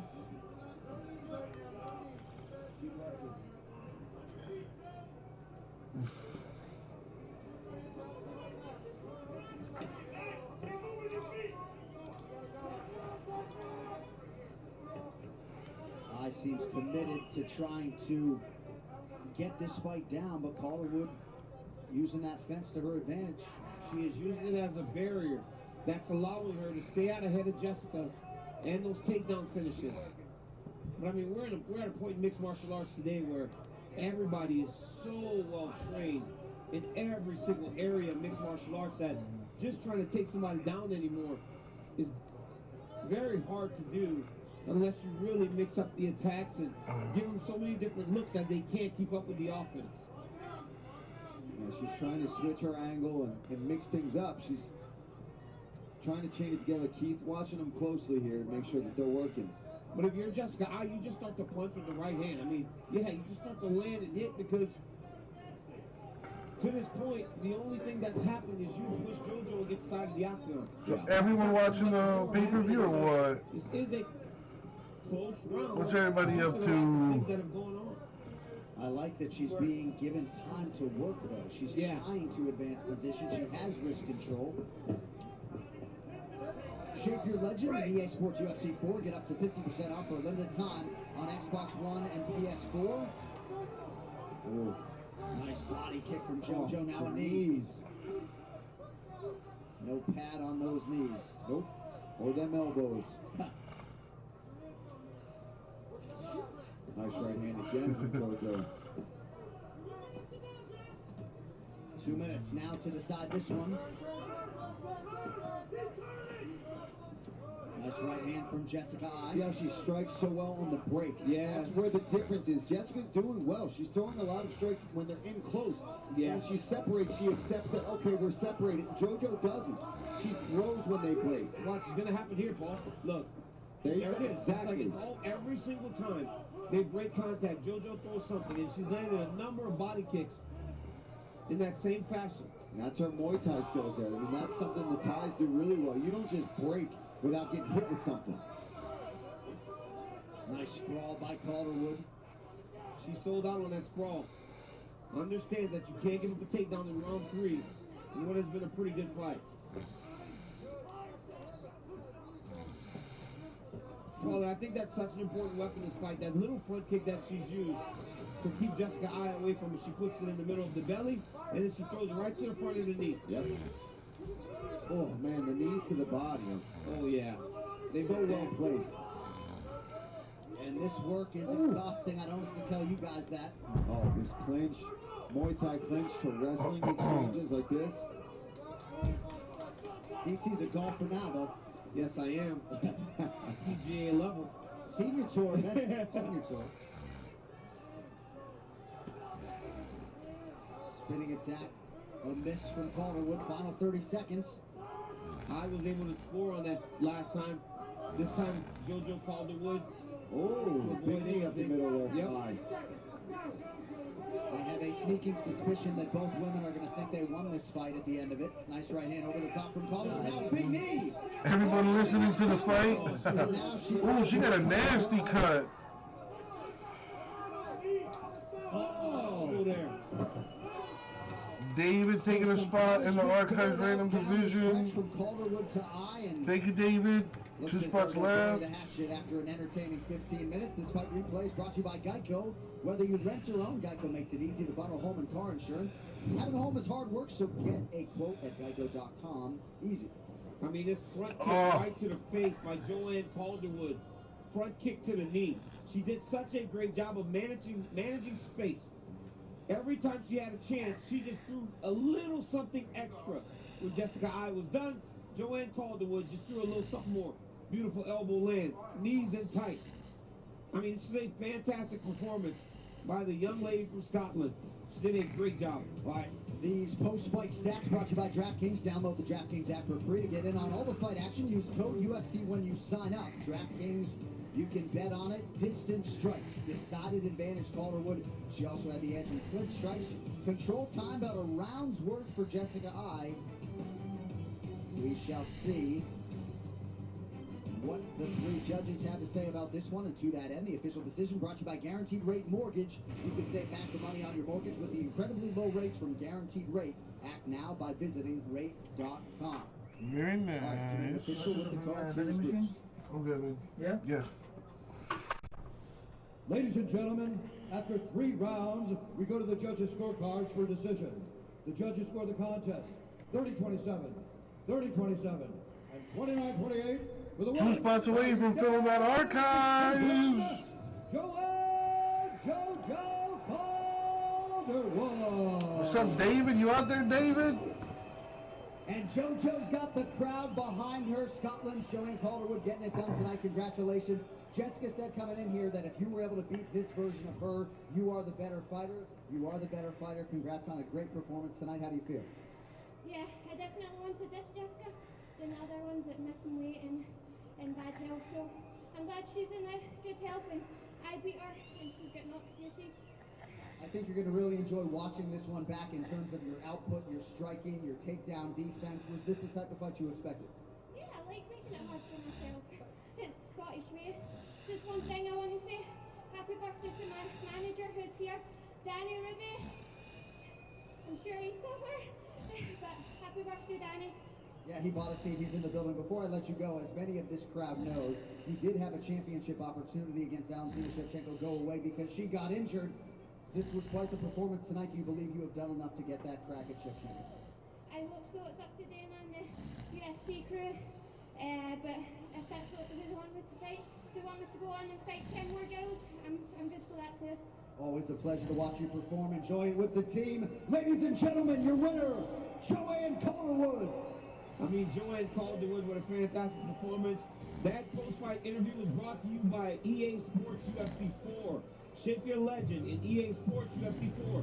Get up to 50% off for a limited time on Xbox One and PlayStation 4. Paul Felder, she's soft-spoken, but boy, did she put on a fantastic performance. Yeah, that was just pure Muay Thai skills in there. Really mixed things up well, and it was the diversity of her strikes and the volume of her strikes that won her that match. I mean, she did a great job. She landed over 200 strikes in that fight in a grudge match against Jessica Eye, who showed up in her best form. Every time she wins, I think of that Mike Myers Saturday Night Live skit. If it's not Scottish, it's not. JoJo Calderwood moving on up in the UFC. UFC's flyweight division. All right, coming up next, high stakes at lightweight as Dan Hooker takes on Michael Chandler. And now to get you primed for the co-main event, here's Brett Okamoto. Co-main event time.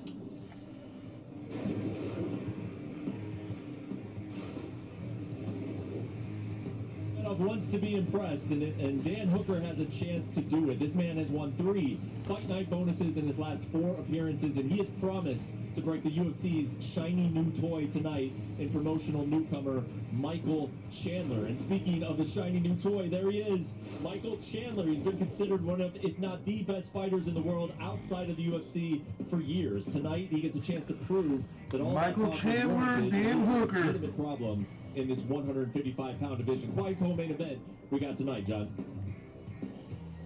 That goes without saying, Brett. Thank you very much. And now a look at what's coming up, brought to you by P3, the official protein snack of UFC. And we are officially loaded. Next month's live slate begins February 6th, UFC Fight Night, Overeem versus Volkov.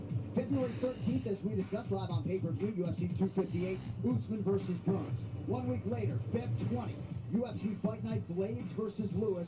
And we close out the month with another UFC Fight Night on the 27th. Dominic Reyes and Yuri Prochazka collide in the main event there. All 4 of those live events will be in Las Vegas. And in March, give me all of it. There will be no fewer than 4 UFC titles on the line. March 6th, UFC 259. Jan Blachowicz defends his light heavyweight title against the middleweight champ Israel Adesanya. Amanda Nunes putting one of her 2 belts on the line. She takes on top featherweight contender Megan Anderson, and Petr Yan, title defense number 1 against Aljamain Sterling. And then March 20th. What's going on with you, dude? Well, I'm watching the featherweight king Alexander Volkanovski takes on the pay-per-view here, the UFC event. The co-main event is about to start. Will be for the combat sports leader Dan Hooker against Michael Chandler. The UFC heavyweight championship should be a good one. We shall see. Trying to continue. And then, of course, the main event, Conor McGregor contender and arguably the scariest against Dustin Poirier for the second time. Francis Ngannou, Daniel, Stipe, Francis under the lights, March 27th. I mean, this is a fantastic fight between the 2 best heavyweights in the world right now. Guys, Stipe and I fought to see who was the best heavyweight of all time. He won the fight. This guy is guaranteed the best heavyweight of all time in the UFC. No one has done what Stipe Miocic has done. But Francis Ngannou has recharged. He's got a new approach to this. When he fought Stipe Miocic the first time, I was in the sauna with him. He was cutting at 265. Right. How's your night going, David? That fighting 5 rounds is different. What you got going on? At 250, he's knocking people out. But in the time that Francis has gotten better, Miocic has also gotten better. I know it firsthand. The guy is as slim as he's ever been. He's in fantastic shape. The power's still there. But I'm telling you, man, the way Francis Ngannou knocks people out and the confidence that he carries now, he calls himself the uncrowned champ. He gets a chance on March 27th to fight the greatest heavyweight of all time, Paul. Hey, but listen, there's a scary, scary man looming over this heavyweight division that is yet to make his debut, and I expect him to be fighting the winner of that matchup, and that is John Jones, man. Right. He is finally going to be getting ready for that heavyweight fight. The baddest man on the planet will be determined on March 27th, and I'm telling you, man, if Francis Ngannou can get that belt, he will be the scariest man walking planet Earth. I don't care about with the family tonight. Deontay Wilder, I don't care about none of Me too. With the Rip City family, baby. Boy, he may be one of the biggest stars in the entire world. All right, well, but hopefully see a good pay-per-view, a good main event here. We'll see what Getting ready to head out to Washington in a couple days for Salmon and Steelhead fishing trip. Sounds like fun, dude. And there is the man who will be the last. You go fishing a lot? Former UFC interim lightweight champion Dustin Poirier, when he left the featherweight division, he was its all-time wins leader, and he has realized even more success at 155 pounds. But if he is to get another crack at the undisputed title, Poirier will have to defy the odds tonight, for he draws that man, the notorious Conor McGregor, a master of distance management and range, a counter-striker with few equals, And not surprisingly, DC, McGregor has been bold with his prediction that he'll get the American out of there inside of 60 seconds. Not going to be long now before some resolution. Let's see what you got here, freak. I mean, it's an event when this young man fights. You're asking enters the arena to try to really 36 unopened packs with original box, 100% authentic. He's fighting the toughest fight out there for him at the current time. If Khabib Nurmagomedov is retired, Dustin Poirier is a tough fight for Conor McGregor. This young man always takes challenges, and tonight there's nothing different about it. This is a fantastic fight, and I cannot. Good luck, freak. Good luck. The sports world is watching his every move. He will grace that octagon very soon. Well, not far from here is the Louvre Abu Dhabi. Such magnificent architecture and splendor just everywhere you look here in the United Arab Emirates. This museum opened 2017, approximately 24,000 square meters in size, and houses 8,000 square meters of art galleries, making it the largest art exhibition in the Arabian Peninsula. It's the only one on eBay. But don't you think you're asking her for a bit much, man? I mean, what do I know? I don't know anything about anything. Yeah, at least you have 100% positive feedback, so that definitely helps. So at least people will know you're legit. But at $300,000, man, that is. Dan Hooker or the UFC newcomer Michael Chandler. All right, these fight odds are brought to you by DraftKings, playing free UFC 250. Dude, that's $8,000 a pack. You gotta be sick. I don't know, man. I love you to death, freak, but sometimes, I don't know. Yeah, I don't want to knock the hustle, but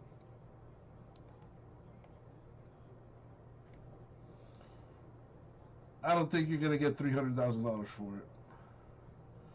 Someone offered you $150. Yeah, that doesn't mean double the price.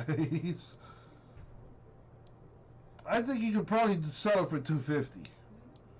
I think you could probably get it done for $250.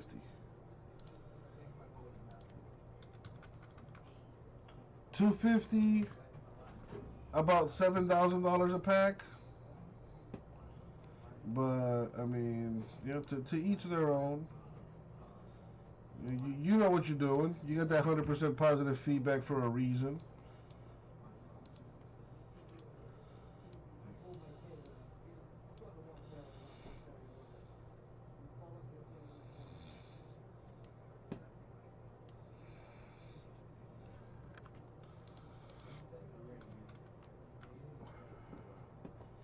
My dumbass closed the fucking thing here. Yeah, I thought it was sealed, freak.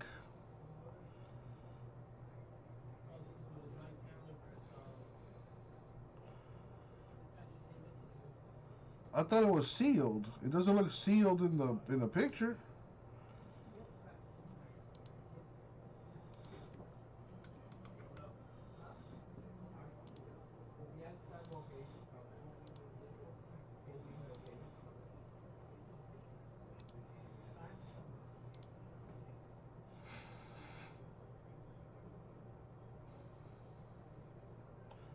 Oh, freak. Ah, man. See, now. Okay, now we're getting into the shady territory, brother. Now we're getting into the shady territory.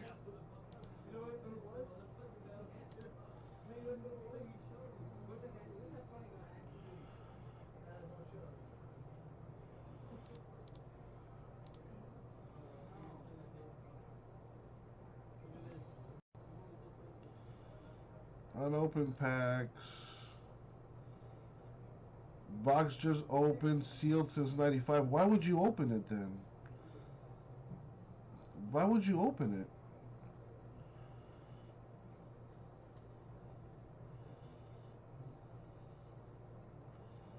That was a dumb move, opening it.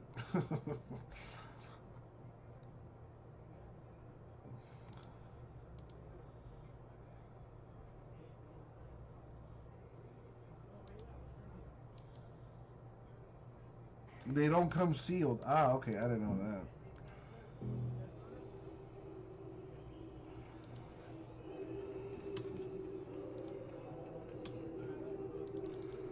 Drew, I have a link, but I'm not putting it in the chat. So I can email it to you probably.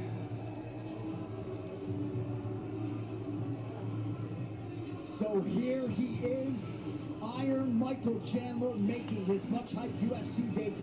Drew Conley, right? Yeah. Well, I'll send you an email anyway, just in case. I'm not gonna put the link in the chat. You know, I don't want to, you know, run any risk of ruffling feathers. But I emailed you the link in case yours doesn't work.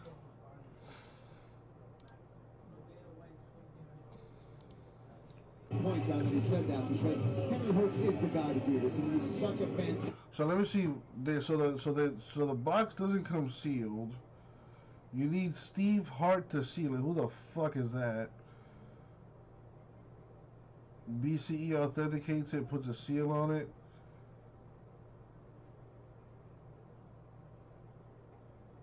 Huh. So, Freak, why don't you know what? Live your life, dog. All the fans of wrestling, they know Michael Chandler, but now Michael Chandler stands on the cusp of making a grand entrance into the UFC. This is a tough fight. This guy's got it all. He's good looking. He's well spoken. He's got a great looking feel. He's got a big old strong body. If Michael Chandler can make the statement that he intends to make, you got to strap that rocket ship to his back, because he is going to go to a level that he never thought possible. 3 times he was the Bellator champion, some big wins along the way. Eddie Alvarez, Benson Henderson twice. And after wrestling at the University of Missouri, guys like Tyron Woodley and Ben Askren were big brothers to him, inspired him to try mixed martial arts. We are certainly glad he did. And the biggest opportunity, his words not mine, of Michael Chandler's career beckons tonight on Fight Island.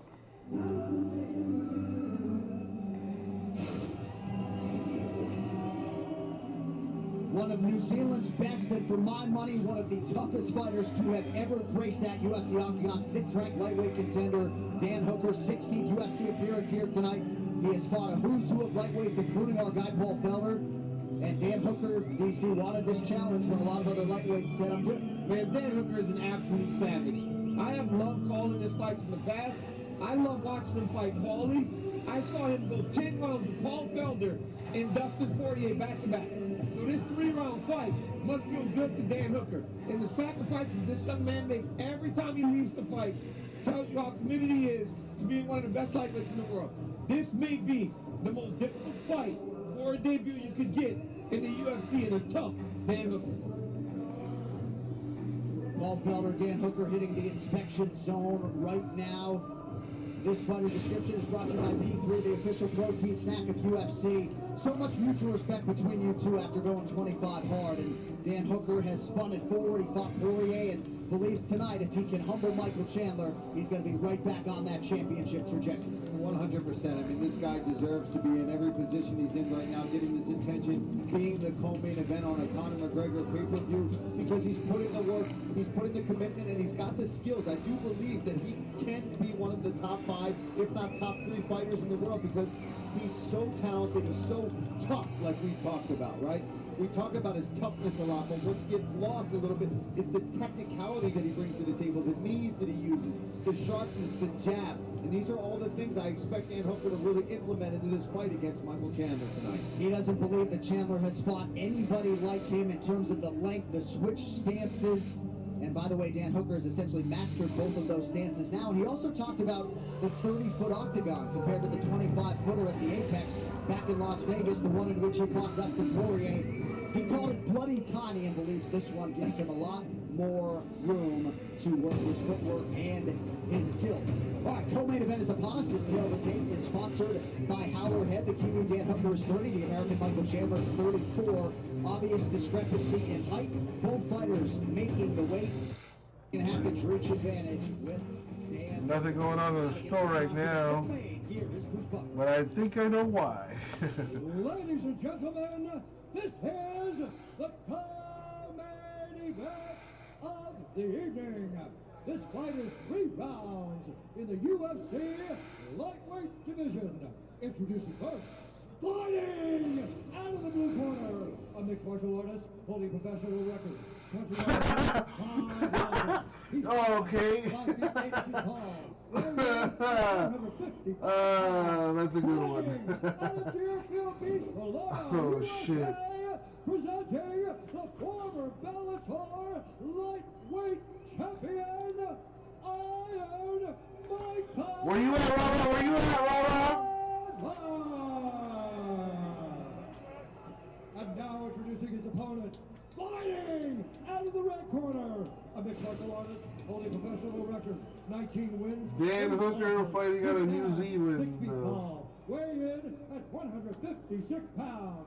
Fighting out of Auckland, New Zealand, presenting the number 6 ranked lightweight contender in the world, Dan the Hangman Hooker! When the action begins, our referee in charge. Yeah, I was gonna say Dana probably is not gonna like that they mentioned the competitor, but Red De La Cruz with us all night. Thank you, Red. I don't see Bellator putting on pay-per-views during the pandemic, or are they? I could be wrong. I don't know shit. Fighter taking on Dan Hooker. This fight clock is brought to you by G42. No gloves? Intelligence and cloud computing. Visit No glove tap? G42.ai for more information. Hooker is in black. Michael Chandler is in white. Chandler puts him on his heels. Dan Hooker's hella taller than compared to Chandler. Chandler looks like a baby. Hooker throws real nice knees up the middle, so you got to be very careful with the way that you approach him. He's a very well-versed striker. Has learned to put together his striking system to the degree that he's wanted to for a long time. And that's why you see one of the best lightweights in the world every time he steps in there. You see Chandler already very aware of that low calf kick that Hooker likes to throw. And Dan being very patient. Going to sit out on the outside, throw some feints. He wants to see what Michael's going to do. Is he going to... Yeah, Hooker has the hella reach advantage. Is he going to look for that big right hand? Universal Pictures presents Nobody, starring Bob Odenkirk. Never underestimate a nobody. In theaters only, April 2nd. And that's the thing about Chandler, right? Chandler trying to see... Wrestling, but also with You're trying to establish, like, where, like... Against Benson Henderson. Where he can get in. He landed. And you saw him with the same approach, right? That confident approach where he's in his opponent's face and he just explodes into you. Michael Chandler is a fantastic athlete. Hooker needs to get more aggressive. Due to quarantine restrictions in New Zealand, as Dan Hooker lands to that lead leg, he will not be able to return home until February 21st. That's why I said the sacrifices he makes every time he goes to fight, John. He leaves his family. I mean, everybody can appreciate the picture of Dan Hooker seeing his daughter from behind her guardrail when he got back after fighting in Vegas. Chandler continues to stop. Chandler's trying to get in there, attacking the body. And now goes up top and lands. Ooh. Push kick now for Chandler. Getting aggressive. Chandler getting right in the face of Dan Hooker. He is aware, Paul. Dan has thrown that low calf kick 3 or 4 times. And hasn't really landed it solid. He has not been able to air it. That one hurt. Oh, that one hurt. That was just 1, 2. And look at the immediate... Oh! Oh! Big right hand, Dan. It's a wrap! It's a wrap! Michael Chandler with the knockout. UFC lightweight contender. That's why you paid the big bucks for Michael Chandler. Yeah. Yo, he dropped a bomb on that motherfucker. To the Chandler household, and now you see why. Holy cow. That's impressive. You can tell he was loading up these punches, following Dan around, but being patient. Man. All right, Michael Chandler. Okay, Michael Chandler. I mean, he wouldn't let Dan get off the hook once he had him hurt. Michael Chandler, round 1 knockout. Yeah, you can tell Dan Hooker's like, fuck, he caught me. They call him Iron Michael Chandler. Look at the head movement as he enters. Chandler is not just going on a straight line. Chandler's moving his head as he enters into range, and he throws that beautiful left hook. But you know what set it up? It was the straight right hand in the body before he threw multiple times as he did that. All right, let's look at it. This fight replay is brought to you by Geico. Whether you rent or own, Geico makes it easy to bundle home and car insurance. Having a home is hard work, so get a quote at geico.com. Easy. Right here, look at that. That straight right hand to the body. A number of times with nothing behind it. And he was doing that. He set that shit up. Over the top, and he hurt Dan Hooker. He set that shit up decent. Boom! Right on the chin. Shuts off the light. Hooker tries to survive because he's just so tough.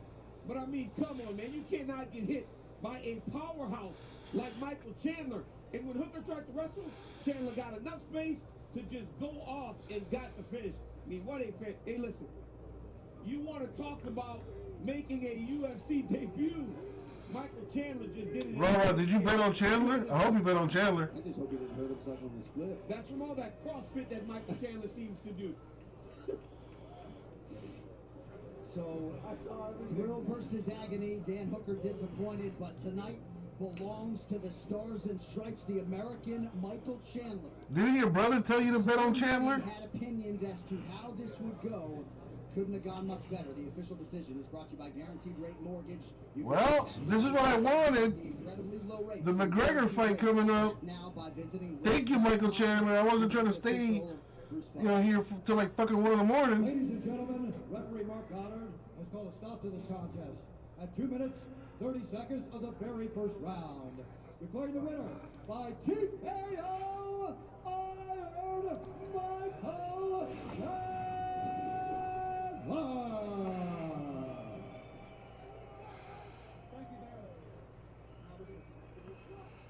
Ladies and gentlemen, your winner, draped in the Stars and Stripes, Michael Chandler. Welcome to the UFC. You have waited a long time for this moment.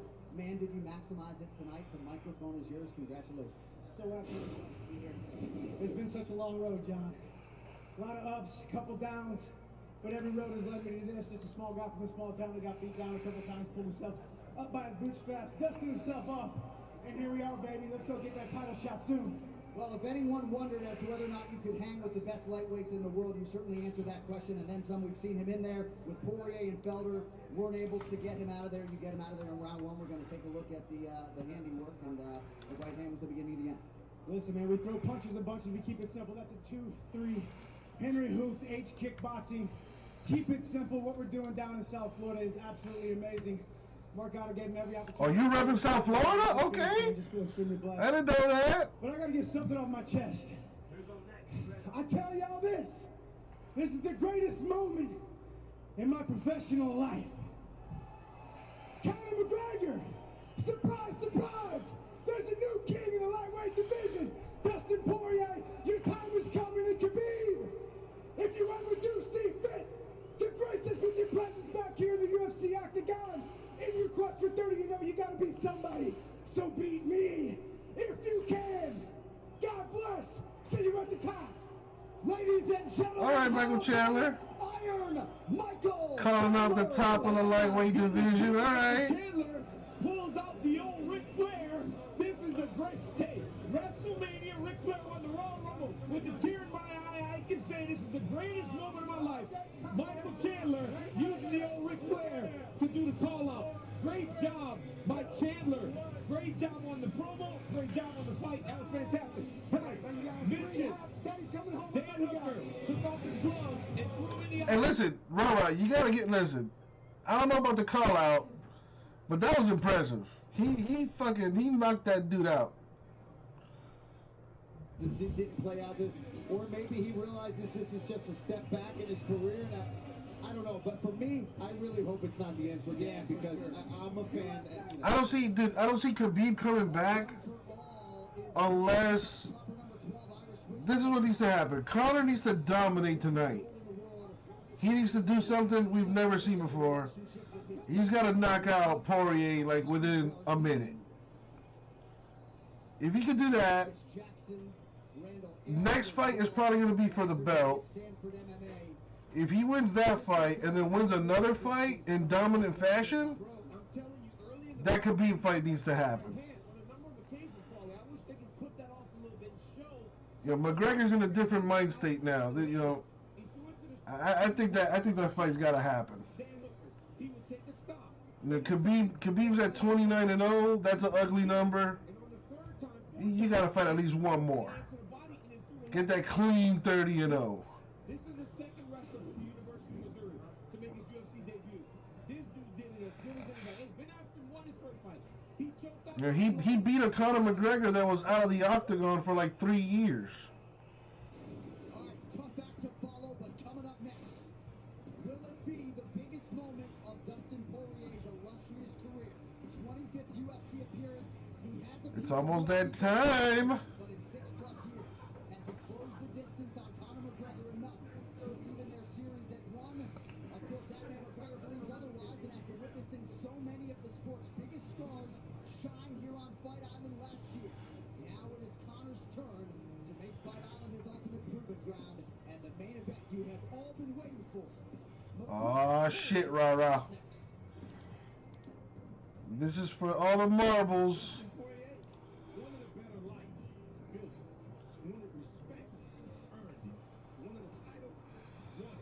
Decided to change the world, doing it. You know how my man keeps accomplishing everything he sets out to do? He believes that he can. Guaranteed Rate is a mortgage lender who understands the power of belief. First home, dream home, whatever your goal, you can make it real.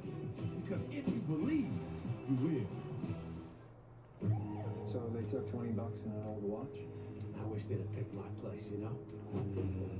You had to drop on me. Why didn't you take one out? I was just trying to keep the damage to a minimum. There's a long dormant piece of me that so very badly wants out. What are you still doing here, old man? I'm gonna mess you up.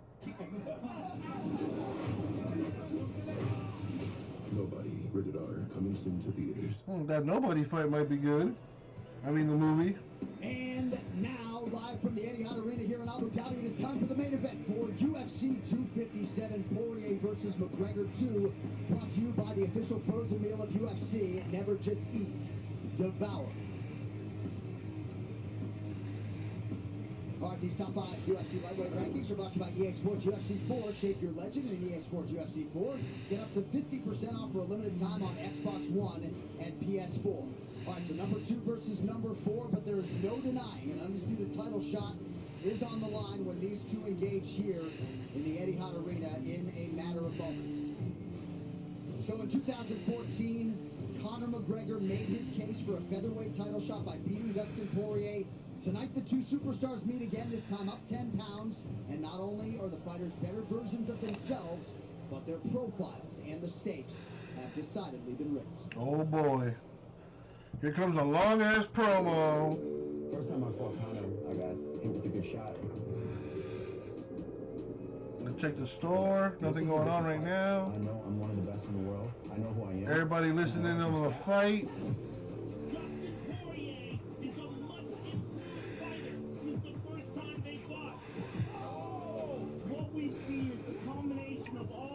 I don't think so either, Rara. I think Conor's going to empty the gas tank immediately, and Poirier is more than happy to join him doing so. What up, Angelo?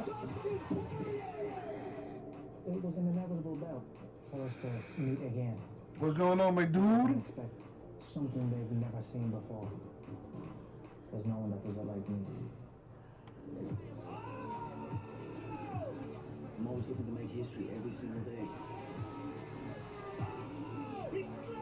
Well, I hit a Jalen Hurts on-card auto to 99 and PYT number 2 for the Eagles. That's a pretty big card. And I'm very proud of my achievements. But I have so positive. Nothing big yet has come out of the archives boxes.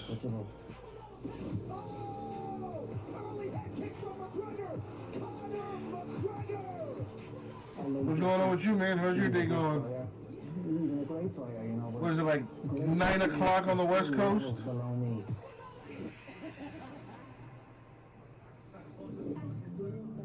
I mean, so far, that Jalen Hurts is the biggest card that's come out. I think there's still at least 2 or 3 more big cards in that case. To the father, to the person I am now. I had a taste of the interim title. It felt great, and I want more. this fight makes sense now is because I believe I'm the #1. I haven't done anything with those packs. The one box keep your pack deals. There has been very minimal interest in that. I'm gonna stop counter. So I'm probably gonna, you know, take them down and put them up as like random divisions or something. I beat the shot. I beat him in also. It's a wrap.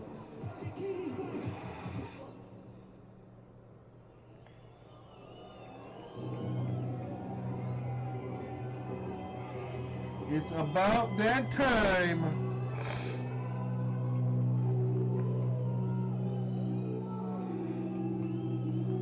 Flip what? You talking about contenders?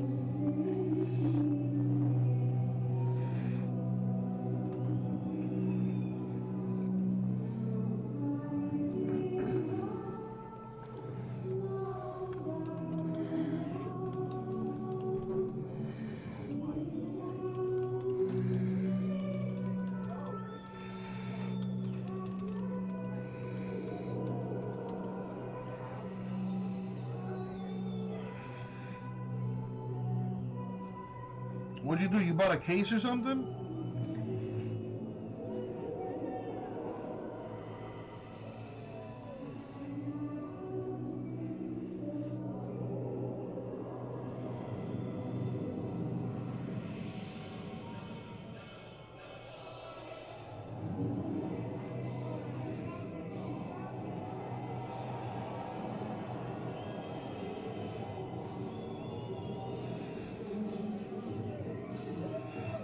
Still probably the greatest entrance in MMA.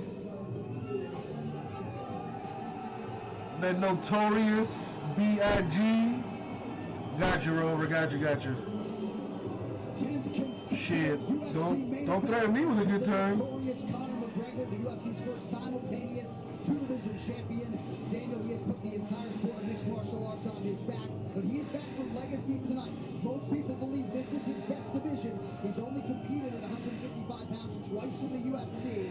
Tonight he resumes his championship quest against Dustin Poirier. This proper walkout is brought to you by Proper No. 12 Irish Whiskey, the finest, the tastiest, the smoothest liquid gold in the world.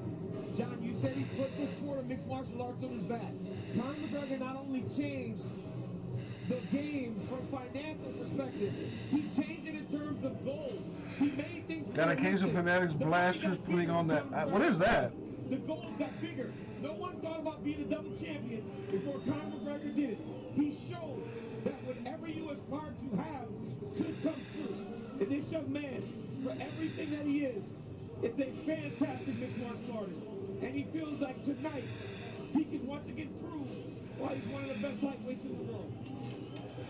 Yeah, I mean, the fact that he said from day one that this is what he was going to do and who he was going to be, and made it happen.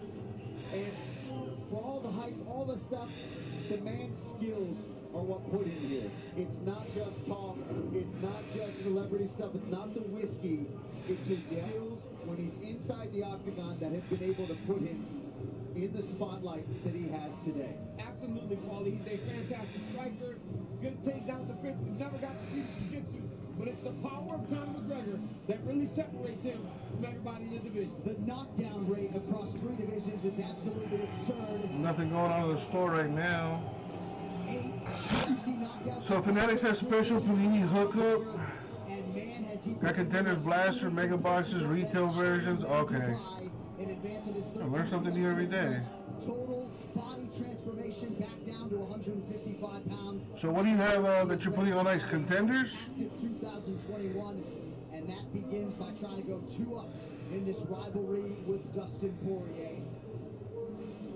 Demetrius Johnson, former champion, said to me back in the day, nobody manages distance like this guy, Paul. His understanding of range, and it's not always combinations, but man, does he find the knockout shot. Exactly, but it's the patience and control that he has to do that, right?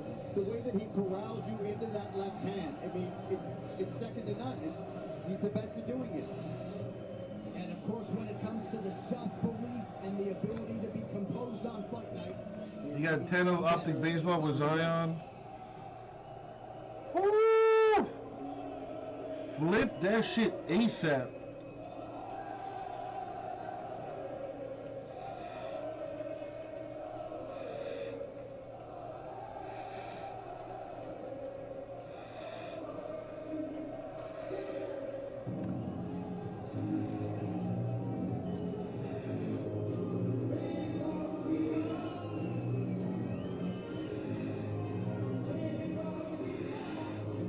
Coming out to some James Brown. The big payback.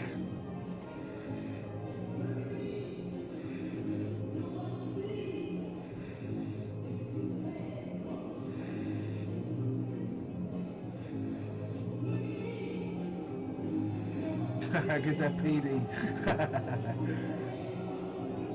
Like freak. Proudly repping Lafayette, Louisiana. Here is the number 2 ranked lightweight contender and former interim champion, Dustin Poirier. Power in all limbs. An outstanding southpaw. He can lean on a Brazilian Jiu-Jitsu black belt as well. But his head coach, Mike Brown, has said perhaps his greatest asset, his greatest weapon is his gas tank. And in order to make that a factor in theory, he has to figure out a way to extend Conor McGregor here tonight. He has not minimized the importance of the early moments of this fight. He said, and I quote, the first few minutes against Conor McGregor are going to be huge. Tonight's prep one is brought to you by the official frozen meal of UFC, Never Just Eat. Devour Paul Felder, smack dab in your division. This man has done some things. Dude, I would, yo, for real. That boy's slacking. I would have drove all the way to Ohio to make that move. I see you picked up some contenders. So contenders is now at 8 spots left. He wants things paid in full, as he says himself all the time. Thank you, my dude. Perfect opportunity from a former opponent has put him out. Not yesterday, for real. I would have got there today. The underdog story of all time, right? That's what we love, is to see an underdog, to come in here and face your fears, to face a man who's put you down into the canvas. You get the opportunity to right that wrong. And that's what Dustin Poirier is all about. Dustin Poirier has paid the cost to be the boss. This young man is not the same fighter that he was in 2014. He has championship level experience. He has power. And this dude is looking to get it done. He wants to win this fight. He wants to get that belt. All right, this should be interesting. Back in the championship hunt. Nothing means more to Dustin Poirier than winning the championship. And look, man, I'm from Lafayette, Louisiana, as Dustin Poirier is, and I know how much of a fighter that these young men are down there. Dustin Poirier is going to fight with all that he can tonight and try to beat Conor McGregor. I cannot wait. I am jittery. I am nervous. These guys, this arena feels completely full. Feels like there's 3,000 in here. Yeah, I don't know. This is a big-time fight field, Johnny. Exactly what's going on in my body right now, but I'm anxious. Poirier, 10 lightweight wins since the first meeting. We'll see if he can cash as a plus 250 underdog here tonight. This Till the Tape is sponsored by Howlerhead. McGregor and Poirier, both 32 years of age. Dustin celebrated a birthday during fight week. They are both 5'9". Both fighters successfully have made weight.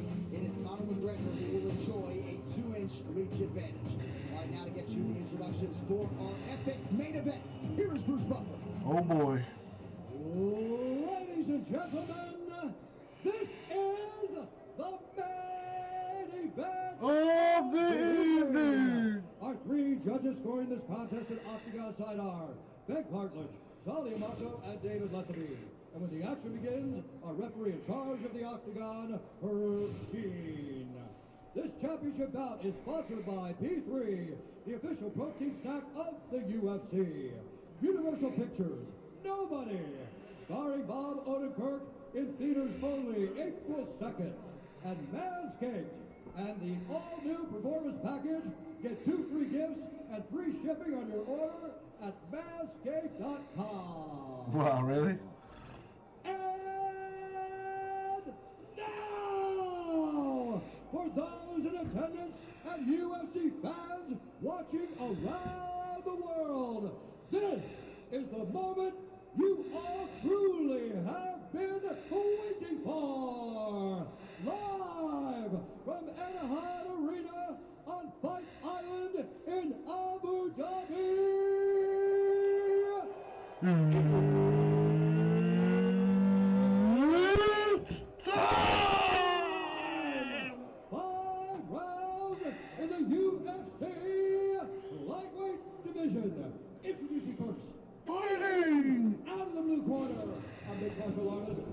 fight's on ESPN. What are you talking about? 4 losses. He stands 5 feet 9 inches tall, weighing in at 155 pounds.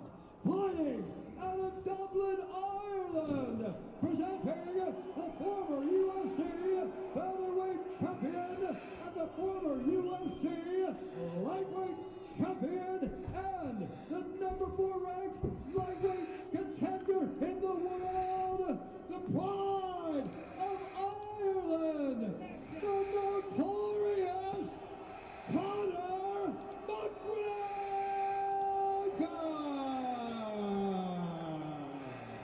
Oh boy. And now introducing his opponent, fighting out of the red corner, a Jiu-Jitsu fighter, holding a professional record, 26 wins, 6 losses, 1 no contest.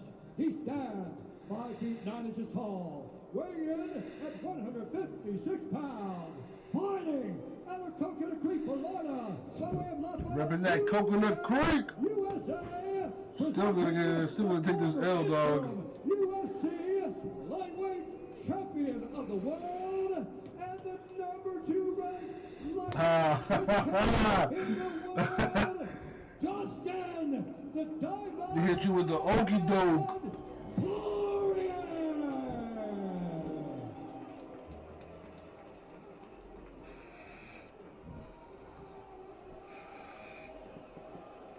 All right, gentlemen, we've been over the ring. Protect yourself at all times. Oh shit, here we go. Gonna keep it clean. Touch gloves, let's do it. Here we go. Hard to appropriately describe the tension in this building. I'd imagine a lot of you are feeling it at home. Conor McGregor opened with a hook kick 4 seconds into their first meeting. We shall see how he chooses to proceed early in the rematch, which is upon us. But Conor was ready, boy. McGregor in green immediately takes the center of the octagon and lands a left hand. Dustin Poirier is in black, southpaw versus southpaw here. This is the important time for Poirier. You got to get through the early part of the fight. If you're Dustin Poirier, you can't fall for the feints of McGregor. McGregor immediately puts him on his heels. Ooh. Both guys exchanging quick, fast hands from both men. That right hand, an encouraging early sign for Dustin Poirier. Yeah, Poirier should keep. I think kicks are very important. I like that calf kick he's trying. Oh, and that takedown. A takedown. Massive by Poirier to go and get a takedown. Yeah, but Conor doing a good job of getting his back right up against the fence here. But the way he took him down, you could tell Conor wasn't really expecting it, right? Yeah. When he was expecting takedown with Nurmagomedov, he was able to defend a little bit early. Great transition there by Dustin Poirier. He's going to try to suck his hips back down. He's got to find a way to try to circle Conor off the side of the octagon. Conor's going to use the octagon to try to build his base and get up. His height right now is going to help him. Nice.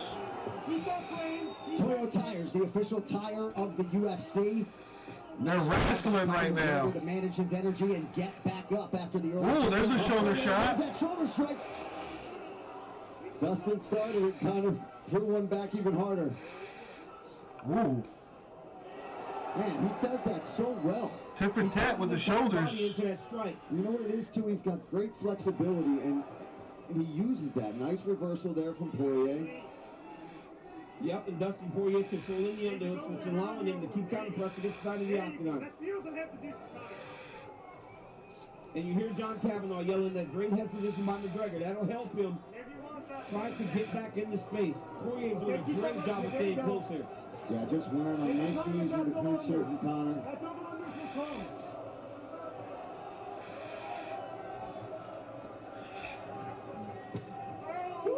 That was a solid knee. Yeah, that shit hurt. 2+ minutes have gone by here, round one. Bro, he's eating those knees. Athletic knee there lands for McGregor. There's another one for good measure. Dustin trying to get this single leg. Conor doing a great job of defending. Staying patient, too. He's not going to exhaust himself here worrying about things that aren't there. Controlling the wrist. There he goes and reverses. Nice job there from McGregor. If you're McGregor, you need to get back to the center now. You need to get away from the octagon. You don't need to be in the clinch. Yeah, get out of there, man. And try to find that left hand on Dustin Poirier. But Dustin's kind of keeping him in there with that overhook. These guys are talking to each other as they exchange shoulder strikes. There you go, foot stomps. Foot stomp, right? I'm surprised. Why don't more UFC fighters do that? At times has an upward trajectory. That shit hurts. It's almost like an uppercut with that shoulder. Look for some elbows in here, possibly from Conor too. He's controlling that hand. I mean, the overhook of Dustin Poirier is keeping him close. He's taking that overhook and he's pulling it in tight. Look at him reaching across and trying to grab the other hand of Conor McGregor. That's not allowing Conor to work with the left hand and keeping Dustin close. Elbow appeared to land over the top for McGregor. Back to the center of the octagon, 90 seconds to go.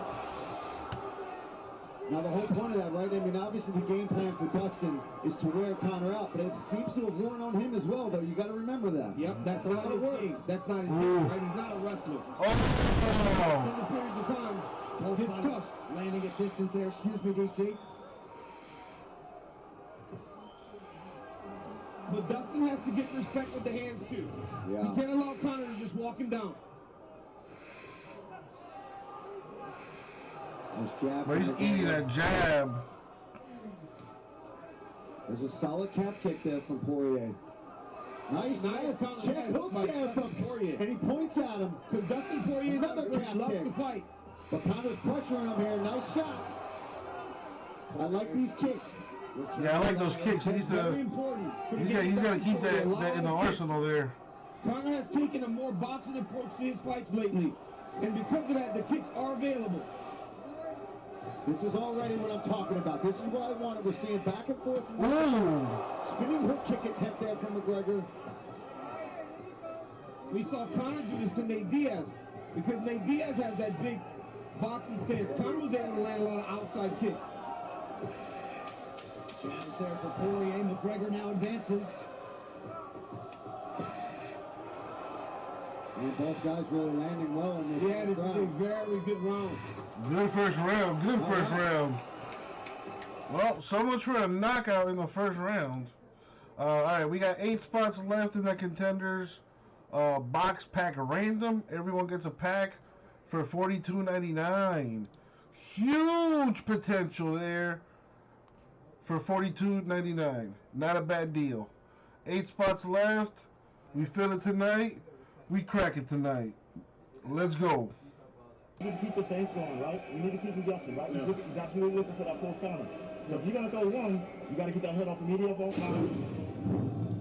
Let's take a look at some of these shoulder strikes. Right on the nose, too. I mean, it's very similar to what he did to Cowboy Cerrone. Beautiful elbow off of the clinch. There's a left hand right on the jaw, and Poirier ate it. Very interesting. Nice right hand. But here's a nice check hook, I believe. Or not. We missed that one. We're ready to start. We got more action to come. It's time to go, man. Come on, Paulie. I know we love the replay, but let's get to some more stuff. Yeah, I'm ready for round 2. The fisticuffs are ready to start now. John Kavanagh, Phil Sutcliffe appear to like what they saw out of Conor. They the lead hand. Looked like a debilitating calf kick there from Poirier, and then McGregor that fires right hand back. might have hurt him a little bit. Look at that uppercut. The right hand lands flush for Conor. Yeah, you got to keep that kick up. That's fucking him up. Calf kicks, man. No, he has Keep landing not. them. Nice leg kick from Conor. Smart move. See, and now we're seeing the versatility. Conor's not just a boxer. He has that. can kick. But He he has does many skills. Yeah, those calf kicks are starting to hurt. Which is why you see Poirier looking for these calf kicks And early he's in the landed. fight. That's the calling part of the American Top Team. Those guys blast those low leg kicks. But he's got to remember, DC, to get back to the boxing, too. He can't just throw that because Conor will get the timing like that. Yep. Now, I don't know about you guys, but I'll give that first round to McGregor. Slightly 10-9 on that first round. And we're in round number 2. It's just got to be safe. Conor's got to start landing his punches right now, too. Nice body shot there from Conor. And you can see Dustin Poirier much more comfortable in there right now, right? Because he took a big shot from McGregor. There's a lot of questions when you've been knocked out by somebody. Oh! Early, right? Got his leg. Take those shots. What are you going to do with it? Best shot. A left hand straight on the chin. Yeah, he didn't do shit with that. So he's more confident. But McGregor is still working in the range and landing his shots. Ooh. Conor's trying to kill him now. He's catching that leg, though. We're Nice jab there from Poirier. And now a left hand for Dustin. Seems like Dustin's getting comfortable with the boxing range too now. Absolutely. And again, another touch on that lead leg of McGregor coming up on 3 minutes here, round 2. I think it would be smart, DC, of Poirier now that he's attacked that calf, to mix in a takedown attempt. And maybe even for Conor. Yeah, for a level change. Yep, Conor. To save his leg a little bit. Because Dustin's beating that outside leg up bad. Solid left hand from Conor. You just can't take him on the end of the punches. No, man, you can't sit out here at this range and play with McGregor. Oh, that leg's beat up, man. Dustin Poirier. Poirier now right hand. He's got to go back to the... Oh, shit!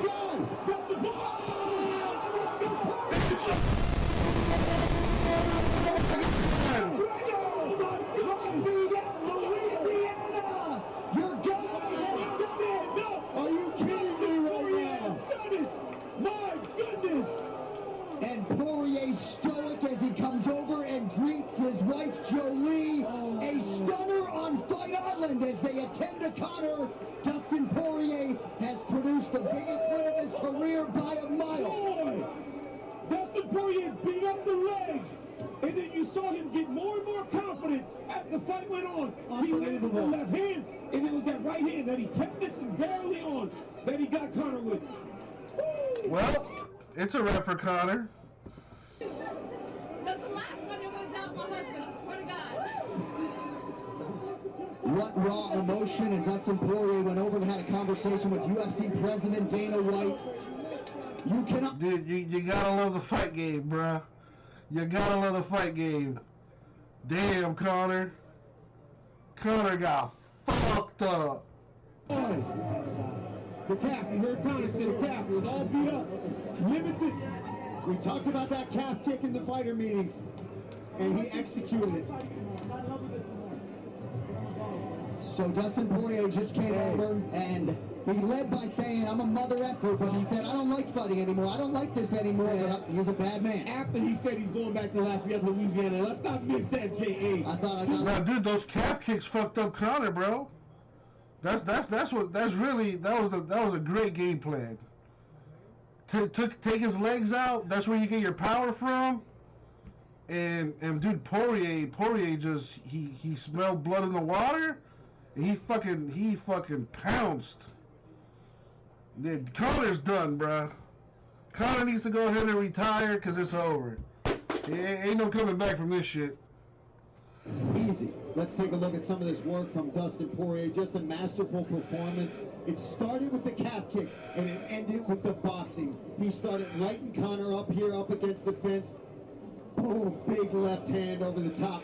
And once Poirier gets comfortable, gets his confidence going, he's one of the baddest men on the planet, and he is as tough as they come. And he has... Wow. Oh, I mean... unbelievable. Damn, Conor. Dustin Poirier get going, because once he gets rolling downhill, he is an avalanche, and he is going... Dude, Conor fucked up as soon as he took that fight with Mayweather, bro. He lost all that time wasted trying to be a boxer. He got away from his craft. Man. Alves, and then the fellow Louisianan Daniel Cormier. But we said it off the top. Power in all limbs, right? Just as much power in the right as the left, Paul. Power in the lower half. And Dustin Poirier has officially... Should have never... I mean, he got a huge payday. He got a huge payday off that boxing. But that right there, that ruined his MMA career. Lafayette to get some king cake. I mean, what a performance by Dustin. Wow. All right, the official... I mean, you know what? Maybe they run it back for a trilogy? Because right now they're 1-1. McGregor knocked him out in the first fight. Poirier knocked him out in the second fight. There's big money to be made in the third fight. If Conor wants it, I'm sure Poirier will go for it. KO Dustin the Diamond. They're at 1-1, bro. They gotta go one more time. Lafayette, Louisiana, I love you. Come home, baby. Yo, if you put money on Poirier You came up tonight. In a career full of signature wins, none bigger than this one as you get your revenge against Conor McGregor. Congratulations, epic performance. You got to be on cloud nine, my man. Yeah, I'm happy, man, but I'm not surprised. I put in the work. You know, first off, I want to say Conor took this, you know, this result very professionally over here. He's a pro, man, and nothing but respect. We're 1-1. Maybe we have to do it again. See, there it is. But, God, you gotta go again. I'm happy in the place I am. Like I say over again, I'm happy with the man I see in the mirror. And this fight is great. This win is great. But we're fighting for something bigger back home. And me and the Good Fight Foundation are doing really big things. So if you want to check that out, go to the Good Fight Foundation. Conor and the I love WWE. my wife, and I love my city. I could see Before that. we talk about the immediate future, let's just talk about the As like a manager or Fought a near something? perfect fight. I would think the takedown early, you invested in the calf kicks, and it certainly was a factor. And then power in both hands on full display. Your thoughts on the fight? Yeah, the goal was to be technical and to pick my shots, not brawl at all. You know, have a big tendency, and you saw in the end of this one. Man, I'm gonna be honest with you though. I did not see this coming. I have a tendency of just getting crazy and trying to hurt guys and getting very out of position. I really did not expect Poirier to TKO McGregor. I know Max Holloway thinks he has the best boxing, but I got 2 wins over the kid. Nothing but respect to him. I'm a big fan, but I beat him twice, and I felt like I was boxing pretty well with Conor. He hit me with some good counter twos. We knew his timing on the counter two was some of the best in the game, but I just don't give a fuck, man. I'm here to win. Boca Boxing District showing up large tonight. Before I let you go, I know you have the interim belt at home, but it's undisputed golden glory that you crave. Your thoughts on what lies ahead?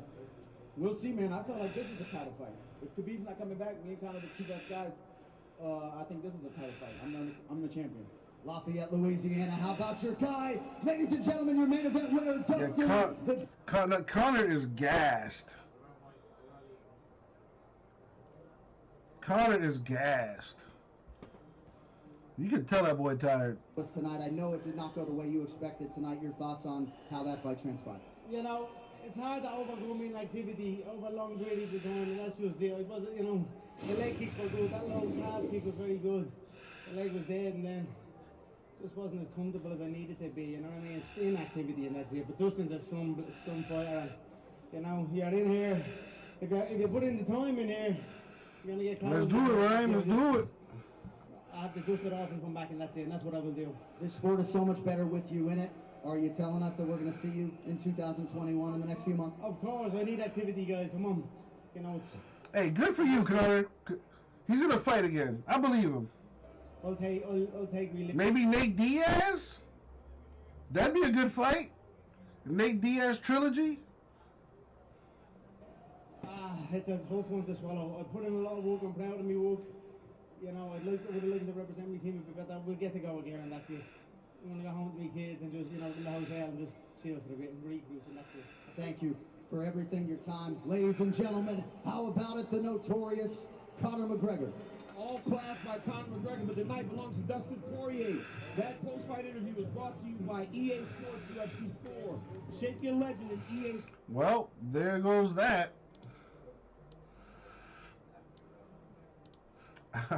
I don't think any of us saw that coming. I know I didn't. I thought Poirier was going to get knocked the fuck out within 60 seconds. But you can tell Conor was very tentative. You know, I really thought Conor was going to come out and just empty the gas tank all at once. But did not happen.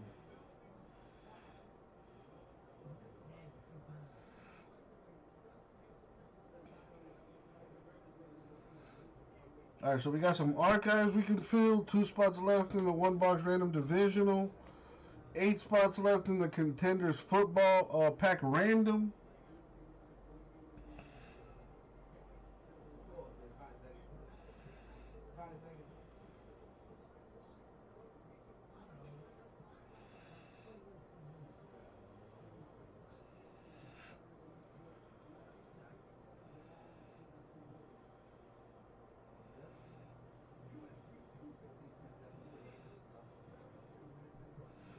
Come on, my friends, let's get something else filled.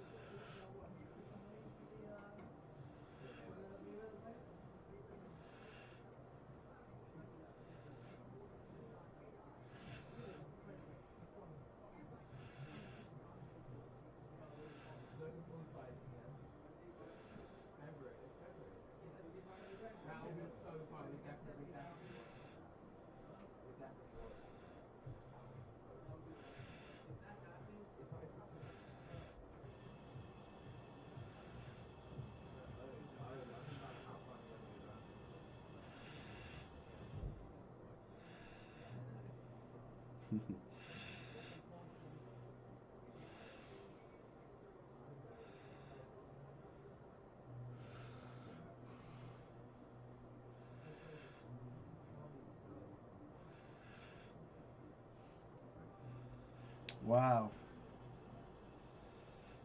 That was that was something.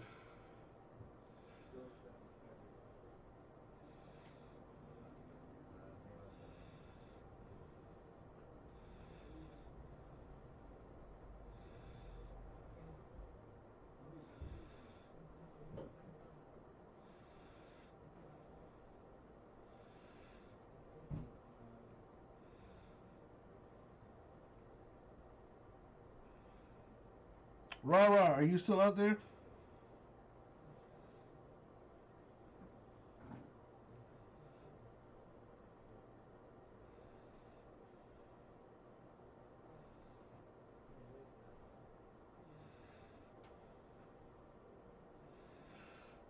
Or anybody really? I guess I'm gonna throw this out there.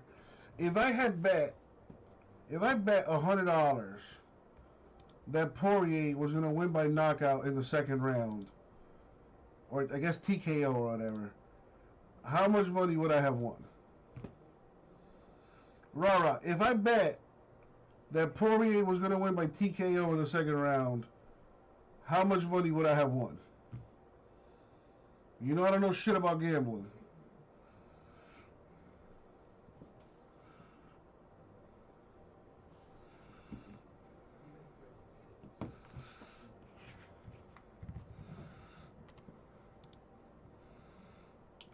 Plus 250, so what? I would have won 350?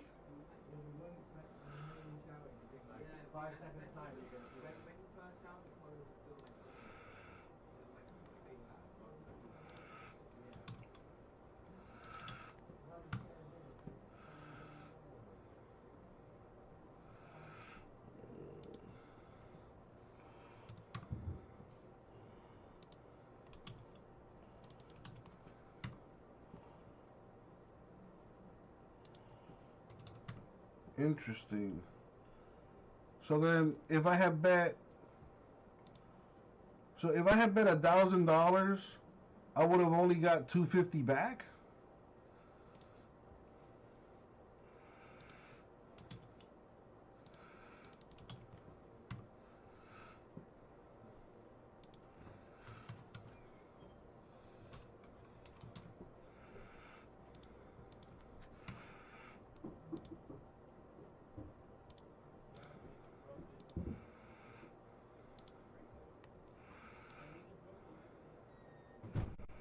Number 3.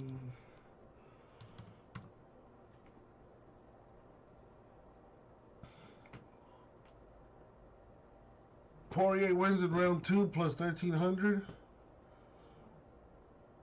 So then, if I had bet $1,000 on that, what would I have made? 2,300 or 3,300? I don't know shit about gambling. I'm trying to learn though.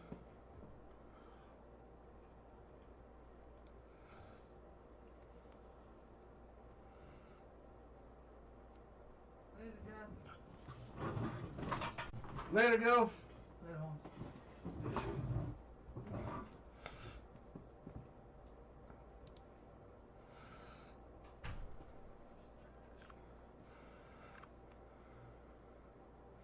Woo! So if I had bet $1,000, I would have won 13 grand. Fuck. Damn, I can see why people gamble, yo. So wait, so how do you get to that number? How does that? I'm trying to understand how that works. If I bet $1,000 at plus 1,300, Well, I can't multiply 1,000 by 1,300.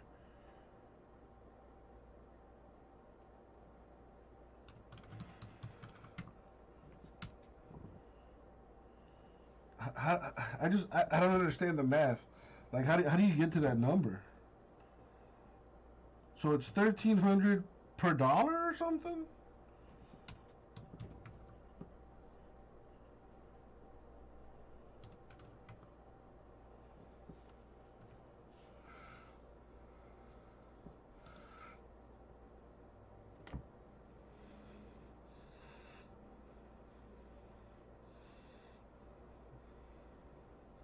Man, I gotta hang around you guys and learn how to gamble, because I know there's different things you can gamble on. Like you can like, obviously what I'm saying is extremely specific. Poirier winning by TKO on the second round, that's extremely specific. But there's other stuff you can bet on, like, you know, just straight up. Oh, who's gonna win? Poirier wins. You know, there's probably, I would assume, less money to make on that. So it's based on a $100 bet. Okay. Yeah, that's why I was trying to figure the math out. I was like, I didn't understand. So like 1,300, but see, 1,300 times 100 is 130 grand. So wait, so 1,000 divided by 100 is 10. 1,300 times 10 is 13 grand. Ah. So is that how that works? It's all based on it's always based on a $100 bet? If a line is minus 200, it means I have to bet 200 to win 100. Okay. So let's say it was minus 1,000. I would have to bet 1,000 to win 100? Which is a fucking stupid bet.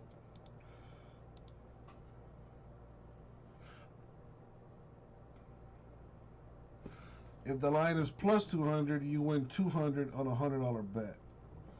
Oh. Gotcha. Okay. All right.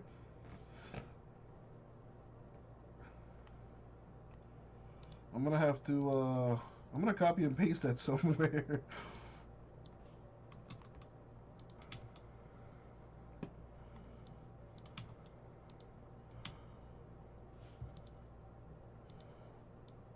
Got it.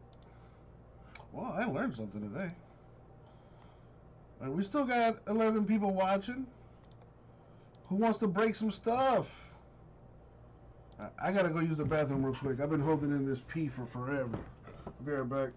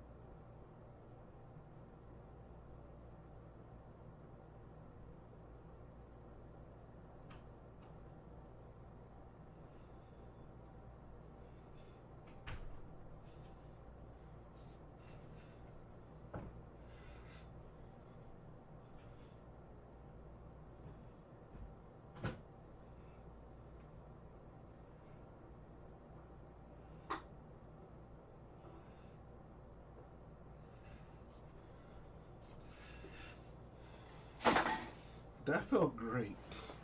My God. You know when you're holding in a piss for like a while and you finally get to pee? That sweet release?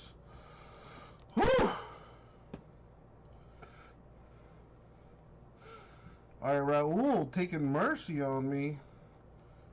Filling the archives, number 4. Thank you, Raul. All right, let's put that together.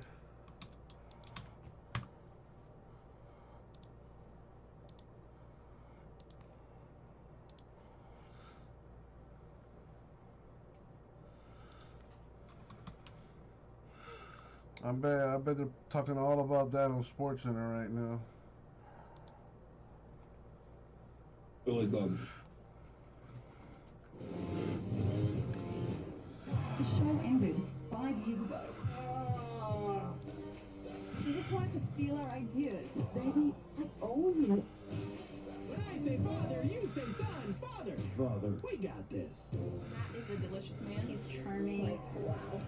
There's my favorite What? designated ugly fat friend. I don't want to be anybody's duff anymore. Oh, no, you did. I didn't say that. Yes, you did.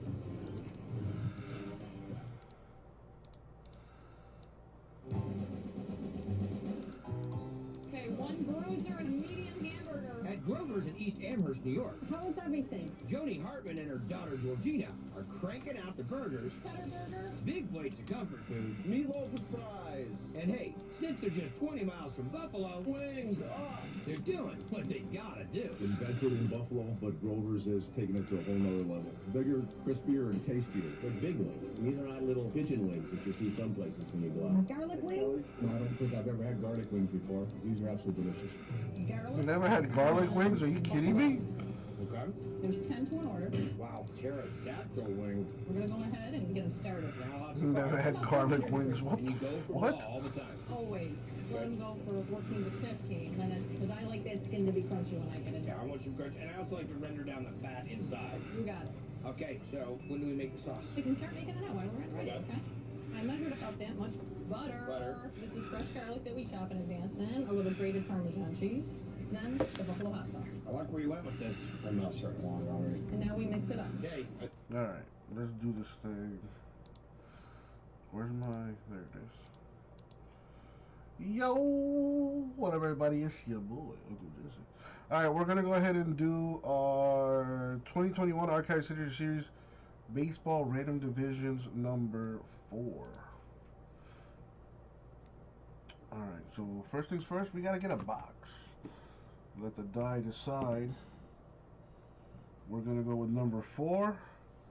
I don't know if number 4 is available, but let's find out.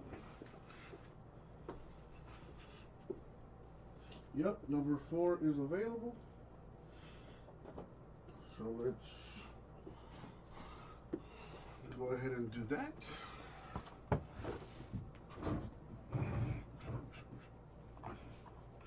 There's our box.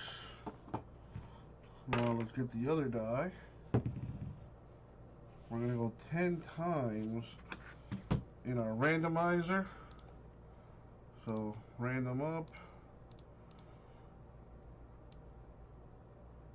The divisions and the folks in the break up as well. And let's minimize that. Alright, so we're going to go 10 times, randoming the names and the divisions. Good luck, everyone. We're bound to get something huge in one of these boxes. I can feel it. Money shot 10. Boom, 10. So copy and paste. Now the divisions. 10 times.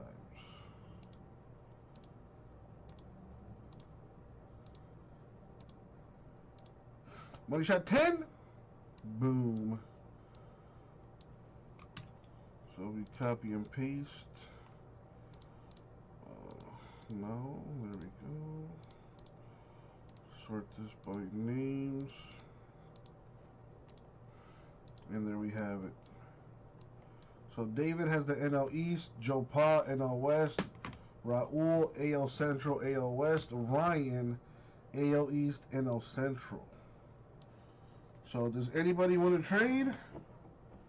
Speak now or forever hold your peace.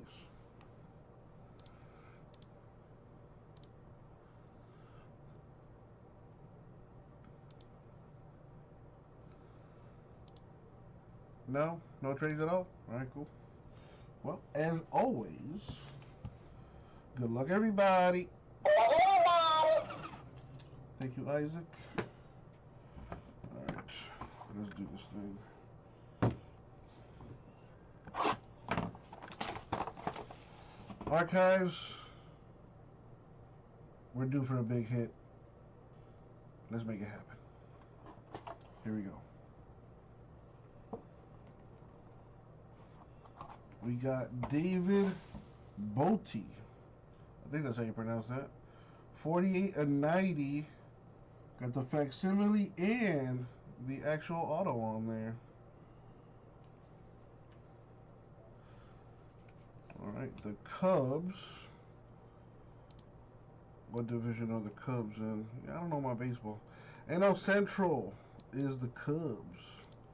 So congrats to Ryan. Thank you, my dude. Send that your way. Sorry, David, Joe Paul, Raul. However, one of you might win a spot in the next break. Ryan included. So let's put the random back up.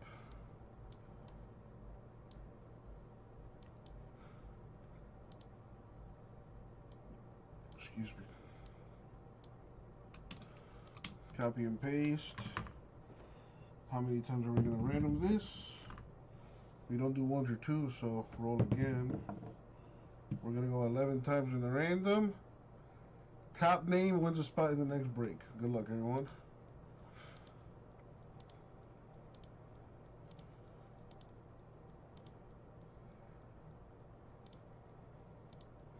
Money shot 11.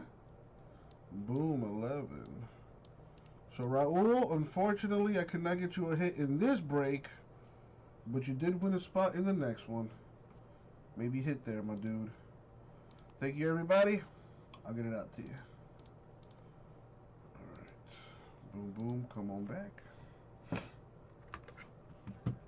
Wow, that's a good size bowl. Okay, so the eggs go in. Gonna whisk those up. Whisk, whisk. So I can put another one of those in the store. Work it a bit. Whose recipe is this? Father had a cheese ravioli without the chicken and the prosciutto. Now we grab the dough. That we made. Put flour everywhere. Started out on the highest number first. You gotta do it. Got you, Bob. Thank you. Let me put this in the store real fast, and then I got you with your box.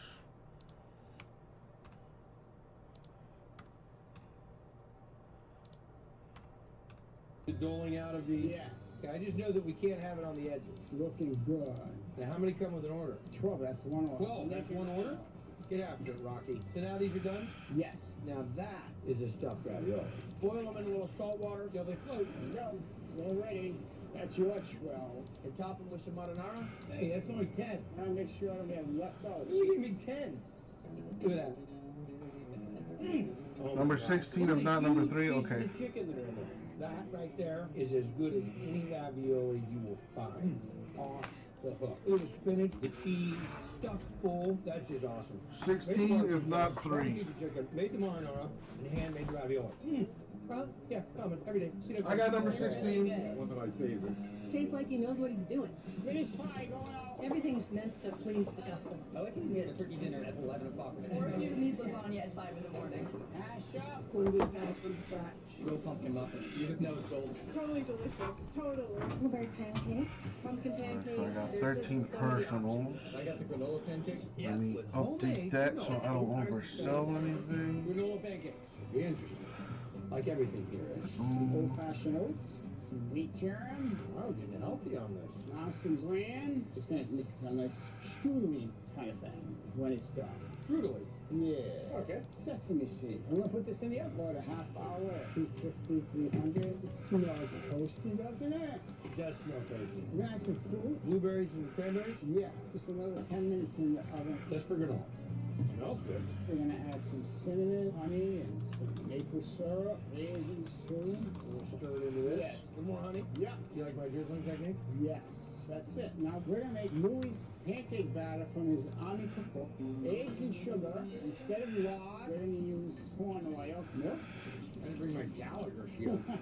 Now we're gonna add some spice. Nutmeg, that's how little actually. Turmeric. Turmeric and pancake batter. Vanilla with a little touch of rum in it. Vanilla with rum. Louis like rum. All right, here we go, Bob. Yo, what up, everybody? It's your boy, Uncle Jesse. All right, we're gonna get personal, a box of archives, Signature Series baseball from my boy Bob. All right, Bob chose the number 16, so he shall have box number 16. There it is, right there. Winner, winner, chicken dinner? I sure hope so. Good luck, Bob. Thank you, Isaac. All right, let's do this.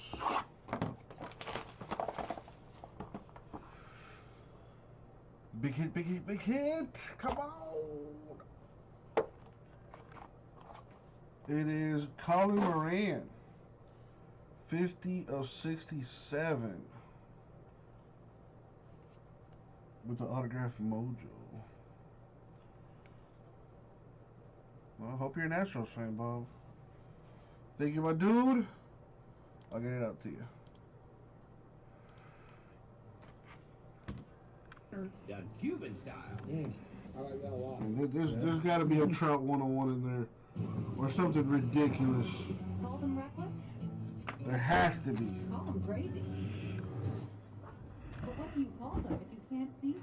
The class exclusive Blind Spot View Monitor, available on the Hyundai Santa Fe, can help you see them wherever they come from. Hyundai, the longer you look, the more there is to life. Get 0% APR for 72 months, plus $1,000 bonus cash on the Santa Fe, or up to $4,250 cash back. Visit buyhyundai.com today. So here we are on the set of Triple D, the movie.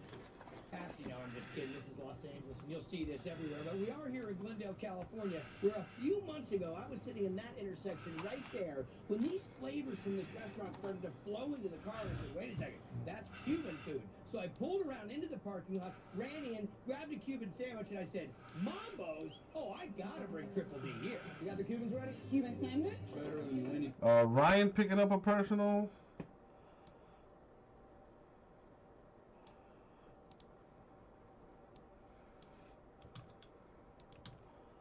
Are you there, Ryan?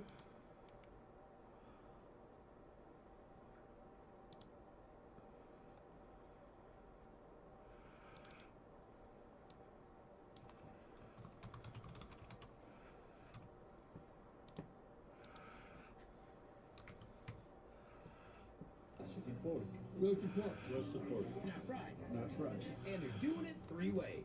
A basic sandwich. It's fresh, it's very natural. A traditional Cuban with ham, Swiss, mustard, and pickles. I love those tastes together. Or a whole dinner. Roasted pork with black beans, plantains, and rice. Yeah, I mean, it's perfect. Holy that is huge. Like 25 pounds. Do we season it? No. No seasoning? Nah. We just stick it in. Just the way it is, the meat, the pork, it's so rich, they don't need anything. Because it's got its own fat, you got the... Ryan wants number 8, you got it? Okay, and the other $3.50 for how long? 8 hours. 8 hours. What are we going to work on now? We gotta make the mojo. This is kind of like a Carolina barbecue sauce. Really thin, but boy, does it complement the sweet, buttery, fat flavor of the pork. Oh. First, garlic, salt, little pepper. And we blend it. And that's it? Yeah. All right. Let's do this. Yo, what up, everybody? It's your boy, Uncle Jesse. Active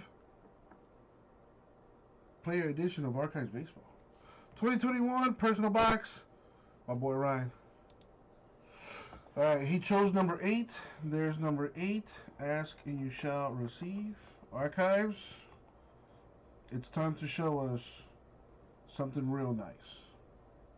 The time is now. As always, good luck, Ryan. Thank you, Isaac. All right, here we go. Monster 101 incoming.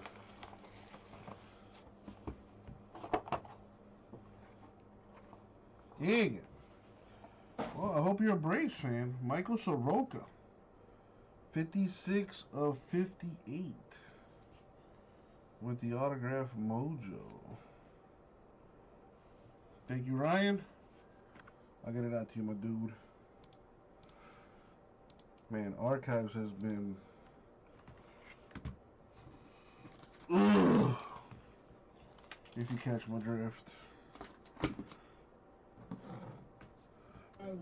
His grandma's living in a converted gas station. They still had the floor jacks here, and they still had the oil drains. Till Raul Jr. There we go. Helped his dad turn that gas station into this. We went with the black and white and red theme. And who's got the Nomad?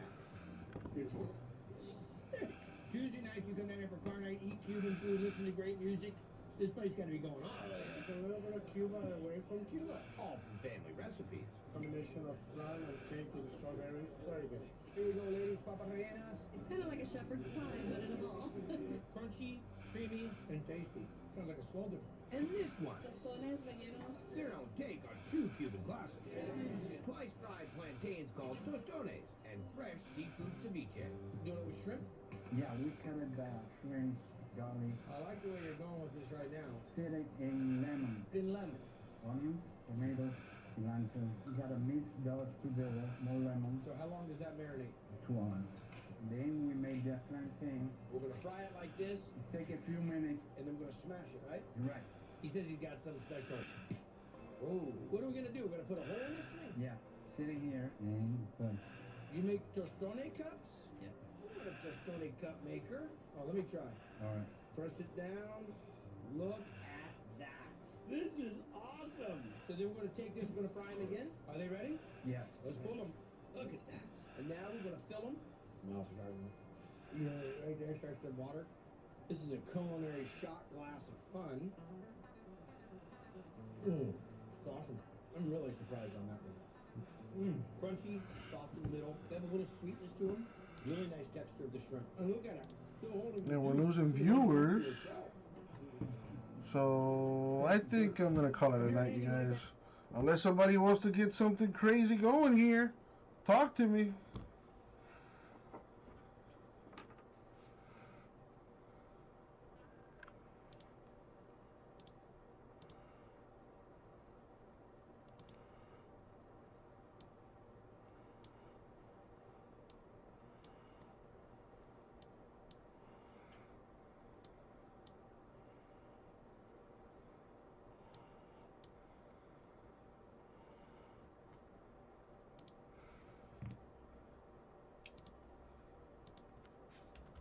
Would anybody like to get anything else cracking here? Talk to me, talk to me, talk to me. Don't be shy, don't be shy.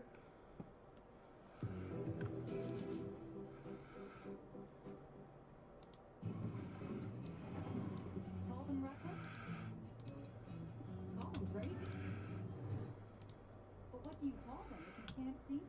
The class exclusive blind spot view monitor, available on the Hyundai Santa Fe, can help you see them wherever they come from. Hyundai, the longer you look, the more there is to life. Get 0% APR for 72 months, plus 1,000 bonus cash on the Santa Fe. All right, well, you know what they say, silence is golden. So your silence speaks volumes. Thank you all. Pretty good day. We knocked out a bunch of stuff. I can't complain. I will be adding more stuff to the store for tomorrow. I'm gonna take some stuff out, put some stuff in. Take some stuff out, put some stuff in. You know. We'll be back again tomorrow. You know, normal 5 o'clock, maybe a little bit earlier. Who knows? We'll see. But definitely, I will be live by 5 for sure. Pretty sweet day tomorrow as far as sports. Gonna be all foosball, baby. We got Chiefs, Bills at about 3 o'clock, and then at about 6. We got old man Brady against about to be kind of old Aaron Rodgers. Should be a good night of football. I will see you all then. I hope you will join me. Please. Have a good night, everybody. See you tomorrow.